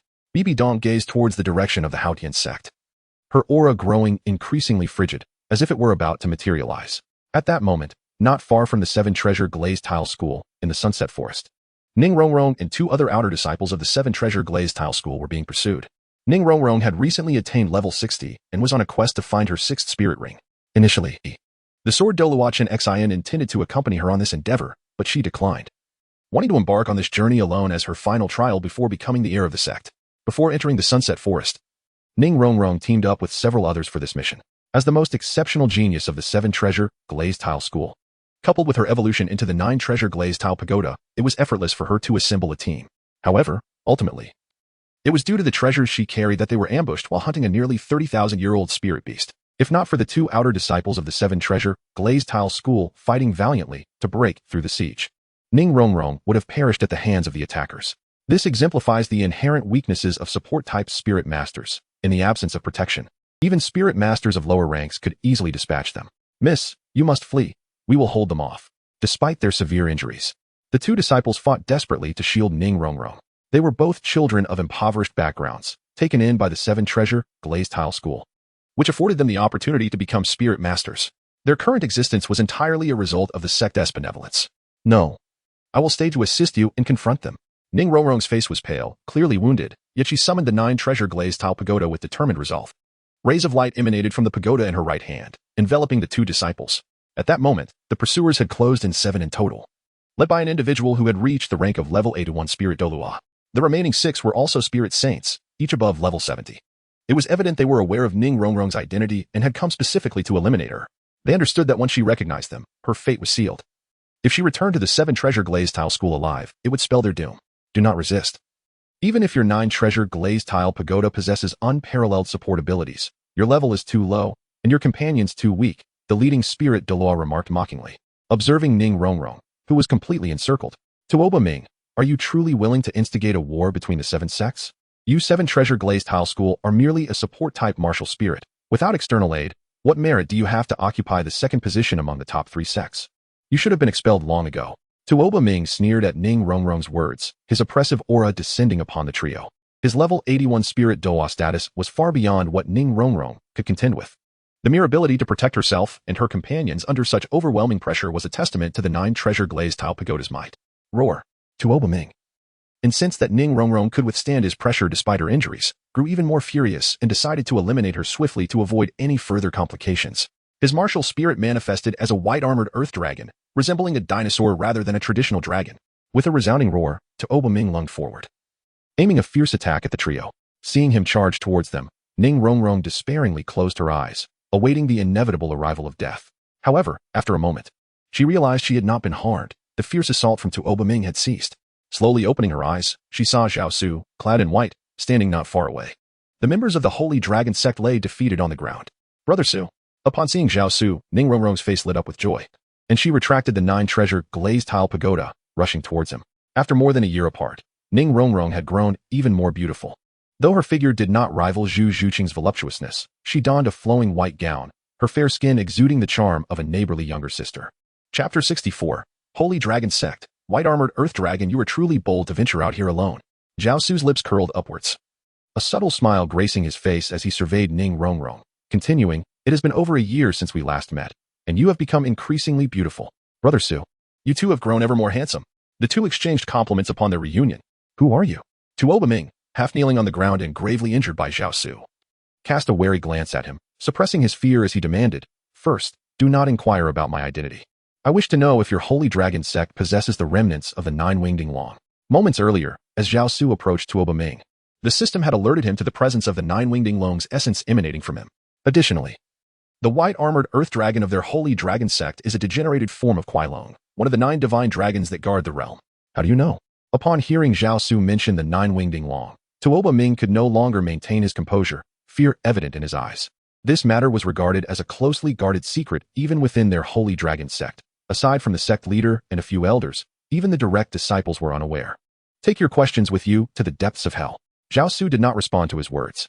Instead, he reached out and placed his hand upon Tuoba Ming's crown, exerting a sudden force that shattered Tuoba Yuan's skull while simultaneously extracting all of his memories.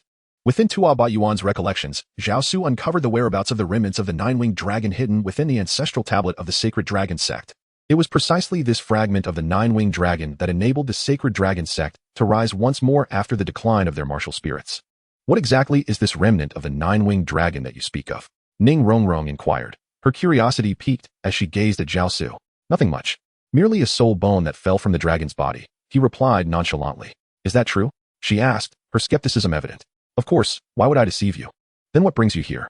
Surely you did not come specifically to rescue me? Certainly not. I was following their trail and did not anticipate encountering the sacred dragon sect here in the Star Luo Empire. If my assumptions are correct. The sacred dragon sect has long since submitted to the Spirit Hall. They intend to take action against my Seven Treasures Glazed sect. Rest assured. I have promised you that as long as your Seven Treasures Glazed sect does not assist others in opposing the Spirit Hall, I can guarantee your sect's safety, ensuring it remains one of the top 3 sects, without mentioning the incident following the conclusion of the Soul Master Elite competition. When Zhao Su intervened to block Tang Hao's Clear Sky Hammer, Ning Rongrong was already aware of Zhao Su's affiliation with the Spirit Hall. An agreement had been reached. As long as Ning Fingji refused to collaborate with the Spirit Hall, Ning Rongrong would succeed him as the sect leader, with Zhao Su assuring that no harm would befall any member of the Seven Treasures Glazed sect. Additionally, he would provide them with defensive weaponry. You may be disappointed. My father will undoubtedly refuse, or else they would not have acted against me, she lamented. Have you forgotten our pact? Zhao Su inquired. I have not forgotten, but the situation may not be as straightforward as we hoped. Grandfather Jian and Grandfather Gu are unwavering in their support of my father, Ning Rongrong replied, her brow furrowing. She had not forgotten their agreement, and during her year back at the Seven Treasures Glazed sect, she had tested the waters multiple times. Although she was largely recognized as the next sect leader, Ning Fingji was still young, and her strength was insufficient to assume leadership just yet, leaving her feeling somewhat helpless. Do not worry. Remember our agreement. I will handle the rest, Zhao Su assured her. What do you intend to do? I must emphasize that you cannot harm Grandfather Gu or Grandfather Jian, nor can you harm my father. I will not. I will accompany you back to the Seven Treasures Glazed sect, Zhao Su replied, gesturing for Ning Rongrong to follow. Let us proceed. I will assist you in obtaining your soul ring, and then we shall return together. Though Ning Rongrong was unsure of Zhao Su's intentions, she felt she had no better options and would have to take it one step at a time. With Zhao Su's assistance, she quickly acquired her 6th soul ring. Shortly thereafter, they returned to the Seven Treasures Glazed sect, where Ning Fingji and the 2 Douluo, Jian and Gu, were furious upon learning that Ning Rongrong had been pursued. Calm down, Chen Xian. We have yet to ascertain the full situation. Acting impulsively could ignite conflict among the 7 sects, Jian urged. What of internal strife? The lower 4 sects never regarded us as allies anyway, Chen Xian retorted. Indeed, old Jian, let us go together and annihilate the sacred dragon sect. Gu Douluo, though few of words, spoke with lethal intent. Uncle Jian, Uncle Gu, do you not understand? This is clearly a scheme by the Spirit Hall to instigate our mutual destruction. Ning Fingji interjected. Are we to merely let this pass?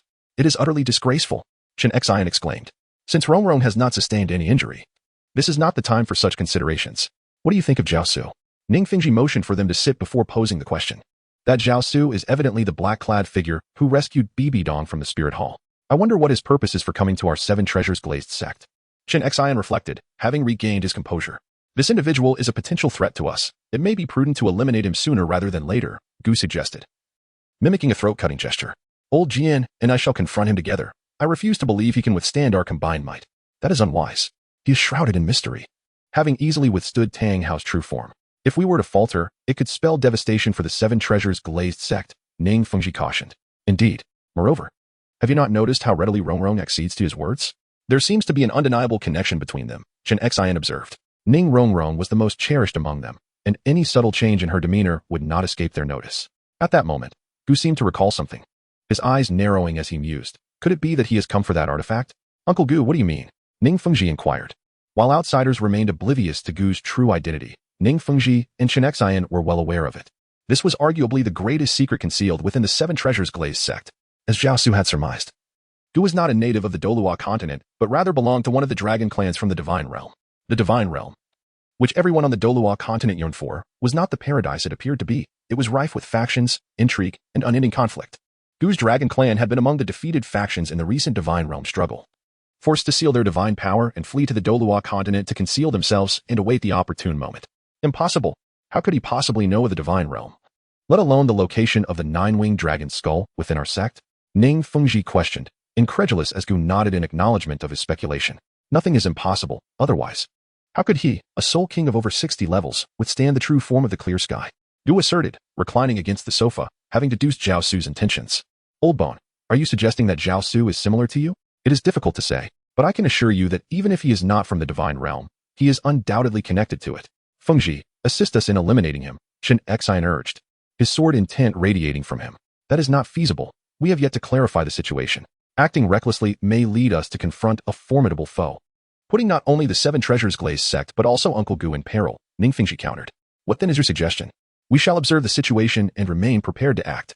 The typically gentle and refined Ning Fengji now revealed an unexpected aura of killing intent. Simultaneously, he dispatched the direct disciples of the Seven Treasure Glazed Tile sect to the Haotian sect and the Blue Electric Tyrannosaurus Rex family, uniting them against the Spirit Hall. In their hearts, they had already determined that Zhao Su was affiliated with the Spirit Hall. Thus, confronting the Spirit Hall equated to confronting Zhao Su.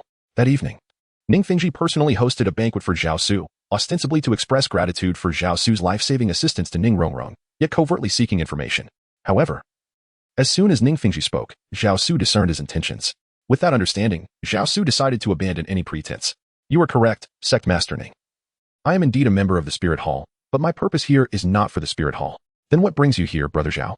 The remnants of the nine-headed dragon. Zhao Su spoke with striking candor, his gaze directed towards Gu Rong, who sat beneath Ning Fengji. Humph, you likely lack the strength. Gu Rong scoffed, his frame seeming to swell anew, and without hesitation, he moved to strike. 9 soul rings materialized around him, all glowing in unison. With a resounding roar, he fully merged with his martial spirit, the bone dragon, charging towards Zhao Su. His gaping maw aimed to consume Zhao Su whole. At that moment, both Ning Fengji and Chen Xian acted simultaneously. Ning Fengji, wielding the 7 treasure glazed tile in his right hand, activated his 7th soul ring, instantly transforming into his true form, enveloping both Gu Rong and Chen Xian in radiant light. Chen Xian, too, unleashed his most formidable attack with the 7 killing sword. A grand, antiquated blade radiating immense sword intent, cleaving towards Zhao Su. The 3 combatants unleashed their most powerful strikes in a bid to catch Zhao Su off guard. Humph. Sect Master Ning, you have made a grave error in your judgment. Upon encountering this individual, Zhao Su observed an air of tranquility, devoid of any panic. As he sat calmly, behind him, the 12-winged sacred angel materialized. At the moment its eyes opened, an overwhelming aura of death, imbued with a divine essence, emanated forth. The 12-winged sacred angel appeared to detach from Zhao Su's form, enveloped in a radiance of golden and black hues, transforming into a towering giant. This was indeed the angel's first soul skill, heavenly law and earthly phenomena, albeit with a controlled alteration of its size. Concurrently, the 5th soul skill, Indestructible Titan, also manifested upon the 12-winged sacred angel, wielding a sword in one hand and a deathly spear in the other. The angel radiated a sanctified aura of mortality, effectively nullifying the enhancements that Ning Fengji had conferred upon Chen Xian and Gu Yong. With a resounding impact, the death spear in the hands of the dark angel swiftly pierced through Gu Yong's skeletal dragon form, pinning him against a nearby wall. The integrity of Gu Yong's skeletal dragon was shattered, and his expression grew increasingly impassive, a white halo pulsating around him. As Gu Yong cast his gaze towards Chen Xian, who was similarly subdued by the sword's intent, he gradually began to falter. Without a hint of hesitation, he let out a furious roar and forcefully extracted the spear lodged within him. His massive skeletal frame began to swell, with the once withered muscles rejuvenating, rendering him seemingly much younger in an instant. Divine power? At that moment, Zhao Su sensed a transformation occurring within Gu Yong. His soul power began to transmute into divine energy, rapidly ascending in level until it reached the pinnacle of the 99th rank, the unmatched Douluo. Die. Gu Yong's eyes burned with intense murderous intent, and as his strength surged, he descended into a frenzy. A bone sword manifested in his hand, and he charged towards Zhao Su. yet merely a false god. This was the first time Zhao Su felt such formidable pressure, solidifying his resolve that until the 9 divine dragons of the Guardian Realm were gathered, he would not permit anyone to ascend to divinity. At this moment, Zhao Su also took action, unleashing for the first time the 4th soul skill of the 12-winged seraph, the true body of the seraph. Following the fusion of the 12-winged seraph with Zhao Su, his entire being underwent a transformation. Under the influence of the law of heaven and earth, Zhao Su now stood over 3 meters tall, adorned with 6 golden wings and 6 black wings that emanated a sense of sanctity and the essence of death. Zhao Su shattered the long-held belief that even a twin martial soul could not engage in battle simultaneously. With the Emperor's 7 killing sword in hand, he transcended the sword intent of the Dustheart's 7 killing sword, weaving a sword net that ensnared Dustheart momentarily. He then focused intently on confronting Gu Rong. His imposing stature, radiating formidable authority, swiftly subdued Gu Rong, who had partially released his seals. Boom, boom, boom. The colossal fist struck Gu Rong mercilessly. Ultimately, Gu Rong found himself utterly overwhelmed, feeling as though he had been under Zhao Su's oppressive force throughout. While Dustheart and Ningfengji were also nearing their limits within the 36 heavenly gang sword array of the Emperor's 7 killing sword. With no other recourse, he resorted to his hidden trump card, the 9th soul skill, Bone Transformation Divine Dragon. In an instant, the entire 7 treasures glazed sect resonated with the resounding roar of a dragon. The originally skeletal bone dragon began to sprout flesh and blood, ultimately transforming into a true divine dragon. The 5 claws beneath the dragon signified that it was a complete version of the divine dragon. Ding! The system's voice resonated, detecting the complete bone dragon within the Guardian 9 divine dragons, inquiring if it should be absorbed. At that moment, Zhao Su, guided by his will, chose to absorb it, releasing a powerful aura that manifested as a gigantic hand. This hand seized the approaching bone divine dragon with great force. The hand formed seals, and a pentagram symbol appeared, completely binding the bone divine dragon. Roar. After being thoroughly constrained, the bone divine dragon emitted another roar, this time filled with anger and a hint of fear. The immense black hand gripped the dragon's head, forming seals once more, then forcefully extracted the dragon's divine consciousness. As the consciousness was gradually pulled forth, the flesh and blood of the bone divine dragon began to fade, reverting it back to a mere skeletal form, its momentum significantly diminished. The trace of divine power on Gu Rong vanished entirely, and the forcibly augmented level reverted to its original 95. Chapter 66. The turmoil of the 7 treasures glazed sect. After the black hand fully extracted the bone divine dragon's consciousness, it flipped upwards, revealing a haunting black flame that seemed to refine the dragon's consciousness. After nearly a minute, the consciousness of the bone divine dragon fell silent. The black hand clenched into a fist, encapsulating the dragon's consciousness before it surged into Zhao Su's body. In that moment, Zhao Su felt as though he was engulfed in searing flames, a burning sensation that transcended mere physical torment, reaching into the depths of his soul. The liquid mental energy flowing through his golden pool of consciousness erupted explosively, coursing throughout his entire being. Soon, the agonizing sensation of his soul being consumed dissipated, replaced by an overwhelming surge of power. All 9 of his meridians transformed into a brilliant gold, and the mental liquid in his golden pool thickened immensely. Ah! Zhao Su emitted a resounding shout, his formidable soul power surging forth and directly propelling Gu Rong away. Simultaneously, Ningfengji and Chen Xian, who were ensnared within the 36 celestial sword formation, were also cast aside. Blood spewed forth from his mouth. At that moment, the system interface unveiled Zhao Su's detailed attributes. Host, Zhao Su. Martial soul, 12-winged holy angel, Emperor's 7 killing sword, devouring heaven's links. Soul skills, 12-winged holy angel. First soul skill, celestial phenomenon. Second soul skill, annihilation palm. Third soul skill, ninefold sword technique. Fourth soul skill, true form of the holy angel. Fifth soul skill, indomitable body. Sixth soul skill, spear of death. Emperor's 7 killing sword. First soul skill, supreme sword intent. Second soul skill, sword name, destruction. Third soul skill, sword name, slaughter. Fourth soul skill, sword name, a sword across time. Fifth soul skill, true form of the Emperor's 7 killing sword. Sixth soul skill, 36 celestial, devouring heaven's links, a fusion technique with the yin-yang spirit links' martial soul, traversing the 7 absolutes. Level, 69 soul master, assault type. Mental power, 56,300 points, divine origin realm. Energy value, 83,000 points.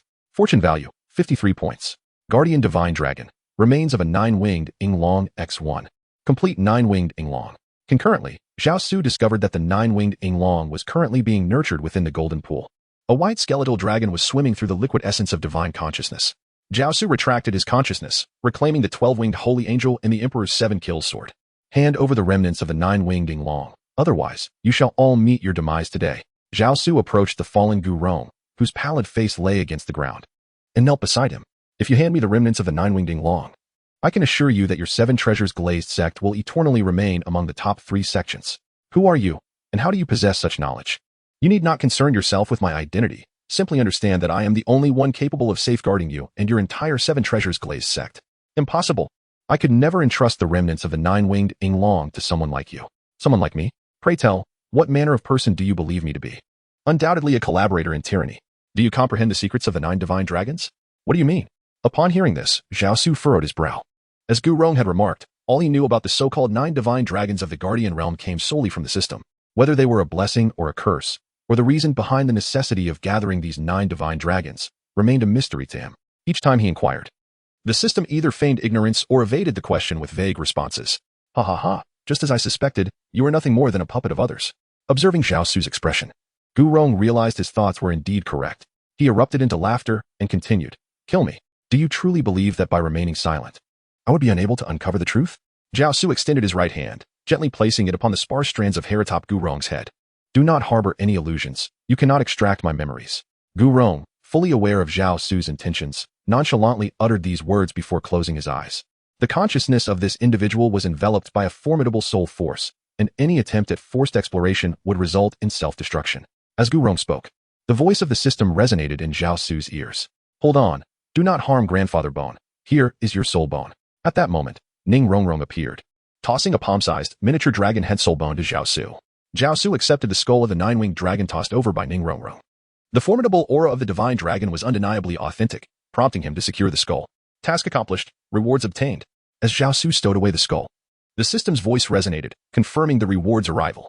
With a sigh of relief, Zhao Su's face illuminated once more with a smile as he settled down at a nearby table. I assure you, as long as the 7-treasure glazed tile school refrains from engaging in the conflict between the Spirit Hall and the 7 great sects, no member of the 7-treasure glazed tile school shall encounter any misfortune. Zhao Su, do you genuinely believe that a single Spirit Hall can contend against the entirety of the continent?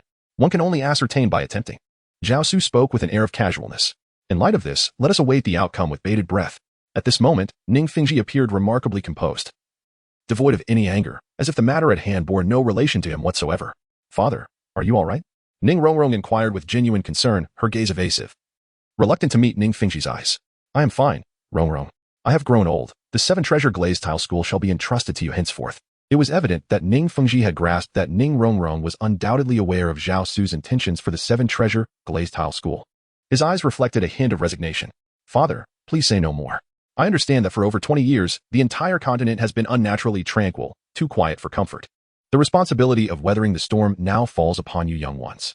Upon uttering these words, Ning Fengji seemed to age a decade, sighing with a bittersweet smile as he stepped out of the hall. Qingxin approached Gu Rong, pulling him up, and the two exchanged no words.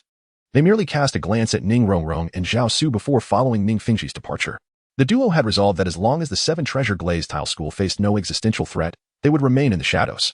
Observing the forlorn exit of Ning Fengji, Gu Rong, and Qingxin, Ning Rongrong felt a pang of sorrow in her heart. Yet she had no alternative. For the safety of everyone within the 7-treasure glazed tile school, she had to act thusly. Taking a deep breath, Ning Rongrong's expression gradually solidified with determination.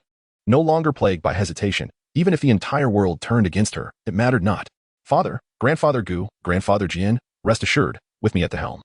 The 7-treasure glazed tile school shall not falter, nor shall any harm befall anyone, Ning Rongrong softly declared, her voice imbued with unwavering conviction as she gazed in the direction of Ning Fengji and the others.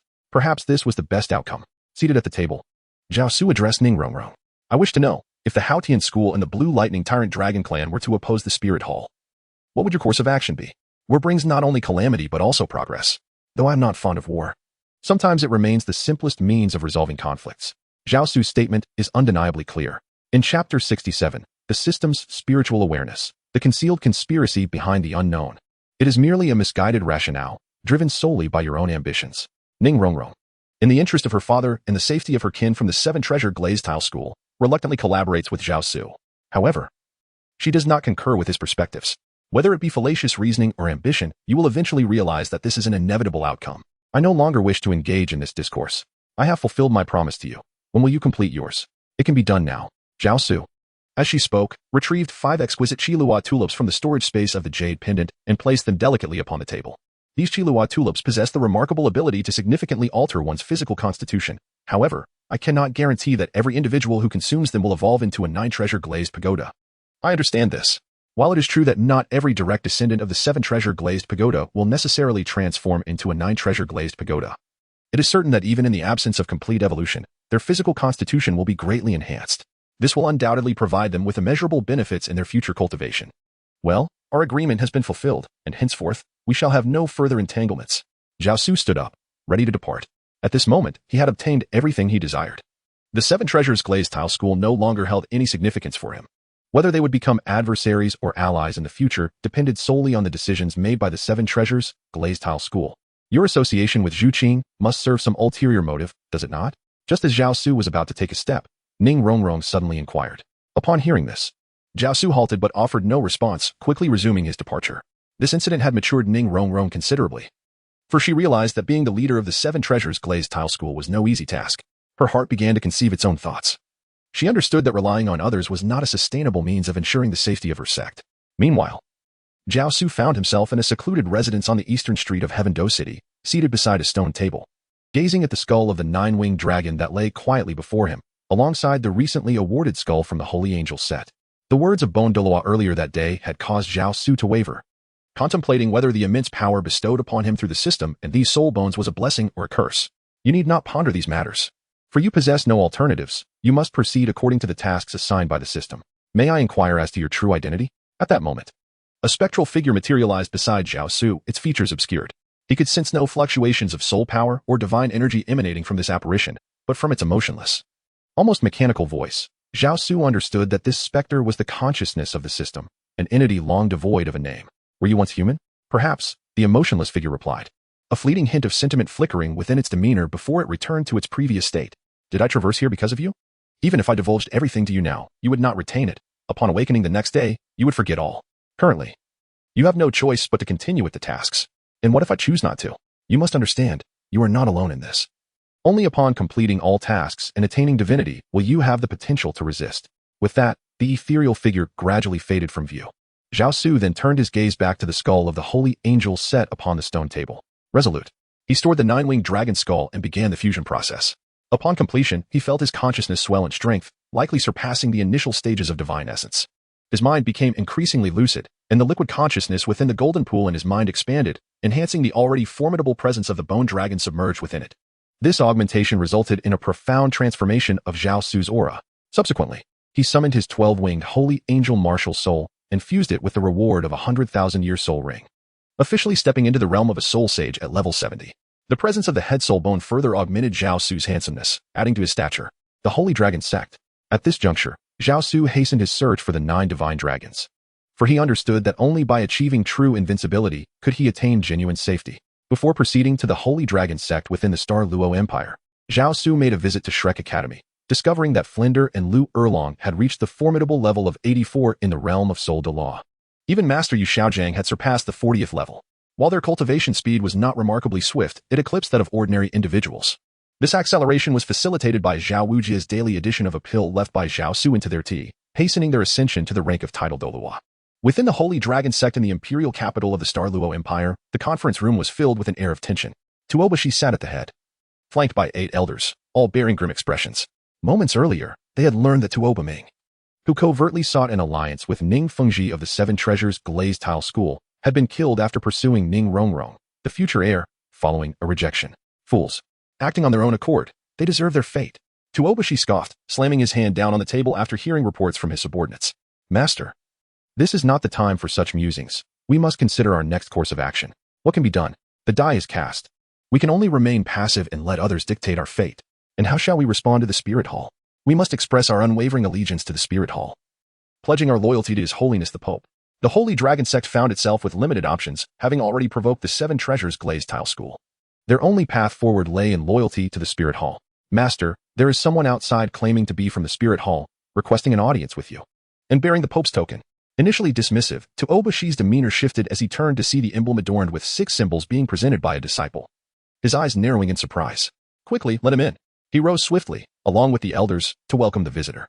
Forgive my lack of hospitality in not greeting you sooner. Please, do not take offense. Upon encountering Zhao Su waiting in the grand hall, Tuobashi hurried forward, extending the Pope's token to him, adopting a posture of utmost humility. You are too courteous, Master Tuoba. I wish to speak with you privately. Everyone else, please withdraw. Zhao Su casually accepted the papal decree and addressed Tuoba Shi, everyone. Please leave. Tuoba Shi assumed that the arrival of the elder from the spirit hall was a direct consequence of the incident involving Tuoba Ming, and thus, upon hearing Zhao Su's words, he hesitated not at all. He waved his hand to signal those behind him to withdraw. Chapter 68, Another Fragment of Bone. The evolution of the white-armored earth dragon, what? Your Excellency, your just seems rather excessive. After all had departed, Zhao Su gestured for Tuoba Shi to take a seat. Contrary to Tuoba Shi's expectations of a reprimand, Zhao Su directly broached the matter of the remnants of the nine-winged Inglongs, expressing his hope that Tuoba Shi would relinquish the bones to him. I am not one to jest, especially not with those who are not my friends. Although Zhao Su's face still bore a smile, it sent a chill down Tuoba Shi's spine. As long as we can become friends, I will assist Brother Tuoba in attaining the rank of title Douluo. That feat may not be achievable otherwise. Do you truly possess a method to help me break through the bottleneck of level 89 and ascend to title Douluo? Indeed, I have stated that I do not jest. What method would that entail? Burning my life force? Not only does it not involve burning your life force, but it will also alter your physique. Your holy dragon sect's martial soul was not merely the white-armored earth dragon, was it? How do you know this? At this moment, the respect Tuoba Shi once held for Zhao Su had dissipated, replaced by a sense of vigilance.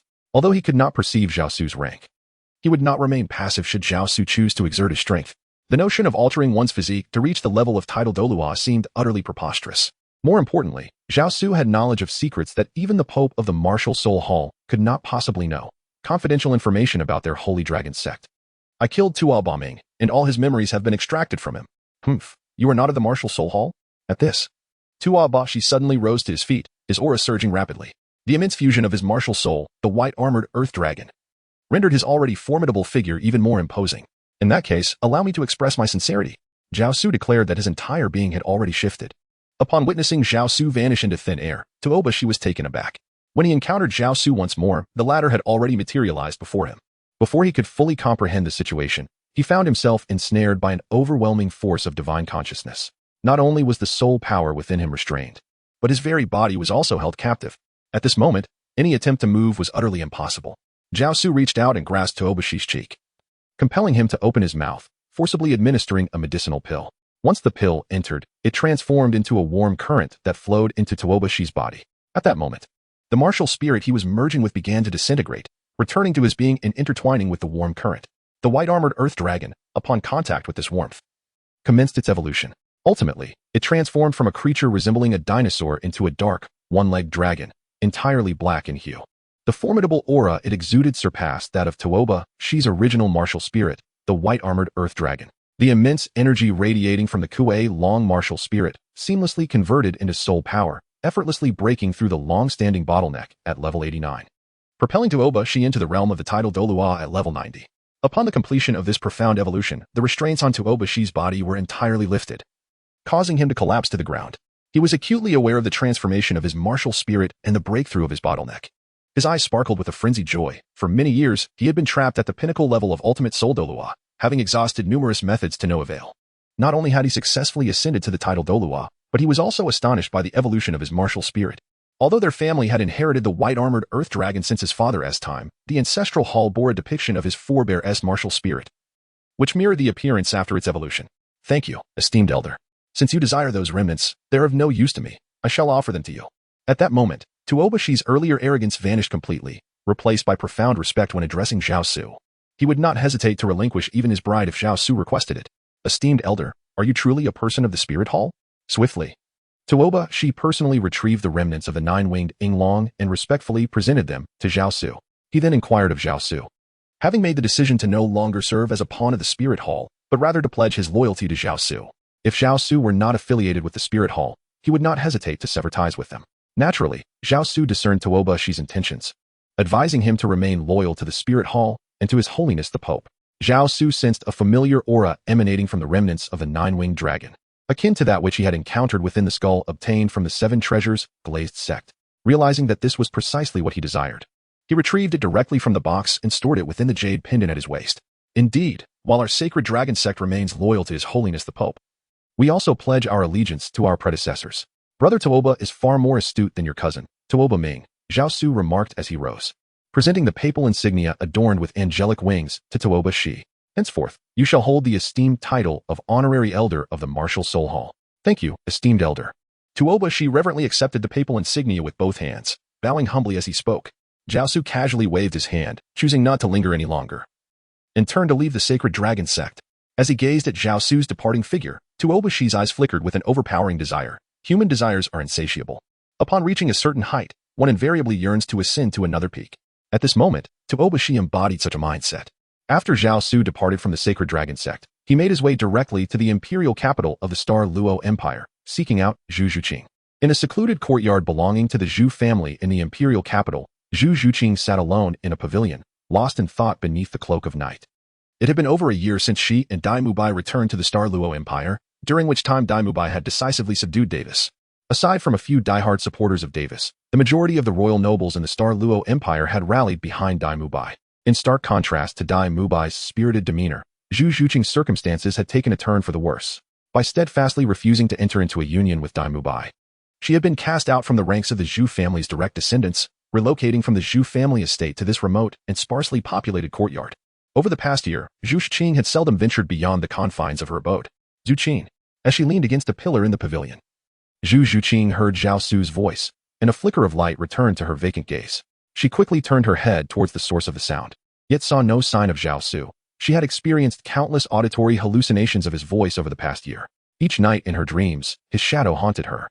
Zhu Zhuqing had initially believed that returning to the Douluo Empire and distancing herself from Zhao Su would allow her to gradually forget him. However, she soon realized her error. The more she wished to forget, the more vividly his figure emerged in her mind. Chapter 69, A More Proactive Approach. A different sensation as Zhu Zhuqing turned her head back. Disappointment washed over her upon not finding Zhao Su. In that very moment, a white flower tinged with crimson appeared before her, accompanied by Zhao Su, who held the bloom aloft, wearing that familiar smile. Upon seeing Zhao Su's well-known grin, her heart ached and tears welled in her eyes, only to be swiftly replaced by a cold demeanor as she turned her head away. I'm sorry, Zhuqing. It is my fault. Everything is my fault. Please do not cry, Zhao Su implored, panic evident in his voice as he reached out to wipe her tears away. Zhu Zhuqing brushed his hand aside, weeping as she retorted, I do not need your concern. What do you want? I do not wish to see you. Do you truly not want to see me? Zhao Su feigned sorrow. Very well, if you do not wish to see me, I shall take my leave. Do not go. Surely you know I was just speaking out of anger. Zhu Zhuqing exclaimed in haste as Zhao Su pretended to turn away, her urgency compelling her to grasp his arm. If you do not wish for me to leave, then I shall stay, Zhao Su declared. Zhao Su dismounted from his donkey and sat beside Zhu Zhuqing, once more presenting the flower before her. Behold, this blossom, away from your side, is on the verge of wilting. Zhu Zhuqing gazed intently at the flower, reaching out to accept it, tears streaming down her cheeks anew. Do not forsake me, never abandon me. I vow to you. As long as you do not let me depart, I shall remain by your side forever, I swear. Zhao Su raised his right hand as he spoke, continuing. If I were to go against this oath, may I be struck by lightning. Do not utter such ominous words. I have faith in you. Zhu Zhuqing interjected, placing her hand over Zhao Su's mouth, her gaze softening as she looked at him. After this brief separation, Zhu Zhuqing had come to a profound understanding of her own heart. She realized that she could no longer bear to be apart from Zhao Su. Zhao Su reached out and grasped the soft, smooth jade hand of Zhu Zhuqing, which was pressed against his mouth. His gaze gradually ignited with fervor. He leaned in slowly, and when their lips met, Zhao Su experienced that intoxicating sensation throughout his body once more. No, not here. Let's go to a room. As Zhao Su prepared to advance further, Zhu Zhuqing once again blocked his path, her face flushed with embarrassment. However, her subsequent words rekindled the flames of desire within Zhao Su's heart. All right, I will heed all your wishes, my little darling. Zhao Su stood up with a smile, lifting Zhu Zhuqing into his embrace, while Zhu Zhuqing shyly buried her head into Zhao Su's chest. Once inside the room, the flames of desire within Zhao Su surged to their zenith. He swiftly shed Zhu Zhuqing's garments, revealing her explosive and flawless figure, which rendered Zhao Su unable to contain himself any longer. Zhu Zhuqing let out a soft sound, biting her lip and suppressing her urges. Did I hurt you? He inquired. No. Zhu Zhuqing shook her head, taking the initiative to wrap her arms around Zhao Su's neck and kiss him. Although her figure was comparable to Tang Yuehua's, the experience she offered Zhao Su was entirely distinct. The seemingly indifferent Zhu Zhuqing was far more proactive than Tang Yuehua, stirring Zhao Su's very soul. After more than 20 minutes, their souls reached an apex together, an indescribable euphoria causing Zhao Su to involuntarily exclaim. Early the next morning, the two departed from the Zhu family estate, with Zhu Zhuqing serving as a guide to explore the imperial capital of the Xinglua Empire. Following the events of the previous night, the now fully matured Zhu Zhuqing had shed her youthful innocence, gaining a touch of alluring sophistication that made her even more captivating. Isn't that the fourth miss of the Zhu family? One of the four individuals nearby remarked. Fourth miss? She is no longer a fourth miss, another retorted. At that moment, a sharp and acerbic voice cut through the air, belonging to one of the two women among the group. Upon seeing them, Zhu Zhuqing's expression immediately turned frosty. She wished to avoid further entanglement and grasped Zhao Su's hand to leave. "Why are you leaving?" one of them queried. But the group had no intention of stepping aside, instead hastily blocking their path. One woman scrutinized Zhao Su from head to toe and sneered. "So this is your wild man?" Zhao Su felt a surge of anger rising within him. Just as he was about to respond, Zhu Zhuqing interjected, "Luo Fei, I do not wish to converse with you. Please step aside." The Luo family was also part of the nobility in the Xinglua Empire. Though they did not hold as much influence as the Zhu family, Luo Fei's aunt was married to a highly esteemed general, favored by the emperor and commanding half of the empire's military forces, which only inflated her arrogance. Furthermore, Zhu Zhuqing's previous engagement to the now crown prince, Dai Mubai, had significantly affected the Zhu family's standing within the empire. Had it not been for Dai Mubai taking responsibility upon himself after becoming the crown prince, claiming he did not wish to marry Zhu Zhuqing due to a lack of affection, her situation would have been far more dire than mere removal from the family lineage and relocation to a secluded residence.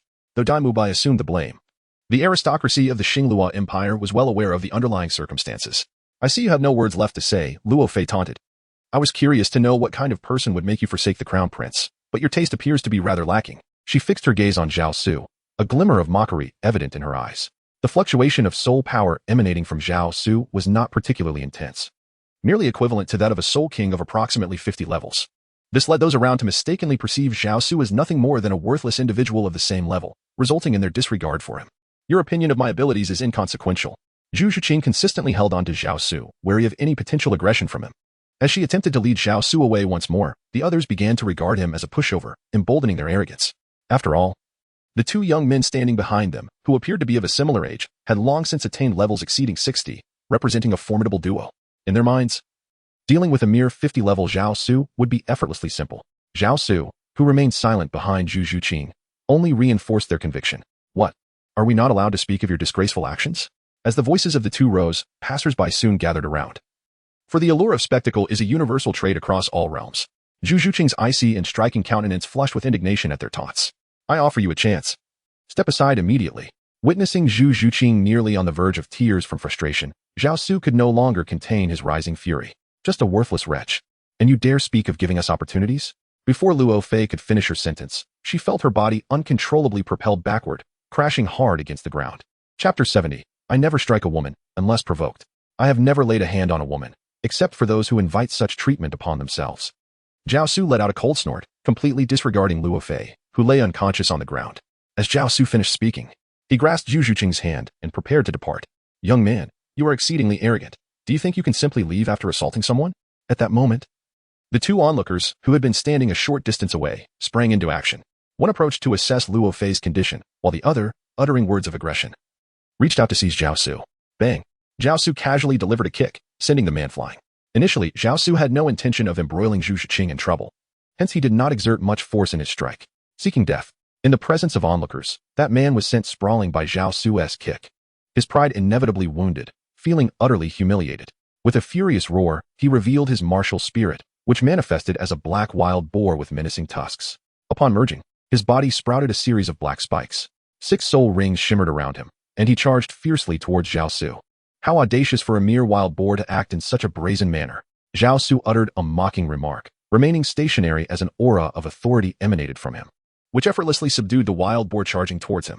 A series of ominous cracks echoed as the sound of bones fracturing reverberated from the individual. The boar's spirit soon dissipated, leaving its owner sprawled on the ground, yearning to rise but overwhelmed by an unbearable agony. "Would you care to give it a try as well?" Zhao Su turned to the other person, who was already paralyzed with fear, and asked, "No, don't attempt it." The individual swallowed hard, hastily shook his head, and dared not linger any longer. He abandoned the others and fled, quickly vanishing from sight. "I am Zhao Su. If you seek vengeance, you may come find me." After Zhao Su finished speaking, he paid them no further attention and turned to leave with Zhu Zhuqing. Following such a commotion, neither Zhao Su nor Zhu Zhuqing felt inclined to continue their outing, so they returned together to the secluded courtyard of the Zhu family. The best way to forget unpleasant matters is to engage in activities one enjoys.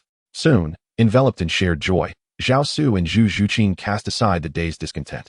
The individual whom Zhao Su had incapacitated, shattering his ribs and rendering his martial soul ineffective, was the nephew of the renowned general of the state, known as the Starry Duo, who was also Zhu Zhuqing's father.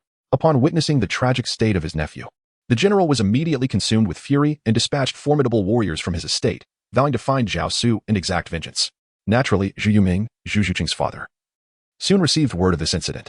As he approached the secluded courtyard where Zhu Zhuqing resided, he was greeted by the sound of her melodious laughter from outside. Clad in a long black robe, his tall stature and stern countenance were momentarily softened by the sound of his daughter's joy. He had never heard her laughter due to the peculiar customs of their family. Upon entering the courtyard, he beheld Zhu Zhuqing leaning against Zhao Su, engaged in conversation, oblivious to the world around them. The coldness that once adorned Zhu Zhuqing's face had vanished, replaced by a radiant smile, clearing his throat several times. Zhu Yuming's presence was soon acknowledged as Zhu Zhuqing and Zhao Su turned to face him, finding him standing at the entrance with an expression of indifference. Zhu Zhuqing promptly rose, her smile swiftly concealed, replaced by a mask of neutrality. "Father," she greeted. Regardless of the circumstances, Zhu Yuming was still her father. Although Zhao Su held little regard for the traditions of the Zhu family, he afforded Zhu Zhuqing the respect of standing as well, offering a slight nod to her father. "Come inside. I have matters to discuss with you," Zhu Yuming commanded before stepping into the room. Zhao Su intended to follow, but Zhu Zhuqing halted him, aware that this matter needed to be clarified eventually. After all, she had already chosen Zhao Su and had no other options. As Zhao Su paced anxiously in the courtyard, the assassins dispatched by the general of the state arrived just in time. "Perfect," he thought. "I was just looking for an outlet for my frustration."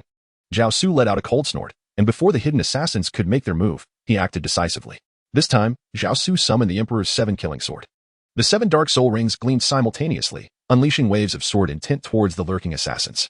At that moment, Zhu Yuming and Zhu Zhuqing, who were in the room, heard the commotion outside and stepped out, only to witness Zhao Su ruthlessly slaughtering the assassins. Clad in white, he transformed into a blade. Leaving no opportunity for the assailants to counter, they were all swiftly dispatched.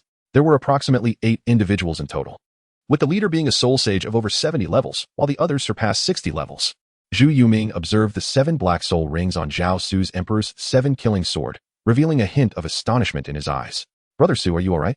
Zhu Zhuqing, seeing Zhao Su unveil his martial spirit, assumed he was facing a formidable enemy and hurried to his side, filled with concern. "I'm fine. With these people.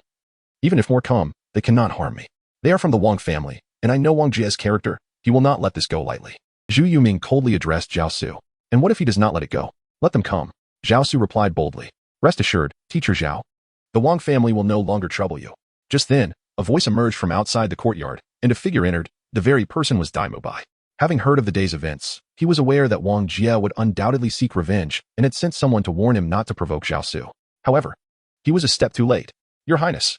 Zhu Yuming greeted Daimu Bai with a slight bow, showing respect. "Uncle Zhu, no need for formalities." Daimu Bai waved his hand dismissively before turning to Zhao Su. "Teacher Zhao, may we speak privately?" Of course, what transpired between Zhao Su and Daimu Bai remained a mystery. But upon concluding their discussion, Daimu Bai exhibited even greater respect towards Zhao Su, as if an agreement had been reached. Subsequently, Zhao Su prepared to leave. But Zhu Zhuqing did not accompany him. She intended to remain and assist Daimu Bai in solidifying his position as the crown prince. At the same time, Zhu Yuming declared Zhu Zhuqing as the next patriarch of the Yuming clan, even in the face of opposition from the clan elders.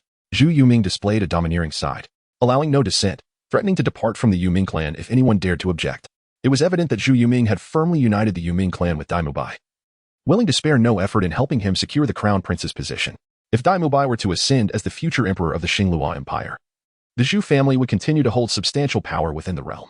Although Zhu Zhuqing's generation did not form a marital alliance with the royal family of the Xinglua Empire, it would not hinder the next generation from potentially marrying Daimu Bai's descendants. Furthermore, Zhu Yuming understood that while Zhu Zhuqing may not become the crown princess or future queen, her close relationship with Daimu Bai would not impede the Zhu family's influence within the empire. Most importantly, Zhao Su possessed formidable strength, which empowered Zhu Yuming to push through the opposition and elevate Zhu Zhuqing to the position of clan leader.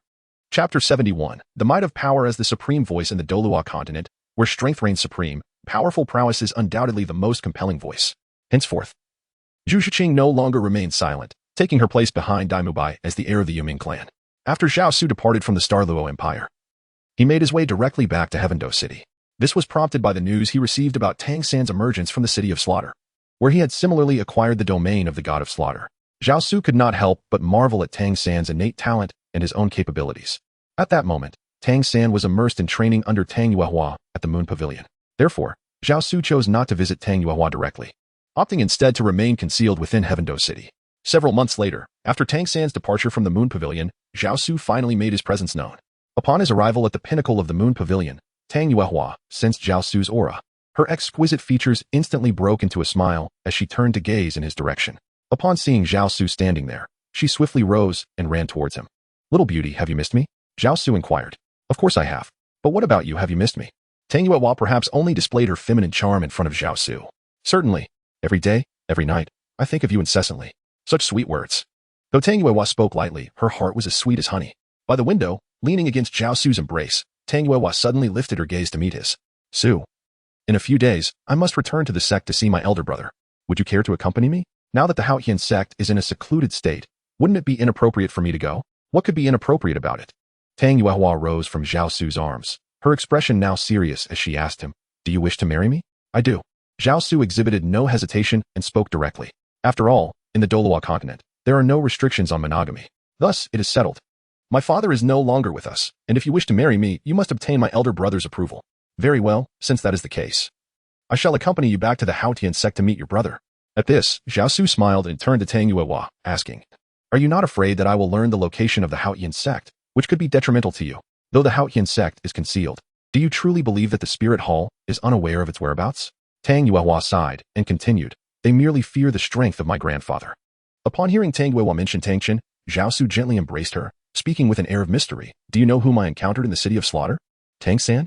At this moment, Tang Yuehua was well aware that Tang San had also just emerged from the city of slaughter. And the timeline aligned closely with Zhao Su's visit.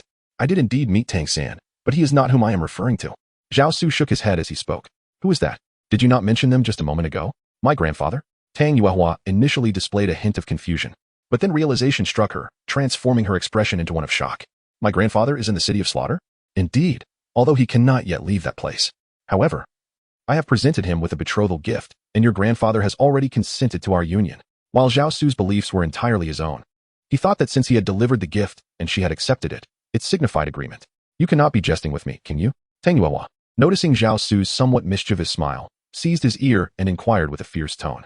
"How could I possibly be jesting? Everything I say is true. My dear Yuehua, how could you doubt me? It wounds my heart greatly." Zhao Su displayed a somewhat mischievous, yet slightly aggrieved expression and remarked, "You truly leave me at a loss." Upon witnessing Zhao Su's demeanor, Tang Yuehua couldn't help but chuckle, releasing her grip on Zhao Su's ear. "You have wronged me. Surely, some form of compensation is in order?" Zhao Su gazed upon Tang Yuehua's exquisite form, his eyes sparkling with admiration. "How annoying. I certainly won't give it to you." Although Tang Yuehua's words conveyed defiance, her body betrayed her true feelings. Soon, the two became beautifully entwined, merging into one, indistinguishable from each other. The following morning, Tang Yuehua summoned Chief Steward Aoda to relay a few matters regarding the affairs of Yuxian before departing with Zhao Su towards the hidden realm of Haotian sect. Traveling northward by carriage for nearly 2 hours, they arrived at a rather unremarkable village. "Third Miss, you have returned." This was the outskirts of Haotian sect, where ordinary individuals without martial souls resided. A few outer disciples affiliated with Haotian sect also lived here. These villagers were, of course, familiar with Tang Yuehua. "Aunt Lu, little Dung Dung must have awakened his martial soul by now, right?" "Alas, a useless home martial soul with only 3rd-tier soul power. However, it does have its merits. The speed of farming has significantly improved." Aunt Lu initially displayed a trace of disappointment, which was swiftly replaced by joy. These individuals could be regarded as the most easily satisfied. Yet, those blessed with powerful martial talents never knew contentment. But there is nothing inherently wrong with that. At this moment, Tang Yuehua had already dismounted from the carriage, and the others working in the fields gathered around her upon noticing her presence. Zhao Su initially hesitated to disembark from the vehicle, but upon reflection, she realized that since she had arrived, the time would inevitably come for the unattractive daughter-in-law to meet her in-laws. Thus, she followed Tang Yuehua out of the car.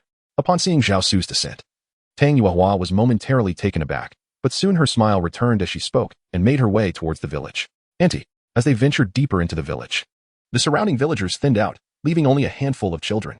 At that moment, a joyful voice echoed through the air. Following the sound, Zhao Su beheld 2 robust young men, seemingly in their 30s, towering at nearly 2 meters tall, significantly taller than Zhao Su herself. These two were none other than Tang Long and Tang Hu, the strongest members of the 3rd generation of the Haotian sect. Notably, Tang Long had been adopted by Tang Xiao, and barring any unforeseen circumstances, he was destined to become the future leader of the Haotian sect. The fact that these two came personally to greet Tang Yuehua underscored her esteemed status within the sect. "It has been years since we last met. You two have grown even more formidable," Tang Yuehua exclaimed with a smile, playfully patting the muscular arms of the 2 men. At that moment, Tang Long and Tang Hu also noticed Zhao Su standing beside Tang Yuehua. Zhao Su felt a sense of helplessness. Did he truly lack any presence? Second aunt. Is this the uncle you mentioned in your letter? Tang Long inquired softly, pulling Tang Yuehua aside. Isn't this rather feeble?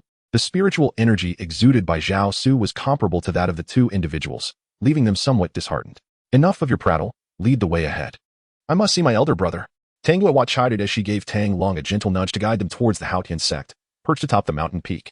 Tang Long cast another glance at Zhao Su, choosing not to utter another word, and together with Tang Hu, they set forth towards the nearby summit. Chapter 72, Journey to Haotian Sect, the Howling Sky Douluo soon. Under the guidance of Tang Long and Tang Hu, the quartet arrived at the base of a towering mountain. Gazing upward, the peak loomed at least 500 meters high, barren and devoid of any footholds. Second aunt, grasp our shoulders. We shall carry you up. Tang Long and Tang Hu were acutely aware of Tang Yuehua's inability to ascend due to her martial soul's mutation, which prevented her from surpassing level 10. This was precisely why the two strongest of the third-generation disciples had come to escort her, out of respect, and, more importantly, to ensure her safety. No need. You two should ensure you can keep up with me first. At that moment, Zhao Su interjected, eschewing any unnecessary dialogue. He swiftly wrapped an arm around Tang Yuehua's waist and, with a powerful leap, ascended directly upwards. His speed astonished both Tang Long and Tang Hu, prompting them to hastily pursue him. With one hand around Tang Yuehua, Zhao Su occasionally paused to wait for the two men. You two are far too slow, Zhao Su remarked casually as he observed Tang Long and Tang Hu catching up, evidently responding to their earlier taunt about his perceived weakness. Tang Yuehua, exasperated, leaned closer to Zhao Su and whispered, why engage in a contest with these youngsters? Teach them a lesson, so they don't grow arrogant and suffer a great misfortune in the future. As Zhao Su spoke, he once again linked arms with Tang Yuehua and, in a moment of daring, leaped forth, urging Tang Long and Tang Hu to keep pace. Tang Yuehua was well aware that the true Haotian sect resided atop that mountain peak. However, Zhao Su would pause after traversing a certain distance, waiting for Tang Long and Tang Hu to catch up before proceeding. In their endeavor to keep up with Zhao Su, Tang Long and Tang Hu exerted every ounce of their strength, barely managing to follow him under his lenient pace. Before long, they arrived at a pair of peaks connected solely by a chain. I shall await you on the peak ahead. Do not keep me waiting too long. Zhao Su, devoid of any protective measures, casually draped one arm around Tang Yuehua and confidently strode forward across the iron cable. What manner of monster is this? Tang Hu glanced at the equally distressed Tang Long beside him and murmured softly.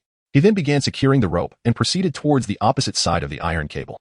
Just beyond lay a structure reminiscent of a stone castle, dominating the entire mountain peak.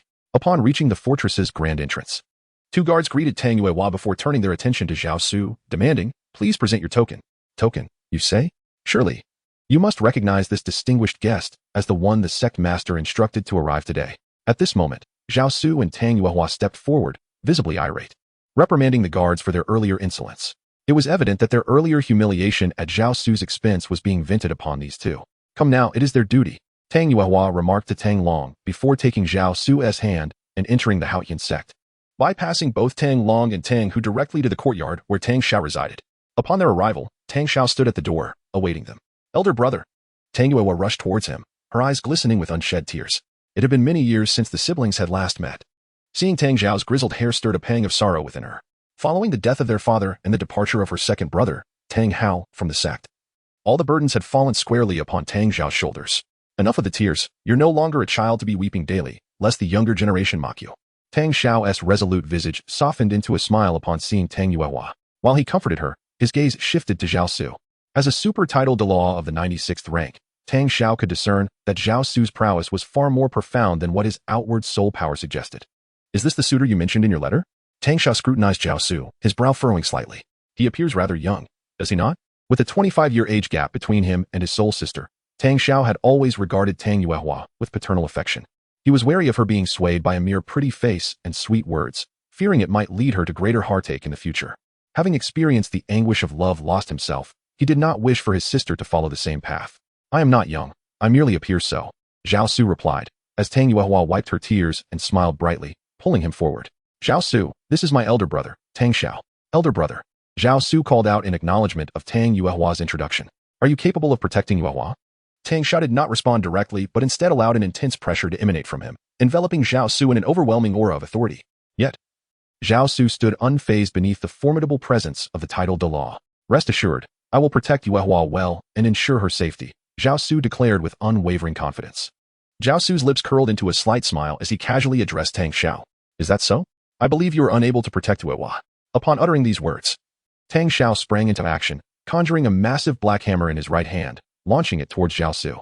Although he refrained from employing a soul technique, Tang Zhao's formidable soul power, at the pinnacle level of 96 as a title Douluo, coupled with the inherent domineering aura of the Haotian hammer, would pose a challenge even for a typical title Douluo to withstand. With a resounding crash, a violent tremor ensued, causing Tang Zhao to stagger back over 10 steps before regaining his footing. In stark contrast, Zhao Su remained composed, standing there unfazed, having not even unleashed his martial soul. He merely utilized the strength of his physical form to repel Tang Zhao's assault. How can you possibly be this strong? This question reverberated in Tang Zhao's mind. And even Tang Guo was taken aback. While she was aware that Zhao Su was not as feeble as he appeared, she had never anticipated such an extraordinary display of power. Thank you for the compliment, Lord Tang. I merely possess some trivial skills. Zhao Su exhibited a rare moment of humility and modesty, for he was to wed the younger sister of another. Please, Brother Zhao, Tang Zhao said, as he collected the Haotian hammer, slightly turning to gesture Zhao Su to enter. His manner of addressing Zhao Su had also shifted. It was evident that he had tentatively acknowledged him. After you, my elder brother. Zhao Su extended his hand towards Tang Zhao, who, without hesitation, turned and entered the spacious room, which spanned an impressive 100 square meters. The decor was remarkably minimalistic, featuring 2 rows of bookshelves, a large writing desk, and 2 long sofas, devoid of any further embellishments. Master, I have news from below. A person named Tang San has appeared in the village. At that moment, a disciple of the sect knocked and entered, addressing Tang Zhao. Upon hearing the name Tang San, a flicker of bewilderment crossed Tang Zhao's gaze, as memories of his youth unconsciously resurfaced in his mind. Brother, Tang San is the son of our second brother and Ayin. It was I who invited him to the Haotian sect. If he comes uninvited, the elders will undoubtedly make things difficult for him. Brother, Zhao San possesses formidable talent. Not to mention he has dual martial souls. The elders will surely recognize his worth. Dual martial souls? Upon hearing this, Tang Zhao's anger gradually dissipated. After a moment of contemplation, he instructed the awaiting disciple, inform Tang Long to bring Tang San to me. Understood.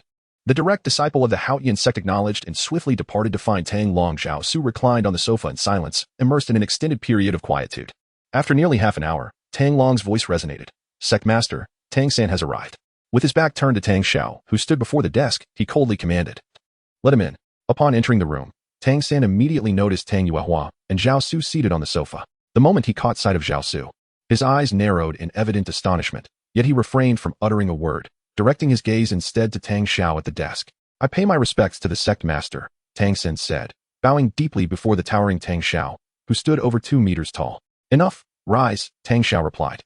His tone softened upon seeing Tang San, for in him he recognized the shadow of someone he had long yearned for.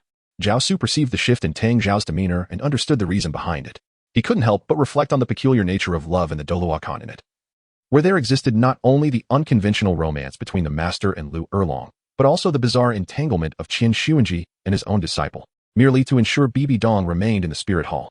The master, in his devotion to Lu Erlong, had even turned against his first love. Moreover, there was the unusual romance between Tang Hao and Ayin, complicated further by a love triangle among brothers.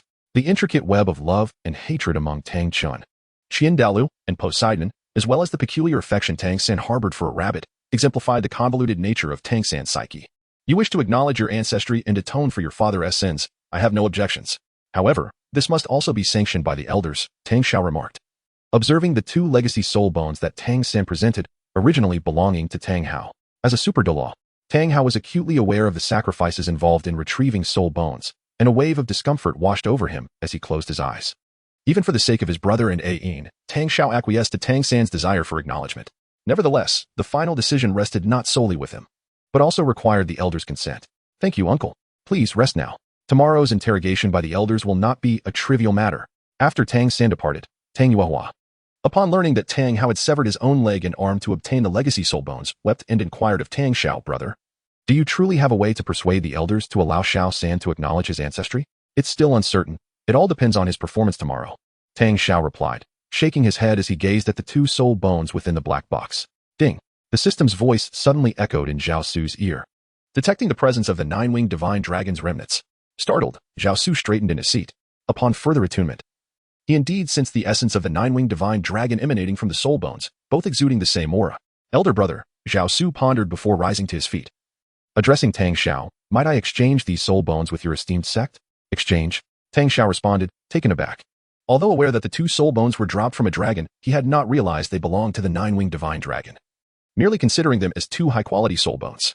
Indeed, I am willing to offer an entire set of 6 soul bones in exchange for these.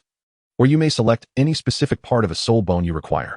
Tang Xiao extended his hand into the black box, retrieving one of the soul bones for closer examination. While these 2 soul bones may seem inconsequential to you, they hold great significance for me. They are remnants of the 9-winged divine dragon. The 9-winged divine dragon? One of the 9 divine dragons? Indeed, Zhao Su did not conceal the matter, for Tang Yuehua was already aware of it. What is this 9-winged dragon? Brother, there is no need to inquire further. This soul bone holds great significance for Zhao Su. Just grant it to him, for he will certainly share the remaining soul bones with the sect, which will also appease the elders. As the saying goes, a married daughter is like water that has been spilled. This adage is vividly embodied in Tang Yuehua. Nevertheless, her assertion bears truth. Exchanging 2 soul bones for 6 is indeed beneficial for the Haotian sect. Tang Xiao lightly tapped Tang Yuehua's forehead and shook his head in resignation. If that is the case, then these 2 soul bones are yours. There is no need for you to exchange them. Consider it a part of Yuehua's dowry. Tang Xiao returned the soul bones to their box, closing the black container and handing it to Tang Yuehua instead of Zhao Su. As for whom Tang Yuehua chose to give the soul bones, that was no longer his concern.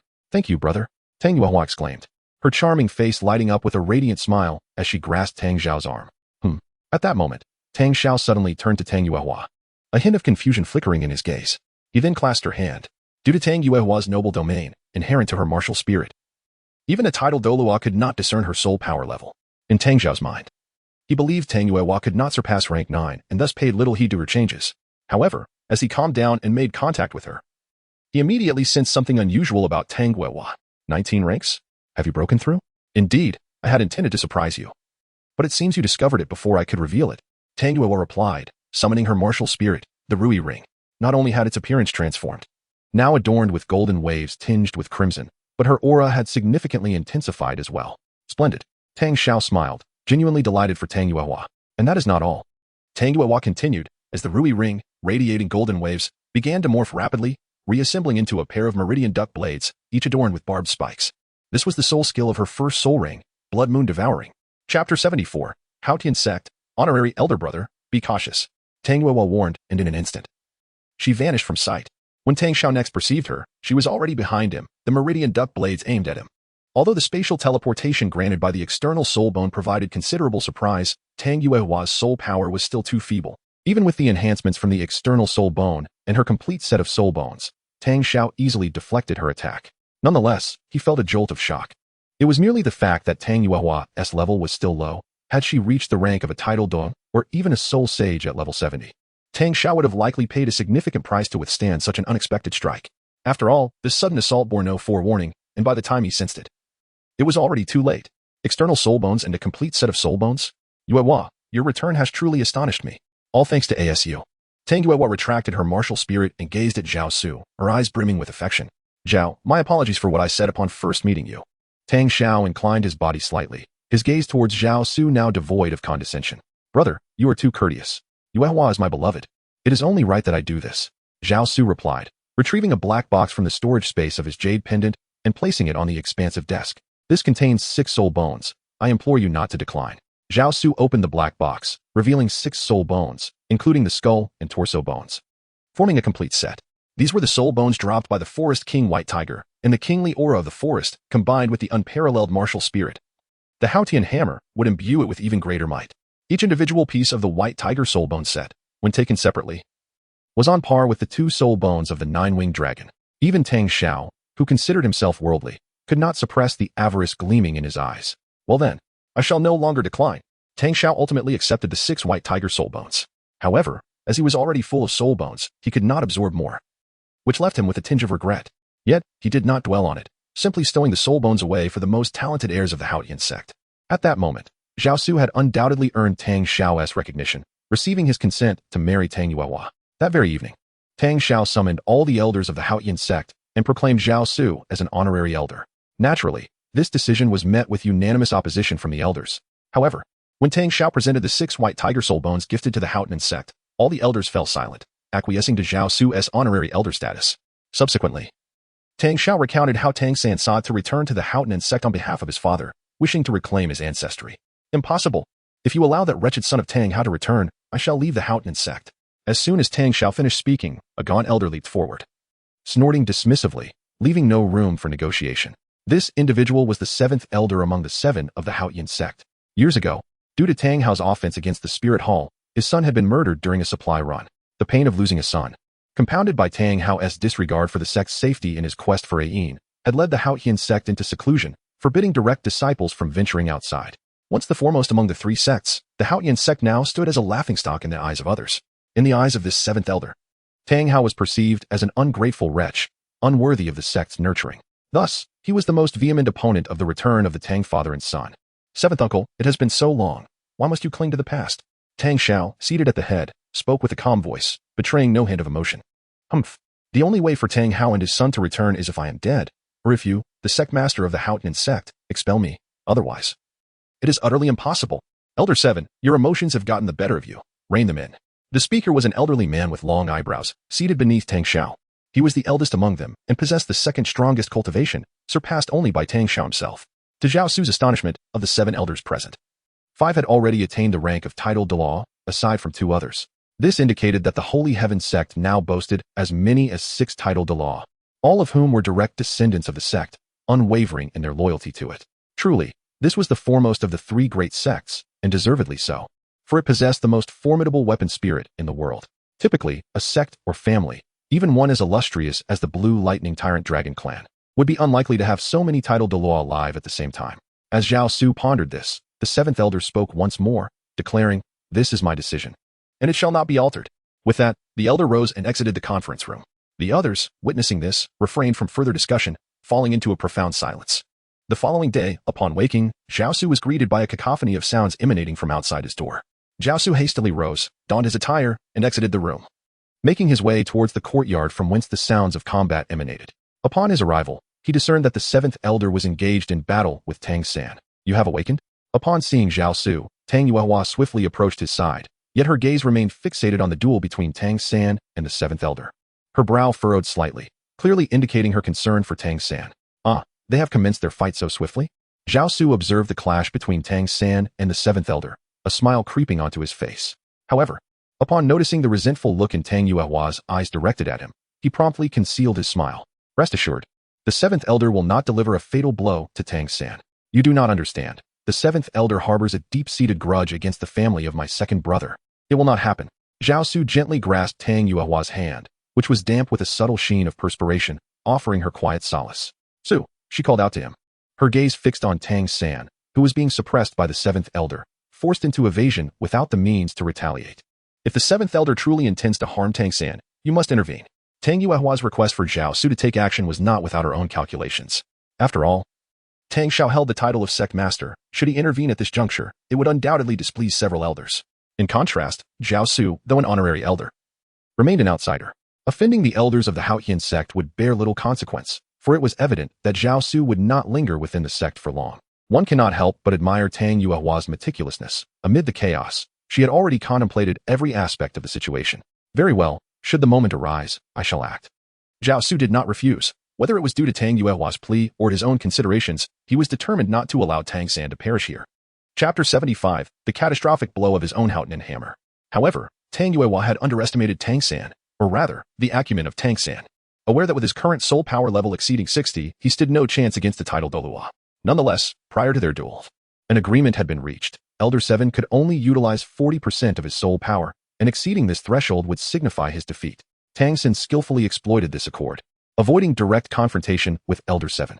Soon, the battle between Tang San and Elder 7 shifted from the original battleground to the precipice outside the Haotian sect's castle. "Elder 7, you have already lost. Cease your efforts at once." Elder 2 exclaimed as he witnessed Elder 7 compelled by Tang San to unleash his 7th soul skill, Haotian True Body. However, it was too late. At that moment, rationality had abandoned Elder 7. Only the desire for victory remained. The colossal black Haotian hammer erupted with immense destructive power, hurtling toward Tang San. Realizing he could not evade it, Tang San activated all his soul rings, and the 8 spider lances swiftly plunged into the cliffside to prevent his fall. A thunderous crash reverberated through the air, leading everyone to believe that Tang San had been obliterated beneath the full force of Elder 7's Haotian True Body. Yet, as the dust settled, a figure clad in white emerged, one hand raised to block Elder 7's Haotian hammer. Concurrently, a formidable shockwave emanated from Zhao Su, restoring Elder 7's lost rationality, yet propelling him away, sending him tumbling toward the abyss. Tang San was similarly affected by this overwhelming force. At that moment, Tang Xiao sprang into action. leaping with all his might to rescue Tang San from the brink of the precipice. No one extended a hand to assist Elder 7. For all were acutely aware that a tidal Douluo was not so easily vanquished.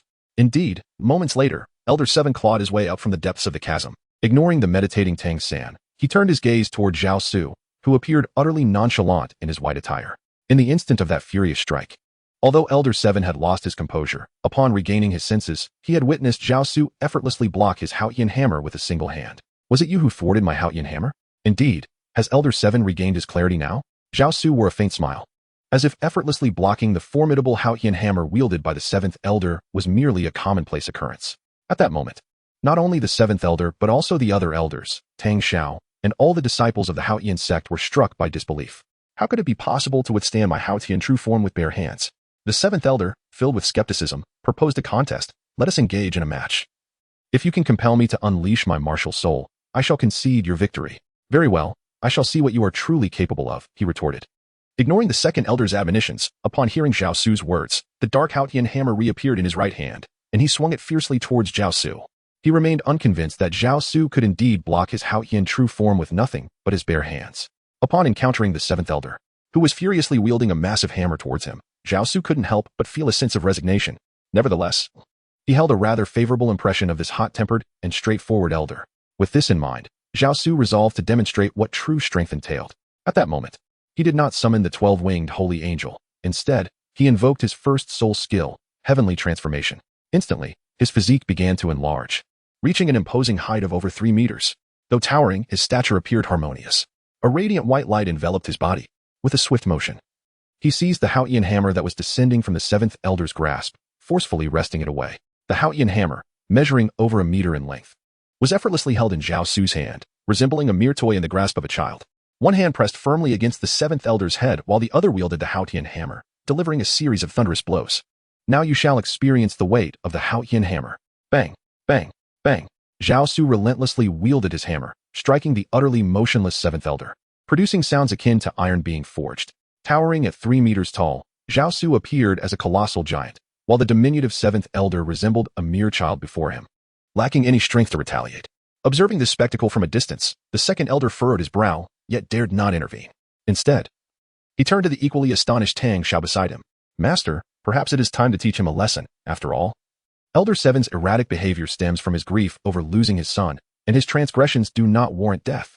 Coughing softly, Tang Xiao withdrew his gaze, attempting to mask his embarrassment. He then addressed Tang Yuehua. Yuehua, please speak up. It has gone on long enough. Brother, 2nd uncle, do you not perceive the changes in Uncle 7? Tang Yuehua, having gained a profound understanding of the 9 nether demonic art, felt a deep mental connection with Zhao Su. She comprehended that Zhao Su did not genuinely wish to end the 7th Elder's life. His intention was to discipline him and alleviate the internal injuries left by his reckless attempt to confront the title of Douluo. What is this? Just moments ago, Tang Xiao and the 2nd Elder had not considered this aspect, but upon Tang Yuehua's reminder, they turned their attention back to Zhao Su and the 2nd Elder. They could indeed sense the blocked meridians within the 7th Elder's body beginning to clear under Zhao Su's brutal strikes. However, such a method seemed excessively humiliating. The 2nd Elder recognized that if Elder 7's volatile nature remained unchecked, it would hinder his cultivation progress. Thus, having someone to confront him was, in some respects, beneficial. What are you all still doing here? Return to your training. The 2nd Elder commanded the direct disciples of the Haotian sect who had gathered around. After all, the 7th Elder was an elder. He ought to maintain some dignity in front of the younger generation. Suddenly, a resounding thud echoed as the hammerhead struck the ground. At that moment, Zhao Su ceased his assault, casting the Haotian hammer beside the bruised and battered 7th Elder. He had become the first to be so thoroughly beaten by his own martial soul. After discarding the Haotian hammer, Zhao Su returned to his normal size. His bare torso not particularly muscular, but perfectly proportioned, drawing the attention of several young girls from the 3rd generation of Haotian sect, who gazed at him with starry-eyed admiration. Zhao Su swiftly retrieved a black robe from his storage pendant and donned it. Lower it down. Once he awakens and the swelling subsides, all will be well. After Zhao Su donned his attire, he casually addressed Tang Xiao, who stood a short distance away. Tang Long, why are you dawdling? Hurry and escort Elder Qi back. Oh, yes. Let us swiftly take Elder Qi back. Tang Long responded, glancing at Tang Yu beside him. Tang Yu then turned to Tang Ming and implored, come on. Let us go together. How can I carry him alone? With no other choice, Tang Ming reluctantly joined Tang Yu in lifting the already unconscious Elder Qi back. Chapter 76. The Declaration of War by the Spirit Hall. Thank you, Brother Zhao. Tang Xiao expressed his gratitude after witnessing the 2nd Elder being carried away. There is no need for thanks. My actions are solely for the sake of Yuehua, Zhao Su replied, surveying Tang Xiao with a scrutinizing gaze before shifting his attention to the second elder and the other elders, a faint smile gracing his lips. I noticed that both you and the esteemed elders have sustained hidden injuries. Would you care for a few strikes to alleviate them? No, it is unnecessary. We are all of advanced age. This is simply the way of things. The fifth elder, tall yet slender like a bamboo pole, remarked, turning to Tang Xiao. He continued. The sect leader is still young and has many opportunities for growth. I believe it would be more beneficial to administer a few strikes to him. Old 5. The second elder chuckled at first but soon regained his gravitas, casting a stern glance at the fifth elder. Despite Tang Xiao being their junior, he was, after all, the sect leader. It was merely a jest. Elder, there is no need to take it to heart. There are indeed various methods to alleviate hidden injuries. Zhao Su spoke as he retrieved a small porcelain vial, which he handed to the second elder. The elixir within was crafted from the soul-gathering herb, a celestial plant, intended to assist in cultivation and resolve hidden injuries within the body. The seventh elder, upon hearing Zhao Su's words, was likely to be driven to madness. However, enduring a direct confrontation had its merits, achieving results in one fell swoop. Just as the second elder received the elixir and expressed his gratitude to Zhao Su, an abrupt series of thunderous sounds echoed nearby. Master, several elders, for title Douluo have breached the protective array of our Haotian sect. For title Douluo? Indeed. It appears they are from the Spirit Hall. Upon hearing the mention of the Spirit Hall, not only did Zhao Su's expression shift slightly, but so too did Tang Yuehua's. Yet, there was no time for further contemplation. The 4 title Douluo had already materialized before them, all belonging to the aerial class of soul masters. Tang Xiao. His Holiness the Pope has sent me with a message. Submit to the Spirit Hall or face annihilation. One among them, adorned with a pair of expansive rock wings, resembled a humanoid avian creature with distinct rock features. Do you truly believe that you can extinguish my Haotian sect with mere numbers? You overestimate yourselves. Tang Xiao scoffed. And in an instant, he lunged forward, wielding the black Haotian hammer in his right hand, launching a fierce assault towards the 4. In response to Tang Xiao's aggression, the quartet swiftly positioned themselves, forming a unique formation. As they extended their hands, chains of black and white iron materialized. The souls of these 4 were intertwined with the chains, suggesting a profound significance to their arrangement, reminiscent of a martial soul fusion technique. Within the confines of the iron chain cage constructed by the 4, even the formidable Tang Xiao, a level 96 super title Douluo, found himself suppressed. Unable to unleash the full might of the Haotian hammer. Tang Xiao, consider this merely a warning. Should your Haotian sect refuse to submit within a month, prepare for your demise. The 4 had come to declare war, not to engage in battle, fully aware that their numbers alone could not extinguish the Haotian sect. After delivering their ultimatum, the 4 retreated swiftly, their figures vanishing from the sight of the onlookers. It seems the time has come for our Haotian sect to emerge from seclusion. Tang Yuehua, frowning, approached Tang Xiao, expressing concern. Brother, we harbor no significant enmity with the Spirit Hall. Why must we wade into these troubled waters? Tang Xiao cast a glance at Tang Yuehua, but refrained from elaborating, offering only a few words of reassurance. Do not worry. Even if our Haotian sect has remained hidden for years, we shall not be bullied by the Spirit Hall. With that, Tang Xiao turned and entered the Haotian sect, while the second elder and others exchanged glances and followed suit. With the Spirit Hall's arrival, it was evident that their secluded haven had been exposed. This could indeed be regarded as their emergence from obscurity, necessitating the swift formulation of a strategy. Su, what should we do? Tang Yuehua inquired anxiously of Zhao Su. Rest assured, the Spirit Hall will not act so swiftly. Yet, Zhao Su was mistaken. The Spirit Hall had not only chosen to provoke the Haotian sect but had also dispatched forces towards the 7 Treasure Glazed Tile School and the Blue Lightning Tyrant Dragon Clan. Once the Spirit Hall had made its presence known, an air of tension enveloped the entire Haotian sect. Multiple layers of sentries were established, and the protective array was activated. With provisions being stockpiled and training intensified, clearly, they were preparing for a protracted conflict against the Spirit Hall.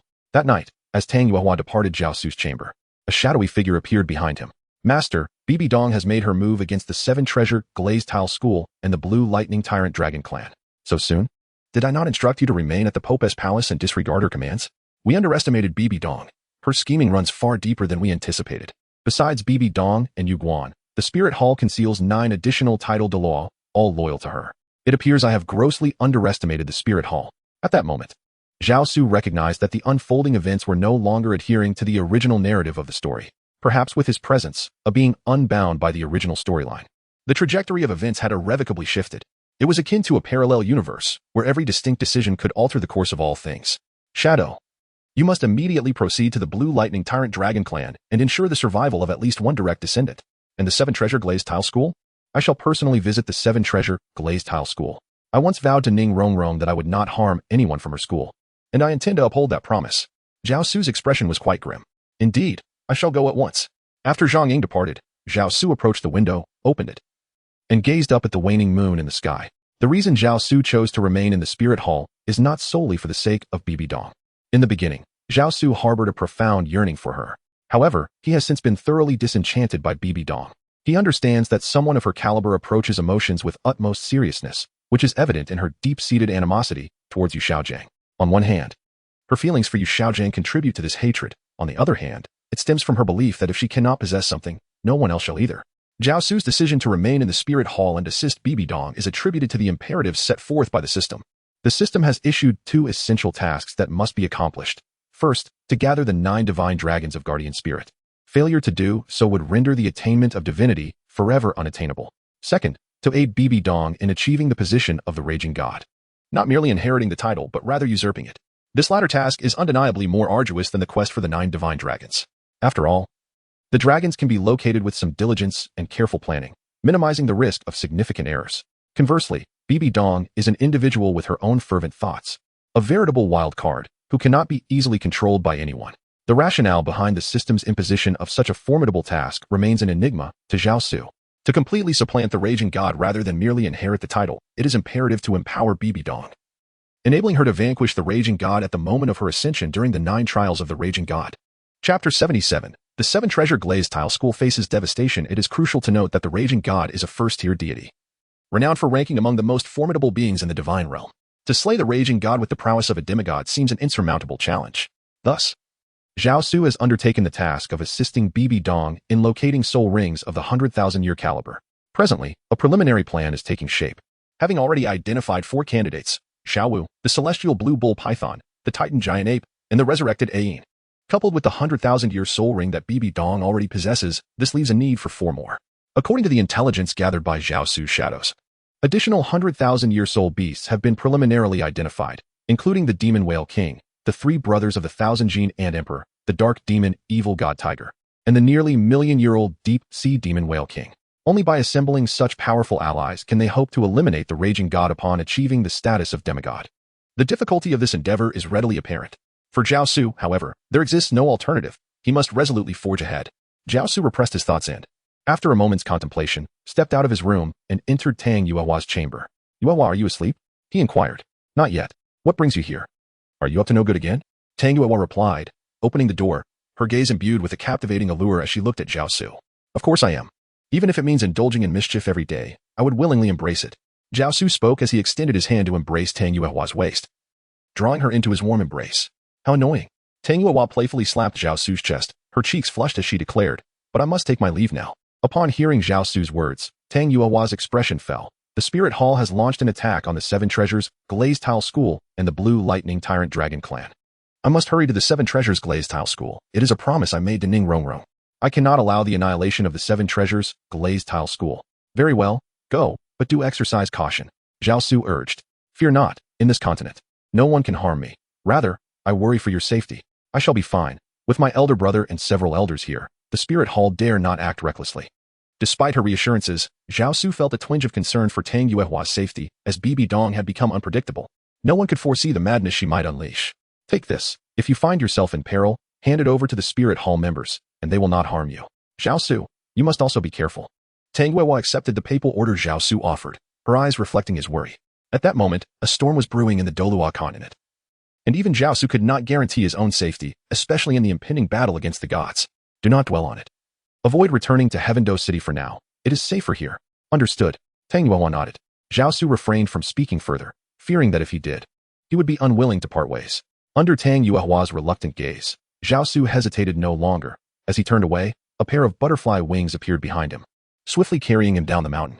Within the grand hall of the 7 Treasures Glazed Tile School, a fierce battle was underway. The Spirit Hall had dispatched 4 title Douluo and nearly 10,000 soul masters to assault the 7 Treasures Glazed Tile School, resulting in significant losses. Chen Xian, do you truly believe you can withstand us 4? Mocked the serpent spear Douluo, pointing his spear at the already injured Chen Xian with a cold sneer. Spare me the pleasantries. If you wish to fight, then come forth. Such arrogance. The one who is truly arrogant here is you. At that moment, Ning Fingji and Gu Rong, having resolved the external crisis, arrived, turning the tide to 3 against 4, significantly increasing their odds. After all, Both Jin Qianqin and Gu Rong were super title Douluo of level 95 or higher. In contrast, the highest among the Spirit Hall's 4 title Douluo was merely level 93. Furthermore, with Ning Fengji, renowned as the best support, the battle was not a guaranteed loss. However, their expressions soon darkened, sensing 2 more title Douluo rapidly approaching. The sudden assault from the Spirit Hall had instilled a sense of dread in everyone present. Yet, despite this, Chen Xian and Gu Rong exhibited no signs of retreat. Kill. Chen Xian's 7 kills sword materialized, emanating a formidable battle intent towards the Serpent Spear Douluo and the Porcupine Douluo. Sensing the overwhelming killing intent, the two were taken aback and swiftly retreated. Gu Rong also sprang into action. In Ning Fengji's right hand, a radiant 9 treasures glazed tile pagoda cast a protective aura over Gu Rong and Chen Xian, clearly indicating that the 5 spirit rings Zhao Su had gifted Ning Rong had allowed Ning Fengji's spirit to evolve into the 9 treasures. Thus, the 7 treasures glazed tile school could now rightfully be called the 9 treasures glazed tile school. As 2 more title Douluo from the Spirit Hall joined the fray, even with Ning Fengji's support, Chen Xian and Gu Rong gradually found themselves at a disadvantage. The Spirit Hall's army of soul masters launched another wave of attacks, and the outer disciples of the 7 treasures glazed tile school faced another onslaught. Many outer disciples also betrayed them at a crucial moment. Fengji, Gu Rong, assist the disciples outside. I will handle things here. How can you face 6 title Douluo alone, Jin Shu? Enough chatter, hurry. You don't wish to see the 7 treasures glazed tile school destroyed, do you? Chen Xian barked, his entire being radiating light as all 9 of his spirit rings illuminated simultaneously, single-handedly entangling 6 title Douluo. Though Ning Fengji felt concern, he understood, as Chen Xian had said, that if they did not provide support to their disciples, they would all perish here. Gu Rong, ensure the safety of the sect leader. Be careful, old Jin. The skeletal visage of the Bone Douluo betrayed a hint of worry, yet he did not hesitate, following Ning Fengji towards the hall's exit. Divine and Demon Dual Slash. After Ning Fengji and Gu Rong departed, Chen Xian unleashed his most potent attack, the 9th spirit skill, Divine and Demon Dual Slash. The 7 kills sword began to shimmer ominously, exuding a powerful and eerie aura. With no intention of defense, Chen Xian's mind was solely focused on offense. This is bad. Retreat. The Demon Bear Douluo exclaimed, hastily withdrawing. Among the Spirit Hall's ranks, he was the strongest. Naturally, Chen Xian set his sights on him. Bang! A single sword strike was unleashed, and despite the Demon Bear Douluo's retreat and activation of his spirit's true form, he was severely wounded by Chen Xian's blow. At that moment, the Serpent Spear Douluo slashed at Chen Xian with a spear. After heavily injuring the Demon Bear Douluo, Chen Xian swiftly turned, but was still struck by the Serpent Spear Douluo, severing his right arm. In that instant, the 7-kill sword was already poised to strike, inflicting further injuries on the Serpent Spear Douluo. The Porcupine Douluo and the other 3 title Douluo also sustained varying degrees of injury from Chen Xian's Divine and Demon Dual Slash. 6 against 1. And yet they could not gain a significant advantage. The 6 title Douluo from the Spirit Hall were both shocked by Chen Xian's strength and resolved that he must be eliminated today. Chapter 78. The storm approaches. Aside from the heavily injured Demon Bear Douluo, the remaining 5 quickly surrounded the wounded Chen Xian. Bang! At that moment, a sword, resembling Chen Xian's 7-kill sword, pierced the ground with formidable sword intent. The sudden appearance of this sword prompted the Spirit Hall's title Douluo to quickly take defensive stances. Let us leave. I do not wish to shed blood today. Dressed in black, Zhao Su entered the hall slowly, followed by Ning Fengji and Gu Rong. You shall not leave. No one shall depart from the 7 treasures glazed tile school today. Gu Rong shouted angrily upon seeing Chen Xian, who was struggling after losing an arm, and charged forward. The Porcupine Douluo and others were left with no choice but to engage. Realizing that they could not accomplish their mission today, lacking the will to continue fighting, they began to fight defensively while retreating. Though they were inferior to Gu Rong, as title Douluo, they found it challenging to escape if they were determined to leave. Uncle Bone, let it be. Do not pursue, lest you fall into their ambush. Ning Fengji halted the pursuing Gu Rong, and as he approached Chen Xian, he revealed his martial soul. A radiant light enveloped Chen Xian, swiftly healing the bleeding wound where his arm had been severed. The pallor of his face gradually regained a hint of color. It must be said that the 7 treasure glazed tile school's reputation as the foremost support-type soul master is by no means an exaggeration. Master Jian, how do you fare? I shall not perish. Chen Xian inhaled deeply, suppressing the pain within, and with great effort, he rose to his feet. Brother Zhao, I am grateful for your assistance. Without you, our 7 treasure glazed tile school would have faced utter destruction today. Ning Zongzhu, you are too kind. I pledged to Rong that I would not allow the Spirit Hall to harm those of the 7 treasure glazed tile school. It is I who have broken my word. How can this be blamed on Brother Zhao? Ning Fengji paused briefly before continuing. You have witnessed the brutality of the Spirit Hall. Do you still intend to serve them wholeheartedly? Ning Zongzhu, there is no need for further discourse. You do not wish to join the Spirit Hall. Yet I cannot betray it. Take care of yourself. Zhao Su interrupted Ning Fengxi's words and swiftly departed. Fengxi, it seems we can no longer remain in the sect. We must urgently seek a new sanctuary to prevent the spirit hall from returning. Chen Xin, his face ashen, gazed at Zhao Su's retreating figure and spoke to Ning Fengxi. Ning Fengxi nodded and replied, Sword Uncle, your injuries are severe. You should recuperate in the sect for now. Bone Uncle and I will immediately head to Heavendoe City. For the time being, we can only seek refuge within the Heavendoe Empire. As he surveyed the desolate seven-treasure glazed tile sect, Ning Fengxi felt a deep sorrow. After years of careful cultivation, it was unimaginable that the sect could be utterly destroyed in a single night. Yet, this was not the moment for lamentation. Ning Fengxi and Gu Rong wasted no time and made their way to Heavendoe City, simultaneously arranging for the collection of their belongings, preparing to leave with minimal delay. At the moment when the seven-treasure glazed tile sect was attacked, the Blue Lightning Tyrant Dragon clan was engaged in ancestral rites, leaving their external sentries vulnerable to an assault, which proved to be even more devastating than that on the seven-treasure glazed tile sect. When Ning arrived, she witnessed the current patriarch of the Blue Lightning Tyrant Dragon clan perishing in a battle with the title Douluo from the Spirit Hall. Observing the carnage strewn across the ground, even Ning felt a chill of brutality. Concealed in the shadows, she learned that the clan's most gifted members, the twin stars Yu Tianheng and Yu Tianxin, were alive but absent from the clan. Furthermore, the second patriarch, Yu Lumian, had allied himself with the Spirit Hall and thus did not assist. Just as she prepared to depart, a title Douluo from the Spirit Hall unearthed 3 soul bones embedded within Yu Yuanjin's body. Ning halted, her gaze fixating on 2 of the soul bones, an arm and a leg. She sensed the lingering aura of the 9-winged Yinglong remnants that Zhao Su had urged her to remember. Without hesitation, Ying launched an attack on the title Douluo, who was blissfully unaware of the impending danger. The 3 soul bones were swiftly seized from him. Who dares? The title Douluo roared in fury upon realizing the theft of the soul bones. Just as he was about to retaliate, a token fell before him, the Pope's order, adorned with angelic wings. The Pope has commanded that these 2 soul bones be returned to him, and this one is your reward. Yes, thank you, your holiness. Although the title Douluo felt displeasure, he had no choice but to comply, grateful to have been left with one. Ying chose not to acknowledge him further, her figure vanishing once more as she departed without delay.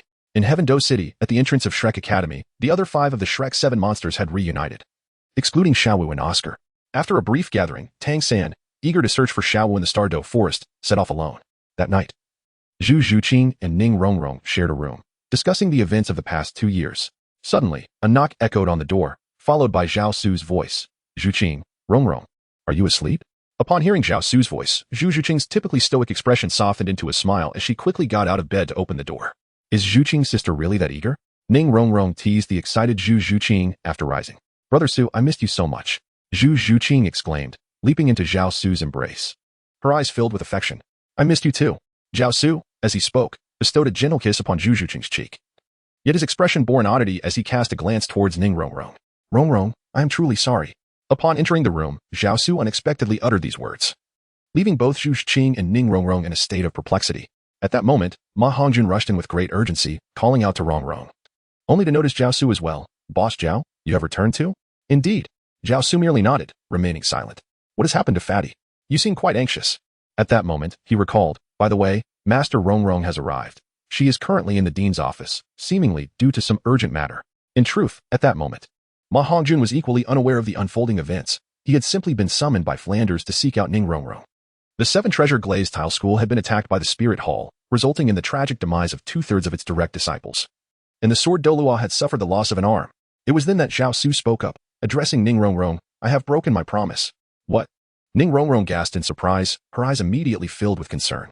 Without uttering another word, she dashed towards the dean's office. Zhao Su and the others hurriedly followed suit. Chapter 79, Stardoe Forest, The Hunt for Xiaowu. Upon their arrival at the dean's office, they found Ning Fengxi and Gu Rong seated, both wearing grim expressions. Father, Ning Rongrong exclaimed upon seeing Ning Fengxi. You must have heard. Our 7-treasure glazed tile school has been destroyed. Ning Fengxi noticed Zhao Su, who had entered closely behind Ning Rongrong. Understanding her frantic demeanor, he realized she was already aware of the attack on their sect and chose not to conceal the truth any longer. It was evident that Ning Fengxi's complexion was poor. His usually tidy hair was now disheveled, making him appear significantly aged. Is it the Spirit Hall? At that moment, Master and Lu Erlong arrived at Flinder's office, coincidentally overhearing Ning Fengxi's words. Although there was no concrete evidence linking the Spirit Hall to the attack, who else possessed such immense power to orchestrate an assault led by 6 title Douluo and thousands of spirit masters against our 7-treasure glazed tile school? 6 title Douluo? They were aware that the Spirit Hall harbored hidden title Douluo, but the prospect of 6 being dispatched at once startled everyone present. Indeed, Had it not been for Uncle Jian sacrificing an arm to severely injure several of them, our 7-treasure glazed tile school would have likely been annihilated. Father. How is Grandfather Jian? Do not worry, his injuries have stabilized. He is not in grave danger. As Ning Fengji spoke, he turned to Master. Brother Yu. With the attack on our sect, we must also alert the Blue Lightning Tyrant Dragon Clan. The Spirit Hall has now taken action, and they will not limit their aggression to us alone. Consequently, Master and Lu Erlong hastened back to the Blue Lightning Tyrant Dragon Clan that very night, only to be met with a scene of devastation. The ground was strewn with corpses, and the entire clan had been thoroughly pillaged, leaving it in utter ruin. Although Bibi Dong's actions had dealt a severe blow to the 7-treasure glazed tile school and obliterated the Blue Lightning Tyrant Dragon Clan, they instilled a sense of dread throughout the Spirit Master community. This galvanized Ning Fengji and Yu Xiaojiang to resolutely oppose the Spirit Hall. In this manner, Zhao Su's previous schemes against the 7-treasure glazed tile school were rendered entirely ineffective, and Ning Rongrong's attitude towards Zhao Su grew increasingly indifferent. Within the Spirit City, in the Pope's Hall, Bibi Dong sat upon her throne, her gaze icy and tinged with mockery. Bibi Dong, you are truly self-righteous. Believing that your covert attacks on the 7-treasure glazed tile school and the Blue Lightning Tyrant Dragon Clan would not lead back to you? And if they do lead back to me, they are but the trifling 7-treasure glazed tile school and Blue Lightning Tyrant Dragon Clan that can simply choose new sects. Humph, not only are you a madwoman, but also a fool. Do you truly think you're infallible? Have you considered that if the 2 great empires and the top 3 sects unite, can your Spirit Hall contend with them alone? At this moment, Zhao Su found himself utterly speechless. Initially, he had perceived Bibi Dong as an astute individual, yet it was becoming clear that she was merely a deranged individual seeking vengeance against the world after suffering emotional trauma. To label her as the greatest villain of the Douluo continent only underscored the incompetence of the so-called righteous factions. Had it not been for the constraints of the system, Zhao Su would have long since severed ties with the Spirit Hall, preferring to operate independently rather than accompany a volatile lunatic. Alliance or not, I, Bibi Dong, fear nothing. If that is the case, I have nothing further to say. Zhao Su understood that whatever he said now would not penetrate Bibi Dong's ears. He helplessly shook his head and prepared to depart. Although it was a restriction imposed by the system that he must assist Bibi Dong in truly supplanting the Rakshasa god, he also had to ensure that he could complete the preliminary arrangements, gathering the 9 divine dragons of guardian spirits, thereby positioning himself on the path to divinity. Securing an invulnerable stance before confronting others. Your Holiness the Pope. At that moment, a member of the Spirit Hall hurriedly rushed in, yet upon seeing Zhao Su, hesitated and stammered. Speak. Bibi Dong coldly commanded.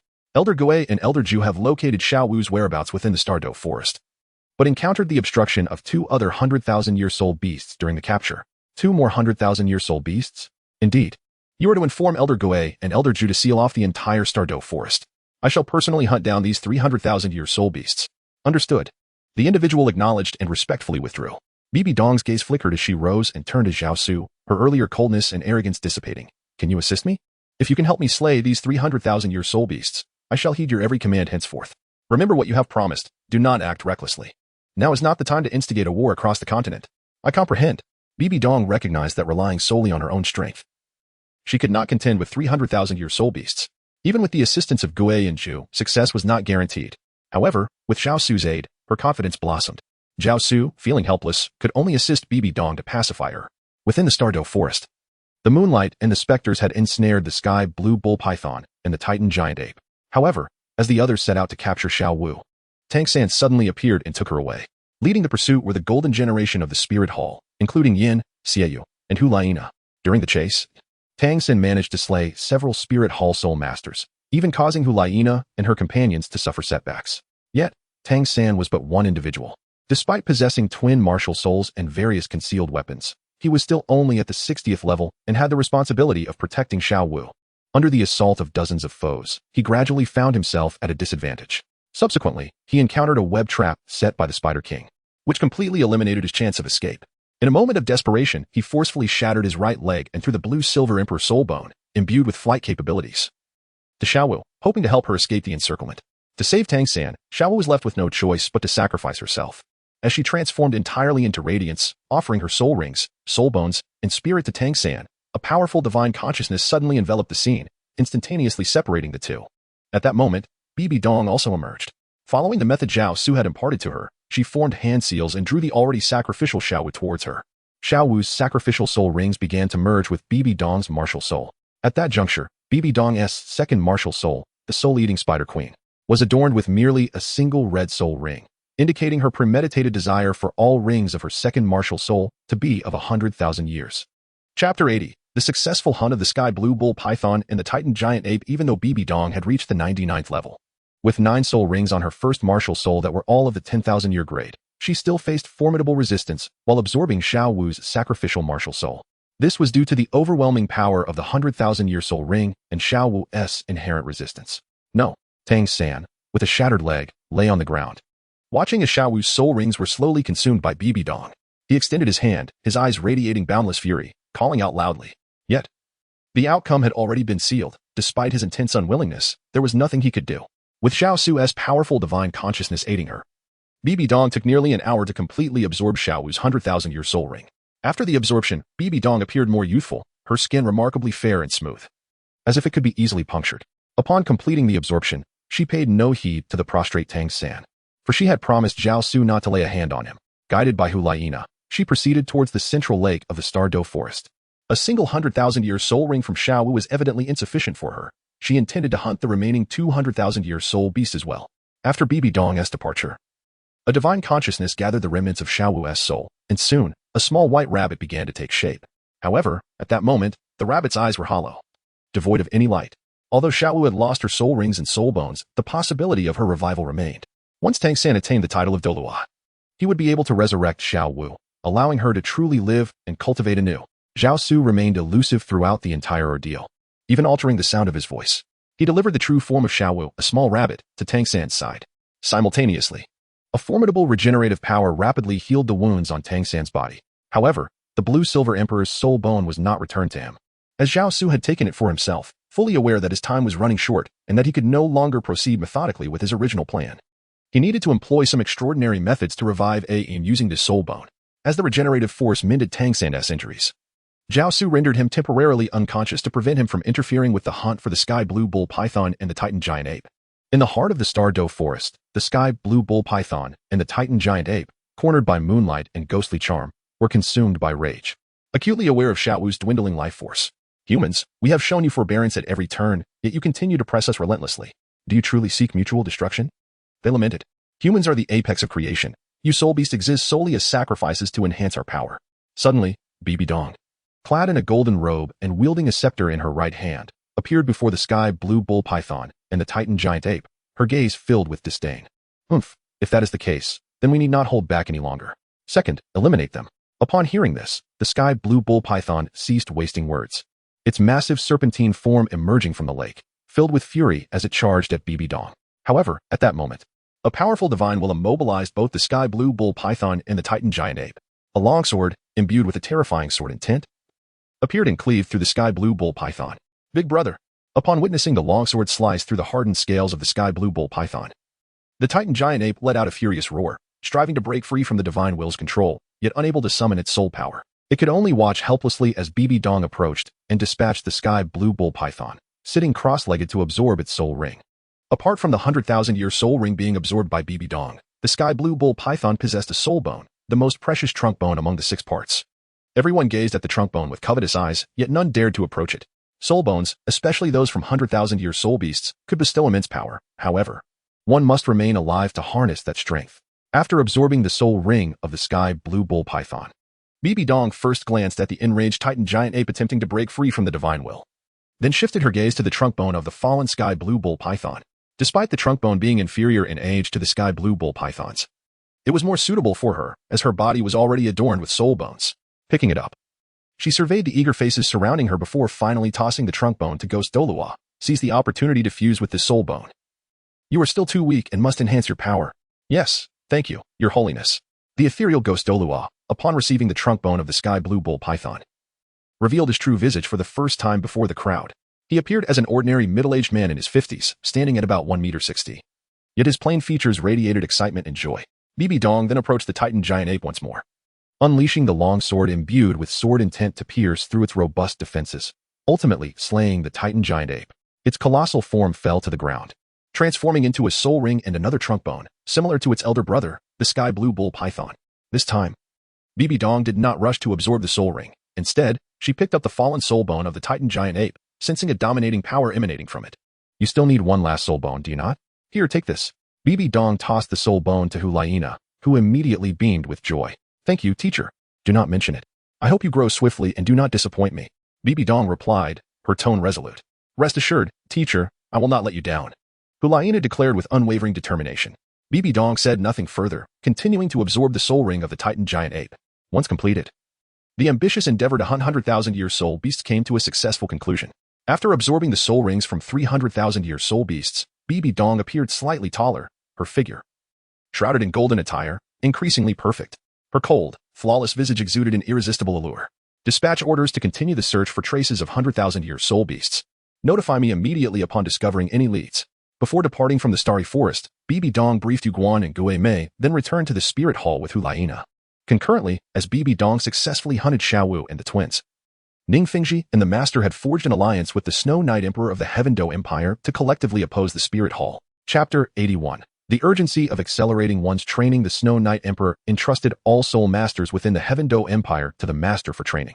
Acting on the suggestions of the Master and Ning Fengji, he resolved to send envoys to the Douluo Empire to negotiate a temporary ceasefire and a unified front agreement. As Zhao Su had anticipated, the various factions sensing danger began to gradually unite, undoubtedly complicating the Spirit Hall's ambition to unify the continent. However, this situation was not without its advantages. Under the formidable display of the Spirit Hall's power, numerous sects, families, and kingdoms expressed their support for the Spirit Hall. Bibi Dong issued a decree to establish protective guard units within all kingdoms that supported the Spirit Hall, ostensibly for the safety of the Spirit Hall's sanctuaries. It was clear to all that this was merely a show of force meant to intimidate dissenters. Beyond the sects and kingdoms, many powerful young soul masters also chose to align themselves with the Ascendant Spirit Hall. While the various factions maintained a temporary equilibrium, it was well understood that such a balance could not last indefinitely. At this juncture, Zhao Su had acquired 7 fragments of the 9-winged dragon's remains, needing just 2 more to complete the assemblage. Meanwhile, the level of Tuobashi from the Holy Dragon sect was steadily rising. Upon reaching level 95, Zhao Su would be able to absorb the Kuei dragon from him, alongside the golden dragon summoned by Master Flinder and Lu Erlong, as well as the candle dragon from the blue electric tyrant dragon family. Thus, out of the 9 divine dragons, Zhao Su had located 5, now merely awaiting the opportune moment for absorption. Consequently, Zhao Su's foremost task remained the search for the remaining 2 fragments of the 9-winged dragon and the other 4 guardian dragons. Master, news has arrived from the shadows concealed within the Heaven Do Empire. The imperial family has detected the aura of the 9-winged dragon's remains. In a tranquil courtyard within Heaven Do City, Zhao Su contemplated his forthcoming plans when Ning appeared beside him. Heaven Do Empire? Zhao Su's eyes lit up with realization. Why did I not consider this sooner? Command the shadows to ascertain how many fragments of the 9-winged dragon are in the Heaven Do Empire. If only one remains, we must focus our search for the last fragment on the imperial family of the Douluo Empire. Indeed, there is also the matter of Yu Lumian's martial soul undergoing a mutation. It is likely no longer suitable for serving as the vessel for your dragon. Mutation? Precisely. Just a few days prior, Yu Lumian ascended to the rank of 80-level soul Douluo, and shortly thereafter, his martial soul transformed into the purple lightning demon dragon. Where is Yu Lumian now? Within the Spirit Hall. The Pope has promised to win him over to the Spirit Hall by offering him the position of elder after successfully annihilating the blue electric tyrant dragon family. Understood. Zhao Su nodded, having already formulated a plan in his mind. After the shadow departed, he rose to his feet and gazed in the direction of the Spirit Hall. He intended to personally meet Yu Lumian, to ascertain whether the mutated purple lightning demon dragon he sought was indeed one of the 9 guardian dragons he had been searching for. At that moment, Yu Lumian was brimming with confidence. Although he was merely an 80-level soul Douluo, he was a trusted confidant of Bibi Dong, and within the Spirit Hall, even titled Douluos were obliged to show him a modicum of respect. This circumstance only served to inflate Yu Lumian's arrogance. Cheers, Brother Shilong. I raise a toast to you. Within the Spirit Hall, Yu Lumian, along with the Snake Spear Douluo and the Porcupine Douluo, were enjoying their drinks. Yu Lumian was acutely aware that his strength paled in comparison to these titled Douluos. Despite Bibi Dong's protection, he needed to cultivate good relations with them to secure his position within the Spirit Hall. Suddenly, as the revelry reached its peak, a piercing sound cut through the air, and a long sword materialized in the Grand Hall. It was Zhao Su's Emperor's 7 Kills sword. Upon seeing this formidable weapon, the Snake Spear and Porcupine Douluo recognized Zhao Su's arrival. Although they were unaware of his purpose, they promptly rose and stepped aside. However, Yu Lumian did not recognize the Emperor's 7 Kills sword. With a hint of confusion, he looked at the rising figures and, through his inebriated haze, mockingly addressed them. Brother Shilong, it's merely a sword. Look at how frightened you are. No sooner had Yu Lumian uttered these words than the sword sprang into action, slicing toward him. Initially startled, the overwhelming sword intent jolted him from his drunken stupor, and he hastily merged with his martial spirit. Yet, after he integrated his martial spirit, the Emperor's 7 Kills sword departed without any warning. leaving Yulumyan in a state of increasing bewilderment. Zhao Su did not sense the aura of a guardian dragon from Yulumyan's mutated purple lightning demon dragon, nor did the system provide any notifications. Zhao Su realized that he had been overthinking. The mutation of the Jade Crown's martial soul was merely a consequence of its elevation in rank. This realization stirred a sense of unease within him. At this moment, the direct descendants of the Blue Lightning Tyrant Dragon family were dwindling. If none among the living could evolve the Blue Lightning Tyrant Dragon into the Candle Dragon, he would ultimately face failure. With this thought, Zhao Su understood he could no longer afford to delay. He needed to swiftly gather the 9 divine dragons of Guardian Realm. He was determined to embark on a quest to seek out the 9 divine dragons personally, while simultaneously elevating his level to 99, reaching the pinnacle of his current capabilities. Zhao Su first paid a visit to Tang Yuehua. After parting ways with her, he proceeded to Shrek Academy, where Zhu Zhuqing resided. At this moment, apart from Tang Yuehua and Zhu Zhuqing, there were no other individuals in whom Zhao Su harbored any concerns. Once he had settled everything, Zhao Su departed from Heavendoe City alone. As he reached the gate of Heavendoe City, Ning Rongrong intercepted his path. "You wouldn't be waiting here for me, would you?" she inquired. "Indeed, I heard from Zhuqing that you intend to embark on an expedition immediately," he replied. "Yes. I must hasten my ascent to the rank of title Douluo to ensure my safety. Then I shall accompany you on this journey. I too must expedite my cultivation to revive the 7 treasure glazed tile school. Accompany me on this expedition? You can protect me." Ning Rongrong had long since formulated her plan. To rejuvenate the 7 treasure glazed tile school, she needed to grow stronger. However, being a support-type soulmaster, she recognized the necessity of having someone to safeguard her during their travels. The recent betrayal by the outer disciples of the 7 treasure glazed tile school had shattered her faith in them. Zhao Su is not only trustworthy, but more importantly, possesses formidable strength capable of safeguarding her. If you wish to accompany me, so be it. However, let us clarify this. Wherever I go, you shall follow. And do not dare to inquire further regarding the destruction of the 7 treasures glazed tile school. He indeed failed to fulfill his promise to Ning Rongrong to aid her in enhancing her strength, which serves as a form of compensation. "As long as I can elevate my cultivation, your destination is of no concern to me," Ning Rongrong declared resolutely, her eyes reflecting unwavering determination. Despite her delicate and fair appearance, once Ning Rongrong sets her mind to something, she never wavers, and it must be accomplished. Chapter 82, Transforming Martial Spirits. Forcibly taking Ayin. "Very well, if that is the case, I shall take you with me. We will first visit a certain place." As Zhao Su spoke, a mischievous smile appeared on his face. Without waiting for Ning Rongrong to inquire further, he took the lead and stepped outside. Seeing this, Ning Rongrong hurriedly followed. A day later, Zhao Su and Ning Rongrong entered the Sunset Forest. "What are we doing here?" she asked. "You will find out soon. Just remember, no matter what happens, do not speak too much." Zhao Su once again cautioned Ning Rongrong. When they were approximately a mile away from the heart of the Sunset Forest, Zhao Su instructed Ning Rongrong to find a place to conceal herself and wait for him there. "You are not planning to engage in any nefarious activities, are you? Have you forgotten our agreement? If you say anything more, I shall leave you here without a second thought." Upon uttering these words, Zhao Su swiftly darted away, making his way towards the vicinity of the Eye of Ice and Fire. At that moment, a thatched hut had been erected near the eye. Tang Hao, having lost an arm and a hand, sat in front of the hut, gazing vacantly at a nearby blue-silver emperor. Not long ago, Tang San had relocated his mother, Ayin, to this area, which was conducive to her growth. Tang Hao had remained vigilantly by Yin's side, concealed in the shadows. Zhao Su observed all of this and retrieved a black robe from his storage space, enveloping himself entirely within its folds. He then exchanged for a soul exchange pill from the system's marketplace, a potion that allowed one to temporarily transform their martial soul into a desired form. Zhao Su first summoned the Emperor's 7-kill sword, then consumed the soul exchange pill, with a radiant beam of white light enveloping the sword.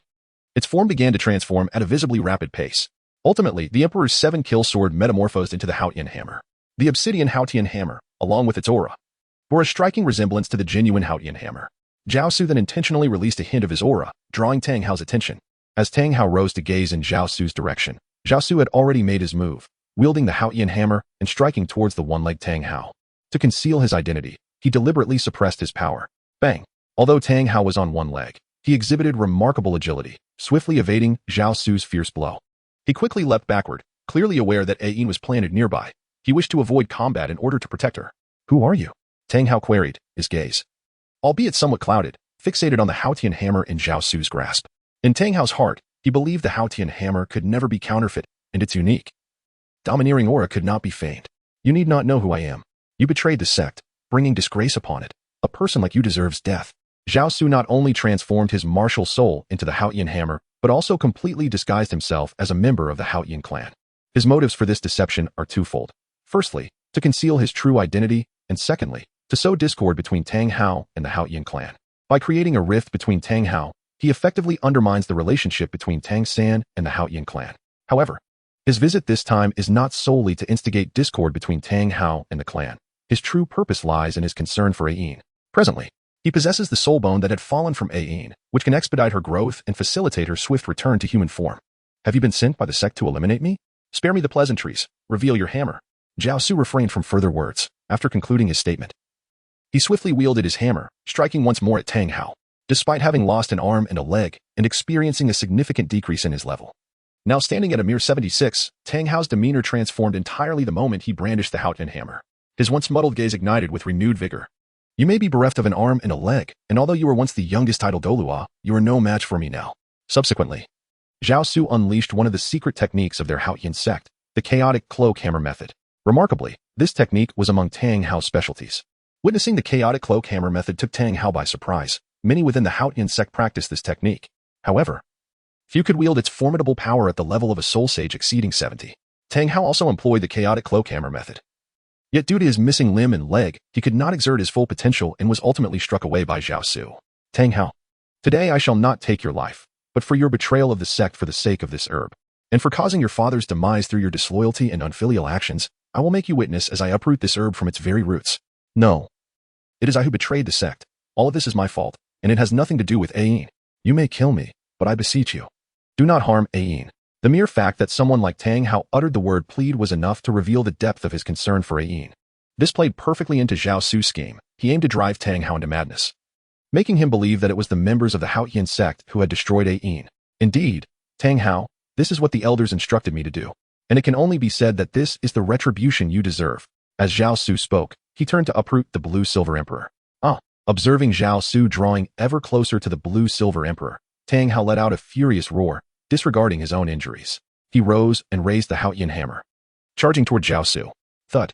Zhao Su, wielding his hammer with formidable strength, sent the charging Tang Hao flying through the air, causing him to crash violently to the ground, blood gushing from his mouth.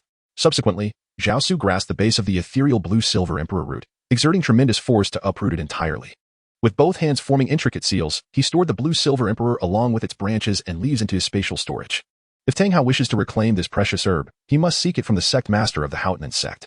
Upon finishing his words, Zhao Su made no further delay and turned to leave. At that moment, Tang Hao, who had just risen again, swiftly leaped on one leg in pursuit of Zhao Su's departing figure. However, he soon lost sight of Zhao Su. At this point, Tang Hao appeared almost frantic, desperately searching for any trace of Zhao Su. She is gone. Zhao Su arrived at the place where Ning Rongrong was concealed and quickly called out to her without pausing, then made his way towards the outskirts of the Sunset Forest. Ning Rongrong had just heard Tang Hao's furious roar and, without further inquiry, hastily followed him. After leaving the Sunset Forest and reaching the nearest town bustling with people, Zhao Su finally slowed his pace. Was that man Tang San's father? Indeed. What had transpired? Let us find a hotel, settle in, and then I shall explain further. Zhao Su surveyed his surroundings and swiftly spotted a hotel, entering without hesitation. After securing a room, he instructed Ning Rongrong to draw the curtains tightly. It was then that he retrieved the temporarily sealed blue-silver emperor from his storage space. At the moment the seal was broken, the branches and leaves of the blue-silver emperor flourished rapidly, quickly filling half the room. What is this? Ning Rongrong inquired, gazing at the lush foliage of the blue-silver emperor. Chapter 83, Limitless Soul Spirit Replication, a century-old soul beast. As Zhao Su spoke, he retrieved a storage bracelet that he had prepared in advance. He then spread the specially formulated soil, designed to accelerate the growth of the blue-silver emperor, into the storage bracelet. Additionally, he sprinkled a unique powder over the layer of soil that emanated a vibrant life force. After completing these tasks, he transplanted Ain into the special soil. 100,000-year soul beast? Ning Rongrong expressed her astonishment upon hearing Zhao Su's words. Not only is the rarity of 100,000-year soul beast extraordinary, but each one also possesses immense power. In a one-on-one encounter, even a title Douluo may not stand a chance against a 100,000-year soul beast.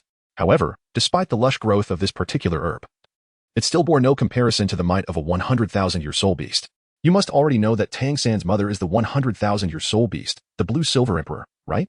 Of course I do, Ning Rongrong replied, then paused as a thought struck her. You aren't suggesting that this herb is Tang San's mother, are you? Congratulations, you are correct.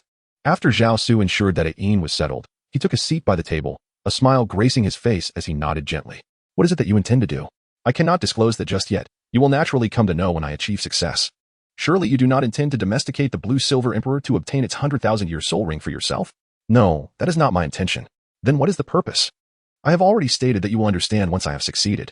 After Zhao Su finished speaking, he fell silent, regardless of what Ning Rongrong murmured in his ear. He merely shook his head.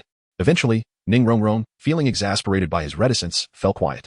The following morning, Zhao Su and Ning Rongrong departed from the town they had been residing in.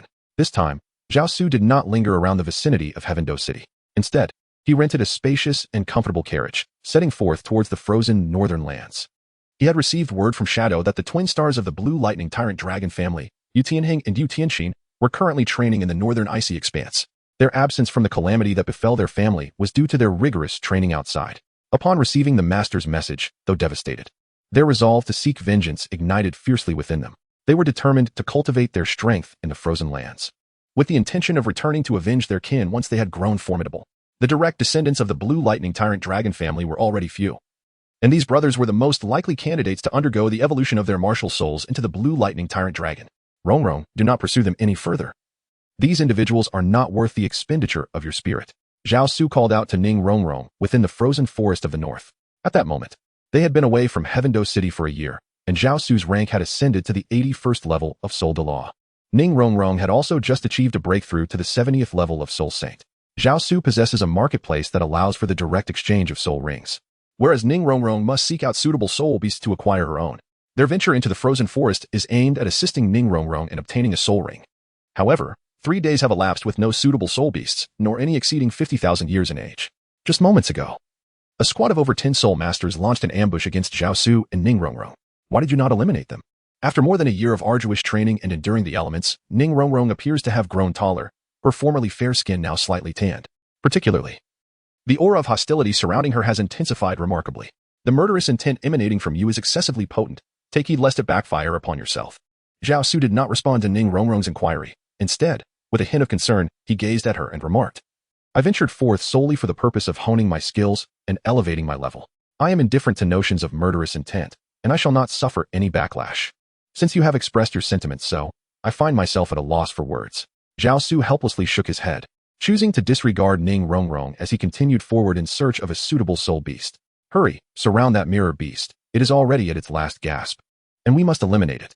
Soon, a cacophony of noise reached his ears as a group of 8 individuals was engaged in an assault on an injured mirror beast. Among them, Zhao Su and Ning Rongrong spotted a familiar figure, Oscar, who was venturing out alone for training. This group was evidently attempting to secure a soul ring for him. Judging by the number of soul rings Oscar possessed, he had already attained the remarkable level of 69. Though this particular mirror beast was not Oscar's 6th soul ring as depicted in the original narrative, but rather transformed into his 7th. It was significantly more powerful than its literary counterpart, which was merely over 20,000 years old. This mirror beast, based on its size and demonstrated strength, clearly surpassed the threshold of 50,000 years. What of this mirror beast? What utility does it possess, if it cannot enhance the 9-treasure glazed tile? Ning Rongrong was evidently unimpressed with this mirror beast, as she sought a soul beast that could augment her 9-treasure glazed tile. As a support-type soul master, what you lack is offensive power. If the mirror beast can enable you to replicate the martial souls and soul skills of others, would that not be far more beneficial than merely enhancing the attributes of the 9-treasure glazed tile? How can you be so certain that it will possess such abilities? Ning Rongrong inquired skeptically upon hearing Zhao Su's words, yet she felt a stir of interest. One must try to know. As Zhao Su spoke, he had already made his move, unsheathing the Emperor's 7-kill sword, first to slay the adversaries and then the soul beasts. However, he chose to show mercy towards Oscar. Zhao Lao Da Rongrong? Oscar was initially startled to see his companions fall one by one, but his eyes brightened upon spotting Zhao Su and Ning Rongrong, particularly at the sight of Ning Rongrong. Rongrong had also reached the 70th level, requiring a soul beast to obtain a soul ring, and this mirror beast was just perfect. Then it shall be given to Rongrong. I will seek a suitable soul beast elsewhere. Before Zhao Su could finish his sentence, Oscar, fixated on Ning Rongrong, spoke without the slightest hesitation. Love could compel Oscar to relinquish everything. Yet, the circumstances on the Douluo continent had irrevocably changed, and Ning Rongrong was no longer the character from the original tale who harbored affection for Oscar. Nonetheless, Oscar remained infatuated with Ning Rongrong. Alas, while the flowers may yearn, the streams remain indifferent. Zhao Su conjured a colossal hand, capturing the mirage beast that had transcended 5 millennia. He commanded Ning Rongrong eliminated. Without a moment's hesitation, Ning Rongrong retrieved a dagger from her soul guide device and plunged it into the already near-death mirage beast. Subsequently, she settled into a meditative position, commencing the absorption of the soul ring generated by the beast. Although this mirage beast had surpassed the age limit for absorbing a seventh soul ring, it was still within Ning Rongrong's capacity to endure. In no time, she completed the absorption, her eyes gleaming with exhilaration. Just as Zhao Su had articulated, the seventh soul skill, the true form of her martial soul, combined with the replicating martial soul. Furthermore, the soul skill was an enhancement to her martial soul's true form. It required no bloodshed. Only the prismatic radiance of her nine-treasure, glazed tile enveloped her to replicate another's martial soul. Most crucially, she could not only duplicate the martial souls of those nearby, but also those of her adversaries. This replication effect, aside from being limited to her direct contact, would revert to her original martial soul only after her soul power was exhausted, implying a lack of temporal constraints. As the seventh soul ring around Ning Rongrong illuminated, a radiant nine-colored light enveloped Zhao Su. Thereafter, the true form of the nine-treasure glazed tile in her palm began to transform, morphing into Zhao Su's most formidable martial soul, the 12-winged holy angel. However, it possessed a significantly lesser aura compared to Zhao Su, the primary wielder. Ning Rongrong's seventh soul skill, the replication of martial souls, harmonized perfectly with Zhao Su. Though the auxiliary martial soul could only exhibit power commensurate with her soul power and level, Zhao Su's martial soul was simply too powerful, even when compressed. It was beyond the capabilities of ordinary individuals. Ning Rongrong commanded the 12-winged holy angel, wielding the death spear in her hand. Instantly, a tremendous pressure emanated. Imbued with formidable offensive power, leveling all trees within a 10-meter radius with a single strike. This is fantastic. I shall no longer be a soul master devoid of offensive capability. With a beaming smile of elation, Ning Rongrong retracted her martial soul and leaped into Zhao Su's embrace. This unexpected gesture left Zhao Su momentarily taken aback. Nearby, Oscar observed the scene, his expression darkening significantly. Little Ao, rest assured. I shall assist you in acquiring a martial soul suited for you. Zhao Su gently pushed the exuberant Ning Rongrong aside and turned his gaze towards the somewhat dejected Oscar. Thank you, but I can obtain the spirit ring by myself, without anyone's assistance. Oscar expressed his gratitude, yet without a hint of hesitation, he turned and departed. Observing this, Zhao Su could only shake his head in resignation, choosing not to utter another word. Love is a matter that cannot be dictated by others. What is that? After her initial excitement, Ning Rongrong gradually regained her composure, showing no emotional upheaval at Oscar's departure. She gazed at the lifeless head of the mirror beast, which shimmered with a golden light. Zhao Su followed the direction pointed out by Ning Rongrong, approaching the side of the mirror beast and crouching down to feel the essence of the golden radiance. You are fortunate. This is a soul bone from the head. As he spoke, Zhao Su excavated the skull. Once freed from the flesh enveloping the mirror beast's head, the golden glow intensified remarkably. This soul bone emanated a powerful aura that, apart from the angelic skull within the holy angel set, had no equal among others. Even the skull of the nine-winged dragon fell short compared to the energy radiating from this particular skull. The head soul bone of the mirror beast? It must be absorbed. This soul bone is formidable, perhaps linked to the replication soul skill you recently acquired. Ning Rongrong did not refuse nor elaborate further. She accepted the mirror beast's skull from Zhao Su and began the fusion process. However, as the soul bone integrated into her mind, the golden light blazed fiercely. Instantly, Ning Rongrong exhibited an expression of extreme agony. Her head throbbed painfully. At first, she managed to endure it with sheer willpower. Yet, as the pain grew more acute, she could no longer withstand it. Clutching her head with both hands, she collapsed to the ground. Witnessing this, Zhao Su was taken aback and swiftly transmitted his consciousness into Ning Rongrong's mind. Within her consciousness, a blazing flame appeared, engulfing her soul in its fiery embrace. From her burning essence, tendrils of black mist were expelled. Zhao Su understood that the golden radiance emanating from the soul bone was not merely light, but rather flames, the chaotic white fire, one of the 10 primordial divine fires. Ancient texts recorded that these primordial divine fires had vanished long before the early days of the Douluo continent. To encounter the chaotic white fire, the foremost of the 10 primordial divine fires, here today was truly unexpected. At that moment, the chaotic white fire was consuming Ning Rongrong's soul. Striving to incinerate all the distractions, accumulated murderous intent, and hatred that had taken root within her spirit over the past year. However, it soon became evident that Ning Rongrong's willpower was beginning to wane, and her soul was becoming increasingly ethereal. It was clear that if she could not withstand the trial posed by the chaotic white fire, her soul would ultimately be reduced to ashes. Even if her body survived, she would be rendered a fool. Zhao Su no longer hesitated, as his formidable spiritual essence enveloped Ning Rongrong's soul, gradually awakening her consciousness. With the aid of Zhao Su's spiritual energy, the painful expression on Ning Rongrong's face slowly dissipated, and she sat cross-legged. Her soul, too, settled amidst the chaotic white flames. Clouds of black mist emerged from her soul, ultimately vanishing, leaving behind a layer of radiant white light upon her spirit. After nearly 10 minutes, once Zhao Su confirmed that Ning Rongrong was out of danger, he intended to withdraw his spiritual essence. However, he soon realized that a portion of it had been completely absorbed by the white light, merging with Ning Rongrong's soul. Yet, Zhao Su did not dwell on this. Losing part of his spiritual essence posed no significant loss to him. After retracting his essence, he observed Ning Rongrong, who was deep in meditation, and understood that she would not awaken in the near future. Thus, he casually settled onto a nearby tree stump. Having integrated the soul bone of the mirror beast's head and purged impurities with the chaotic white flames, Ning Rongrong's once sun-kissed skin transformed back to a fair and delicate complexion, even more luminous than before. Her skin, as tender as that of an infant, complemented her stunning beauty. Although her figure was not particularly striking, it was sufficient to captivate most men. After approximately an hour, Ning Rongrong finally awoke. As she opened her eyes, they sparkled like stars in the sky. At that moment, there was not a trace of murderous intent or other negative emotions within her. Her face radiated a gentle smile. Coupled with her fair skin and starry, bright eyes, she appeared all the more alluring. "Brother Su, thank you." Ning Rongrong called out to Zhao Su, who sat not far away, her sweet smile illuminating her features. "Thank me for what?" Zhao Su responded. "When I was engulfed by the white flames, I knew it was you who awakened my consciousness. I could feel your presence." Ning Rongrong gazed at Zhao Su, a hint of shyness gracing her face. This left Zhao Su somewhat helpless. He understood that a part of his spiritual essence had been absorbed by Ning Rongrong's soul, enhancing her mental strength and leaving behind a trace of his essence within her. Zhao Su sighed, pondering that possessing overwhelming strength could also be a burden. "No need for thanks. We are partners, and it is my duty to protect you." Ning Rongrong gazed at Zhao Su with her bright, expressive eyes, filled with anticipation as she inquired, "Can you protect me, as you do Zhu Qing? It is getting late, and you have also found a suitable soul ring. We should take our leave from this place." Zhao Su did not respond to Ning Rongrong. After speaking, he turned and departed. Although Ning Rongrong possessed beauty that captivated all, Zhao Su preferred to avoid entanglements of emotional debt. With Tang Yuehua and Zhu Qing already present, that was sufficient for him. Chapter 85. Encountering Tang San again. Ning Rongrong gazed at Zhao Su's retreating figure, a glimmer of mischief flickering in her eyes as she softly declared, "You will undoubtedly be mine." She then hastened to catch up with Zhao Su. Ever since that day when Ning Rongrong integrated the soul bone from the head of the mirror beast infused with chaotic white fire, the impurities in her soul had dissipated. Consequently, the aura of killing intent had vanished from her presence. Her demeanor grew increasingly cheerful, a gentle smile gracing her lips, drawing attention wherever she went.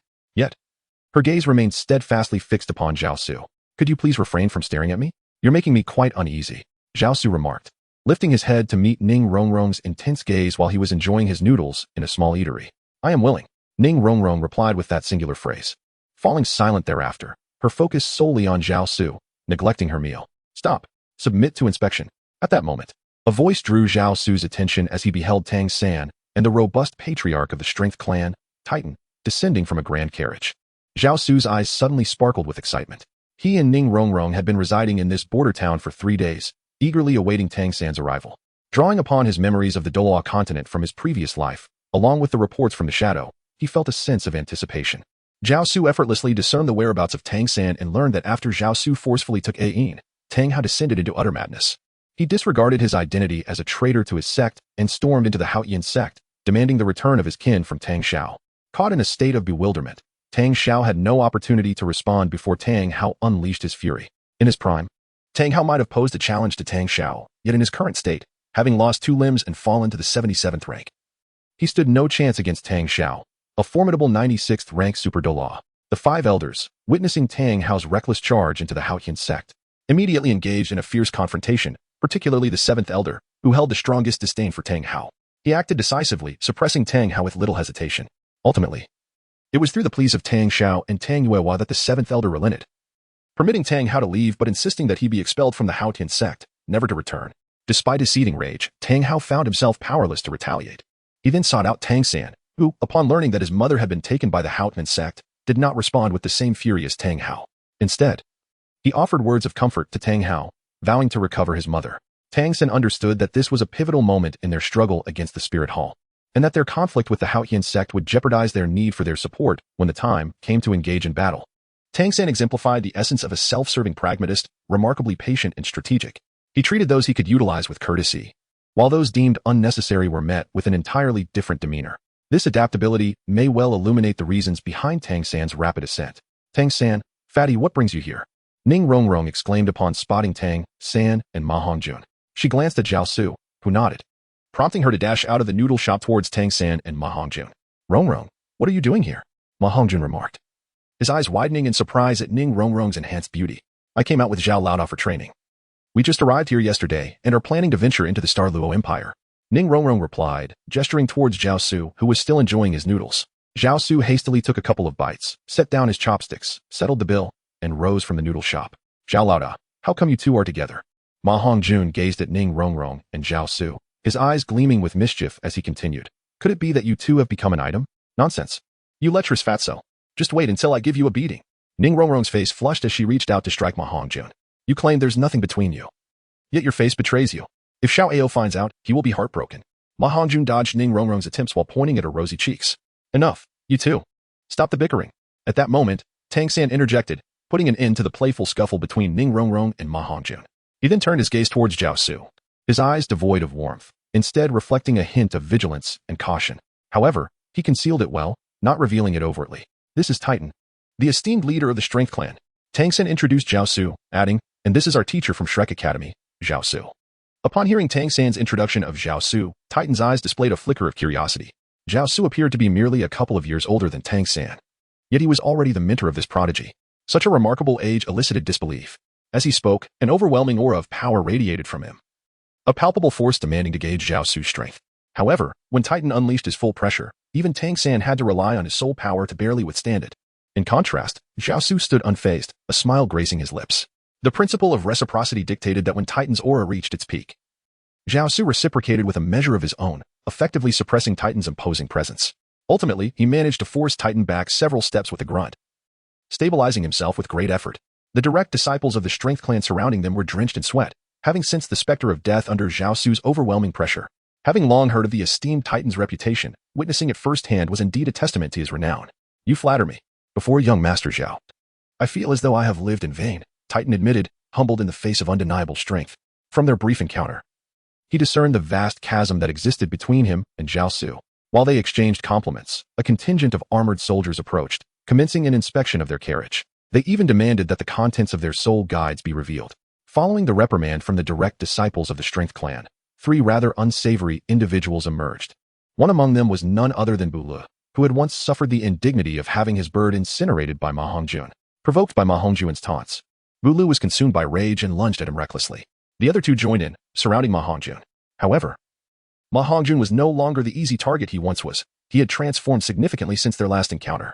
With Zhao Su's presence bolstering his courage, he felt emboldened.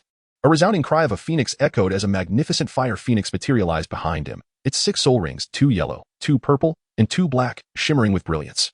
Douluo and his companions were taken aback, astonished at Ma Hongjun's ascension to the realm of a soul emperor in just a few short years, especially with his refined fire phoenix spirit now radiating exceptional splendor. Even Douluo, despite his anger, felt a flicker of trepidation. At that moment, Ning Rongrong, eager to test her newfound 7th soul skill and ability to replicate the soul skills of her comrades, saw the trio as ideal practice opponents. Fatty, allow me to handle them. I want to showcase my new 7th soul skill. She called out to Ma Hongjun, her face alight with pride as she stepped forward. You? Don't be ridiculous. You're better off supporting me. Ma Hongjun replied, disbelief evident in his tone. Ning Rongrong merely pouted, refusing to elaborate further, and advanced with the 9 treasure glaze tile appearing in her right hand, emanating a resplendent 9-colored glow.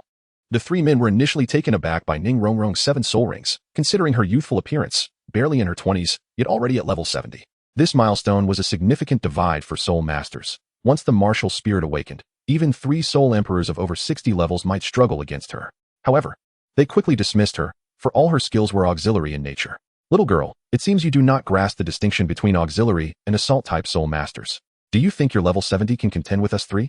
Their expressions shifted from surprise to disdain.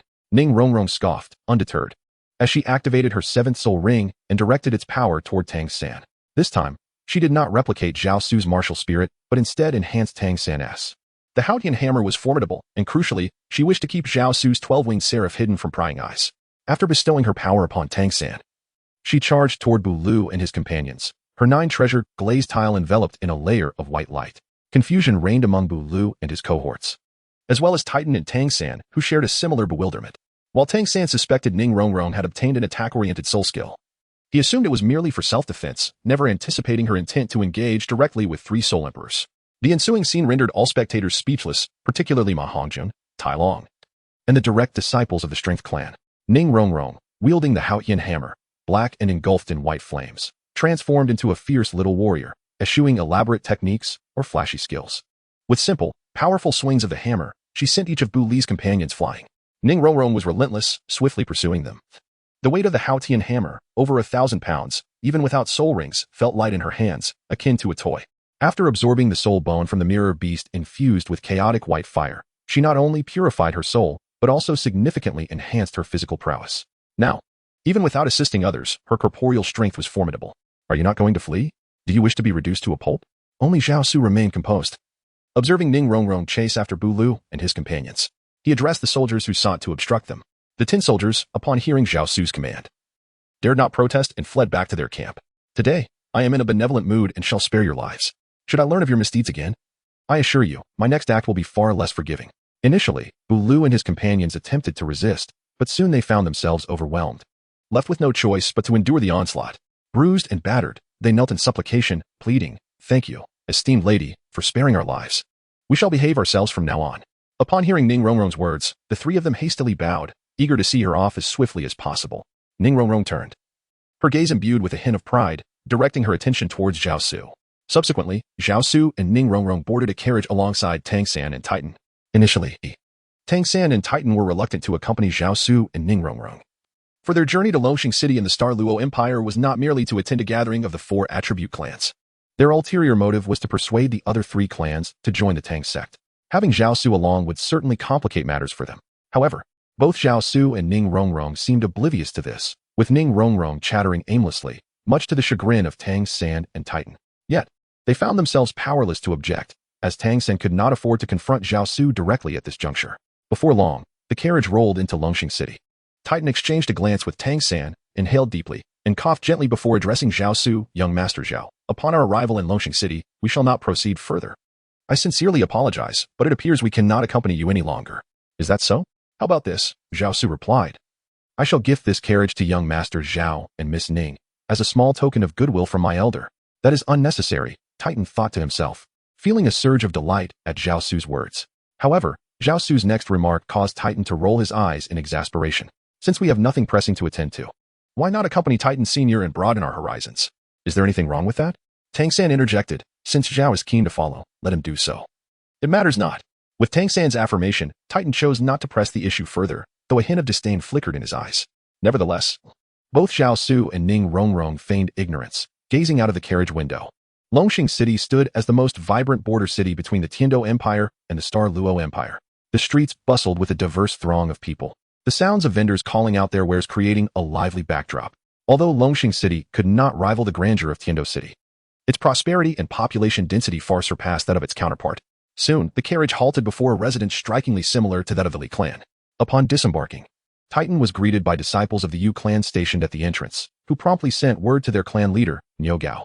These disciples were already aware that this was the gathering date for the 4 clans and, being familiar with Titan, treated him with great respect. As they conversed, a robust elder, notably broad-shouldered, emerged with a hearty laugh. "Old Gibbon, it has been too long. I have missed you dearly." This man was Niu Gao, the leader of the Yu clan. Their greeting was uniquely spirited, as they opened their arms and collided chests, the sound echoing like firecrackers. They then embraced each other, clearly engaged in a friendly contest of strength. After their display, Titan and Niu Gao erupted into boisterous laughter. Tai Long pays his respects to Grandpa Niu. At Titan's signal, Tai Long stepped forward to kneel before Niu Gao, only to be halted by the elder. "You rascal, you've grown even stronger. Your father, at your age, was nowhere near your size. Grandpa Niu, you flatter me. Enough standing around. Let us go inside, enjoy some tea, and chat," Niu Gao said, linking arms with Titan as they entered the residence together.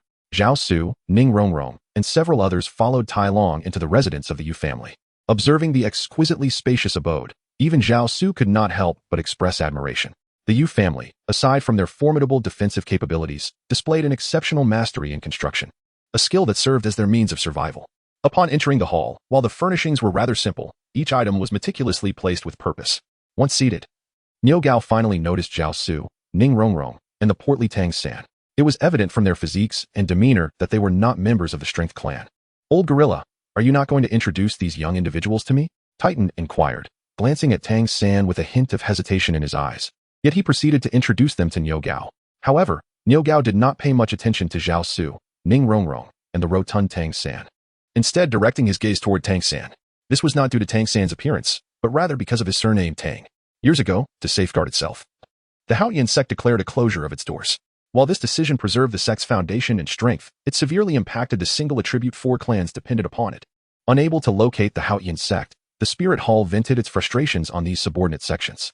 Over the past 2 decades, the disciples of the 4 clans have suffered significant losses. In recent years, it was their construction skills that enabled them to establish a foothold in Longxing City, securing their own territory and income while leading a semblance of a normal life. Their hearts bore tremendous resentment toward the Haotian sect. Old Rhinoceros. Beyond attending the gathering of our 4 clans, I have another pressing matter to discuss. May we speak privately? Old Gorilla, you are not secretly plotting something against me, are you? Let us talk privately. Titan replied, rising to accompany Niu Gao toward the backyard. Clearly, we are viewed as thorns in their sides. I wish to leave this place, Ning Rongrong whispered to Zhao Su after observing Niu Gao and Titan depart. Do not rush. Let us wait a moment longer. Zhao Su turned to Ning Rongrong, urging her to remain calm, not to fret or overthink. Although Ning Rongrong felt somewhat displeased, she refrained from further remarks, leaning back against the spacious chair. Shortly thereafter, Niu Gao and Titan returned to the hall. Niu Gao's countenance was grim as he approached Tang San directly, inquiring, "Are you the son of Tang Hao?" "Indeed, I am Tang Hao's son," Tang San replied, revealing his Haotian hammer, which at that moment bore no soul rings. However, Niu Gao displayed no surprise. It was evident that Tai Long had already informed him of Tang San's dual martial souls. "If you wish for my clan to submit, you must first demonstrate your strength. The old gorilla has spoken highly of you, yet I am eager to see if you can breach my defenses." "Old Rhinoceros, you promised me. Do you intend to go back on your word? If you cannot even penetrate my defenses, do not dare to imagine my submission. I am already extending you a courtesy." Niu Gao's eyes widened with fury, clearly struggling to suppress his anger. Just then, as Niu Gao and Titan remained at an impasse, Zhao Su rose and approached Niu Gao, stating, "Elder Niu Gao, allow me to clarify. It is not that I hold you in contempt, but rather that all forms of defense are rendered futile in the face of absolute power." "What did you say?" Niu Gao retorted, his pride wounded. "The martial spirit of the Yu family is renowned for its defensive prowess. Although it lacks offensive capabilities, it is undoubtedly the finest in the Douluo continent for defense." Yet, Zhao Su's words, though indirect, subtly suggested that the Yu clan was merely a facade. "I speak nothing but the truth. And I hope Elder Niu Gao will heed my advice. It would be wise to focus on the art of construction. At least then you can build houses and earn a living." Although Zhao Su's words contained no obscenities, they were far more offensive to Niu Gao than any curse could ever be. It could be said that Zhao Su's utterance rendered the Yu family utterly worthless. They were reduced to merely surviving by constructing houses for others, while Zhao Su spoke the truth. It was indeed the case that the Yu family could barely sustain themselves by assisting others in designing and building homes. This struck a painful chord in Niu Gao's heart. "Humph, young man, do not be so arrogant at such a tender age. One must learn humility to achieve longevity. Please. I extend no welcome to you from the Yu family." Despite the anger simmering within Niu Gao, he managed to suppress it. After all, Zhao Su was brought by Titan, with whom he had shared a bond since childhood, an unbreakable friendship. "Why must you be so furious, senior? How about we wager a bet?" "A bet on what?" "Of course, on defense." "Haha, it seems you are truly one who does not weep until faced with the coffin. Very well, I shall accept your wager. If you lose," before Niu Gao could finish, Zhao Su interjected, "If I lose, I shall bow down 10 times before you and offer my sincerest apologies. If I lose, my life will henceforth belong to you. I will do whatever you command." "Old Rhinoceros, do not act impulsively. At your age, why engage in a dispute with a child?" Titan quickly intervened, hoping to dissuade Niu Gao from the wager. Titan understood Niu Gao's temperament all too well. Should he actually lose to Zhao Su, he would undoubtedly keep his word, thereby rendering any hopes of leading the Yu family into the Tang sect impossible. "Rest assured, I cannot possibly lose." Niu Gao held unwavering confidence in his defensive capabilities and sensed a soul power fluctuation from Zhao Su at around level 60. While reaching such a level at Zhao Su's age was remarkable, breaching his defenses was an impossibility. "Old Rhinoceros, if you still regard me as your good brother, do not impede me. Trust that I shall show you courtesy. I will not take his life." At this moment, Niu Gao was beyond reasoning, solely focused on teaching Zhao Su a lesson. Yet, in doing so, he fell right into Zhao Su's trap. "Very well, it is settled." Upon hearing Niu Gao's words, Zhao Su's smile grew ever more radiant, for this was precisely his aim. He could not allow Tang San's influence to expand further. The Yu family's formidable defense was of little consequence before him. However, in the midst of battles involving numerous soul masters, it served as the finest shield. Chapter 88. A more humiliating method of competition speak. How shall we compete? It is not a matter between the two of us, but rather a contest between you and her. Zhao Su turned to Ning Rongrong, and, sensing that Niu Gao was about to erupt in anger, continued, "Let us simplify the challenge. You shall unleash your martial spirit and assume your most formidable defense. If she can breach your defenses, it shall be deemed your defeat. Initially, I regarded your arrogance as mere folly, yet it seems your intellect is equally compromised. Henceforth, I declare that my clan does not welcome you." Upon hearing Zhao Su's words, Niu Gao was not only infuriated but also found the situation absurdly laughable, considering Zhao Su's behavior as sheer provocation. "Are you afraid?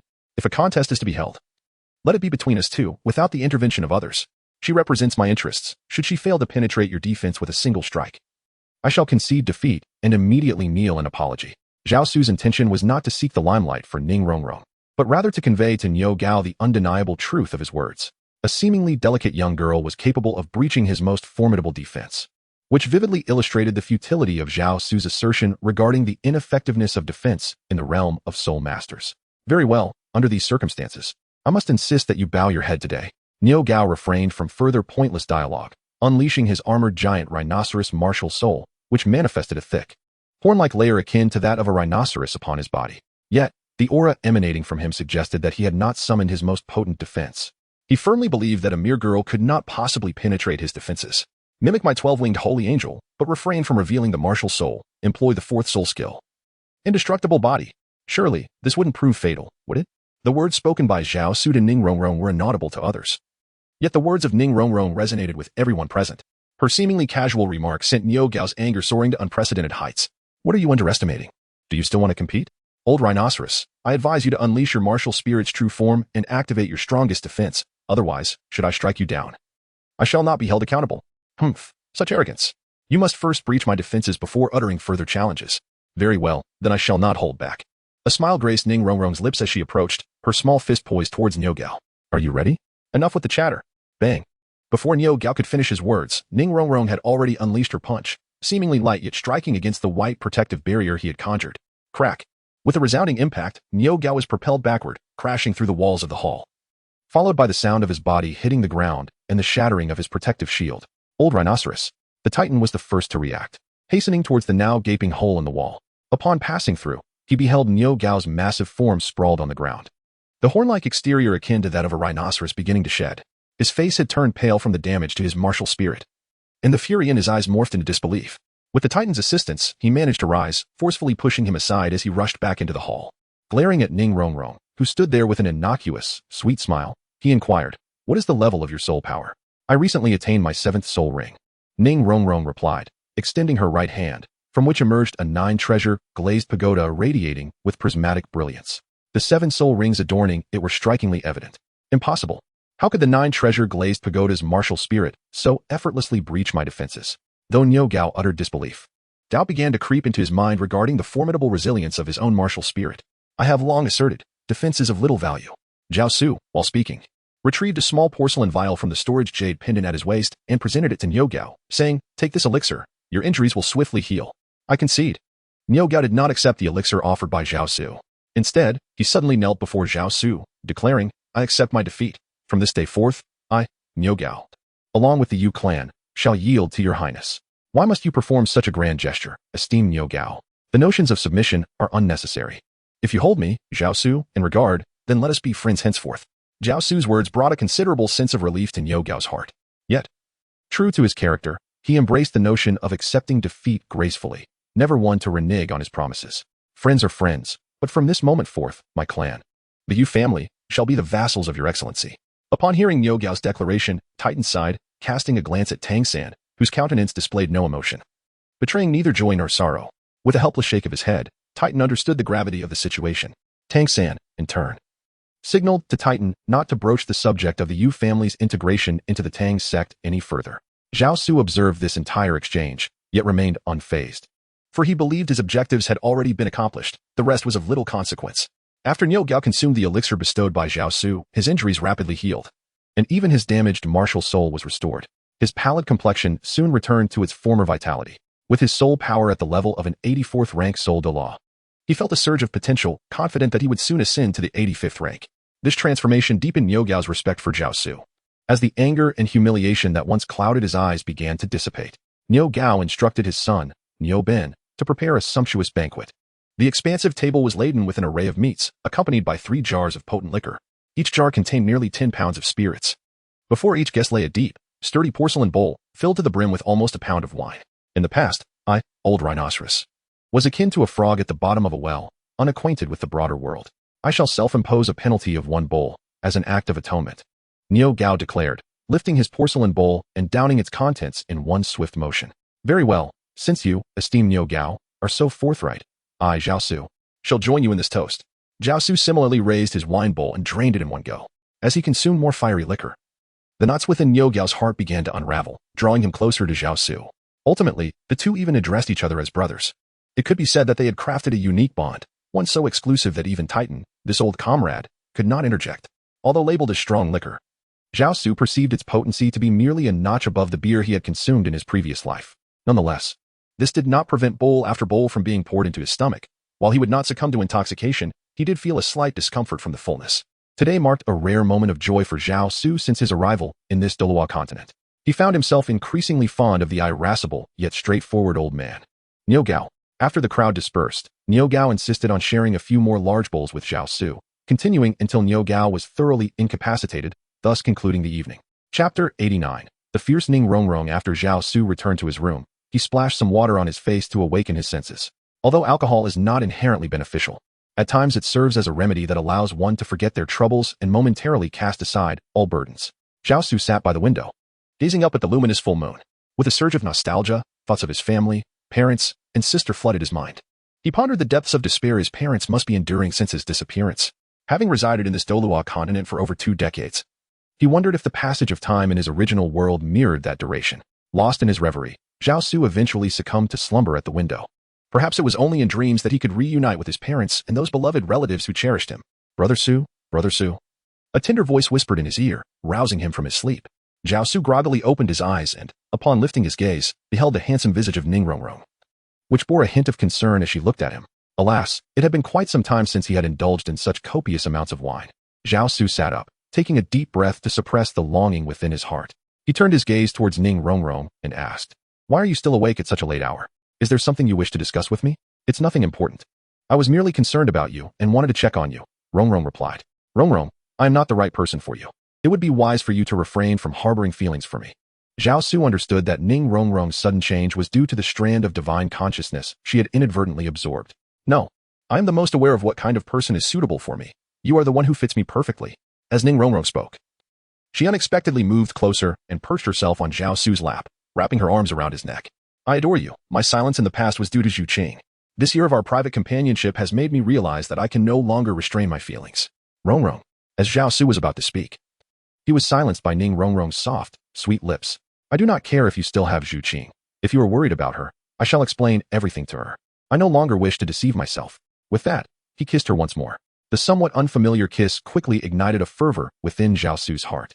Coupled with the influence of alcohol, he found himself yielding, albeit reluctantly, to Ning Rongrong's advances. Though Ning Rongrong had a delicate appearance, she was remarkably assertive, leading Zhao Su to question who truly wore the pants in their relationship. "Who do you prefer, me or Zhu Qing?" After their passionate encounter, Ning Rongrong rested her chin on Zhao Su's chest, gazing up at him with curiosity. "I love you both." "That won't do. You must choose one. You and Zhu Qing are both the most beautiful. To win the affection of either of you would make me the happiest man alive. Yet, I possess both of you. So tell me, am I not even happier than the happiest man? You are insufferable, always with your sweet words. Aside from me and Zhu Qing, you must have deceived many women, haven't you?" "Not many, just one more. And I speak only the truth, devoid of flattery. Each of you is vital to my life." "Who is it?" "It wouldn't be Xiao Wu, would it?" Ning Rongrong stared intently into Zhao Su's eyes, suddenly struck by a thought. "No, I do not fancy rabbits. But she is indeed connected to Tang San. Once we return to Tiando City, I shall introduce you to her." Zhao Su understood that Ning Rongrong would eventually come to learn of these matters. It was better to reveal the truth himself. "You are now a man more fortunate than the happiest of men. I shall not permit you to seek happiness elsewhere." As Ning Rongrong spoke, she turned and sat upon Zhao Su. Her innocent and delicate visage contrasted with her bold actions. Although her figure did not rival that of Tang Yuehua or Zhu Qing, her skin was fairer than theirs, smooth and tender like that of a newborn. She seemed almost boneless, exuding a remarkable softness, coupled with her audacious movements. Zhao Su experienced an entirely new sensation. The following day, as dawn broke, Zhao Su was still immersed in the warmth of his dreams when a knock echoed at the door. "Mr. Zhao, are you awake?" "Who is it?" Zhao Su lowered his gaze to glance at Ning Rongrong, who was resting peacefully in his embrace. She slowly opened her eyes, still in a state of drowsiness. Zhao Su furrowed his brow, expressing a hint of displeasure as he inquired. "Junior Niubin, the esteemed patriarch of the Xiangjia sect, Hu Yinjin, has arrived. My father requests your presence." At that moment, Ning Rongrong had fully regained consciousness, her gaze filled with tender affection as she looked upon Zhao Su. I understand. I shall go at once. After Zhao Su finished speaking, the flames of anger within him were once again ignited, prompting him to cover himself with the blanket once more. By the time Zhao Su and Ning Rongrong emerged from their room, an hour had already passed. At this moment, Hu Yanjun and Niu Gao were engaged in a contest of strength. Brother Niu, Zhao Su gazed at the imposing, dark figure of Hu Yanjun, resembling a mountain of flesh, and called out to Niu Gao. Following their revelry the previous night, it could be said that even the terms of address had transformed. The voice of Niu Laoj, uttered by Zhao Su, resonated with a hint of soul power, instantly countering the oppressive aura of Hu Yanjun. It is noteworthy that Hu Yanjun was merely at the 86th level, while Zhao Su had already attained the rank of 83rd level Soul Douluo, rendering him incomparable to Hu Yanjun. Brother Zhao, did you sleep well last night?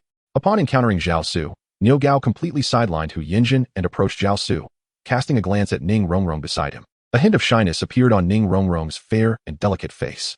Very well, I must extend my gratitude to you, Niu Laoj, for your warm hospitality. Brother Zhao, you are being overly modest.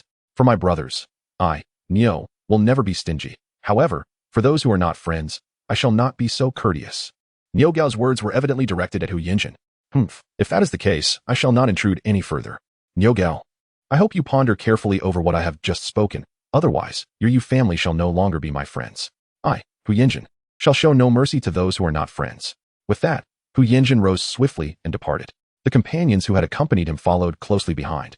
Do they truly believe that I fear them? Niu Gao scoffed as he watched Hu Yanjun's retreating figure. Niu Laoj, who are they? Zhao Su, seated at the head of the hall alongside Niu Gao, feigned ignorance of Hu Yanjun and inquired of Niu Gao. They belonged to the Xiangjia sect, one of the lower four sects, and the stout figure before them was none other than Hu Yanjun, the sect leader. The Xiangjia sect? Did you offend them? My dear brother Niu? Sighed Niu Gao. The tale is lengthy. Like our own Yu clan, the Xiangjia sect excels in defense, yet possesses greater offensive capabilities. Hu Yanjun has come to entice me to join their ranks. Although Niu Gao spoke thus, he was acutely aware that such rhetoric was merely for the sake of his own dignity. What he termed as enticing was, in reality, a veiled attempt at annexation. Should he acquiesce to Hu Yanjun, it would likely result in the disciples of the Yu clan becoming mere subservients to the Xiangjia sect. Furthermore, the Yu clan, renowned for being the strongest in defensive attributes, possessed its own unique esoteric techniques. Hu Yanjun's visit, under the guise of inviting Niu Gao to join the Xiangjia sect, was fundamentally aimed at acquiring those defensive secrets. Chapter 90. The Dual Forces with Tang San. Should the Xiangjia sect obtain the Yu clan's unique techniques, they could elevate their defense to match that of the Yu clan, coupled with their inherent offensive strength. This would undoubtedly enhance the prowess of the Xiangjia sect's inherited martial soul, the Diamond Mammoth, in the upcoming new election of the 7 sects. They would assuredly attain a position among the top 3 sections. This represents a rare opportunity for the lower 4 sections. Consequently, not only the Xiangjia sect, but also the other 3 sects, have begun to take action. Among the lower 4 sects, the most formidable at present is undoubtedly the Holy Dragon sect, the only sect possessing a title Douluo. In light of this matter, one wonders what plans Zhao has in mind. I shall not align myself with the forces of the Spirit Hall. Zhao Su understood that the 4 single attribute clans bore a deep-seated animosity towards the Spirit Hall, which was precisely why he had refrained from aligning himself with Niu Gao. Provoking Niu Gao could potentially drive him to ally with Tang San, a prospect that would not bode well for Zhao Su. Brother Niu, what if we were to join forces and establish our own sect? Establish our own sect? Indeed. A sect independent from the Spirit Hall and the various factions contending for power. The Spirit Hall is systematically eliminating dissenters. Can we truly remain unscathed? As long as Brother Niu harbors no ambitions for supremacy, I believe I can ensure that the Yu family remains untainted. Really? Certainly. Upon reflection, I believe Brother Niu can rally the remaining single attribute clans to our cause. Together, we could form a 4 attribute sect, dedicated solely to commerce, abstaining from the struggles of the various factions. Zhao Su observed that Niu Gao seemed somewhat intrigued and continued, Brother Niu, the construction techniques of the Yu clan are unparalleled across the continent. We could offer our services to all the sects, building their residences in exchange for remuneration. If you could persuade the other single attribute clans to join us, each possessing their unique skills, living a stable life would be quite feasible. Zhao, to be honest, I have harbored such thoughts for quite some time. However, the elders of the other clans are notoriously stubborn. I fear I may not be able to convince them. Niu Gao replied, That's easily resolved. If you introduce me, I shall persuade them. Zhao Su asserted. Do you truly have a plan? Niu Gao questioned. Rest assured, Brother Zhao. It is not a matter of trust. I merely wish to confirm that we can indeed remain unscathed amidst the power struggles of the Spirit Hall and other factions. Absolutely. As I have said, as long as you wish to avoid the conflict and simply focus on earning a living for our sect, I assure you it can be achieved. Very well, Brother Zhao. I believe in you. Niu Gao's resolve began to solidify as Zhao Su's words struck a chord within him. Over 20 years ago, he had been deeply hurt by the Haotian sect, and now he had no desire to be subservient to any sect or partake in their conflicts. As long as he could lead a peaceful life, nothing else mattered. Trust me, brother Niu, I will not let you down. Among the 4 clans of single attributes, aside from the Yu clan and the strength-based clan led by the old gorilla, there is the agility clan, whose leader is called by he. They have suffered greatly, but are also the easiest to win over. However, the destruction clan, in my view, would be quite challenging to persuade. Niu Gao proceeded to analyze the 4 clans of single attributes in detail for Zhao Su. The titan of the strength clan was already aligned with Tang San, making them impossible to recruit. Thus, their focus shifted to the agility and destruction clans. While the agility clan boasted remarkable speed, they, like the Yu clan, lacked offensive capabilities and had no other means of subsistence, leading to a most dire existence. They struggled daily for survival, lacking a stable residence. In contrast, the destruction clan, aside from their formidable attacking power, possessed an ancestral skill in alchemy. They maintained lucrative trade with the Tiando Empire and the Xinglua Empire, making them the most affluent clan. However, Yang Wudi's temper was notoriously volatile, making negotiations difficult.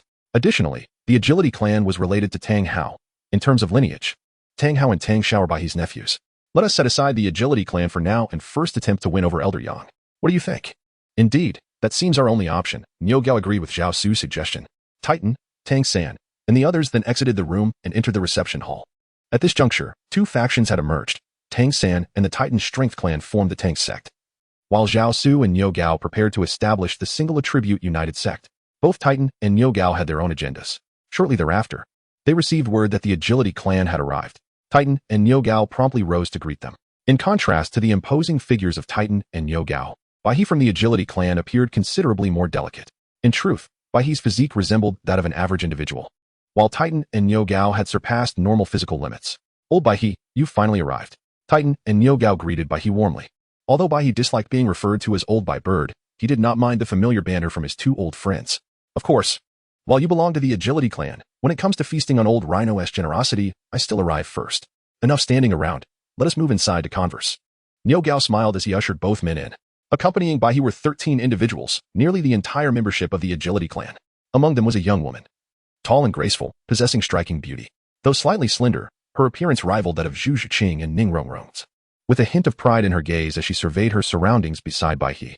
Old Bai He, allow me to introduce my newly acquainted younger brother, Zhao Su. Upon entering the hall, Niu Gao took the initiative to introduce Zhao Su to Bai He. Hearing Niu Gao's words, Zhao Su stepped forward with a gentle smile. Addressing Bai He, since yesterday, brother Niu has spoken highly of you, and today, I see that your prowess is indeed remarkable. Haha, young brother, you flatter me. Bai He responded, pleased, for everyone enjoys a compliment, even the proud Bai He. Old Rhino, when did you acquire such a young brother? We are like-minded and share a deep camaraderie, Niu Gao replied, casting a glance at Zhao Su before continuing. How have you been, old friend? Oh, it is a long story. It suffices to say that surviving is a blessing. As Bai He spoke, his earlier jovial demeanor faded into a look of concern, and he sighed, falling silent. Fear not, everything will improve, Niu Gao reassured Bai He before revealing his plans. Zhao and I are preparing to unite our single attribute clans to establish a trading association. I wonder if you would be interested. A trading association? Bai He's interest was piqued. What kind of trading association? An independent entity, separate from the Spirit Hall and other factions, focused solely on profit without engaging in their conflicts. That sounds promising. Please elaborate. Bai He, having wandered with his clan for years, living a hand-to-mouth existence, was intrigued by Niu Gao's proposal. While Bai He himself was aging and indifferent, he had to consider his granddaughter and the clansmen who followed him. Continuing in this manner was unsustainable, and he knew that even with the support of the other 3 clans, it was not a long-term solution. Niu Gao then outlined his vision entirely to Bai He. Are you certain the Spirit Hall won't interfere? Bai He asked, still cautious despite his interest. Of course. While conducting business, we must also have the means to protect ourselves. We will refrain from involvement, but if trouble arises, we shall not back down. This is why I wish for us to unite. Your plan is fundamentally flawed. The Spirit Hall is currently ambitious in its quest for dominance over the continent. No sect can remain unscathed under their ambitions. At this point, Tang San interjected, expressing his thoughts. Tang San believed that while trade could be pursued, it should be done in opposition to the Spirit Hall, uniting with other factions that oppose them for a more sustainable future. Old Niu, I find this young man's reasoning more sound. How can one expect to find safety beneath a collapsing nest? Such actions will merely hasten the demise of our singularly attributed clans. I prefer not to dwell on past grievances. My sole desire now is to lead a tranquil existence. However, Master Niu Gao, The only path to true peace lies in the eradication of the Spirit Hall. You are mistaken. Although the Spirit Hall has always been domineering, it has shown considerable benevolence towards the common folk and lower-ranked soul masters. They offer free soul awakening services to the populace, thereby granting them the opportunity to become soul masters. Their motives are merely to recruit talent for the Spirit Hall. What is wrong with that? Zhao Su, with unwavering determination in his gaze, retorted to Tang San, continuing. Your desire to recruit them into the Tang sect is merely a means to wield them against the Spirit Hall, is it not? The Spirit Hall acts with tyranny and has committed numerous atrocities. Should it not be eradicated? However, have you considered that once the Spirit Hall is eliminated, the various factions will undoubtedly become increasingly rampant, and the common folk will suffer under the oppression of the great clans, leaving them little hope for advancement? It is implausible. Without the Spirit Hall, the entire continent would embark on a path to true prosperity. Humph, do you truly believe what you were saying? Enough, enough. This is not the time for debate, Niu Gao interjected, halting their ongoing dispute. Regardless, I stand with Brother Zhao. I am merely here for commerce, and the strife of the continent has no bearing on my clan. Old Rhinoceros, your actions are nothing short of self-destruction, whether it leads to self-destruction or not. I have made my decision. Old Whitebird, what are your thoughts? I have yet to decide, he admitted, revealing a hint of indecision, uncertain of how to choose. Then let us set this matter aside for today and indulge in wine and meat. With Niu Gao's command, preparations for food and drink commenced, and the gathering fell into a temporary silence. Soon, the feast was laid before them. After several rounds of wine and an array of dishes, emboldened by the effects of the drink, Titan and Niu Gao re-engaged in their debate. Their arguments were akin to a contest of reasoning, with neither party able to sway the other. Meanwhile, Tang San and Zhao Su also engaged in a covert rivalry. After the banquet concluded, Tang San directly sought out Bai He. At that moment, having learned of his unique relationship with Bai He through Titan, he sought to bridge the emotional gap between them. In Zhao Su's room, Ning Rongrong nestled against Zhao Su's embrace. Today, she exuded an unusual tranquility, refraining from disturbing him. Brother Su. Upon hearing Ning Rongrong's call, Zhao Su finally retracted his troubled expression, his lips curling upwards into a smile. Brother Su, your alliance with the esteemed Niu Gao is solely to establish a profit-driven merchant association, without engaging in the conflicts between the Wuhuan Palace and various sects, correct? Indeed. My motives extend beyond that. For the Wuhuan Palace? Ning Rongrong rose in Zhao Su's embrace, her gaze fixed intently upon his eyes as she continued. If the Seven Treasure Glazed Tile sect were to oppose the Wuhuan Palace, would you, too, seek to obliterate the sect for the sake of the Wuhuan Palace? Absolutely not. It is not as you perceive. My actions are also for my own benefit. Zhao Su then recounted to Ning Rongrong the matters concerning the devouring demon god, omitting only the details of his identity as a traveler and the existence of a system. The devouring demon god? Indeed. I must gather the 9 divine dragons of Guardian before anyone ascends to divinity in order to pass the trial of the devouring demon god. This is essential for my survival. Otherwise, I will face the backlash of the devouring demon god, leading to my irrevocable doom. Have you gathered the 9 divine dragons of Guardian? Not yet. I have only found one so far, and I still require 2 pieces of the 9-winged Long's remains. However, I have already obtained clues and am currently investigating. Rest assured, Brother Su, no matter the circumstances, Rongrong will always stand by your side. Upon my return, I will persuade my father not to conspire with the Tiando Empire and Tang San against the Wuhuan Palace. Thank you, Rongrong.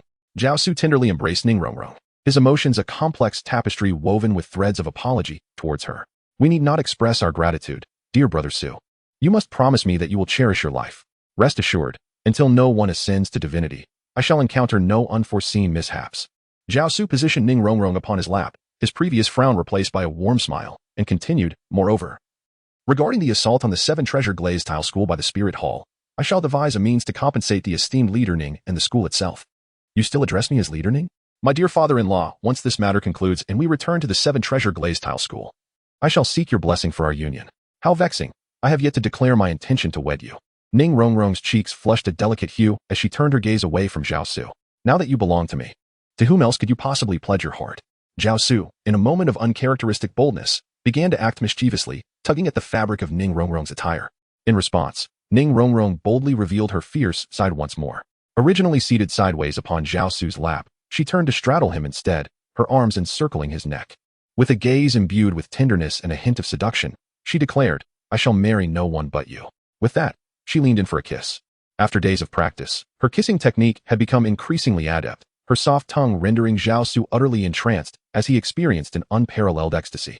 The following day at noon, Yang Wudi from the Paiji clan arrived, his expression grim. He immediately sought to rally Niu Gao and the others, proposing the formation of a sect to collectively resist the Spirit Hall. Prior to attending the gathering, Yang Wudi had been threatened by the four lower sects that had already aligned with the Spirit Hall. They warned him that without their allegiance, his clan would be annihilated. Observing Yang Wudi's furious demeanor, Niu Gao spoke first. Old goat, I have a question for you. What question? Yang Wudi replied. Do you wish to engage in a relentless battle with the Spirit Hall, or do you prefer to live a peaceful life? What kind of question is that? The Spirit Hall has already destroyed the 7 Treasure Glazed Tile School and the Blue Electric Tyrant Dragon clan. Do you think we can remain uninvolved? Indeed, Niu Gao concurred. Even if we do not provoke the Spirit Hall, they will not spare us. Upon hearing Yang Wudi's words, Titan interjected, directly appealing to him. Old goat. I and Old White Bird are preparing to unite and head to Heavendo City to join the Tang sect in opposition to the Spirit Hall. The Tang sect? Yang Wudi replied incredulously. Let me introduce you. This is Tang San, the son of the master. Old gorilla. Have you forgotten how the Haotian sect abandoned us for their own sake? And how Tang Hao disregarded our 4 clans? Old goat, do not be hasty. The master had no other choice back then, and our true enemy is the Spirit Hall, not the Haotian sect. Titan deliberately shifted all blame onto the Spirit Hall. Whether it be the Haotian sect or the Spirit Hall, I refuse to affiliate with any sect. If you insist on opposing the Spirit Hall, then I must withdraw. By this point, Niu Gao had regained his composure, seated himself in the main chair, appearing quite tranquil. Indeed, even if I bear a grudge against the Spirit Hall, I will not align with them, nor will I serve any other sect. To align is merely to become their servant, submitting monthly tributes, only to be disregarded in critical moments. Yang Wudi also took a seat, having been deeply wounded by the Haotian sect. If not for their abandonment, his clan would not have spent years in hiding, perpetually wary of assassinations from the Spirit Hall. The Haotian sect's closure of its doors left them to fend for themselves. Ignored and abandoned. Senior Yang, the circumstances of that time were beyond the Haotian sect's control. Beyond their control? If the Haotian sect had no choice. Does that mean we had a choice? Leave now, lest you truly provoke me and meet your end here. It was evident that Yang Wudi harbored deep resentment towards both the Haotian sect and Tang Hao. Had it not been for the favor he held for White Bird, he would have already taken action against Tang San. Senior, may I have the opportunity to defend the Haotian sect on behalf of my father? Tang San stepped forward to address Yang Wudi. Get lost. Yang Wudi roared, brandishing a dark long spear that he aimed directly at Tang San. Tang San was forced to retreat rapidly, barely evading the strike of Yang Wudi's spear. Intrigued by the confrontation, Yang Wudi advanced, activating the 7th soul ring on his spear, unleashing his martial spirit's true form. Tang San, with a cold demeanor and no trace of fear, summoned the blue-silver emperor's vines to ensnare Yang Wudi temporarily. However, the unified form of man and spear rendered Yang Wudi impervious to the makeshift prison, breaking free as he advanced once more toward Tang San. Now serious. Tang San revealed the 8 spider lances, launching them swiftly at Yang Wudi while simultaneously wielding the Haotian hammer in his other hand. Attempting to strike while Yang Wudi was momentarily occupied. Mere tricks. Yang Wudi scoffed, disregarding the incoming Haotian hammer as he charged forward, his spear colliding with it. All eyes were on the fierce duel between Tang San and Yang Wudi, none noticing Zhao Su exchanging a meaningful glance with Ning Rongrong. Understanding his intent, she stepped forward, seemingly casual but effectively shielding Zhao Su. Meanwhile, Zhao Su retrieved a silver needle from the jade pendant at his waist, swiftly launching it at Yang Wudi. The needle was coated with a substance capable of inducing temporary madness, enhancing soul power, and bestowing a strength far beyond one's natural limits. Upon being struck by the silver needle, Yang Wudi's aura surged, his fury intensifying. No longer willing to show restraint, he aimed his spear at Tang San's vital points, clearly intent on killing. Old goat, do not act impulsively. Why engage in conflict with a mere child? Titan, noticing Yang Wudi's escalating madness, desperately called out to him. Yet Yang Wudi was beyond reason, consumed solely by the desire to attack. Despite Tang San's impressive achievements at such a young age, he was still only at rank 68. Even with the inner strength derived from his Xiantian skill augmenting his soul power, he barely reached the level of a soul sage. Confronted with Yang Wudi, who stood at rank 89, he was no match. Originally relying on his agility and the 8 spider lances to hold his ground, Tang San found himself retreating under Yang Wudi's relentless assault, struggling to avoid being killed. Old goat, stop. Titan, witnessing Yang Wudi's increasing frenzy, had no choice but to intervene. After merging with his guerrilla martial spirit, Titan had grown larger and more robust, leaping in front of Tang San to block Yang Wudi's spear. Old gorilla, do you truly wish to oppose me? Old goat, you have lost your senses. Calm down, we can discuss this. Yang Wudi sneered. You protect this child of the Haotian sect, which shows you do not regard me as a friend. There is nothing left to discuss between us. After speaking, Yang Wudi charged directly at Titan, eschewing any further pleasantries and engaging fiercely. Although Titan was reluctant to confront Yang Wudi, he found himself with no alternative. He aimed to subdue Yang Wudi and restore his composure. At this moment, Tang San appeared pale, a trace of blood at the corner of his mouth. Observing the clash between Titan and Yang Wudi without any intention of intervening. With a resounding crash, Titan forcefully blocked Yang Wudi's thrust, subsequently colliding his shoulder against him, sending Yang Wudi flying. Regaining his footing, Yang Wudi quickly steadied himself, rapidly spinning the broken soul spear in his grasp. A single thrust could shatter all. As Yang Wudi whirled the spear, it became enveloped in a shroud of black light, slicing through the air towards Titan with a whoosh. Chapter 93. I no longer have a home. Boom. When the two formidable forces collided, a tremendous shockwave radiated outward. Bai He and Niu Gao swiftly intervened to shield their respective clansmen, while Zhao Su rose to his feet, positioning himself protectively behind Ning Rongrong. Observing the fierce struggle between Yang Wudi and Titan, a meaningful smile graced his lips. Enough. You two needn't fight any longer. What grievances could warrant such deadly confrontation? Bai He exclaimed, attempting to halt the escalating violence. If this continued, one would surely be severely injured, or worse, they both might suffer catastrophic harm. Yet, despite Bai He's utmost speed, he lacked the offensive power to intercede in the duel between Titan and Yang Wudi. Indeed, we are old friends. Surely there must be a resolution to this conflict, Niu Gao added in an effort to dissuade them. However, at that moment, neither combatant could hear the voices of reason, utterly absorbed in their fierce battle. Zhao, if they persist in this manner, they will likely end up gravely wounded. What shall we do? Niu Gao, realizing that persuasion was futile, approached Zhao Su and inquired softly. Do not fret, brother Niu. Rest assured, I will take action, Zhao Su replied confidently. Both are formidable soul Douluo level fighters. Though they wield single attributes, their offensive strength is unparalleled. Can you truly hope to restrain them alone? While Niu Gao felt a kinship with Zhao Su, he had never witnessed Zhao Su in action. Moreover, from a mere glance, Niu Gao could discern that Zhao Su was only in his 70s in terms of rank. How could he possibly hope to impede two enraged soul Douluo level warriors? Today, I shall demonstrate my prowess to you, brother Niu. After establishing our trading association, as long as we focus on our business, should the spirit hall bring trouble, I will be the one to resolve it. Zhao Su, having finished speaking, vanished into thin air before Niu Gao could utter another word. When Zhao Su reappeared, he stood gracefully between Yang Wudi and Titan. With an air of calmness, he grasped Yang Wudi's soul-cutting spear in one hand while blocking Titan's charge with the other. Suddenly, a radiant surge of black and gold energy erupted from Zhao Su, sending both men hurtling backwards to the ground. The two colossal figures crashed down with a resounding thud. Simultaneously, a divine aura emanated from Zhao Su, enveloping Yang Wudi and Titan. This holy essence swiftly quelled the anger and fury raging within Yang Wudi, restoring his once bloodshot eyes to a semblance of normalcy as he gazed around in a daze. Esteemed seniors, we are all brothers. Must we truly resort to such deadly conflict? Perhaps we should first calm ourselves and engage in a sincere discussion. Indeed, old gorilla and old goat. What purpose does this serve? Old gorilla, allow me to ask you one last question. Are you truly willing to forsake decades of camaraderie for this young man? Old goat, the past is behind us. Why dwell on it? The spirit hall now casts its predatory gaze upon all factions. We must unite against this common threat. Assist him in confronting the spirit hall? Aid the son of one who once abandoned us for his own gain, sacrificing our kin in the process? Senior Yang, I apologize on behalf of my father, but the events of that time were not as you perceive them. If it is not as I perceive, then what is it? Yang Wudi's eyes flared once more with rage. For the sake of a soul beast, we, who have pledged our loyalty to his family, were expected to perish. Is this not the very essence of what you claim did not transpire? Enough, old goat, you are still ensnared by anger. Let us converse when you have regained your composure. Titan recognized that no words would penetrate Yang Wudi's fury at this moment. There is no need to reconvene. I see no purpose in this gathering of the 4 single attribute clans any longer. I bid you all farewell. With that, Yang Wudi turned his gaze towards Tang San, hesitated no longer, and strode towards the exit. Those who had accompanied him promptly followed suit. Alas, what was meant to be a harmonious gathering has devolved into this chaos. If that is the case, I shall take my leave as well. Bai He, will you remain or accompany me? Titan understood that the 4 single attribute clans would no longer stand united, and that Yang Wudi and Niu Gao would never align with Tang's sect. He placed his final hope in Bai He, for after all, the Mingji clan and Haotian clan were akin to kin. Bai He was, in fact, Tang Hao's uncle. Very well, I shall accompany you. Bai He ultimately chose to depart alongside Titan. Old rhinoceros, let us say no more. Each individual has their own choices. And as long as they do not regret them in the future, that suffices. Niu Gao declared, turning away and refusing to look back at them. Titan and Bai He exchanged glances, silently observing Niu Gao's retreating figure, and said nothing further as they exited the estate of the Yu clan. Once the others had departed, Zhao Su finally spoke. Brother Niu, I sincerely apologize for the trouble I have caused you. Zhao, do not speak such words. This matter does not concern you.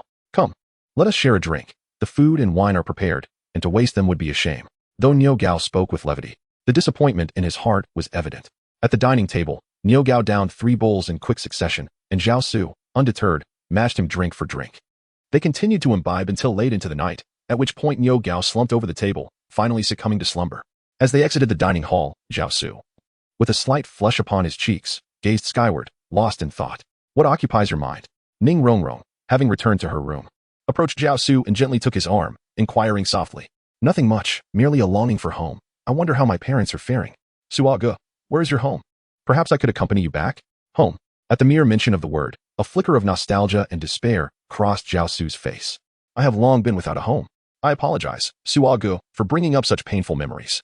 It is not your fault. It is my own burden. They made their way to a nearby pavilion, and perhaps due to the influence of alcohol, Zhao Su opened his heart for the first time. My home lies far away from here, perhaps beyond the reach of my return in this lifetime. A distant place. Ning Rongrong observed the sorrowful glint in Zhao Su's eyes and felt her heart ache. It matters not. Regardless of when, Rongrong will always be by Sua Ji's side. My home is wherever Suaga is. Indeed, where you are is my true home. Zhao Su concealed the sorrow etched upon his visage and turned his gaze toward Ning Rongrong, feeling a glimmer of solace within. He resolved to cast aside such thoughts, to muster his spirits, and promptly achieve his aspirations, devising a way to return home and bring his dearest loved ones to meet those who cherished him most. Chapter 94. The complete subjugation of the Yu and Peclans. The following day, Niu Gao, brimming with excitement, personally sought out Zhao Su. Brother Zhao, you have succeeded. Brother Niu, what brings you such joy? Zhao Su gestured for Niu Gao to take a seat and said, Niu Gao, brimming with excitement, declared, this morning, Yang Wudi sought me out, expressing his desire to join our merchant association, but he stipulated a condition. Intrigued, Zhao Su inquired, what condition? He requested our promise that, henceforth, he would solely focus on researching medicinal herbs and refrain from any involvement in disputes. We must ensure the protection of his clan from the disturbances of the spirit hall. No problem, I can guarantee that, Zhao Su replied, pulling out a bracelet from his storage jade pendant and handing it to Niu Gao. This contains the rare treasures I have discovered over the years, including many uncommon celestial herbs. You can present these to Elder Yang, allowing him to dedicate himself to his herbal studies. Wonderful. With these celestial herbs, I'm certain the old goat will agree to join us, Niu Gao exclaimed, hastily departing the room to find Yang Wudi. Approximately half an hour later, Zhao Su and Ning Rongrong were in the courtyard, admiring the blossoms, engaged in cheerful conversation, with Ning Rongrong's laughter illuminating her beauty. Zhao Laodi, Niu Gao called out to Zhao Su. Upon seeing Niu Gao and Yang Wudi, Zhao Su stood to greet them. Brother Niu, Elder Yang, do not refer to me as elder. Call me old goat like you do with the old rhinoceros. Yang Wudi's tone was unusually calm, perhaps due to the celestial herbs. In that case, I shall address you as Brother Yang, just as I do Brother Niu. Then I shall not be shy in calling you Zhao Laodi. Zhao Laodi. We have come to discuss the name of our United Merchant Association and the location of our base, the two elder brothers stated. Please, gentlemen. I have already contemplated this matter and was eager to discuss it with you. With that, the three men proceeded to the hall, sipping tea while deliberating the specifics of their future endeavors. Henceforth, our merchant association shall be named the Holy Angel Merchant Association. What do you think, brothers? Holy Angel? Yang Wudi remarked, puzzled. Why this name? My esteemed brothers should be aware that the angel spirit is a divine spirit inherited by the spirit hall from the ancient families. With such a name, the spirit hall would be deterred from causing us trouble. Additionally, Laodi, your spirit is indeed the holy angel. Upon hearing Zhao Su's words, Niu Gao and Yang Wudi exchanged glances, each detecting a hint of skepticism in the other's eyes. However, before either could speak, Zhao Su unleashed his 12-winged holy angel martial soul, emanating a divine aura of death, half shrouded in darkness and half radiant with golden light. As the 12 wings gently stirred, an overwhelming pressure enveloped the two, instilling a profound sense of fear within them. What astonished them the most were the 8 terrifying soul rings, 2 black and 6 red, with 6 of them being 100,000-year rings. Yang Wudi abruptly rose to his feet, gasping for breath, his eyes wide with astonishment. Forgive my surprise, my esteemed brothers. It was only when Zhao Su retracted his martial soul and the pressure dissipated that Yang Wudi and Niu Gao began to regain their composure. Truly, my younger brother is a prodigy. At that moment, both of them found themselves at a loss for words, their faces still reflecting disbelief. If my younger brother's conjecture holds true, then my elder brother's soul-piercing spear must possess unparalleled innate talent, yet bear a fatal flaw. Indeed, the inherited martial soul of my clan, the soul-piercing spear, comes with a millennium soul ring, but it can never surpass the level of 90, thus preventing ascension to the rank of title Douluo. Therefore, I have devoted all my focus to enhancing my offensive capabilities, and even against the title Douluo, I, Yang, am confident in my ability to contend. Does my elder brother wish to break through to the rank of title Douluo? This is the inherent flaw of my clan's inherited martial soul, an insurmountable limitation. Others may find it impossible, but I can. Zhao Su lifted the teacup beside him, took a sip, and cast a casual glance at Yang Wudi, smiling as he spoke. Really? Yang Wudi initially displayed a look of surprise, but soon shook his head, dismissing Zhao Su's assertion. Impossible. Our clan, the Puji, has had countless descendants who have tried every conceivable method, all to no avail. How can one ascertain the impossible without attempting? What should be done then? Unleash your martial spirit. Though young Woody harbored doubts, he ultimately acquiesced to Zhao Su's suggestion and summoned his martial spirit, the Soul Spear. It was an unassuming black long spear that appeared rather ordinary. As Zhao Su extended his hand towards the shattered soul-breaking spear, an overwhelming aura of destruction surged into the weapon at the moment of contact. Instantly, the spear began to tremble violently. Ultimately, it emanated a powerful flame from its obsidian shaft. This same black flame consumed the ancient soul ring at the base of the spear.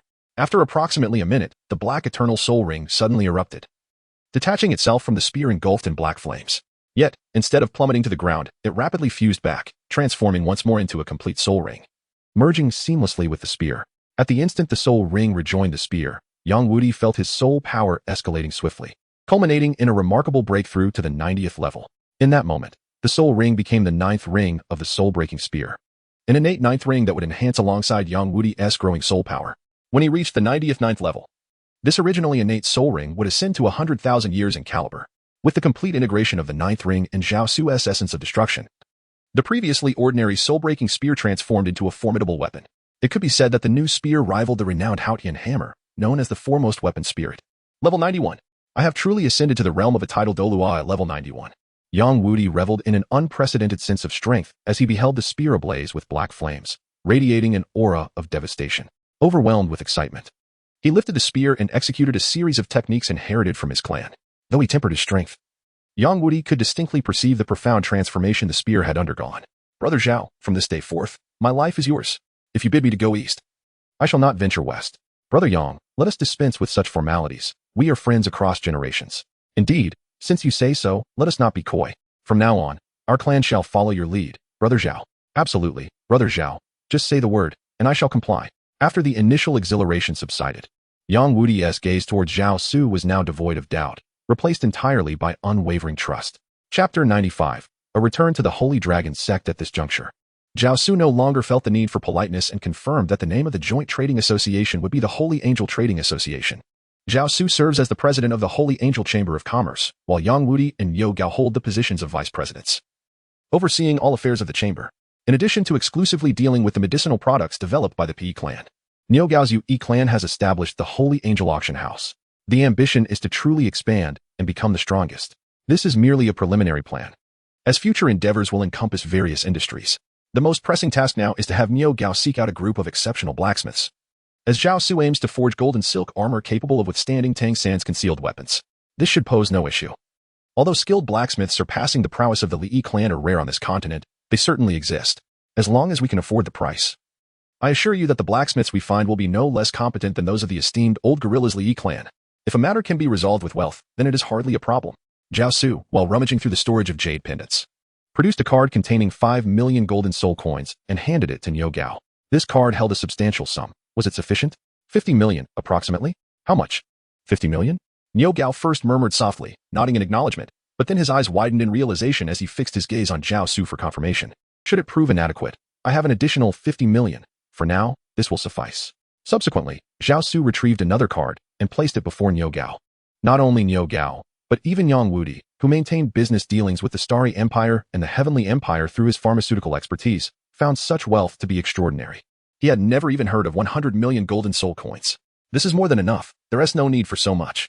Niu Gao wiped the sweat from his brow and returned the 2 cards to Zhao Su, stating, for the initial funding, a few million will suffice. Since that is the case, I shall entrust these to you, Brother Niu, as the startup capital for our Holy Angel Chamber of Commerce. In addition to rebuilding the headquarters, we shall require a considerable amount of materials for the forging of gold and silk software. I hope it won't be too much trouble for you. Very well.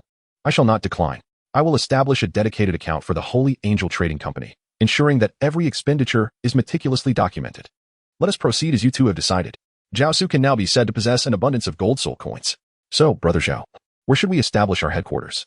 What do you both think about setting it up in the Heaven Do City? That sounds good. But with us leveraging the name of the Holy Angel, will the Spirit Hall not cause us trouble?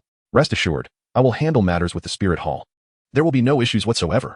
Brother Zhao, please do not take offense at my insistence. We are merely merchants and have no allegiance to the Spirit Hall or any other factions. Yang Woody and Niu Gao may have already surmised the connection between Zhao Su and the Spirit Hall. Consequently, Yang Woody reiterated his thoughts to Zhao Su. Naturally, Brother Yang. You need not worry. Our sole aim is profit, not servitude. With a smile, Zhao Su spoke. Upon hearing his words, Yang Wudi nodded in agreement, a smile gracing his features. Subsequently, Yang Wudi made arrangements with Zhao Su and Niu Gao to return and summon their clansmen, preparing for the entire clan's migration to Tiando City. Yang Wudi then took his leave first. Niu Gao resolved to liquidate all of his assets in this place and, after a month, lead his entire clan to Tiando City. Once their plans were finalized, Zhao Su prepared to depart as well. Just the night before, news had arrived from the Shadow Organization, revealing that Zhang Ying had discovered a fragment of the nine-winged Yinglong's remains within the Tiando Empire. However, this fragment was currently in the possession of Prince Shuqinghe, and Zhang Ying was acutely aware that Shuqinghe was none other than Qianren Xue, making it unwise to confront her directly. The final piece of the nine-winged Yinglong's remains had also been located within the royal family of the Xingluo Empire and was secured. Thus, it meant that only the fragment held by Qianren Xue was still unaccounted for. Brother Niu, I shall await your grand arrival in Tiando City. At the entrance of the residence of the Yu family, Zhao Su clasped his fist in respect toward Niu Gao. I am most grateful, Brother Zhao. Niu Gao reciprocated the gesture. Zhao Su and Niu Gao exchanged a few inconsequential remarks before Zhao Su turned and boarded the carriage prepared for him by the imperial family, heading towards the outskirts of Longxing City. Brother Su, shall we return directly to Tiando City? No, we must first visit the Holy Dragon sect. What purpose does this serve? If my estimations are correct, Tuobashi has likely solidified his position at the title Douluo level. It is time for him to absorb the Kuei dragon from the 9 guardian divine dragons. As Zhao Su spoke, a flicker of nostalgia passed through his gaze. As if he were recalling someone, Ning Rongrong fixed her eyes on Zhao Su and smiled. Is it not just because of this matter? What else could it possibly be for? Zhao Su's gaze flickered, deliberately tilting his head away to avoid looking at Ning Rongrong. Ning Rongrong reached out and linked her arm with Zhao Su's. As far as I know, the Holy Dragon sect should be located near the capital of the Star Luo Empire, Xingluo City, correct? What of it? Zhu Qing is currently in Xingluo City, isn't she? Perhaps. Do you not wish to meet Sister Zhu Qing? I do not intend to see her.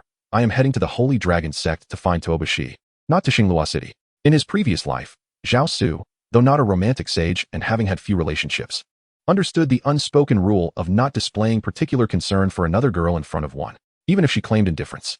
Are you reluctant to see Zhu Qing? Or are you merely afraid of provoking my anger by avoiding the topic? Neither. We still have matters to attend to. And now is not the time to seek Zhu Qing. Humph. Ning Rongrong snorted softly and reached out to grasp Zhao Su's ear. There isn't a good man among them. Do not think I am unaware of your thoughts. I truly have not given it much thought. The carriage moved swiftly. And as the carriages of the Yu clan were equipped with shock absorbers, the ride was quite smooth. 3 days later, Zhao Su and Ning Rongrong arrived at the Holy Dragon sect. Upon hearing of Zhao Su's arrival, Tuobashi personally came to greet him at the entrance, respectfully ushering him inside. Senior, I apologize for not receiving you properly. Please forgive my shortcomings. Tuoba sect master, you are too courteous. Upon entering the hall, Zhao Su continued to address Tuobashi. I have matters of utmost importance to discuss privately with you. Please have everyone else leave. Yes, everyone depart. No one is to enter without my summons. At Tuobashi's command, all present retreated, leaving only Zhao Su, Tuobashi, and Ning Rongrong in the room. Release your martial soul. Why? Just do it. And also unveil your 7th soul skill, the true form of your martial soul. Understood. Although Tuobashi felt a hint of confusion, he complied without question, releasing his evolved Kuei dragon martial soul. Its entire form was black, resembling a dark dragon with a single leg, powerful and imposing. Chapter 96, the second guardian dragon, Kuei Dragon. As Tuobashi unleashed his 7th soul skill, the true form of his martial soul emerged, seemingly coming to life with an increasingly formidable presence. Detected. One of the complete guardian 9 dragons, Kuei Dragon. Do you wish to absorb it? As the true form of the Kuei Dragon appeared, the system's voice resonated in Zhao Su's ears. Zhao Su, without a moment's hesitation, chose to absorb the energy. Subsequently, the system conjured an enormous hand which, without any warning, reached out towards Tuobashi. Upon seeing this, Tuobashi instinctively prepared to retaliate. But Zhao Su's voice echoed, do not resist. Tuobashi vividly recalled the formidable strength Zhao Su had previously displayed, and upon hearing his command, he forcibly suppressed his urge to fight back, allowing the colossal hand to envelop both him and the Kuei Long. Tuobashi was engulfed by an excruciating sensation as if his very soul was being wrenched from him. Every bone in his body feeling as though it were fracturing one by one. Unable to contain himself, he cried out in agony. At the same time, his soul power began to circulate autonomously within him, attempting to combat the terrifying aura emanating from the massive hand. However, Tuobashi soon realized that his soul power, before such an immense force, was akin to a mere child standing before a giant, utterly ineffective. After approximately 5 minutes, the agonizing sensation of shattered bones gradually faded, replaced by a warm current flowing into his fractured bones, knitting them back together. This warm essence coursed through his meridians, ultimately converging in his dantian. At the moment this warmth fused with his soul power, it ignited his entire being, significantly enhancing his soul power until it reached the level of a 94th rank title Douluo, perhaps due to the infusion of this warmth. The intensity of Tuoba Shi's soul power received a substantial boost. He felt an unprecedented sense of strength, transforming the pain from his broken bones into a feeling of bliss. Once the gigantic hand re-entered Zhao Su's body, Tuoba Shi had already recovered. His Kuei Long martial spirit appeared unchanged, yet Zhao Su sensed a profound alteration. At that moment, Tuoba Shi's Kuei Long possessed merely a fragment of the true Kuei Long's essence, no longer the embodiment of a complete soul. On the Douluo continent, all beast martial spirits are but a sliver of their true forms. Thank you, Master. Tuoba Shi is willing to toil for you, becoming your loyal servant. Tuoba Shi approached swiftly, without a trace of hesitation, and knelt before Zhao Su, his address having shifted. However, Zhao Su remained with his eyes closed, radiating a dark luminosity. Entirely oblivious to Tuoba Shi's words, witnessing Tuoba Shi's kneeling form, he dared not rise, waiting for Zhao Su to awaken. At this moment, after the complete absorption of the Kuei Long soul, the divine consciousness within Zhao Su's golden pool had become increasingly potent, the white radiance emanating from the bone dragon intensifying. When the Kuei Long soul entered the golden pool, a formidable divine consciousness radiated from Zhao Su. Tuoba Shi, kneeling before him, felt this overwhelming aura and immediately prostrated himself. Pressing his body to the ground, too intimidated to lift his head, his entire body began to tremble uncontrollably. Zhao Su's divine consciousness had reached a terrifying peak, teetering on the brink of the divine monarch realm. When Zhao Su finally opened his eyes, a fleeting golden gleam flashed within them, only to be swiftly contained as he suppressed his aura back to the level of a soul sage above 70. What is the meaning of this, Sect Master Tuoba? Please, rise. Zhao Su lowered his gaze to the prostrate Tuoba Shi, urging him to rise.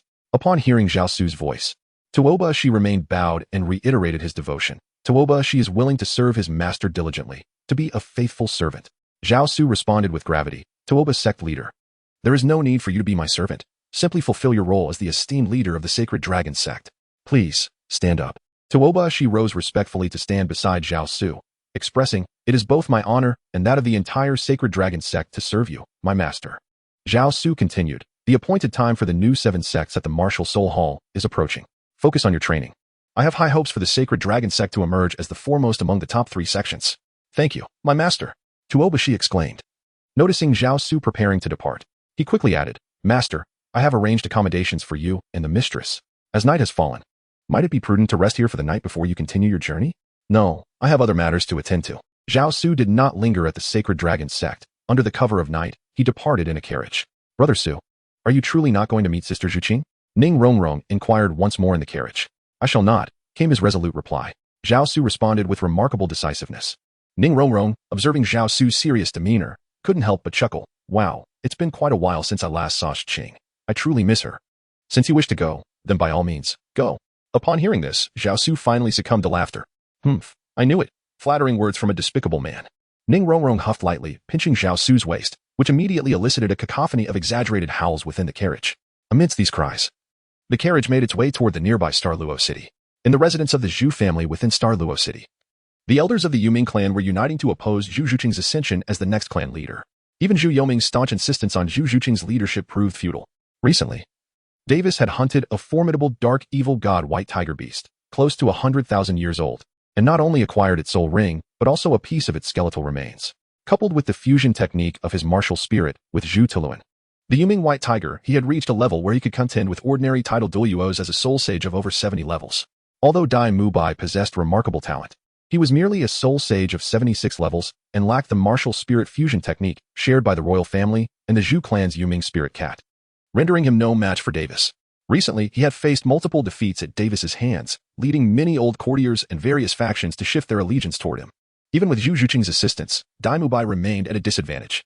At this juncture, Zhu Yuming announced his intention to expedite Zhu Zhuqing's succession as the leader of the Yuming clan, which immediately sparked opposition from the clan elders. The faction led by Zhu Yuming clashed with that of the Grand Elder, both sides refusing to yield. After several days of heated debate, no resolution had been reached. Zhu Zhuqing has violated the family oath and is thus unworthy of leading our Yuming clan. Furthermore, Dai Mubai may not even become the future emperor. The Grand Elder asserted coldly. Chapter 97, Standing Up for a Good Sister Grand Elder. Must our Yuming clan remain subservient to the royal family of the Douluo Empire to wield power? Zhu Yuming, tall and clad in a flowing black robe, sat at the head of the table, his voice commanding authority as he retorted. For centuries, our Yuming clan has thrived alongside the Dai family. Do you wish to destroy us? Humph, perhaps not, the Grand Elder scoffed. Zhu Yuming, are you truly willing to oppose the entire clan for this unfilial daughter? I, as the Grand Elder, have the right to impeach you as clan leader. At that moment, an individual claiming to be Zhao Su sought an audience. What? Zhao Su? Let him in. Zhu Yuming and the Grand Elder spoke simultaneously, their words carrying entirely different connotations, leaving the messenger momentarily perplexed. Sister Su. Upon hearing Zhao Su's name, Zhu Zhuqing sprang to her feet, disregarding the Grand Elder as she dashed toward the door. Zhu Yuming fell silent, settling back into his seat, realizing that with Zhao Su's presence, he need not fear the Grand Elder's faction. Grand Elder, this Zhao Su is the man Zhuqing found. He is a teacher from Shrek Academy. A middle-aged man, resembling Zhu Yuming, leaned closer to the Grand Elder. This man was Zhu Yuming's younger brother, Zhu Yusui, a staunch ally of Davis, wagering all his chips on Zhu Tuluan. If Davis were to become the emperor of the Star Luo Empire and Zhu Tuluan the empress, he could usurp Zhu Yuming's position as the new power wielder of the Yuming clan.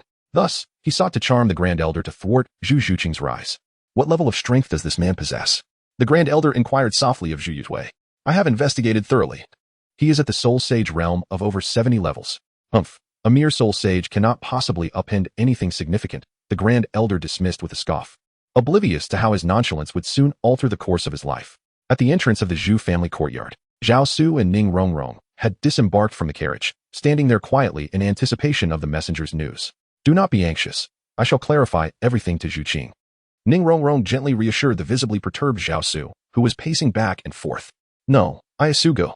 Before Zhao Su could finish speaking, a voice tinged with excitement from Zhu Qing interrupted, and then a figure lunged directly into Zhao Su's embrace, with arms wrapped tightly around Zhao Su.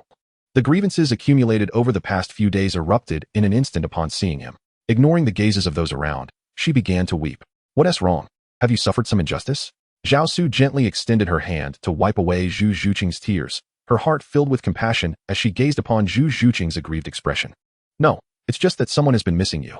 Zhu Zhuqing ceased her weeping, clinging tightly to Zhao Su, unwilling to part for even a moment.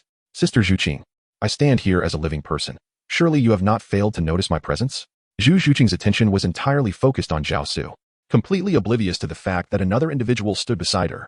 It was not until Ning Rongrong spoke that Zhu Zhuqing finally noticed her. Rongrong? Zhu Zhuqing quickly wiped her tears away and turned her gaze to Ning Rongrong, who, having absorbed the head soul bone of the mirror beast, appeared even more radiant and ethereal after the impurities within her soul had been purged by the chaotic white flame. I apologize, Rongrong, I was overly emotional. Let us hurry inside and discuss. With that, Zhu Zhuqing took Ning Rongrong's hand and turned to enter the Zhu family mansion.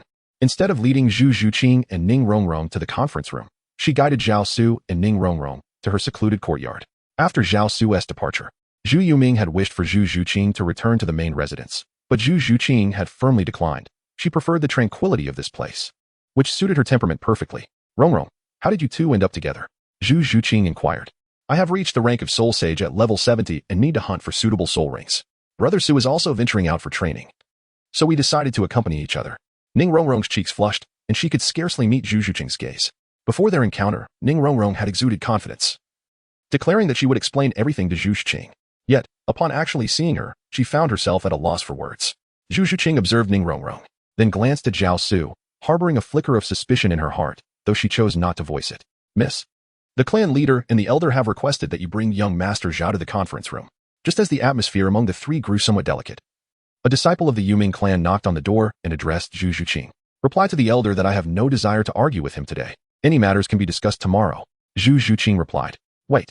Ning Rongrong interjected, calling out to the messenger. What is there to fear? If he refuses to listen, simply give him a good thrashing. Ning Rongrong said with a playful grin, shaking her small fist at Zhu Zhuqing. Zhu Zhuqing, well acquainted with Ning Rongrong's true nature, recognized the fierce spirit hidden beneath her seemingly innocent exterior. The messenger, upon hearing Ning Rongrong's words, cast a few incredulous glances her way. Yet his expression betrayed a clear disdain for her. Come, let us go together.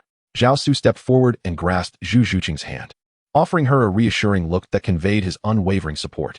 Upon meeting Zhao Su's gaze, Zhu Zhuqing's previously tumultuous heart gradually found tranquility. Without a hint of hesitation, she and Ning Rongrong proceeded towards the conference hall.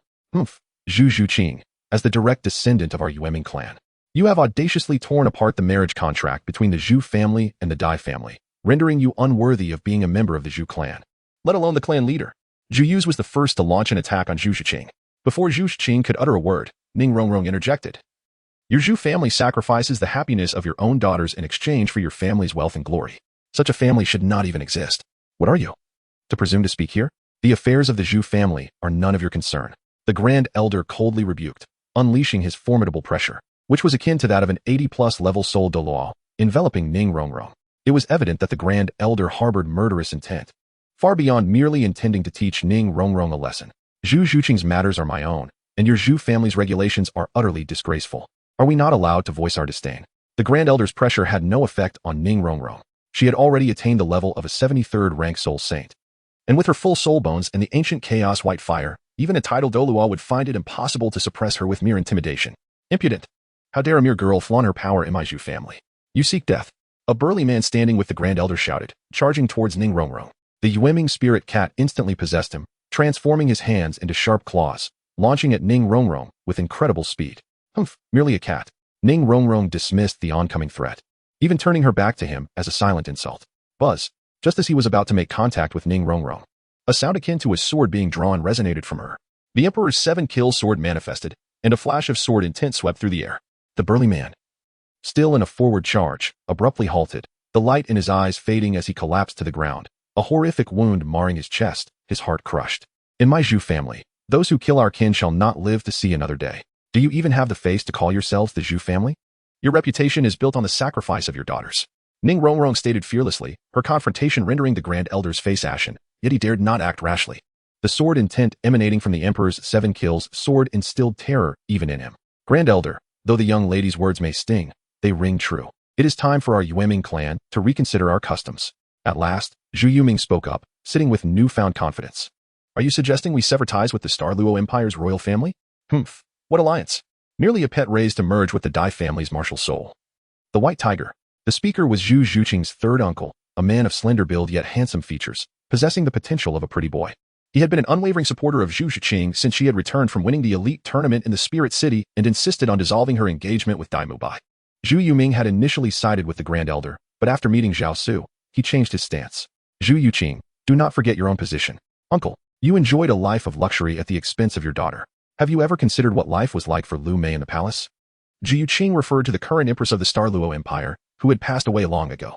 Historically, the empresses of the Luo Empire often succumbed to illness shortly after giving birth, leading to their untimely deaths. It was clear that the royal family sought daughters from the Zhu family merely as vessels for heirs, building their reputation upon the graves of their women. This is their destiny. As daughters of the Zhu family, they must bear such a burden. Nonsense. You, old man, are a waste of good rice. Ning Rongrong, having learned of the Zhu family's peculiar customs from Zhu Zhuqing, was now fully aware of the conversation between Zhu Yuqing and the Grand Elder. Her fury erupted. She extended her right hand, summoning the Emperor's 7 kills sword into her palm.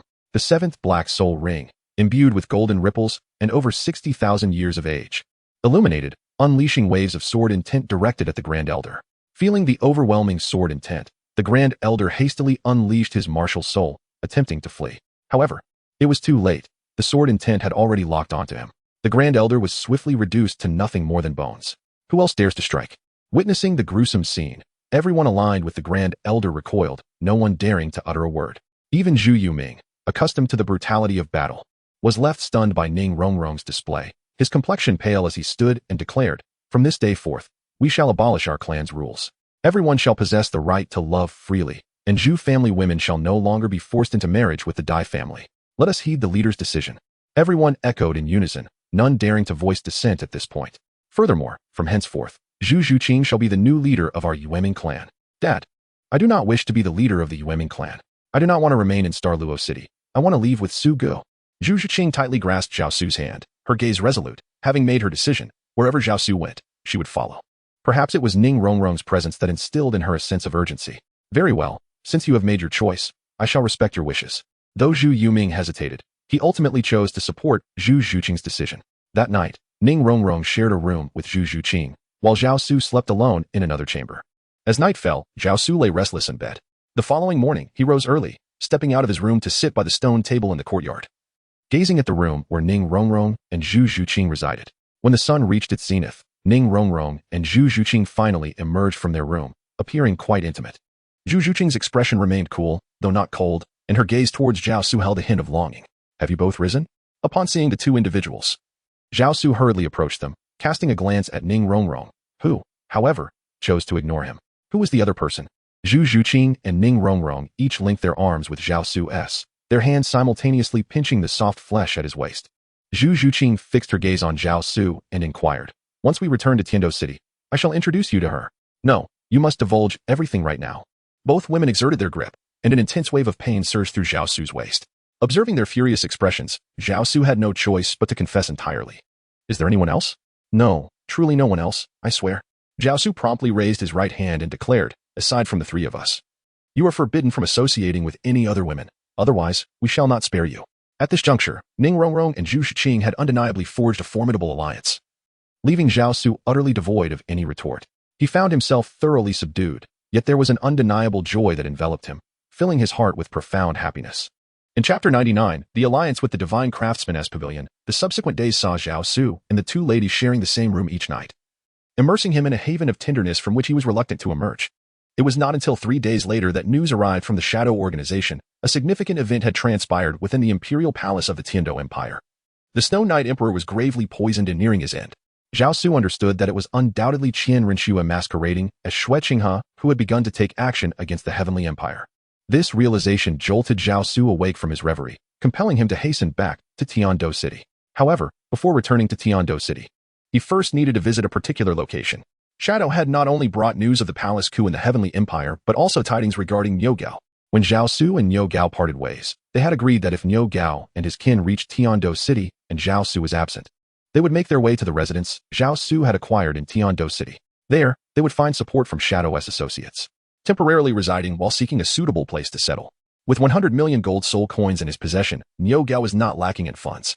He also remembered his promise to Zhao Su to find exceptional blacksmiths for the Holy Angel Chamber of Commerce. Although few could rival the craftsmanship of the forging clan on the Douluo continent, there were still some. The majority of superior blacksmiths could be found in the city of Gingxin within the Metal City. Thus, without any delay, after arranging for his kin, Niu Gao set off for Gingxin City, simultaneously informing Shadow's people. Upon receiving the news, Zhao Su hesitated no longer. He met privately with Zhu Yuming, leaving her with numerous powerful hidden weapons for self-defense in times of peril. Zhu Zhuqing had also resolved to accompany Zhao Su on his journey. "Brother Su, what is our purpose in going to Gingxin City?" Ning Rongrong inquired, somewhat perplexed, as they sped towards Gingxin City in their carriage. Niu Gao should have already arrived at Gingxin City. We must reach there before Tang San does. Otherwise, should he arrive first, it would become exceedingly difficult for us to locate skilled blacksmiths. 6 days later, the trio arrived at Gingxin City. It was evident that Niu Gao had received the news, as he was already waiting at the city gates when Zhao Su's carriage appeared. Upon boarding the carriage, Niu Gao's expression was grim. "What troubles you, brother Niu?" Zhao Su asked. "Alas, Zhao, we have arrived too late. Lu Gao has already been taken into the Tang clan by that Titan old gorilla. Are there no other divine craftsmen besides Lu Gao?" Although Zhao Su felt a twinge of displeasure, he regarded the matter as not particularly significant. In this vast land, there existed only 3 divine craftsmen: the president of the Blacksmith Association, Lu Gao, the vice president, Titan, and Tang Hao. At this moment, all 3 divine craftsmen had joined the Tang sect. Could we cultivate a divine craftsman ourselves? While it is indeed possible, the time required is immeasurable, and divine craftsmen are not easily nurtured. Over the years, only 3 have emerged. Therefore, we do not require a divine craftsman. We merely need blacksmiths capable of crafting concealed weapons and gold and silk armor according to my designs. This is feasible, and I can manage it. Although Niu Gao assured Zhao Su that finding blacksmiths to produce concealed weapons and gold and silk armor would not be an issue, he still appeared somewhat disheartened. Alas, if only we had a divine craftsman, we would not need to concern ourselves with these matters. Is there truly no chance? The opportunity seems bleak. Lu Gao and Titan share a strong bond, and having already pledged his word to Titan, I suspect he will not easily waver. In that case, let us proceed directly to the Blacksmith Association to meet Lu Gao. I shall speak with him personally. It appears we have no choice but to give it a try. After Niu Gao spoke, he fell silent, directing the carriage driver towards the headquarters of the Blacksmith Association. Upon their arrival at the headquarters, they coincidentally encountered Tang San, Titan, and Oscar emerging from within. Judging by their expressions, they seemed to be in good spirits. "I am Niu Gao, the clan leader of the Yu family, seeking an audience with Lu Gao, the divine craftsman and president of the Blacksmith Association." Once Tang San and the others departed, Niu Gao disembarked from the carriage and approached the association. Soon, he waved to Zhao Su, indicating that Lu Gao had agreed to meet with them. Rong, Zhuqing, you two wait here for me. If you feel bored, feel free to explore a bit and see if anything catches your fancy. Rest assured, I have got this covered. My 7-treasure glaze tile sect possesses more than just auxiliary skills, Ning Rongrong confidently declared, patting her chest. Zhao Su nodded, disembarking from the carriage and making his way towards the headquarters of the Blacksmith Association. At this moment, he already harbored intentions, though these plans could only be enacted upon a true meeting with Lu Gao.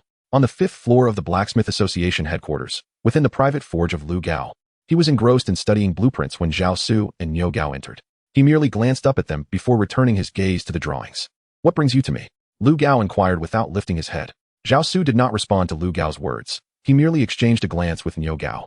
Then, with a smile gracing his face, he approached Lu Gao. Casually, he cast a fleeting glance at the partial blueprint of the rainstorm pear blossom needle held in Lu Gao's hand. This blueprint, though exquisite, appeared to be somewhat incomplete. Do you also possess knowledge of the art of forging? As soon as Zhao Su's words left his lips, they instantly piqued Lu Gao's interest, prompting him to take a genuine look at Zhao Su for the first time. The torrential rain and pear blossom needles, if you desire. I can provide you with the complete blueprints, along with a comprehensive introduction. You possess the blueprints?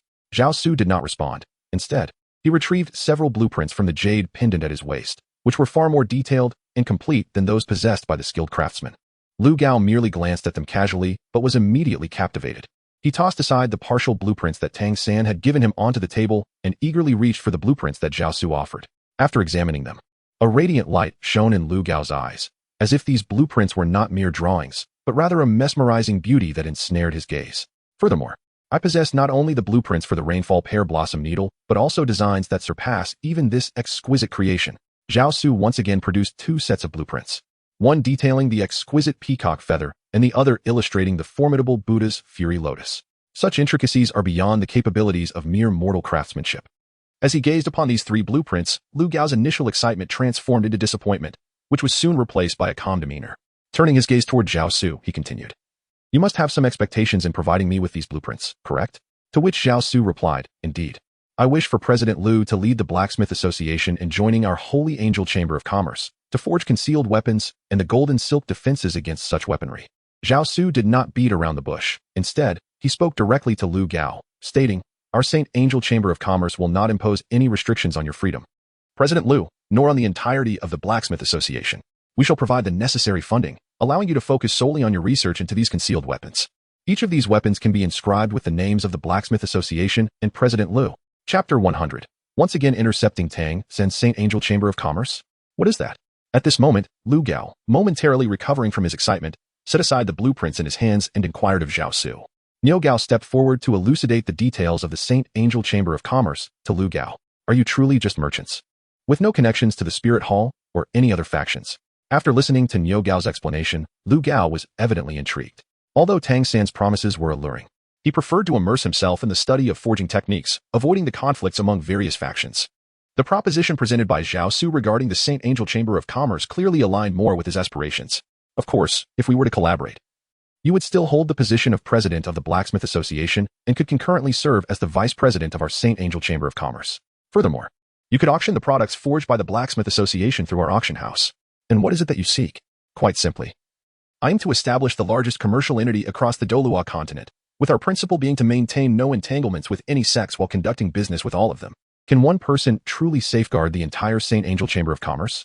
Brother Lu, you need not concern yourself with that. Just focus on your research into concealed weapons. We shall handle everything else. Provide me with all the blueprints and detailed explanations of the concealed weapons, and I shall agree to join your Saint Angel Chamber of Commerce. Ultimately, Lu Gao could not resist the allure of the exquisite concealed weapons. Naturally, besides these 3 most intricate concealed weapons, I possess dozens of various types that I can unconditionally give to you, President Lu. Dozens? That is merely an understatement, Zhao Su replied, casually producing several more blueprints.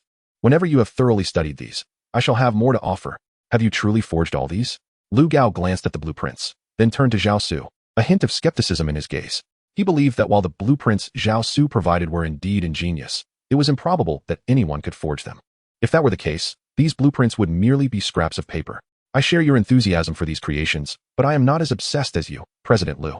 I have only crafted a few in my spare time. Zhao Su spoke as he produced the peacock feather and the torrential rain pear blossom needle.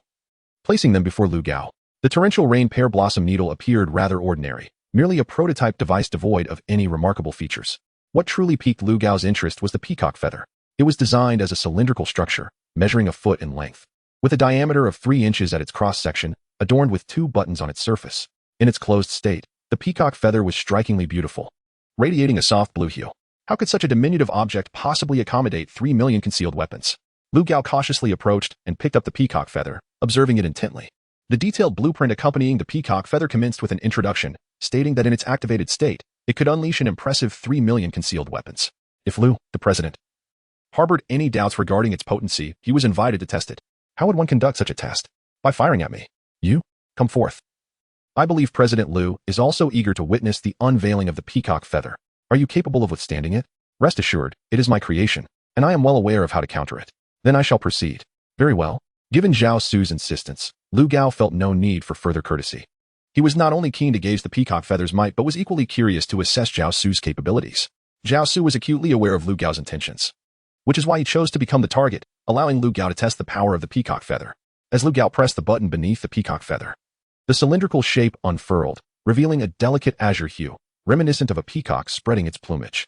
At the moment the peacock feather expanded, countless silver needles were instantaneously launched towards Zhao Su, enveloping the entire area within a 10-meter radius. Thus, escape was utterly impossible for Zhao Su. Clang, clang, clang.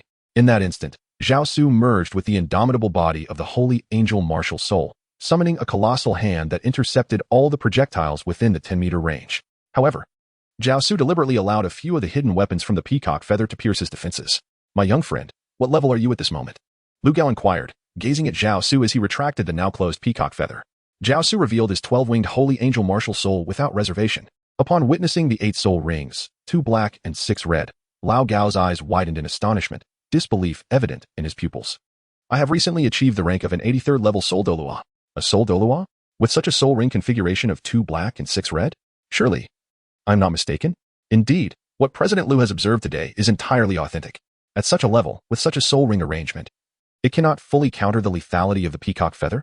Among the concealed weapons with which I am familiar, the peacock feather ranks merely 4th. Nonetheless, if employed unexpectedly, it could easily extinguish the life of a titled Douluo. Very well, I hereby pledge that from this day forth, my blacksmith association shall serve as a branch of your holy angel commerce, with all blacksmiths entirely at your command. In light of this, it seems we are now one family. I look forward to a fruitful collaboration, Brother Lu. Hearing the words from Lu Gao, Zhao Su finally let out a sigh of relief. With the assistance of Lu Gao and the Blacksmith Association's craftsmen, he could swiftly delve into the creation of a golden silk software capable of withstanding Tang San's Zhuge Divine Crossbow, rendering Tang San's hidden weapons utterly ineffective. As for the software to counter the peacock feather and the rainstorm pear blossom needle, Zhao Su had no intention of pursuing that. Firstly, it would be too labor-intensive. Secondly, even if given the opportunity, Tang San would not be able to produce many of those weapons, thus having minimal impact on the overall battlefield. Zhao Su then conferred with Lu Gao, deciding that the headquarters of the Blacksmith Association would still be located within Gangxin City, merely adding the emblem of the Holy Angel to its sign. The management of the Blacksmith Association's headquarters in Gangxin City would be entrusted to Lu Gao's eldest apprentice. Lu Gao would proceed to Tiando City with his other 2 apprentices and several master craftsmen to establish a branch of the Blacksmith Association. There, Lu Gao could focus solely on mastering the art of forging. Moreover, all items crafted by the Blacksmith Association's members would have priority for auction at the Holy Angel Chamber of Commerce, with all profits going to them without any fees deducted. Additionally, the Holy Angel Chamber of Commerce would allocate funds to provide these blacksmiths with a monthly salary of 10 gold soul coins. Such conditions and benefits are truly unparalleled across the continent. Beyond being the chairman of the Blacksmith Association, Lu Gao also assumed the role of vice president of the Holy Angel Chamber of Commerce, overseeing its forging department. The following day, when Titan and Tang San returned to the Blacksmith Association's headquarters in search of Lu Gao, they were informed by Lu Gao's eldest apprentice, Si Long, that Lu Gao had departed for Tiando City with his 2 apprentices and a dozen master craftsmen. Chapter 101. The Darkness of Tang San. Alas, I didn't expect Zhao Su to outmaneuver us again. Titan sighed upon hearing Si Long's words. Who exactly is this Zhao Su? Have you offended him in the past? No. His identity is quite mysterious. I only know that he likely has no connection to the Spirit Hall. Beyond that, I know nothing. Tang San's countenance darkened. Despite his ability to endure, repeated setbacks at the hands of Zhao Su had begun to fray his composure. Yet, Tang San was acutely aware that, given his current strength, neither the Spirit Hall nor Zhao Su was someone he could confront. Thus, he had no choice but to continue biding his time. What shall we do next? Titan sensed Tang San's turmoil and refrained from probing further, instead inquiring about their next course of action. We must return to Tiando City. We have lost our leverage here. Now, we must focus on the Tiando royal family. Would the Tiando royal family truly stand against the Spirit Hall? They have no other choice. If the Spirit Hall's power continues to grow, the Tiando Empire and the Star Luo Empire will lose their dominance and may even be completely eradicated by the Spirit Hall. For their own survival, they will have to resist. That is a valid point. And what of the Seven Treasure Glazed Tile sect? Titan understood that Ning Rongrong's relationship with Zhao Su was anything but ordinary. Although the Seven Treasure Glazed Tile sect had enmity with the Spirit Hall, one could never predict how Ning Rongrong would influence Ning Fingji, who had always doted on his daughter. Should Ning Rongrong persuade Ning Fingji to abandon his quest for vengeance, it would spell disaster for Tang San and his companions, as much of their funding came from the Seven Treasure Glazed Tile sect. We must swiftly resolve our funding issues to prevent the Seven Treasure Glazed Tile sect from abruptly withdrawing their support. We need to devise a contingency plan. What solutions do you propose? That remains to be seen. Tang San's cunning was far more ruthless than he let on. When others could assist him, he would employ any means to win them over. Yet, should they cease to be of use, he would not hesitate to discard them. Furthermore, he trusted no one completely. Not even Tang Hao or his so-called second father, his master, whom he viewed more as a tool than a confidant. This mindset was a habit cultivated in his previous life. The so-called Tang sect was merely a third-rate sect relying on poison and hidden weapons. All its means unworthy of being placed on a grand stage. In his past life, Tang San had merely been an outer disciple of the Tang sect. The reason he sought to establish the Tang sect in Douluo continent, claiming it was to combat the Spirit Hall's brutality and to avenge all sects harmed by them, was in truth nothing more than a means to fulfill his own ambition, to become the true master of the Tang sect. The rest were merely stepping stones in his quest. As Lu Gao had already departed Gangshin City with his disciples and most of the materials had been procured, there was no time to waste. They began their swift return to Tiando City. Xiao, I speak the truth. In the clan of the Dragon Rising City, the chubby one witnessed it himself. Rongrong and Zhao Su have indeed become an item. I advise you to abandon all hope. In the carriage, Tang San spoke to the grim-faced Oscar, ostensibly offering consolation but actually seeking to sow discord between Oscar and Zhao Su.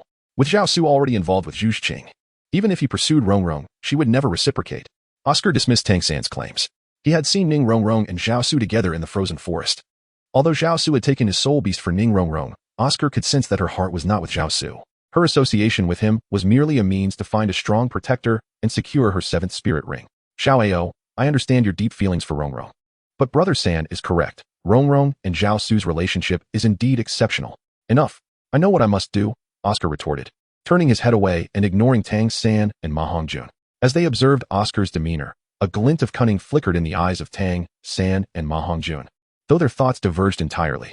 When Zhao Su, Ning Rongrong, Zhu Qing, along with Niu Gao and Lu Gao, returned to Tiando City, Niu Gao's son, Niu Ben, was already waiting at the city gate to greet them. Father, Senior Zhao, I have already selected the location for our Holy Angel Chamber of Commerce headquarters and have purchased the land. Construction is underway and should be completed in about a month. Excellent. Niu Deji's efficiency is truly commendable. From now on, you need not call me Senior. Simply refer to me as Zhao Su. Zhao Su was quite satisfied with the efficiency of Niu Ben's work.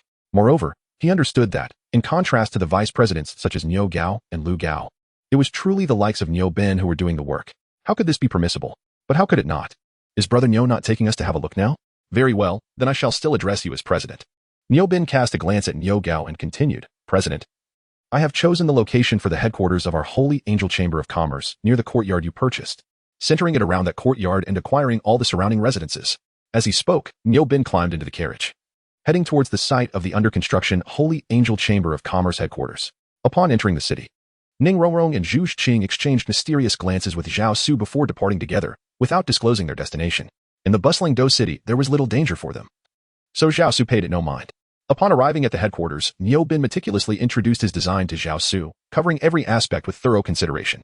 Lacking expertise in these matters, Zhao Su entrusted everything to Niu Ben, albeit with one stipulation, to establish a specialized forging facility for Lu Gao and the master blacksmiths he brought along, constructed entirely according to Lu Gao's specifications. Naturally, Niu Ben did not refuse this request and, without further inquiry, joined Lu Gao to discuss the setup of the forging area. Master, clan leader Yang and his kin have arrived. At that moment, a member of the shadow spoke respectfully to Zhao Su as he entered the room. Ah, please come in. With that, Zhao Su and Niu Gao rose to greet their guests. With the arrival of Yang Wudi, all members of the Holy Angel Chamber of Commerce had gathered, awaiting the completion of the construction to officially unveil the sign of the Holy Angel Chamber of Commerce. Zhao Su was acutely aware that he could not remain in this place indefinitely. To prepare for any eventuality, he entrusted Yang Wudi with a papal decree. Should anyone from the Spirit Hall dare to cause trouble, they were to present the decree. If they persisted in their defiance, irrespective of their identity, they were to be slain without hesitation, leaving the aftermath for Zhao Su to manage. Chapter 102. Tang Yuewa, Ning Rongrong. and Zhu Zhiqing, once the accommodations for everyone were temporarily arranged, Zhao Su departed from the location. He intended to meet Zhang Ying to inquire about the final fragment of the nine-winged dragon's remains and the recent upheavals within the Tiando Imperial Palace. Master. As Zhao Su strolled leisurely down the bustling street after leaving the construction site of the Holy Angel Chamber of Commerce, a voice echoed behind him. Soon, Zhang Ying, shrouded in a dark cloak, appeared at his side.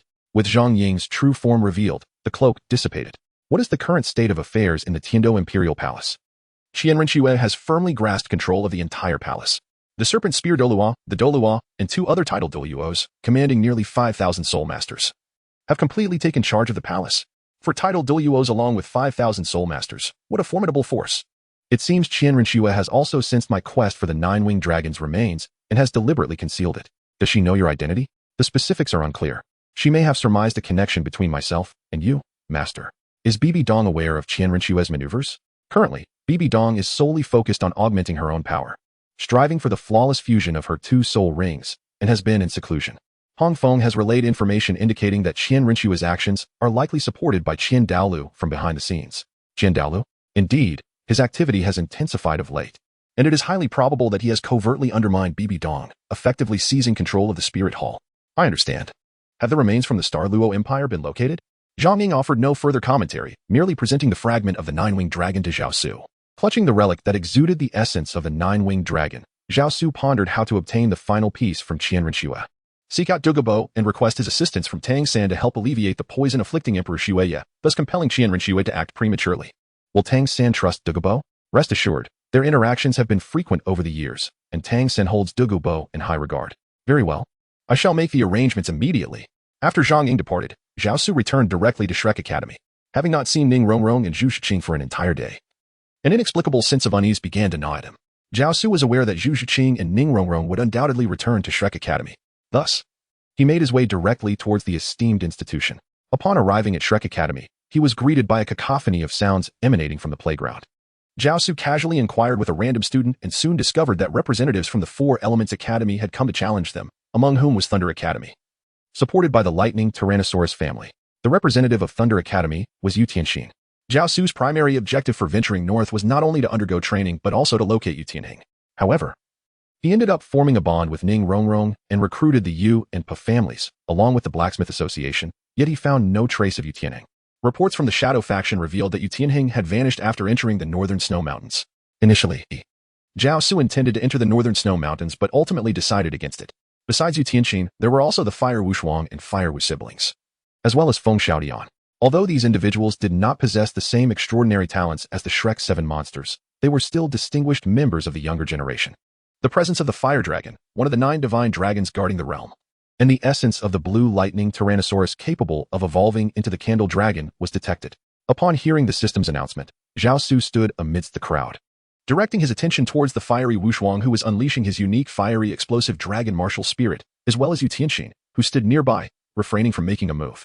Zhao Su's lips curled into a smile, as he silently contemplated his plans. At present, apart from the Bone Dragon and the Kuei Long he had already acquired, he had also gleaned clues regarding the Golden Holy Dragon summoned through the martial soul fusion technique of Master Flanders and the duo of Lu Erlong and Long San. Additionally, there was the Candle Dragon, evolved from the Blue Electric Tyrant Dragon family. He had gathered 8 fragments of the 9-winged Ing Long's remains, with only 1 final piece remaining. Furthermore, there was the potential evolution of the Fire Wushuang's uniquely horned fire explosive dragon into a fire dragon. However, he was still lacking any clues regarding the last 3, the White Dragon, Blue Dragon, and Sea Dragon.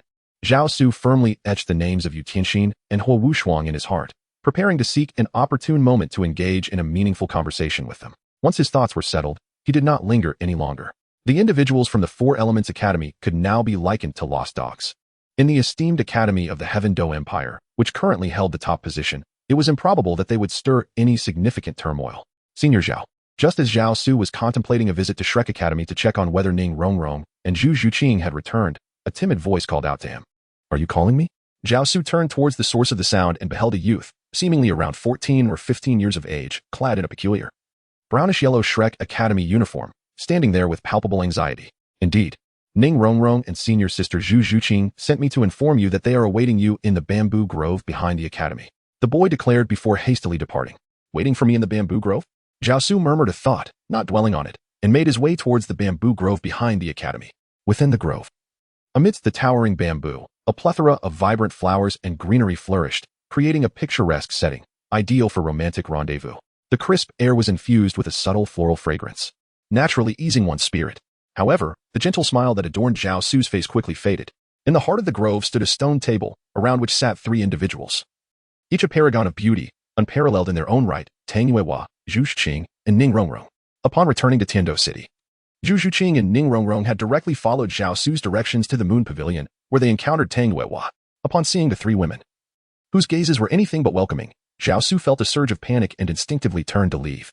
At that moment, Tang Yuehua acted, her movements so swift they appeared almost instantaneous, as she materialized before him. "Zhao Su, where do you think you're going?" she inquired, hands on her hips, her tone laced with playful sarcasm. "Nothing much, just feeling a bit hungry. Thought I might grab a bite," he replied, attempting nonchalance. "Still thinking about food? Come here," Tang Yuehua asserted, playfully tugging at Zhao Su's ear and leading him to the stone table, urging him to take a seat. "Since you're all here, there's no need for introductions." Zhao Su's demeanor shifted to seriousness as he declared, "I swear, each of you is my greatest love. I would willingly give my life for each of you." The 3 women simultaneously let out a mocking hum, their expressions locked in a shared skepticism that left Zhao Su's heart racing. However, under the weight of his earnest declaration, they soon succumbed to laughter, acknowledging one another as close sisters, inadvertently rendering Zhao Su the odd one out. Observing their camaraderie, a blissful smile crept onto Zhao Su's face. "Madam." Just as Zhao Su pondered his sleeping arrangements for the night, a voice snapped him back to reality. The 4 turned towards the source, spotting Steward Odd, who stood a short distance away, respectfully addressing Tang Yuehua. Upon seeing Odd, Tang Yuehua's smile faded, her previously approachable demeanor transforming into one of imperious nobility. At that moment, her soul power had surged to the realm of a Soul King, level 53, and the aura emanating from her noble field grew increasingly formidable. "What is it?" She gestured for Odd to approach before inquiring. "Madam, news from the palace indicates that Emperor Xie is gravely ill, and it seems the palace has fallen under someone's control." Being a place where the nobility of the Tiando Empire learned etiquette, the Moon Pavilion naturally had its own network of informants within the palace. Moreover, during her youthful expeditions, Tang Yuehua had once traversed alongside Prince Xueye. After ascending the throne, Xueye had pursued Tang Yuehua, even proposing to make her his empress, but she had declined. Though they could not unite as husband and wife, Emperor Xueye had always held a fondness for her. Sensing a threat, he had dispatched a secret message to Tang Yuehua, along with an imperial edict, warning her that should he meet an unnatural demise, she should use the edict to ally with the 7-treasure glazed tile sect and Prince Xuexing to dethrone Xueqinghe in favor of Xuebing. Although Emperor Xuye's soul power was not particularly high, his royal strategies were unparalleled. "What?" Tang Yuehua frowned upon hearing Odd's words, glancing at Zhao Su. It appears Xuye's suspicions regarding Xueqinghe were indeed justified. "You were aware that Xueqinghe posed a threat? 3 months ago, Xueye sent me a secret message and an imperial edict." Tang Yuehua recounted all the details to Zhao Su. At this moment, Zhao Su had become her most trusted confidant. There was no need for her to conceal anything from him. "Let us head to the palace at once," Zhao Su declared, then turned to Ning Rongrong and Zhu Xuqing. "Rongrong, you and Zhu Qing must go to the 7-treasure glazed tile sect and persuade sect master Ning not to venture into the palace. Rest assured, I know exactly what to do," Ning Rongrong affirmed with a nod, before departing with Zhu Xuqing towards the 7-treasure glazed tile sect. Zhao Su's actions were merely a precaution. He did not wish for Ning Fingji to be embroiled in the conflict between the Heavenly Dou Empire and the Spirit Hall. They set off. Subsequently, Zhao Su and Tang Yuehua returned to Yuexian, retrieving the confidential letter and the imperial decree before seeking out Yang Wudi. Renowned for his exceptional alchemical skills, Yang Wudi possessed an intimate knowledge of various poisons. In the original narrative, it was Yang Wudi who cured the Snowy Night Emperor of his poison. Thus, Zhao Su called upon Yang Wudi once again. The Snowy Night Emperor could not perish at this juncture. Should he pass away, internal strife would inevitably erupt within the Heavenly Dou Empire, whether it be under the reign of Xueqinghe or Xuepeng. This would severely weaken the empire, and the Spirit Hall would certainly seize the opportunity. Zhao Su was not prepared for the Spirit Hall to initiate war so prematurely. Ever since the last time the system had uttered its enigmatic words to him, Zhao Su had been unable to find peace of mind. He had initially believed that by gathering the 9 divine dragons of protection and completing the tasks assigned by the system, he could ascend to divinity and perhaps return to his original world. However, upon further reflection, he began to suspect that the tasks and demands placed upon him by the system rendered him nothing more than a pawn, manipulated by unseen forces. He even began to doubt whether, upon assembling the 9 divine dragons, he would simply become obsolete, a discarded piece in the system's grand scheme. Yet, at present, Zhao Su had no alternative but to adhere to the tasks set before him, while simultaneously formulating his own plans and strategies. Consequently, he no longer pursued the quest for the 9 divine dragons with the same fervor as before. In fact, he deliberately slowed his progress. Upon arriving at the palace, Zhao Su, Tang Weihua, and Yang Wudi found it eerily silent, devoid of any palace maids or eunuchs, save for the patrolling guards. As they approached the grand hall where the Snowy Night Emperor resided, they encountered Tang San, alongside Master, Flinder, Lu Erlong, and the poisoned Douluo, Dugabo, who were currently in a standoff with Shue. Tang San's party insisted on entering the hall to meet the Snowy Night Emperor, yet Shue vehemently refused. In fact, Shue attempted to persuade Tang San to join the Spirit Hall, when Tang San proposed 2 conditions. The first being the execution of all those from the Spirit Hall who had hunted down Xiao Wu, including Zhu Douluo and Gui Douluo. Shue immediately acquiesced without hesitation. Zhao Su, having overheard this exchange, could not help but let out a cold laugh, directing his gaze at Shue, contemplating how, indeed, she was the daughter of the secret room Douluo, exhibiting the same ruthlessness as her father, willing to employ any means to achieve her ends. Shue, even with Qian Daoliu's support, could not dictate terms for the Spirit Hall. Upon hearing Zhao Su's voice, Shue eyes narrowed, and her companions, the serpent spear and the porcupine fish Douluo, displayed subtle signs of unease. Tang San's expression darkened upon seeing Zhao Su, who had consistently thwarted his plans. Appearing once more at this critical juncture when he had finally allied himself with the formidable Snowy Night Emperor. What I do is none of your business, Shue retorted. Having infiltrated the Heavenly Dou Empire since the age of 9, meticulously planning for over 20 years, pouring all her efforts into this endeavor, failure was not an option. Thus, she had mobilized 3,000 soul masters from the Spirit Hall, combined with those under her command within the Heavenly Dou Empire, amassing a formidable force of 5,000. Most crucially, aside from the serpent spear and porcupine fish Douluo, she had also enlisted the aid of 4 high-ranking offerings from the Spirit Hall, each a super Douluo of level 95, with the second offering, the golden crocodile Douluo, reaching an astounding level of 98, making him the second most powerful figure in the Spirit Hall after Qian Daoliu. Therefore, Shue was resolutely determined to ensure the success of this operation. Furthermore, she was deliberately stalling for time. The longer she delayed, the deeper the Snowy Night Emperor's poisoning would become. Once the poison reached an uncontrollable state, even divine intervention would prove futile. Chapter 104, The Final Choice of the 7 Treasures Glazed Tile School Shue. You are neither Shue nor the son of the Snowy Night Emperor. Thus, even if the Snowy Night Emperor were to perish, you could never inherit the throne. At this moment, Tang Weihua interjected, unfurling the handwritten letter from the Snowy Night Emperor for Shue to see, simultaneously presenting the imperial decree. And what of it? As long as I eliminate all of you, who will know my secrets? Shue, now utterly deranged, understood that failure this night would render her 20 years of effort utterly wasted. She had calculated everything, yet she had overlooked Tang Weihua. To her astonishment, despite her stringent surveillance, the Snowy Night Emperor had managed to send out a confidential letter. Kill them. Leave no one alive. With Shue his command. The serpent spear and porcupine fish Douluo acted without hesitation, while the surrounding soul masters charged towards Zhao Su and his companions. Zhao Su refrained from striking. Instead, he reached out and embraced Tang Weihhua's waist, swiftly retreating to a secure location, where he could observe the unfolding conflict from a distance. Yang Wudi did not withdraw. Ever since Zhao Su had remedied the flaws in his martial spirit, he had longed to find an opponent to test the potency of his newfound strength. Zhao Su is exceptionally formidable, leaving no opportunity for his opponent. Although Niu Gao possesses a similar level of prowess, he inherently pales in comparison to Zhao Su, rendering any competition unnecessary. It is indeed a rare occasion to encounter a titled Douluo, and now, fortuitously, several have come into view, especially those who can engage without the peril of losing their lives. Thus, Yang Wudi seized the moment, unleashing his full potential. Grasping the soul-breaking spear, which emanated black flames, he charged towards the porcupine Douluo. Su, are you not going to intervene and assist them? Tang Weihua inquired of Zhao Su. There's no rush. Let them engage for a while.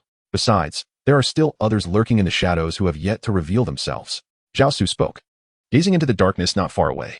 It was indeed the 4 guardians of the Spirit Hall. Second guardian, should we not take action? A man, strikingly handsome, perhaps even more so than some women, addressed the tall golden crocodile Douluo. Do not rush. The great guardian has specifically instructed that this is not the time to provoke Zhao Su. The exceptionally beautiful man was none other than the 3rd guardian, Qingwan Douluo. He looked towards the battlefield, observing the gradually faltering Shima Douluo and sighting Douluo under siege, his expression darkening. He was utterly perplexed by the decisions of Qian Daoliu and Golden Crocodile Douluo. It was bewildering to him that a mere Zhao Su, who had yet to take action and merely stood there, could instill such hesitation in 4 super Douluos, all above level 95. The thought of this spreading could only be seen as a tremendous joke. At that moment, Tang San and Shue had also engaged in battle. Shue was a few years older than Tang San and possessed a slightly higher soul power. However, with the assistance of the 8 spider lances and the killing god domain, Tang San gradually gained the upper hand, suppressing Shue. Forced to respond, Qinghe unleashed his angel domain, which slowly shifted the tide of the battle. When Tang San revealed his Haotian hammer, its fusion with the killing god domain unleashed the secret technique of the Haotian sect, the chaotic cloak hammer method. The 91st strike shattered Qinghe's angel domain, sending him flying. However, Tang San also suffered significant damage in the process. I never expected you to be so formidable. My admiration for you only grows. Here, I offer you one last chance. Pledge your loyalty to the Spirit Hall. Impossible, Tang San replied firmly. Qinghe snorted coldly, and the two resumed their fierce clash. Soon, both were left grievously wounded. Qinghe's face turned pale as he coughed up blood. The Shima Douluo, entangled by Douluo, noticed this and disregarded everything else, bursting forth to repel Douluo and swiftly headed towards Qinghe. Yet, he was quickly ensnared once more by Douluo. At that moment, hidden in the shadows, Golden Crocodile Douluo could no longer contain himself, for if Qinghe, who was also Qian Renxue, were to meet with misfortune, he would have no explanation for Qian Douluo upon returning to the Spirit Hall. With the arrival of the 4 Super Douluos, each above level 95, the situation was instantly reversed. Yang Wudi was easily repelled by the twin brothers Qianjun and Jiangma, had it not been for Zhao Su's covert assistance. Yang Wudi would have perished under their dragon pattern sticks. Both Qianjun Douluo and Jiangma Douluo sensed a formidable divine presence enveloping them, and thus refrained from pursuing Yang Wudi further. Sensing the dire turn of events, Douluo hastily extricated himself. In the end, only Tang San, Master, Flinder, and Lu Erlong remained on the battlefield.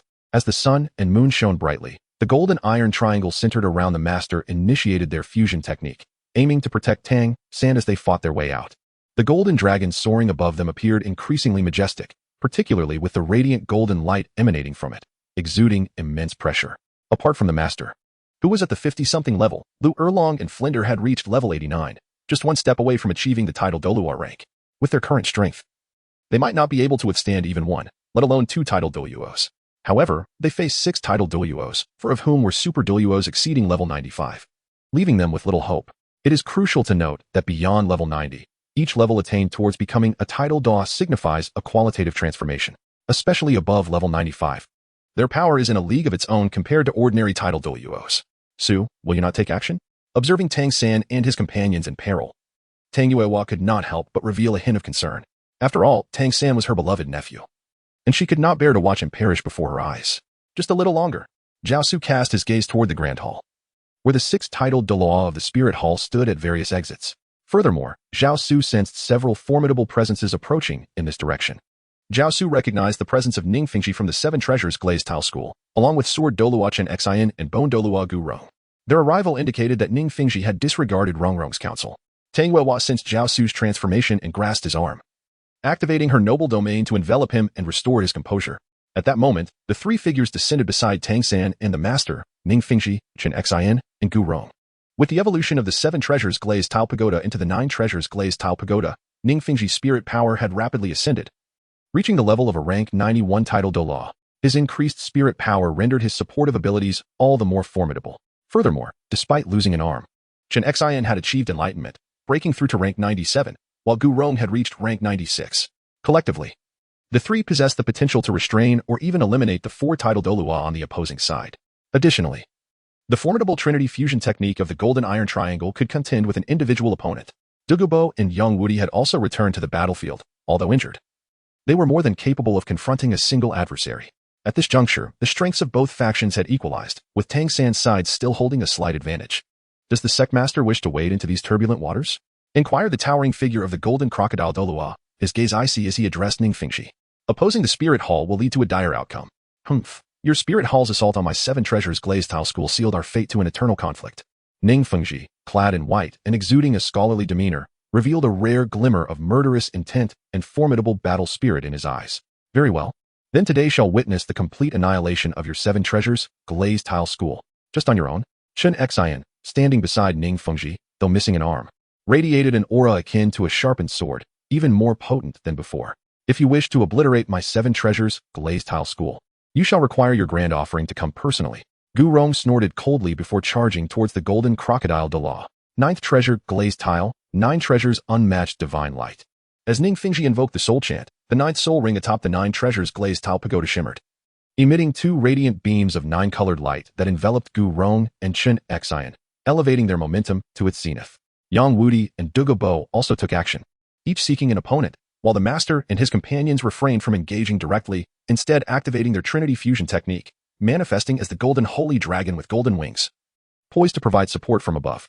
Despite his single arm, Chun Xian wielded a sword that emanated a chilling light, engaging in a fight without defense, striking with life on the line. With the assistance of Ning Fengji's unmatched divine light, they momentarily held the upper hand against the golden crocodile Douluo and the azure phoenix Douluo.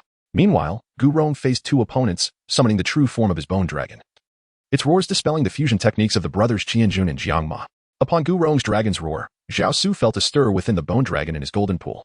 As the ninth soul ring of the bone dragon illuminated, flesh began to manifest on its vast skeletal form, transforming it into a five-clawed divine dragon. At that moment, the bone dragon surged forth from the golden pool, merging with the five-clawed divine dragon, enveloping the brothers Qianjun and Jiangma with its immense spiritual presence. Witnessing this, Zhao Su furrowed his brow. Do not fret. This is merely the bloodline connection of the bone dragon. Once Gu Rong's bone transformation dragon vanishes, the bone dragon's spirit will naturally return to the golden pool. Does this mean that every time Gu Rong employs the bone transformation dragon, the bone dragon's spirit will merge anew? Not quite. This instance is somewhat unique. If my assumptions are correct, Gu Rong has enhanced his spirit power through a special means. What is the function of the Guardian 9 Divine Dragon Spirit? That cannot be disclosed. The system reiterated its familiar refrain, having imparted such knowledge to Zhao Su far too often. Humph. Zhao Su let out a cold snort, no longer hesitating, and took action. With a resonant hum, the Imperial 7-kill sword was drawn from its sheath. In that instant, it transformed into 36 exquisite swords, each imbued with unparalleled sword intent, slicing towards the golden crocodile Douluo and his companions. The golden crocodile Douluo, sensing an unprecedented and formidable sword intent, was momentarily engulfed in fear. He swiftly distanced himself from Chun Xian, retreating hastily. Today, I offer you a chance, depart. Zhao Su intervened to halt the ongoing conflict between the two parties. With the Emperor's 7 kills sword hovering beside him, this time, Zhao Su revealed his full strength, unleashing the sword's formidable aura. Even the level 98 golden crocodile Douluo felt a sense of helplessness in the presence of such sword intent. Grandfather Golden Crocodile cannot retreat. Today, we must eliminate them, or our years of planning will be in vain. Qian Renxue, having regained her true form, spoke urgently to Golden Crocodile Douluo. Take your people and leave at once. Zhao Su let out a furious roar, sending Qian Renxue flying. A mouthful of fresh blood was spewed forth. Had it not been for the intervention of the Golden Crocodile Douluo, Qian Renxue would have sustained severe injuries by now. Your Majesty, this mission aims to secure the support of His Holiness the Pope, a rare opportunity for the Spirit Hall. Remember, I am not Your Holiness the Pope. You must heed my words. As Zhao Su cast his gaze upon the golden crocodile, the latter's trepidation intensified to an overwhelming degree, rendering him unable to meet Zhao Su's eyes. Indeed, I shall heed Your Majesty's counsel. Upon hearing this, all present promptly exited the imperial palace. After addressing the soul masters of the Spirit Hall, the golden crocodile once again bowed to Zhao Su, cradling Qian Renxue, and proceeded towards the palace's exit.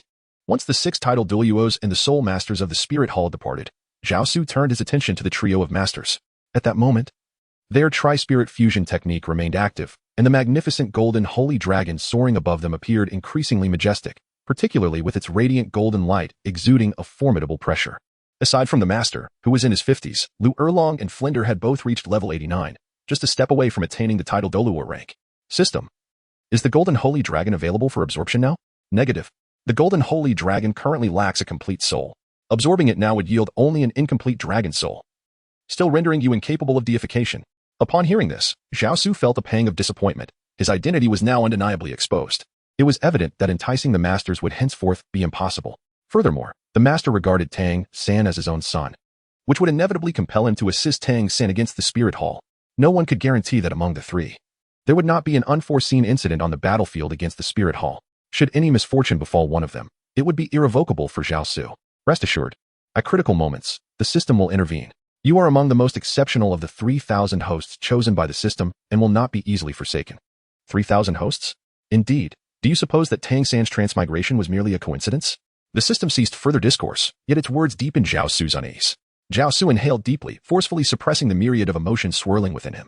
He then turned his gaze towards Tang San, exclaiming, I never anticipated you truly possessed the means to resurrect Xiaowu. It appears I have underestimated you. Were you the one who assisted Bibi Dong that day in the Stardow Forest? Tang San's eyes sharpened, filled with a palpable murderous intent. Though Zhao Su had remained hidden during the hunt for Xiaowu, Tang San had sensed his presence all along, albeit without confirmation, until now. Indeed, this time Zhao Su revealed his identity, understanding that concealment was no longer necessary. While he would not defy the tasks assigned by the system, he intended to devise his own plans to gradually liberate himself from its grasp. The first step towards this liberation was to become stronger. Only through strength could he face any unforeseen circumstances with composure. Chapter 106. Preparing to break free from the system. A new plan. Why are you doing this? Tang San clenched his fists, struggling to restrain the urge to confront Zhao Su. There is no reason, Zhao Su replied coolly. To me, Shao Wu is merely a 10,000-year soul beast, a source of soul rings and bones, nothing more. I will undoubtedly kill you one day, Tang San. To avenge Shao Wu and for the sake of Deming and Air Ming, I will destroy the spirit hall. Humph. I await that day, the moment you grow stronger. The day you ascend to divinity. Zhao Su did not overly concern himself with Tang San's threats. In his heart, the most significant peril was no longer Tang San. He would not impose limitations on others attaining divinity. However, before Tang San ascended, he had a task to accomplish, to assist Bibidong in achieving her divine status. He aimed to enable the fusion of Bibidong's twin martial souls, allowing her to complete the 9 trials of the Rakshasa God. Ultimately, to supplant the Rakshasa God upon their arrival. This would not be a mere inheritance, but rather the obliteration of the previous deity. And Zhao Su was eager to witness the strength of such a divine being. Master Ning, have you truly resolved to conspire with them, placing yourself in opposition to me? I have no desire to be your adversary, I merely stand for righteousness. I cannot idly watch as the Spirit Hall prioritizes its power over the lives of countless individuals. Igniting a war, nor can I allow the lives of the hundreds from the 7 Treasure Glazed Tile School to perish in vain. Given this, I have nothing further to say, Zhao Su declared, tossing a small porcelain vial to Ning Fengji. If you still trust me, the elixir within can counteract the poison inflicted by the Snow Knight Emperor. What do you mean by this? Ning Fengji inquired, holding the vial with a hint of skepticism. This is my compensation for the disciples of your 7 Treasure Glazed Tile School who have fallen. From now on, I shall show no mercy towards your sect. Zhao Su. Although Rongrong has never spoken of it, I understand your feelings for you. Why must you serve the Spirit Hall so devotedly? Ning Fengji continued, observing Zhao Su as he turned to leave. If you were to abandon the darkness for the light, I would promise to allow Rongrong to marry you and entrust the 7 Treasure Glazed Tile School to you both. Uncle Ning, that is beyond my capabilities. Then are you truly willing to let Rongrong suffer for your sake, or does she merely represent a pawn in your eyes? Upon hearing these words, Zhao Su hesitated. Dad, you need not pressure him any longer. From this day forth, I shall have no further entanglement with him. At that moment, Ning Rongrong's voice emerged as she stood beside Ning Fengji, gazing at Zhao Su with sorrowful eyes. Ning Rongrong was well aware of Zhao Su's intentions. Yet she could not voice them, nor would she assist him in confronting the 7 Treasure Glazed Tile School. Thus, she made her choice. Rongrong, wait for me. Zhao Su's lips twitched slightly. Though no words escaped, Ning Rongrong understood precisely what he meant. Turning her gaze away, she chose not to look at Zhao Su any longer. Instead, she buried her face in the shoulder of Ning Fengji beside her, wishing to conceal her tears from the world. Zhao Su no longer hesitated and swiftly turned to leave, while Tang Yuehua chose to remain behind as well. After all, Ning Rongrong was backed by the 7 Treasure Glazed Tile School, and she herself was supported by the Haotian School. It was inconceivable for Ning Rongrong to assist Zhao Su in confronting the 7 Treasure Glazed Tile School, just as it was for Tang Yuehua to aid him against the Haotian School. Thus, only Zhu Zhuqing followed Zhao Su out. Upon exiting the palace, Zhao Su felt a surge of confusion, uncertain of what to do next. Brother Su, no matter the time, I will always stand by your side, supporting you in whatever you choose to do. Zhu Zhuqing intertwined her arm with Zhao Su's, her previously indifferent expression softening into a gentle smile. With you by my side, I, Zhao Su, fear nothing. Zhao Su inhaled deeply, suppressing the tumultuous emotions within him, and grasped Zhu Zhuqing's hand. They departed swiftly into the distance. Shortly after Qian Rinxue was taken away by the golden crocodile Douluo, she quickly regained her composure. While the golden crocodile Douluo and his companions feared Zhao Su, she did not share their trepidation and, disregarding their warnings, commanded over 3,000 soul masters hidden within Heavendo City to directly assault the more than 2,000 soul masters deceived by Xue Qinghe within the palace. Alongside the 100 outer disciples of the 7 Treasure Glazed Tile School entrusted with guarding their home, Shrek Academy was also besieged by over 3,000 soul masters led by Qian Rinxue.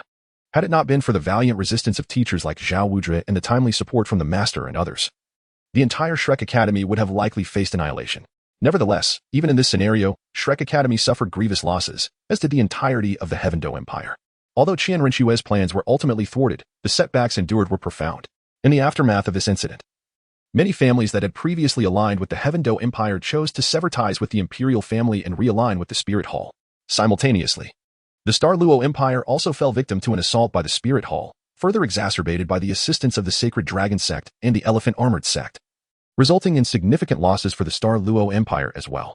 In desperation, Emperor Xing Luo organized his forces in preparation for a renewed conflict while dispatching his son, Dai Mubai, to the Heavendo Empire, seeking an alliance to jointly confront the Spirit Hall.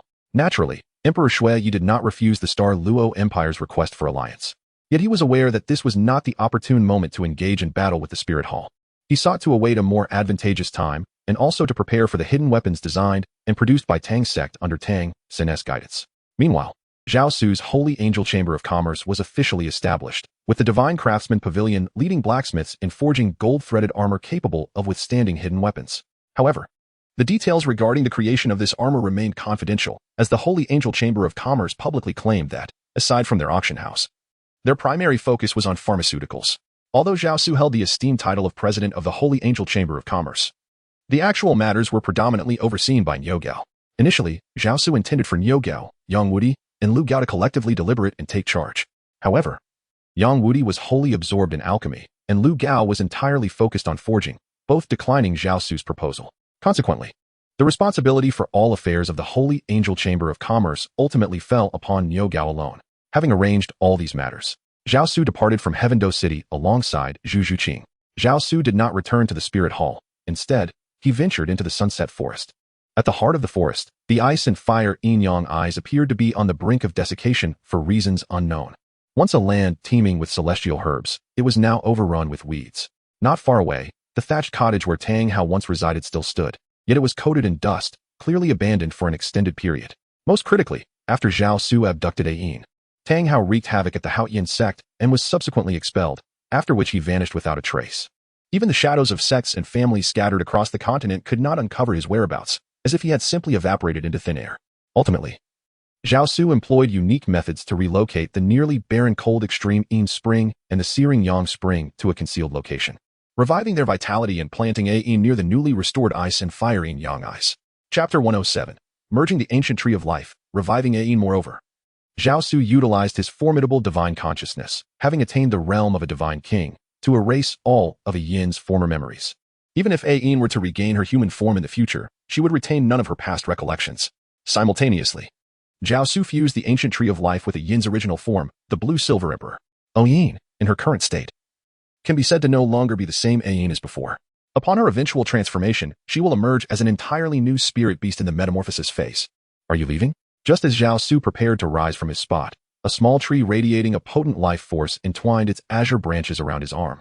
The branches of this little tree were unlike those of any other. The fluttering azure leaves were reminiscent of Yin's original form, the blue-silver emperor. Now, however, they had transformed into branches of the ancient tree of life. Simultaneously, a soul thought entered Zhao Su's mind, the voice of the newly reborn Ayin. Not only had she lost her previous memories, but in her consciousness, she no longer identified as the blue-silver emperor evolved from the blue-silver grass. Instead, she believed herself to be an ancient tree of life, a remnant of an epoch from the Douluo continent. In her memory, she was born here, having endured endless ages before gaining awareness, with Zhao Su being the one who had always accompanied her. I have matters to attend to. Absorb the essence of heaven and earth well while you await your transformation. I have set up prohibitions around you. No one shall disturb your peace. At that moment, a woman appearing to be in her mid-20s approached, dressed in a flowing light blue gown that enveloped her figure. Her regal and elegant aura accentuated her otherworldly beauty. Particularly striking were her deep blue eyes, pure as crystal and devoid of any blemish. The gown billowed in the breeze, exuding a subtle fragrance that infused the surrounding air with a delightful aroma. I do not wish for you to leave. It is too lonely for me here. Ayin stepped forward, attempting to clasp Zhao Su's arm, yet as she was merely a soul entity, she could not physically reach him. I cannot remain here. Be obedient. Do not wander about. I will visit you as soon as I have the time. As Zhao Su spoke, she extended her hand, releasing a beam of white light that enveloped the ancient life tree and the entity known as Ayin.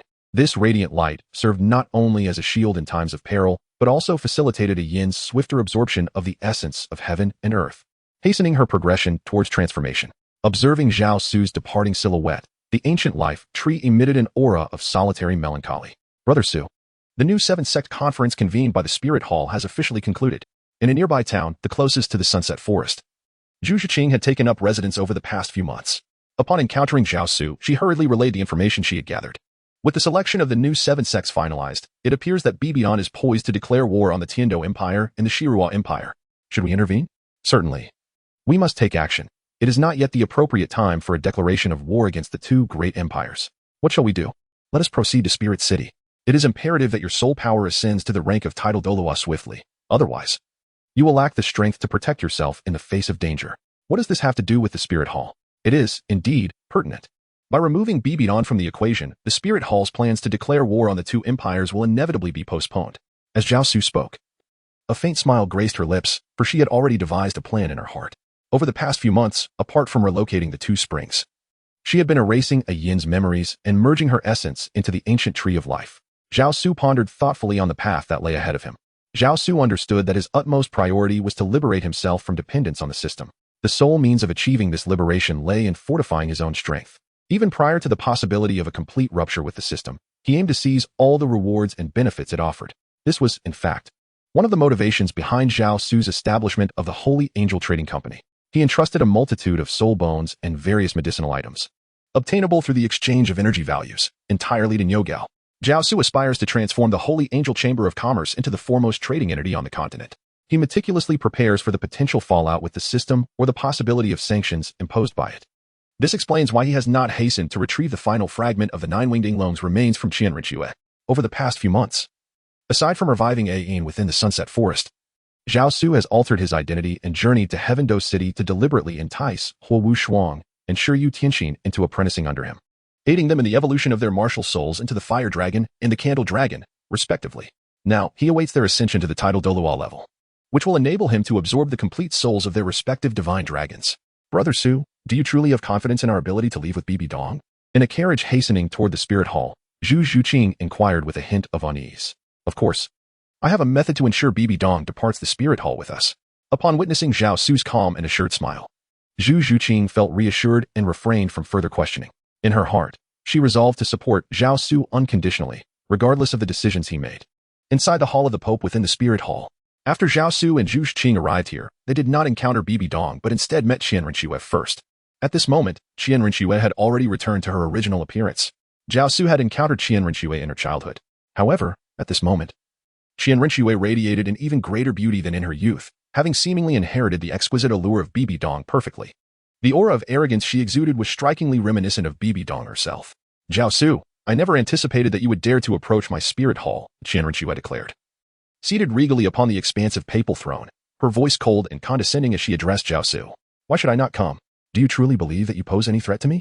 Zhao Su did not take Qianrenxue to heart and casually remarked, Go and deliver the message. I wish to see Bibi Dong. The Pope is currently in seclusion and is not meeting with anyone.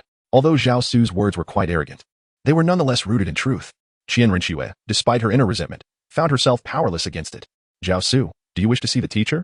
At that moment, a voice resonated from outside the grand hall. Following the sound, one could see that it was Hu Laina. Ever since parting ways with Zhao Su in the City of Slaughter, her mind had been consumed by his image. She had contemplated seeking him out numerous times, yet had restrained herself. Upon hearing that Zhao Su had arrived at the spirit hall, she hurried over without hesitation. Indeed, Zhao Su appraised Hu Laina after years of absence. It could be said that she had grown increasingly radiant, her figure attaining an exquisite perfection. Her soul power level had approached 80. The allure of her fox spirit was ever more pronounced, compelling one to steal glances. Stay here. I shall fetch the teacher for you. Upon encountering Zhu Zhuqing, Hu Laina took a deep breath, suppressing the tumult of emotions within her, and softly addressed Zhao Su. Chapter 108, The Rakshasa God and the God-Slaying Plan. Sister, Qianrenxue exclaimed as she heard Hu Laina's words, rising to call out to her. However, Hu Laina paid Qianrenxue no heed and proceeded into the backyard, heading toward the secluded area where Bibi Dong was meditating. Humph, Qianrenxue huffed, choosing not to utter another word. Before long, Hu Laina returned to the main hall, informing Zhao Su, the teacher has requested your presence. Thank you. Zhao Su expressed his gratitude to Hu Laina and then took Zhu Zhuqing towards the secluded area where Bibi Dong was in seclusion. Sister, why do you choose to assist him instead of me? Regardless of the circumstances, he is also a disciple of our master and an integral part of the spirit hall, holding great significance for us. Since our childhood, Mother has favored you over me. Everything I desire seems to be snatched away by you. One day, I shall make you all aware of who possesses the true potential to elevate the spirit hall to unprecedented heights. Shui. Observing the furious departure of Qianrenxue, Hu Laina's eyes reflected a hint of helplessness as she hastily called out. However, at that moment, Qianrenxue was entirely consumed by her rage and extreme emotions, rendering her unable to heed anyone's counsel. Not only did Qianrenxue inherit Bibi Dong's beauty, but she also adopted her obsessive disposition, perhaps even more fervently. In pursuit of her ambitions, she was willing to employ any means necessary, sacrificing anyone in her path. In her heart, as long as one could gain strength, no one was beyond sacrifice, including herself. You did not come to persuade me against waging war on the Heaven-Do Empire and the Star-Luo Empire, did you? In the dimly lit chamber, Bibi Dong sat cross-legged upon a stone bed. Upon hearing footsteps, she did not open her eyes but softly inquired. I am not so trivial. Your conflict with the Heaven Do Empire and the Star Luo Empire is of no concern to me. Then what brings you here? At last, Bibi Dong opened her eyes, which seemed to perceive everything, mingled with a touch of weariness. Your second martial soul should have acquired 400,000 spirit rings by now, correct? Indeed, I promised you that I would obtain the spirit rings you require. Are you truly willing to assist me? Without a doubt. I have discovered the hiding places of the remaining 100,000 spirit beasts on the Douluo continent. If you desire, I can help you hunt these spirit beasts to acquire the 100,000 spirit rings. As Zhao Su spoke, he cast a glance at Bai Dong and continued, moreover, I possess a method to fuse your Death Spider Queen and Soul-Devouring Spider Queen into the Rasha Spider Queen, allowing you to inherit the Rasha deity flawlessly. Why should I trust you? Bai Dong inquired, her heart stirred yet her mind clouded with uncertainty, unable to grasp Zhao Su's true intentions. From the very beginning, Zhao Su had spared no effort in assisting Bai Dong. Initially, she believed Zhao Su sought to gain something from her, or perhaps desired her. However, as time progressed, Bai Dong realized that Zhao Su's martial spirit and the configuration of his soul rings and bones vastly surpassed her own. To illustrate, the blood-red external soul bone, the blood-red Page King that Zhao Su had procured for Hulaina in the City of Slaughter was beyond her reach. Furthermore, the sixth soul ring and its accompanying soul skills that Hulaina had acquired were nothing short of extraordinary. Each aspect was indeed of the highest caliber. If one were to claim that Zhao Su's motivations were driven by a desire for her, such a notion seemed utterly implausible. Regardless of whether it is Tang Yuehua, Zhu Zhuqing, or Ning Rongrong, none can be deemed inferior to Zhao Su. The crucial distinction lies in their youthfulness. Despite her numerous attempts to seduce Zhao Su with her physical allure, she has consistently met with rejection. Consequently, she remains perplexed as to the true motive behind Zhao Su's actions. At this juncture, you have no choice but to place your trust in me. Although you have ascended to the unparalleled rank of a 99th level Douluo, your current state renders you incapable of passing the 9 trials of the Rakshasa. How can you assert that I am incapable of overcoming the 9 trials of the Rakshasa? If you could indeed succeed in these trials, what compulsion would there be to risk the merging of your twin martial souls? Thus, what is your true purpose in aiding me? Finally, Bibi Dong voiced the question that had eluded her understanding for many years. Zhao Su sighed, the smile on his face fading to reveal a hint of sorrow. I'm not aiding you. I am merely assisting myself. Assisting yourself? Indeed, to ascend to the status of the Rakshasa deity, one must complete the 9 trials of the Rakshasa. I too aspire to divinity and must fulfill the corresponding trials, one of which entails aiding your ascension to godhood. Is that all? Moreover, it is not merely inheriting the divine title of the Rakshasa deity. As Zhao Su approached Bibi Dong, he leaned closer, whispering softly into her ear. It is to help you utterly supplant the Rakshasa deity. While both inheritance and replacement can lead to divinity, the distinction between them is substantial. Inheriting a divine title merely makes one a servant of the true deity. Although one's soul power may transform into divine power, it remains a mere facade of divinity. In essence, the true divine authority still resides with the original deity, with later inheritors merely possessing the right to wield that authority and fulfill the responsibilities assigned by the primordial god. However, to supplant is to vanquish the original deity, to slay him, and to seize his divine essence, thereby attaining genuine divinity, far beyond mere authority. Supplant? Indeed. To supplant means to kill the original Rakshasa deity who bestows upon you the divine title once you have completed the 9 trials of the Rakshasa. You are mad. How could mere mortals like us possibly slay a true god who has existed for millennia? There is nothing impossible, though they are gods possessing endless ages to squander. They were once human and can indeed be slain. Is the trial you completed a test from that deity? Bibi Dong gazed at Zhao Su, who spoke of slaying gods with such ease, her heart stirred by tumultuous waves. Initially, Bibi Dong believed her ambitions were sufficiently audacious, desiring to obliterate the 2 great empires and all sects, including the Spirit Hall. Little did she realize that Zhao Su's aspirations surpassed her own in madness. Her own ambitions, in comparison to Zhao Su's, were far too conservative. Since the dawn of the Douluo continent, many have completed the 9 trials of God and inherited divine titles. Yet, she had never heard of anyone achieving the feat of slaying a god. In their minds, gods were invincible beings deserving of reverence and worship. Keep this confidential for now.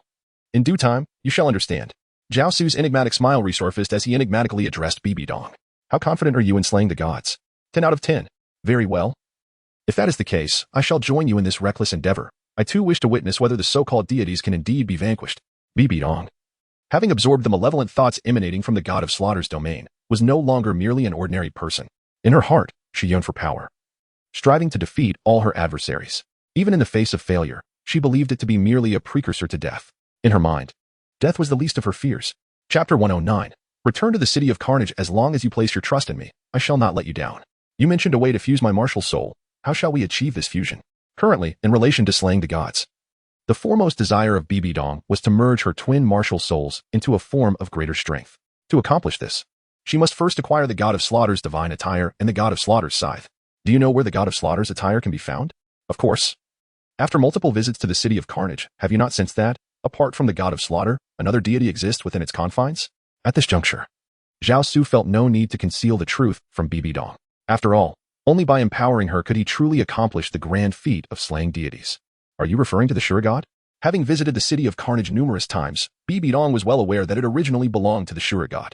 However, it was subsequently occupied by the God of Slaughter, becoming a site of his inheritance. The God of Slaughter and the Shura God are, by nature, eternal foes. This served as indirect validation of Zhao Su's conjecture. It seemed that the chosen hosts of the so-called system were likely embroiled in the celestial struggles among the gods. The divine realm, in essence, was a world inhabited by humans of levels exceeding 100. As the saying goes, where there are people, there exists a realm of strife, replete with glimmering blades and flashing swords. Indeed, at this moment, the city of Carnage was under the dominion of the King of Carnage, who was, in truth, an individual undergoing the trials of the Shura God. Do you know who the King of Carnage is? Certainly. As I mentioned, there is no need for further concealment. On the Douluo continent, there exist 3 unparalleled Douluo. Do you know who they are? Are you suggesting that the King of Carnage is Tang San? It appears you are not entirely foolish. Humph, you were the foolish one. Bibi Dong scoffed, dismissing Zhao Su as she formed her own conclusions. She resolved to accompany Zhao Su to the city of Carnage to obtain the God of Slaughter's attire and the God of Slaughter's scythe. That little girl must be Zhu Shuqing, correct? For the sake of safety on this journey to the city of Carnage, Zhao Su had decided against bringing Zhu Shuqing along. Yet he was reluctant to leave her alone at the spirit hall. Therefore, prior to their departure, he entrusted her care to Hulaina. Inside a luxurious carriage adorned with the spirit hall's new insignia, Bibi Dong observed Zhao Su's worried expression and inquired, "It seems my actions over the years have been entirely within your grasp? You can monitor me, and I can certainly monitor you. It seems I have underestimated you. If I lacked any means, how could I possibly maintain my position as the Pope of the Spirit Hall?" Zhao Su merely chuckled at this, his laughter revealing an expression of acquiescence. "What does that mean?" "Nothing much. I merely find your confidence at times quite admirable."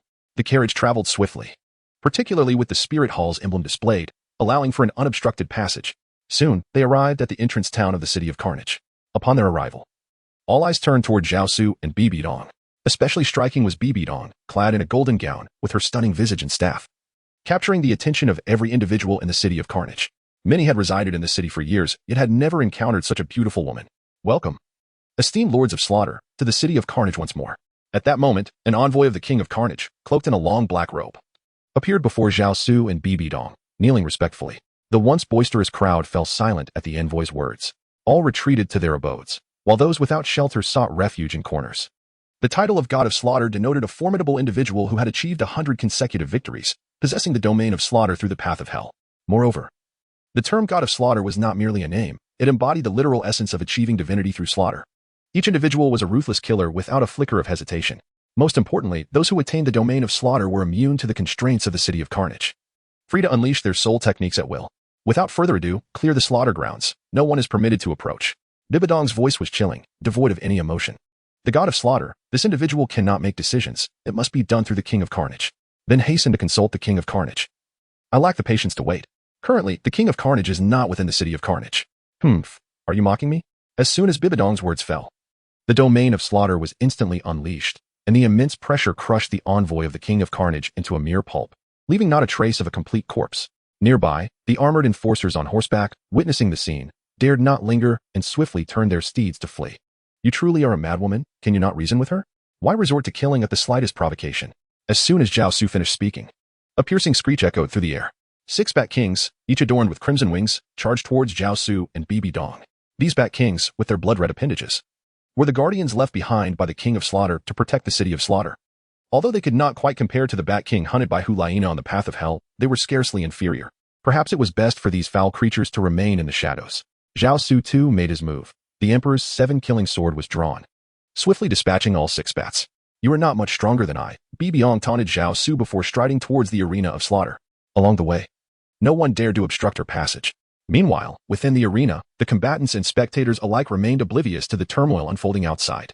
With a sudden thrust, a spider spear appeared, and in an instant, it annihilated everyone within the arena. The unfortunate souls perished without understanding the cause of their demise, their blood pooling along the grooves in the ground, flowing towards the base of the slaughter platform. The overwhelming stench of blood caused even Zhao Su to furrow his brow slightly. As the scent reached its zenith, A cacophony of flapping wings and eerie screeches filled the arena. Soon, the space was overrun by countless bats, many of which surged forth from the arena, launching indiscriminate attacks on the denizens of the City of Slaughter. In that moment, the City of Slaughter truly transformed into a hell on earth, with the sounds of wailing and cries echoing endlessly. Yet, within the arena, Bibidong and Zhao Su remained remarkably calm, refraining from engaging. Their bodies enveloped in a white radiance that repelled the bats charging towards them. After nearly 30 minutes, the wails from outside the arena finally subsided. Zhao Su and Bibidong exchanged a glance and stepped out of the arena of slaughter. At that moment, the entire City of Slaughter was devoid of any other presence besides themselves. Blood stained the filthy streets, littered with severed limbs and countless blood-red winged bat kings. Chapter 110, The Ethereal Shadow of the Rakshasa God. One of the killing techniques upon witnessing the multitude of bat kings, whose wings flapped and emitted shrill cries. Even the seasoned Bibidong's expression turned grim. It was not out of fear, but rather, as a woman, she harbored a deep-seated aversion to such loathsome creatures. You cannot possibly suggest that the Rakshasa God attire and the Rakshasa demon scythe are associated with these repulsive bats, can you? Of course not. Yet they are not entirely unrelated. As Zhao Su spoke, a flicker of flame materialized in his hand, which he hurled into the swarm of bats. Instantly, the thousands of bat kings emitted wretched cries as the flames engulfed them. Ultimately, a brilliant crimson light radiated from the multitude of bat kings, and within that sanguine glow emerged a formidable aura of death. Soon after, a scythe, shimmering with a chilling light, manifested in midair. The scythe was entirely obsidian, adorned with veins resembling strands of blood. As the deathly aura intensified, it swiftly split into 8 distinct scythes, forming an intricate pattern. Symbols upon the pattern flickered, and waves of murderous intent surged forth. Subsequently, a towering figure clad in black armor, with indiscernible features framed by crimson hair, emerged from the pattern. The 8 demon scythes clung to the figure's armor. At the moment the pattern shattered, the figure stepped forward, seizing a scythe, and aimed it at Bibidong. Without a moment's hesitation, Bibidong merged with her first martial soul, the Death Spider Empress, to counter the scythe imbued with lethal intent. Are you undergoing the trials of my true form? The figure's eyes opened, revealing a pair of blood-red orbs that locked onto Bibidong, their tone devoid of emotion. From this figure, an overwhelming aura of malevolence permeated the air. Bibidong did not respond. Instead, her fourth soul ring illuminated, enveloping her in a thick layer of armor, while 8 spider legs sprouted from her back, each tipped with sharp barbs. With a resounding clash, the spectral figure of the demon swung its scythe towards Bibidong. Concurrently, the remaining scythes coalesced into a 2-meter-long death scythe aimed directly at her. After Bibidong parried the incoming scythe, before she could react, the death scythe was upon her, striking mercilessly towards her neck. The formidable aura of death had already ensnared her, leaving her no avenue for retreat. She could only brace herself against the onslaught of the demon's scythe. With a sickening thud, even as a mere apparition, the terrifying presence of the demon instilled a fleeting sense of despair within Bibidong. She forced herself to withstand a lethal blow, but the turmoil within her surged forth, and she coughed up a mouthful of blood. Since devouring Qiang Sunji and descending to the rank of Super Douluo, she had never encountered such a profound sense of hopelessness. Even when facing Douluo. In that moment, she comprehended the insurmountable chasm that separated mortals, even the unparalleled 99th level Douluo, from the divine. The spectral figure of the demon showed no mercy, launching another strike with the death scythe towards Bibidong. This assault bore even greater force than the last. Even with her martial soul manifested, Bibidong felt her strength waning. Her once mighty soul power was stifled under the weight of the demon's divine might, rendering her incapable of unleashing her true potential. Each successive slash left deep gashes upon her resilient armor, inflicting severe injuries. Ultimately, even her martial soul, the Death Spider Empress, was shattered, causing the thorny armor enveloping her to begin to crumble. Her once neatly arranged hair fell into disarray. Bibidong gazed at the impending death scythe, devoid of any remaining strength to resist. The soul power within her, under the oppressive force of the demon's phantom, dwindled to a mere whisper, insufficient to withstand the increasingly formidable onslaught. Just as she believed her end was nigh, a figure, approximately 3 meters tall and cloaked in a radiant white light, interposed itself before her. A colossal hand grasped the death scythe, while the other delivered a powerful fist towards the demon's apparition, sending it hurtling away. Zhao Su similarly offered him no respite. The moment the Emperor's 7 killing sword was drawn, it transformed into 36 magnificent swords, forming a formidable killing array that ensnared the illusory figure of the Rakshasa deity. The sword energy, imbued with the essence of the blade, was insurmountable even for the Rakshasa god. In no time, it completely severed the dark armor and the 9 demonic sickles from the Rakshasa deity's form. With the invocation of the heavenly law and the indestructible body, Zhao Su took a decisive step forward, positioning himself before the illusory figure of the Rakshasa deity. With one hand, he grasped the deity's head, while with the other, he forcefully extracted the Rakshasa armor and the 9 demonic sickles, hurling them towards Bibidong. Hurry and merge them. Remember, during the merging process, ensure that your already weakened Death Spider Emperor and Soul-Devouring Spider Emperor are thoroughly absorbed by the Rakshasa demonic sickles. As Zhao Su spoke, his movements did not cease. His colossal fist was enveloped in a layer of white radiance, striking relentlessly towards the ethereal apparition of the Rakshasa deity. The reason Zhao Su had refrained from attacking earlier was to allow the divine power of the Rakshas's shadow to erode the soul power within Bibi Dong, rendering her two spider emperors into their most vulnerable state. Wretched human, daring to scheme against me. When my true form descends, I shall shatter you into oblivion. The Rakshas's phantom appeared on the verge of dissipating under Zhao Su's relentless blows. Yet, at that moment, its blood-red eyes glinted with a hint of ferocity. The nearly vanquished specter coalesced once more, becoming even more distinct and emanating an increasingly potent aura. Although it was not yet capable of injuring Zhao Su, he could sense the disparity between soul power and divine energy. I possess a sword, known as Emperor's 7 Kills, Annihilate. Aware that he could no longer delay before the apparition fully materialized, Zhao Su understood that if the Rakshas's true form were to manifest, he would stand no chance against it. At that juncture, he and Bibi Dong would truly meet their end here. Reluctantly, he summoned one of his most formidable techniques, the 8th soul skill of the Emperor's 7 Kills sword. The moment the word Annihilate escaped his lips, 36 swords, infused with supreme sword intent, instantaneously converged into one. Accompanied by a killing formation, a colossal golden sword, one side engraved with mountains and rivers, the other adorned with the sun, moon, and stars, descended from the heavens. In an instant, it shattered the Rakshas's apparition, which was on the brink of becoming real, into mere dust, dispersing amidst the blood-soaked city of slaughter. This sword strike nearly exhausted Zhao Su's soul power. He realized he was still too weak to unleash his techniques freely. Chapter 111. The Descent of the Shura God. However, this depletion ignited a sense of elation within Zhao Su, though his soul power could not support the casual use of his techniques. The recent strike that obliterated the Rakshas's phantom indicated that deities were not invulnerable to death. If a god could indeed be slain, then the new plan he envisioned was no longer a mere fantasy. Despite the severe consumption of his soul power, he could not afford to succumb now. Not far off, Bibi Dong, having allowed the Rakshas's demonic side to completely absorb her Death Spider Emperor and Soul-Eating Spider Emperor, found herself in peril. After the scythe absorbed the 2 Spider Emperors, it did not cease its onslaught but continued to ravenously drain Bibi Dong's life essence. The bond between a martial soul and its wielder was intrinsically close. As her martial soul was absorbed, Bibi Dong appeared to age significantly. Her once flawless, unwrinkled skin began to exhibit signs of aging. If this continued, not only would she struggle to perfectly merge her dual martial souls, but it remained uncertain whether she could survive at all. Do not overthink. Sit cross-legged and guard your mind. Zhao Su deftly maneuvered behind Bibi Dong, placing a hand gently upon her back, channeling his life essence into her being. The formidable scythe, suspended before Bibi Dong, was momentarily severed from their connection under the influence of Zhao Su's immense spiritual force. As Zhao Su's essence flowed into her, Bibi Dong gradually regained her composure, her once pale skin beginning to restore its former luster. Upon witnessing Bibi Dong's stabilization, Zhao Su gradually relinquished his control over the scythe. The scythe had now completely merged the Death Spider Emperor and the soul-devouring Spider Emperor into an entirely new martial spirit, the Rakshasa Spider Emperor. This new entity emanated a far more potent aura than either of its predecessors.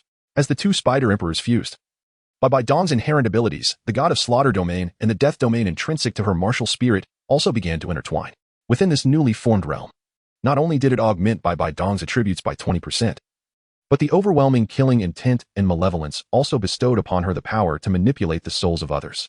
It is crucial to recognize that, in the heat of battle, even a fleeting moment of distraction could lead to irreversible consequences. Furthermore, this novel Rakshasa domain adeptly quelled the frenzied thoughts spawned from Bibi Dong's absorbed malevolence. With her dark impulses absorbed by the Rakshasa domain, Bibi Dong found herself less consumed by her past obsessions. However, while the Rakshasa domain could absorb the malice within her, it could not alter her inherently domineering and assertive character. The newly amalgamated martial spirit, towering over 2 meters and predominantly red, seamlessly integrated into Bibi Dong's essence. Although the fusion of her dual martial spirits meant the loss of certain advantages, the resulting new spirit far surpassed the imposing presence of the original 2 Spider Emperors. Most significantly, the Rakshasa Spider Emperor now radiated the aura of the Rakshasa deity, elevating Bibi Dong's martial spirit to a divine level. As the evolution of her martial spirit progressed, Bibi Dong's own aura intensified remarkably. Her previously reddish hair transformed into a vibrant purple, and the Rakshasa attire enveloping her shifted from black to a radiant gold. Her once flawless skin gleamed with an even greater smoothness and brilliance. Notably, her eyes underwent a transformation as well, the formerly deep, somber hue brightening to a striking clarity, now tinged with a subtle purple. Do you truly regard this realm of slaughter as a mere playground? At the critical juncture of Bibi Dong's transformation, an ominous voice echoed from afar, followed by a blood-red longsword hurtling toward Zhao Su and Bibi Dong. As Zhao Su's eyes narrowed, he paid no heed to his injuries. One hand pressed against Bibi Dong's back while the other summoned the Emperor's 7 Kills sword, advancing to meet the impending threat. This was a pivotal moment. Any interruption could spell disaster for Bibi Dong, leaving her severely weakened even if she survived. At that juncture, aspirations of slaying gods would be utterly futile, and he would risk becoming a mere pawn in the hands of others. It was evident that the King of Slaughter had long been lurking in the city of Slaughter, biding his time to strike Zhao Su and Bibi Dong with lethal precision. The notorious King of Slaughter was none other than Tang San. Although currently parasitized by the nine-winged Bat King, he still possessed the unparalleled strength of his former self as a titled Douluo. Under normal circumstances, Zhao Su would have felt no fear. However, the recent strike that annihilated the god of Rosa had nearly depleted his soul power, compounded by the forced severance of the true connection to the god of Rakshasa and the Rakshasa divine scythe. Moreover, he had to protect Bibi Dong from any unforeseen calamity. In this moment, Zhao Su found himself at a disadvantage. King of Slaughter, do you truly wish to be my enemy? He scoffed. In this Douluo continent, no one should wield the domain of the god of slaughter. In this city of slaughter, there can only be one sovereign, me. It appears your strength has grown significantly since my last visit. I must thank you. Your divine essence has allowed a fragment of my soul to descend. That boy Tang San is far too weak, only worthy of being my sacrificial vessel on the Douluo continent, not my successor. Hearing this, Zhao Su's brow furrowed as realization dawned upon him. So, you have become the god of Azura? You are impressive, yet you are not my successor. What a pity. Came the reply. Whose trial am I currently undergoing? You are unaware? The King of Slaughter, possessing a fragment of the god of Azura's soul, with those crimson eyes, momentarily displayed confusion before bursting into laughter at Zhao Su. I see now. You two are merely a pawn in the divine war. What a shame. What divine war? You no longer need to know. Today, you shall die, along with that little girl. Upon uttering these words, a formidable power emanated from the King of Slaughter, one that did not belong to this world, intent on delivering a fatal blow to Zhao Su and Bibi Dong. Then so be it. I shall engage you in battle. The outcome of life and death is still uncertain. Zhao Su cradled Bibi Dong in his embrace, exerting every ounce of his strength to ward off the terrifying strike from the King of Slaughter. At that moment, Bibi Dong also awakened beneath the weight of that dreadful aura, leaning against Zhao Su. She lifted her gaze to find him smiling at her with unwavering determination in his eyes. As Bibi Dong gazed into Zhao Su's resolute face, a subtle transformation flickered within the depths of her lavender-hued eyes. No longer should she torment herself with the burdens of the past. She must extend kindness to the future self that awaits her. Zhao Su, after concluding his words, extended his hand to escort Bibi Dong out of the city of slaughter. Chapter 112, The Red Flower Embodying Terror. As Bibi Dong's figure swiftly departed, she caught a glimpse of Zhao Su's unwavering and resolute gaze, which profoundly stirred the depths of her heart. In his eyes, she felt the shackles that bound her innermost thoughts beginning to loosen. After sending Bibi Dong away, Zhao Su let out a cold snort, and the 12-winged holy angel manifested behind him, with one black eye and one golden eye simultaneously opening. One bore the essence of vibrant life, while the other radiated an insatiable thirst for death. One wielded a sword, the other a spear. And at the moment their weapons clashed, the 12-winged holy angel seamlessly merged into Zhao Su's being. Simultaneously, 6 pairs of wings, 6 golden and 6 black, materialized behind him, his form rapidly expanding to a towering height of over 10 meters. His muscles swelled, enveloped in a radiant white glow. Very well. Today I shall test the heights you have attained. The King of Slaughter, infused with a fragment of the Shura God's soul, observed Zhao Su, who was already at the brink of exhaustion, yet still capable of manifesting the celestial law. In his crimson eyes, not only was there intense intrigue, but also a hint of admiration. However, his subordinates showed no mercy. The Shura God's sword in his grasp erupted with fierce red brilliance, instantly transforming the entire city of slaughter into a sea of crimson. Boom. As Bibi Dong landed on the ground, having been expelled from the city of slaughter, she felt an overwhelming force emanating from within, surpassing the limits of the Douluo continent. Amidst the collision of the red and black golden lights, the entire city of slaughter was utterly obliterated. From that moment forth, the city of slaughter would cease to exist on the Douluo continent, and the domain of the god of slaughter would vanish as well. However, there was no need for concern regarding the malevolent soul masters escaping to wreak havoc upon the continent, for they had long since become nourishment for the Bat Kings with blood-red wings. Bibi Dong, adorned in a golden gown, stood there, watching as the city of slaughter was reduced to rubble beneath the weight of those terrifying forces. Moreover, she could no longer sense Zhao Su's presence. Unconsciously, tears welled in her eyes, even she herself unaware of the reason for her weeping. The words Zhao Su had spoken to her before sending her away, along with his smiling yet resolute visage, were indelibly etched in her heart. It is only upon experiencing true loss that one begins to regret and reflect. Why are you just standing there? Come help me. At that moment, a familiar voice jolted Bibi Dong back to reality. Following the sound, she beheld the disheveled Zhao Su emerging from the ruins of the collapsed city of slaughter. Bathed in moonlight, his complexion appeared somewhat pale, yet he maintained a faint smile. You're not dead? Bibi Dong, momentarily forsaking her elegant and noble demeanor, hurried to support Zhao Su. Of course I'm not dead. Though gods are of a higher echelon, their power is truly terrifying. Zhao Su frowned slightly, pondering his previously flawless plan, now tinged with concern. At this point, do you still believe I had a tenfold assurance of slaying the original Shura God upon completing the 9 trials of Shura? Certainly, his strength is already a given. Yet the possibilities for both of us remain boundless. Zhao Su unfurled his brows, a smile once again replacing his sorrow. His face, though not exceptionally handsome, radiated an unparalleled confidence. I've come to realize that I increasingly like you, Bibi Dong suddenly declared to Zhao Su, her gaze fixed upon him. However, Zhao Su took a step back, waving his hand and replied, "Please, do not harbor feelings for me. The pressure of your affection is overwhelming. Do you truly believe I am merely a mad ant?" With Bibi Dong's support, the two strolled towards the outskirts of the town. Zhao Su had expended an immense amount of energy and needed to swiftly regain his peak condition. This was not only to avoid leaving any vulnerabilities but also to ensure his absolute safety against unforeseen dangers. You are not mad, or rather, every madman's heart is inherently kind and pure, for otherwise, they could not have succumbed to madness. Humph, such sweet talk. Is that how you ensnared those lovely ladies? Bibi Dong gazed at Zhao Su, and to his surprise, her formerly icy demeanor transformed into a radiant smile. It could be said that Bibi Dong, when smiling, was even more enchanting. Are you feeling jealous? Could it be that I have struck a chord? Struck a chord about what? You wouldn't truly have developed feelings for me, would you? As Zhao Su spoke, he reached out to embrace Bibi Dong's waist, suddenly pulling her delicate figure into his arms with force. His gaze softened as he looked at her.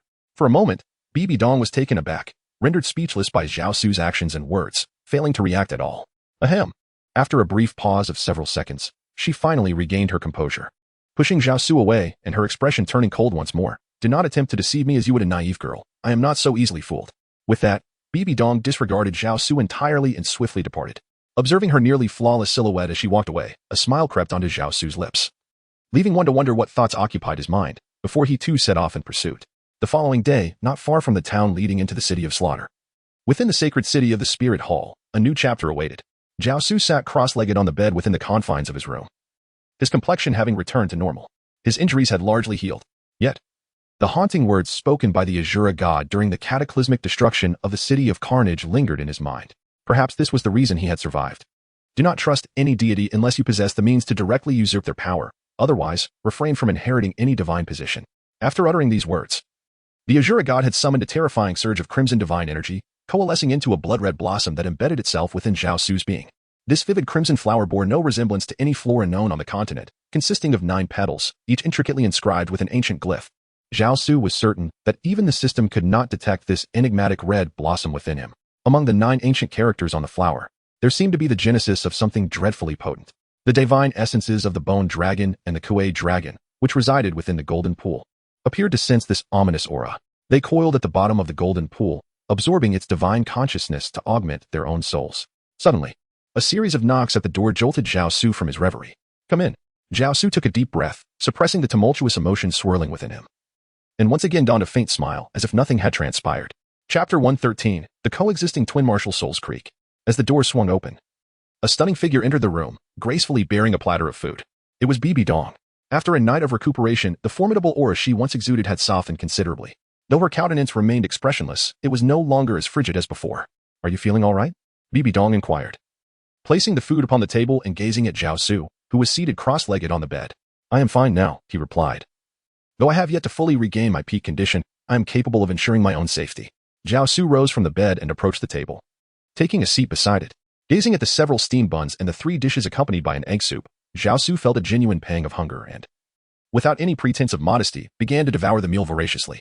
Bibi Dong sat there, merely uttering a sound of acknowledgement, after which she fell silent.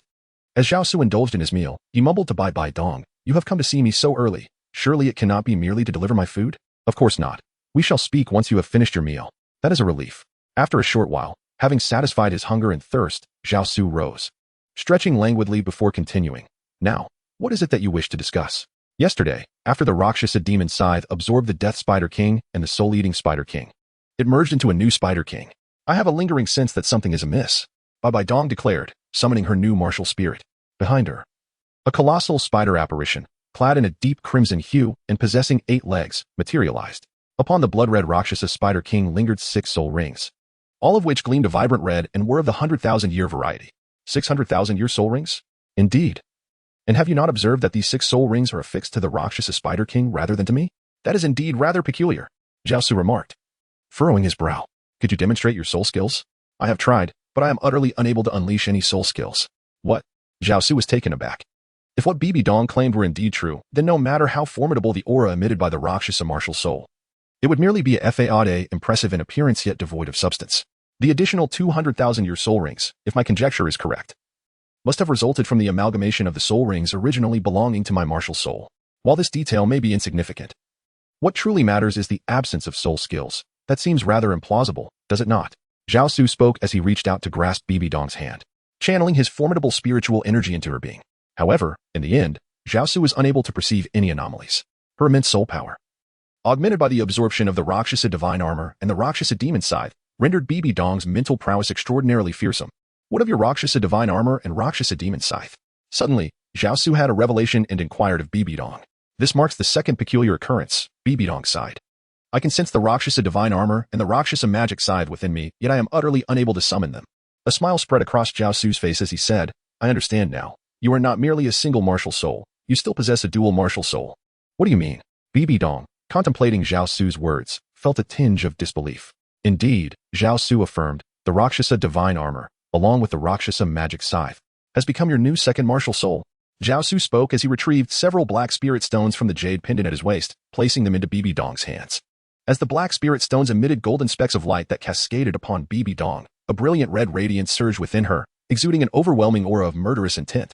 This crimson glow swiftly engulfed her golden gown, leaving her utterly bare, her flawless, snow-white skin unblemished, showcasing a perfectly curved silhouette. In that moment, Zhao Su could not help but curse inwardly, truly breathtaking. Yet, before he could indulge his admiration further, a suit of golden armor enveloped Bibi Dong's delicate form. This golden armor conformed impeccably to her body, adorned with 9 sides of the Rakshasa. Almost immediately, 9 black soul rings manifested around her, each embellished with golden ripples, signifying their elevated age. At this juncture, Bibi Dong opened her eyes, the harmonious golden armor complementing her soft lavender hair, exuding an air of regal elegance. Extending her right hand, the 9 Rakshasa scythes soared forth, coalescing into a death scythe approximately 2 meters in length. As she grasped the death scythe, the 9 soul rings radiating golden ripples seamlessly attached themselves to it, cloaked in an eerie red glow that emanated a sense of mortality. The activation of the soul rings remained obscured from view. Yet, the spectacle did not end there. As the 9 soul rings intertwined with the death scythe, the ethereal figure of the Rakshasa Spider Emperor re-emerged behind her, enveloping the entire room in the realm of Rakshasa. The manifestation of dual martial souls was astonishing. Did this not grant her the advantage of possessing 9 additional soul abilities? However, the intricacies of this dual martial soul phenomenon required personal insight and familiarity to truly comprehend and master. Zhao Su could sense that the newly fused Rakshasa Spider King from Bibi Dong was far more complex than it appeared at present. Indeed, he could feel the immense power emanating from the Rakshasa Spider King. As Bibi Dong spoke, her violet eyes betrayed a hint of delight. Contrary to Zhao Su's expectations, after she donned the Rakshasa divine attire and the Rakshasa demon scythe, she was not left unclothed. Instead, she wore a stunning golden gown that accentuated her perfect figure, which left Zhao Su somewhat disappointed. Yet, he soon recalled something and remarked to Bibi Dong, you don't change out of your clothes every time you wear the Rakshasa divine attire, do you? Go away. Bibi Dong's face flushed as she retorted. Although her eyes had been closed moments ago, she was acutely aware of her surroundings. She understood that when the Rakshasa divine attire enveloped her, her original garments had been destroyed, leaving Zhao Su with an unimpeded view. She had intended to avoid discussing the matter, but was taken aback when Zhao Su brought it up himself. I'm only looking out for you. If every time you fused with the Rakshasa divine attire your clothes were to come off, how embarrassing would it be if someone saw? As long as you don't look, no one else will either. The earlier incident was merely a result of Bibi Dong's unfamiliarity with the Rakshasa divine attire. In the future, such occurrences would naturally be avoided. I want to see. Do you want me to look? Zhao Su wore a mischievous smile as he leaned closer to Bai Dong and inquired, if you desire to see, I can show you. Provided you assist me in hunting 100,000-year soul beast and help me complete the remaining 3 soul rings. Bai Dong turned her gaze towards Zhao Su, her eyes glimmering with temptation. However, her words extinguished the fervor that had once ignited within Zhao Su's heart, causing his playful smile to vanish, and he grew earnest. Chapter 114, The Underlying Contest. Zhao Su paid no heed to Bai Dong. Instead, he turned and seated himself beside the table, pouring himself a glass of water. How is it? Did you not wish to see? Bai Dong, do you truly believe yourself to be so worthless? Zhao Su let out a cold laugh and replied to Bai Dong in a chilling tone, if someone else could assist you in hunting a 10,000-year soul beast, would you not also be willing to exchange your own body for it? What do you mean? Is it to be taken literally? Zhao Su continued. If that is the case, I believe many would be eager to hunt soul beasts for you, considering you yourself are indifferent. After Zhao Su finished speaking, she disregarded Bai Dong and swiftly exited the room. Standing there, watching Zhao Su's departing figure, Bai Dong could not help but shed tears. The wounds inflicted by Qian Xinji during her youth had rendered her life a tragic tale. She had lost trust in everyone. Believing that any kindness shown towards her was merely a means to an end, she had shut herself off from the world. Refusing to allow anyone to penetrate the barriers she had erected around her heart, rejecting all expressions of concern. Later that afternoon, within the confines of a swiftly moving, luxurious carriage, the atmosphere between Zhao Su and Bai Dong was palpably awkward. Bai Dong had once again assumed her frosty demeanor, maintaining an impenetrable distance, her face devoid of any emotional fluctuations. Zhao Su leaned against the car window, seeking a topic to dispel the awkward atmosphere. Yet, words eluded him. I apologize. My remarks today were somewhat excessive. It has nothing to do with you. You are right. It is my own issue. At that moment, Bibi Dong appeared utterly composed, her voice devoid of any emotional fluctuation. There was an absence of vitality, as if Bibi Dong had become a mere shell of her former self. Sigh. Zhao Su sighed softly, choosing not to utter another word. The carriage moved swiftly, and instead of heading directly back to Seoul City, they made their way to Heavendo City. Initially, Zhao Su had intended to return directly to Seoul City. But during the journey, circumstances changed. Zhao Su received word from the shadow, informing him that Lu Gao had been attacked. Although he was ultimately rescued by Yang Wudi, he sustained severe injuries. Despite Lu Gao's exceptional mastery of the forging arts, his soul power was merely at the level of a mid-70s soul saint. According to the intelligence gathered by the shadow, the assailant was at least of the rank of a soul Douluo, and the target was unmistakably Lu Gao himself. This revelation incited fury in both Yang Wudi and Yo Gao, who were determined to uncover the identity of the assassin. However, they found themselves at a loss for any leads. Thus, they could only relay this distressing news to Zhao Su. Zhao Su and Bibi Dong did not conceal their whereabouts. Upon Bibi Dong's arrival in Tiando City, various factions became increasingly active, particularly Tang San's Tang sect and the royal family of the Tiando Empire. In the palace, Emperor Xueye occupied the throne, with Ning Fingji, the master, and Prince Xuesheng present below. Lord Ning, with Bibi Dong personally visiting Tiando City. Do you suspect there may be a hidden agenda? The emperor's voice sounded somewhat frail. Although the poison within him had been contained, it remained unresolved. His continued existence relied solely on various medicinal pills.